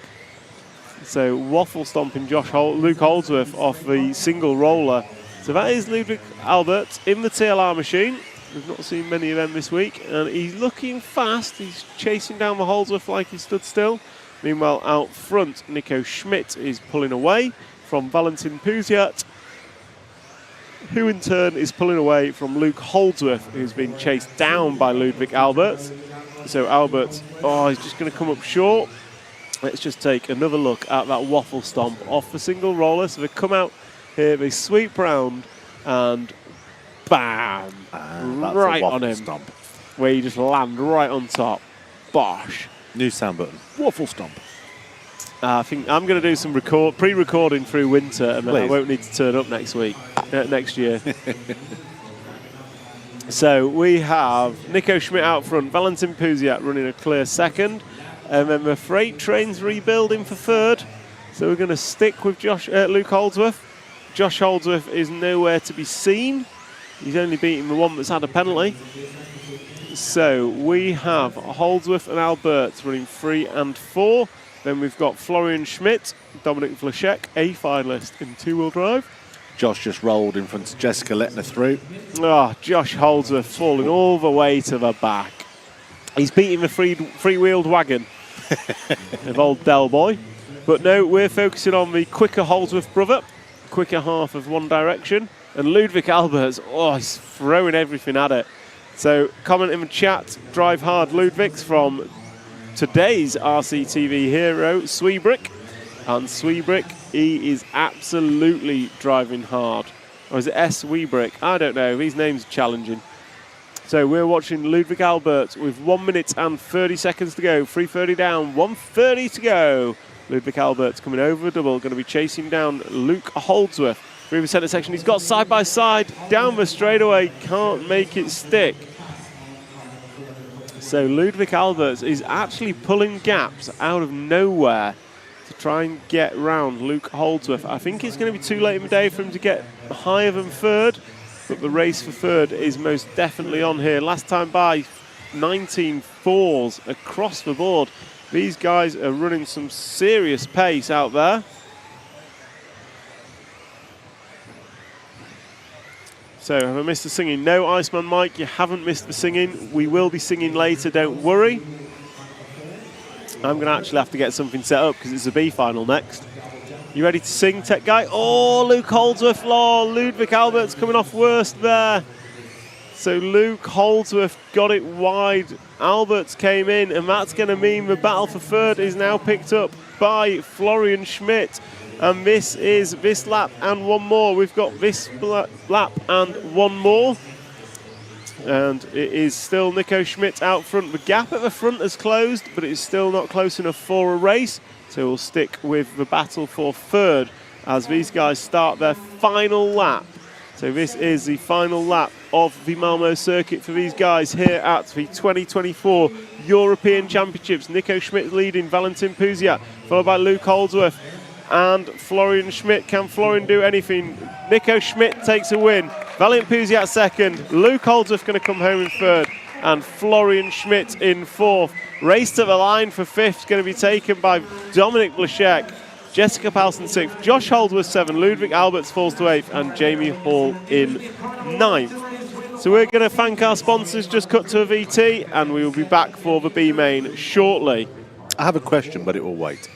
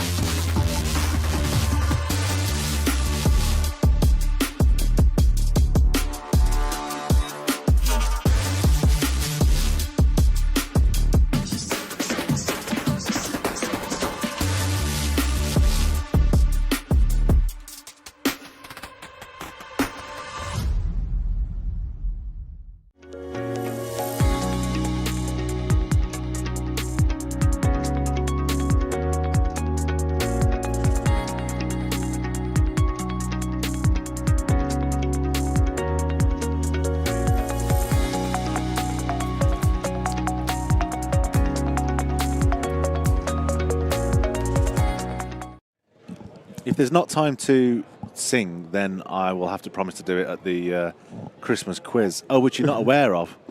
There's an RC Racing TV Christmas quiz? Yeah, don't say any more than that, because actually I don't know if I've slipped it. Is question one going to be, who was RC TV Hero Commentator of the Year? That can be a question if you want it to be. Mr. Tom Cockerell holds The 2024 teamwork, tech guy, teamwork. No, it's more you.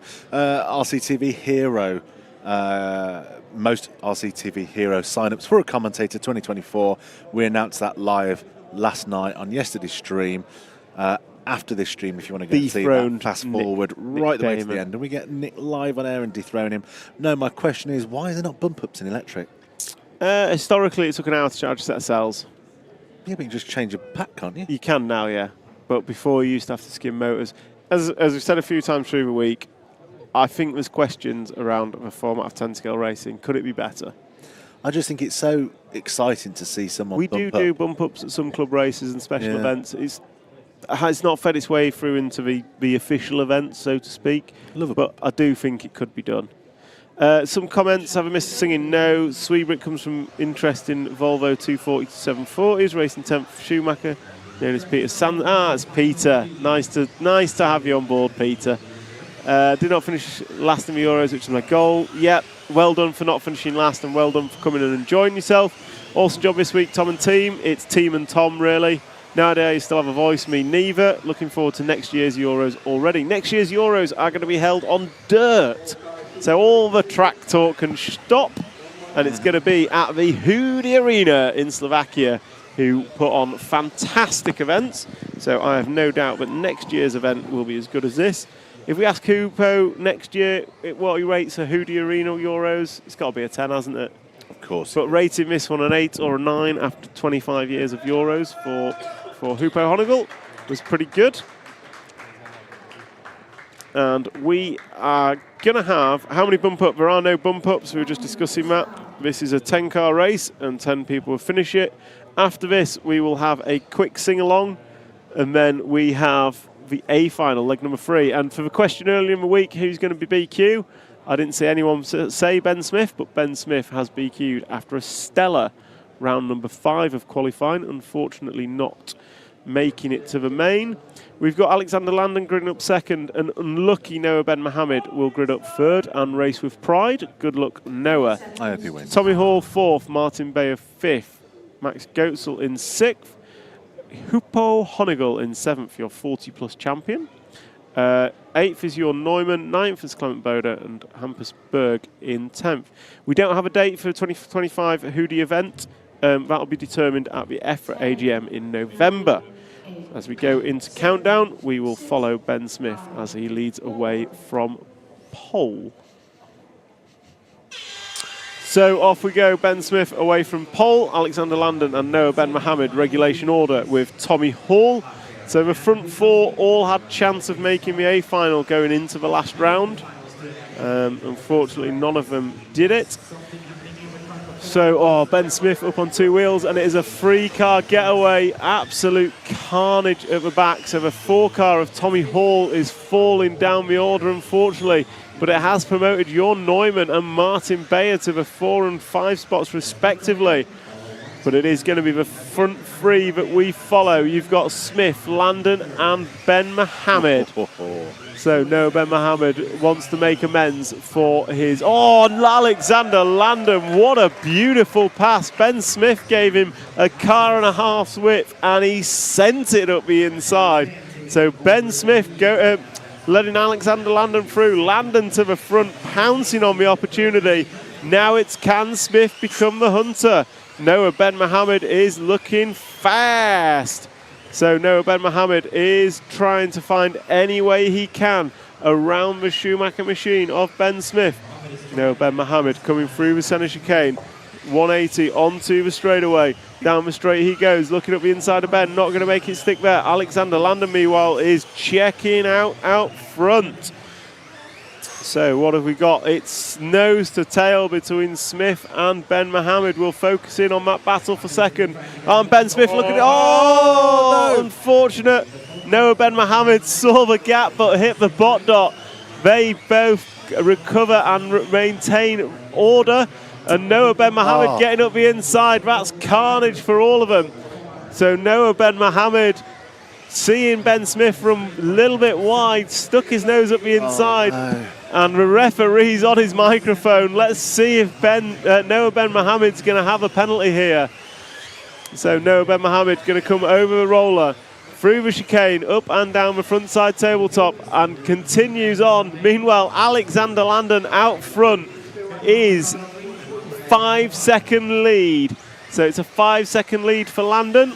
And Noah Ben Mohammed comes round the end of the straight running second. Martin Bayer going to be up to a free spot. And then comes Tommy Hall.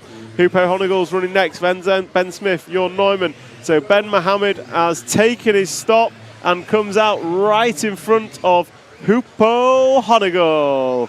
So we'll stick with this battle for... Oh, Tommy Hall's over. So this battle is now for third spot. And that third spot battle is Ben Mohammed. Hupo Honigall, oh, up the inside goes Hampus Berg. What a move from Hampus. Hupo looking to do the same thing in return. Can't make it stick. We'll stick on the 4-car battle for fourth spot. It's Berg, Honigall, Neumann and Hall. Meanwhile, Alexander Landon is gone. Martin Bayer runs second. Noah Ben Mohammed is closing up on Bayer. Ben Smith dropped all the way down to the back of the order after that, coming together with Noah Ben Mohammed, for which Ben Mohammed received a penalty. So down the straight goes our second and third battle, and then here comes the interesting one. 4, 5, 6 and 7 all together on track. Meanwhile, Alexander Landon is disappearing. Last time by a 19.0, best lap 18.8 for Landon. And Noah Ben Mohammed last time by 19.1 to Bayer's 19.4. We have 1 minute and 20 to go. 1 minute 20 to go. And down the straightaway comes the four-pack race for fourth spot. But Noah Ben Mohammed pretty much on the gearbox of Martin Bayer now. This battle for second and third position. So we will pick up the battle down the straightaway. Martin Bayer, Noah Ben Mohammed. Ben Mohammed throwing everything out, bouncing off the barriers, jumping sideways where he can, through the switchback, up and down the tabletop. He is chasing down the check car of Martin Bayer, 18.9 to a 19.2. Ben Mohammed getting scrappy and just losing a couple of attempts. Last time by, full running order. Landon, Bayer, Ben Mohammed, Berg, Honigall, Neumann, Boda, Halls, Goetzel and Smith is your full running order. So where is our leader is around the end of the straight, but the closest battle on track is the Bayer and Ben Mohammed battle. So Bayer and Ben Mohammed running together. We pick up the battle at the start of the straight. We have a close battle coming into the end of the straight now. Goetzel, Hall and Boda all going at it. Oh, Hall clears out Clement Boda. He's going to wait for him. We'll pick up Alexander Landon if we drop behind them. Alexander Landon coming into the tabletop. He is going to be getting through now. So Alexander Landon is done. He finishes and takes a win of the B final. Coming through in second, Martin Bayer. Ben Mohammed going to finish third. Hampus Berg fourth. Hupo Honigall 5. And the race to the line is Jorn Neumann 6. Mats Goetzel 7. Clement Boda 8. Tommy Hall in 9. And Ben Smith in 10. Don't be giving that away yet. We've got some singing to do. No, we've got some singing to do. So that was... Let's have a look at the comments. Carl Marsden, great coverage. Tom James and Jim. Don't forget Camera Guy. Nice to listen to Rangers Topics and get to see races from home. Thank you, Carl, for the kind words. I get the clubs are struggling maybe. Winter regionals, hard work running clubs, absolutely. Let's go Noah Hupo for 40-plus title. He's won it. Back-to-back 40-plus champion. Don't worry, Neal Cragg's going to sign up and come to Hoodie Arena to give Hupo a challenge. Or Lee Martin might be 40-plus next year. Are you looking the race at all? Yep, we watched the race, don't worry. The most composed driver won, absolutely. He sure did. Alexander Landon drove a fantastic race. So I'm joined in the booth by Mads Skomberg once again. Mads, what's going to happen in leg 3? In leg 3, I think it's going to be even more exciting, maybe. I've done some calculating. Oh, now we like this. There's only 3 guys that can be number 2. So we have Bruno Coelho has won A1 and A2. That's correct. He has not dominated like it sounds on paper. Mikael Orlowski brought it to him in A main number 2, but didn't quite have enough. So Bruno's our champion. We have Orlowski, Widmeyer and Karup fighting for the second place. So Orlowski has 2 2s. Yes. Widmeyer has a 3. Karup has a 3, Hattinen has a 4, yeah, and Ronnefolk has a 5. Yeah. And there is Bruno will not go, so Bruno does not go. That means a 0 is on. Is it a 1? It's a 1 on offer. The moderator has so much energy. I do love RC cars. You are right. RC has given me so much through my life, and I love to give back. So if I go to... Yeah, so there's 1 point on offer for the winner of the main. We don't do a 0 main. Let's go, David. On and off. Do you know what happened? Not sure what we're on about on and off. Go Pekka, go Una. So yeah, I think it's going to be a good final. With no Bruno out front, I think there's going to be a battle on our hands. Widmeyer shows some very good pace in the qualification, I think. Yeah, so Widmeyer's been quick and consistent. Yeah. Orlowski's obviously been quick. I think he was throwing everything at it last time. And Karup never wants to be outside the podium, so he wants to fight for this. And we know Karup can do some serious driving. So these guys... I have to say congratulations to my teammate Landon for the B final. Yep, Landon drove a B final win well, but he was also given a good start. Yeah, of course. Everyone coming together behind him. Bruno not here. No Vincent. Bruno's won A1 and A2, so Bruno will not drive. Widmeyer will win this heat. Ooh, interesting. Bruno doesn't need to run. It's the best 2 out of 3. He's won A1 and A2, so the only way he could lose is by getting a penalty. And he can only get a penalty if he runs. So generally, if people have won the first 2 finals, they do not run the 3rd and final one. Are they even allowed to drive the 3rd? I don't know if they're allowed. I thought they were. I thought it was driver's choice. I'd be surprised if they're not allowed, but it's a big risk. You make a silly mistake and something happens.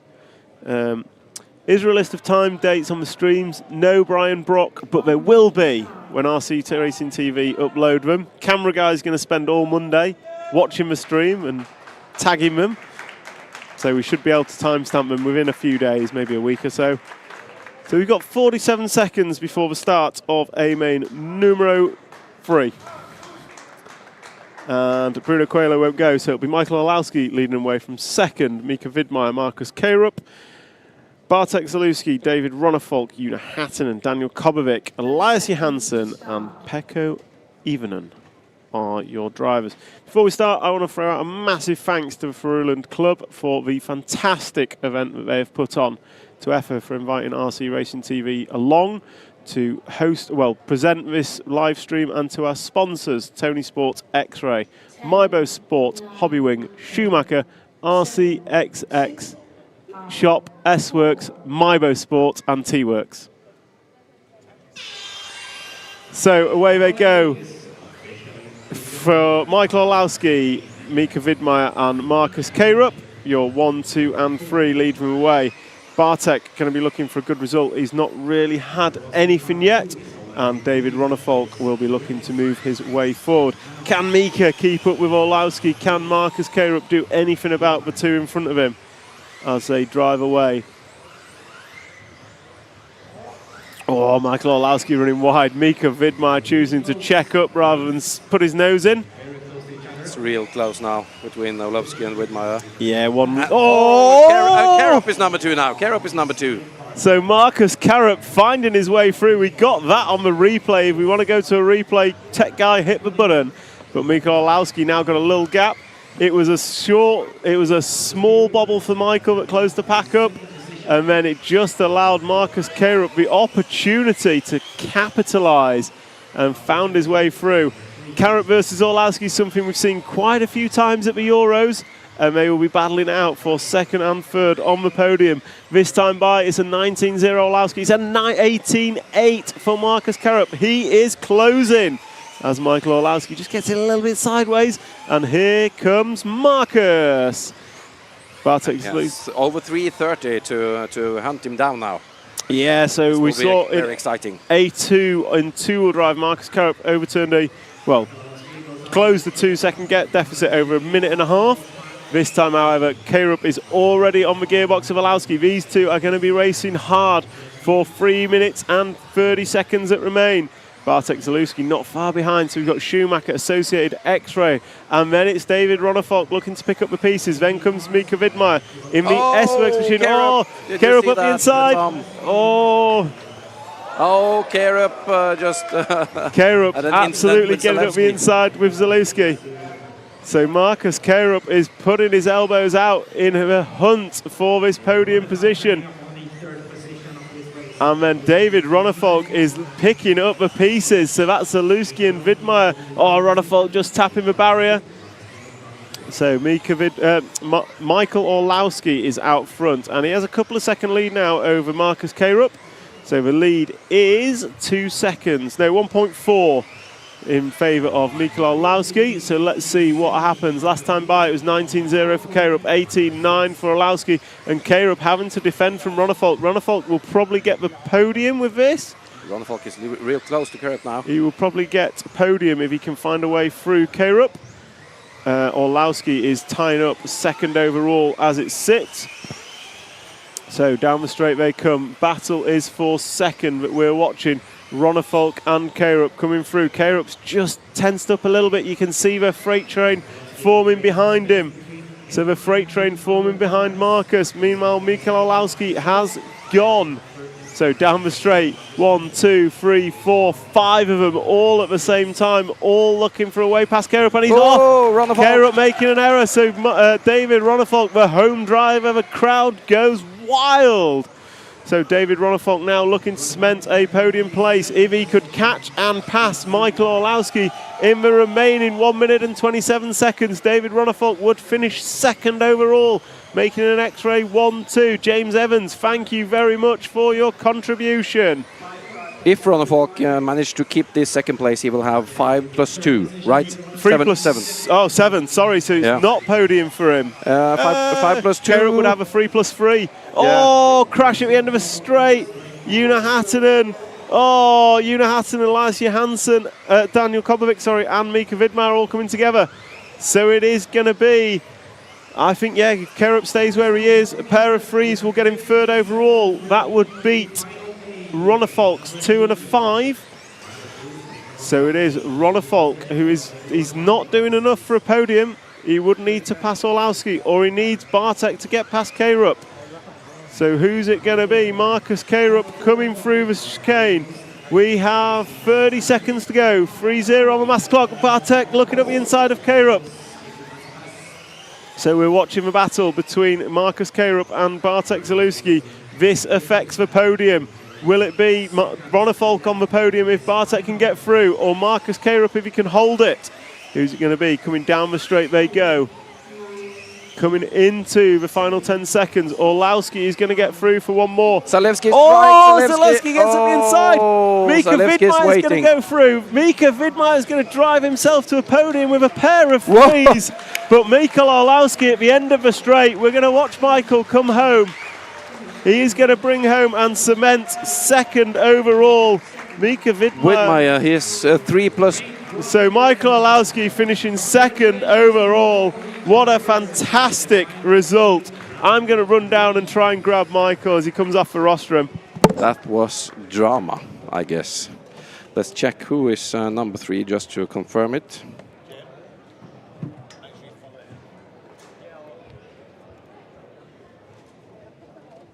It has to be Widmeyer.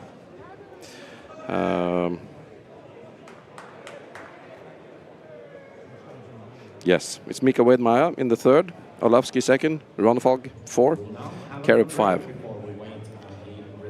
And Tom is out for some interviews. Yes, we're good. Thank you. Bye. So Michael, so close yet so far. How does it feel? It's okay. Bruno was in a different league, and I was second all week. So the last one was just there to cement the second place, and we go home with first and second like last year. And standing on both podiums as the only one here this week, so it's been not too bad. And leg 2, you really seemed to bring it to Bruno. Was that you just driving at 105% and trying to hold on, or did you feel like there was more to go at in that one? No, I was driving at 150 and he was driving at 50%, so the gap was smaller on time, but I could see he has a lot more space to go quicker. Okay, well, 1 and 2 for weeks, not too bad. Congratulations on your two-wheel drive championship, and good luck at the Touring Car Worlds next. Yeah, I'll go tomorrow and fly to California. I guess Bruno is doing the same. We're going to California to practice over there, and then the next race will be the Worlds over there. No rest for Wicked. Well, congratulations anyway, and good luck at the Worlds. Thank you. Thank you. So that was Mika Orlowski finishing second, and I believe we have Mika Widmeyer. I'm just going to check. Have you checked already? No. So I'm fairly certain we're going to do it anyway. So Mika Widmeyer with a third in the last leg, 2 threes. That's going to put you third on the podium. How does it feel? It feels amazing because before I came here, I didn't expect that, and I hoped for an A main, but never thought about the podium finish, and so that I get it is just amazing. Well, congratulations. I think brilliant driving all through qualifying, consistent, maybe not the fastest single lap at times, but you dialed in that consistency and it's worked for you through the finals. Yes, that for sure. They always call me medium time constant. That was the key today. Absolutely. Well, congratulations and well done, Mika. Thank you. So that's a wrap of the European Championships here at Malmo, Sweden. Massive thanks to Fruland Club for the event that they have put on. Well done to all our drivers, especially our winners, Michael Orlowski in 2-wheel drive and Bruno Coelho, a deserved 4-wheel drive champion. They go home with the titles, and as you heard with Mika, they move on to they move on to their next races. From me, I want to thank our sponsors, T-Works, X-Ray, Mybo Sport, Hobbywing, Schumacher, RCXX Shop and S-Works for allowing us to bring this fantastic coverage. Obviously EFRA for inviting RCTV along to present this coverage. We will be signing off shortly, but once again, thank you very much for all you that have joined at home, and we look forward to bringing you the next events. Thank you and good night.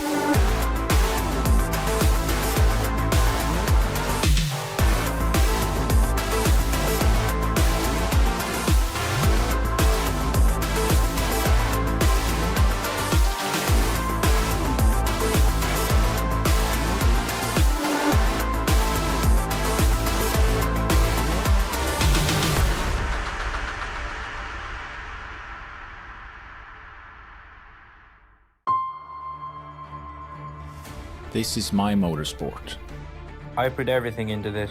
it's given me so much more back. The best friends The best moments. The best skills. and experiences. I put hours into tuning the setup of my car. From camber to toe. to differential, The shocks, tires. body and wing. Adjusting everything in search of perfection. Lap after lap after lap. I practice endlessly on track. And then it's time to race. We are in for a barnstormer. Wants to make the oh, he makes a move stick. Ronald has a look down the inside, can't find a gap there. What's it going to be? It's a race to the line, and Skidmore takes it. Killick gets a kick down the straight. Oh, Walters going for the lead. Through for the third spot. It looks like Newman's got it. Bruno gets the jump off the start, and Ronald Volker, it's all gone wrong for him. Your European champion, Dario Balestre. Racing at every level is hard. And it doesn't always go your way. Letting Newman. Oh, Newman's had a nightmare. Oh, and that's figure eight rolling. Spot on the pony. Oh, Garo's over. Oh, Ballestri's flamed out. Ballestri's flamed out. They can stop. Oh, Correction is just gone. He's taken out the fence. Oh, and he's caught the cone of justice. Oh, he's broken. Valkyrs is broken. Sometimes you lose, but you'll never forget the important things you win. I've made the best friends through RC. I joined a team through RC. I traveled the world through RC. I have a career through RC. I have a business through RC. I have a family through RC. Together we race, and together we win. Whoever you are, You can race with us. RC is the most accessible motorsport on the planet. RC is my motorsport. I put everything in. it's giving me so much more back. Thank you, thank you, thank you.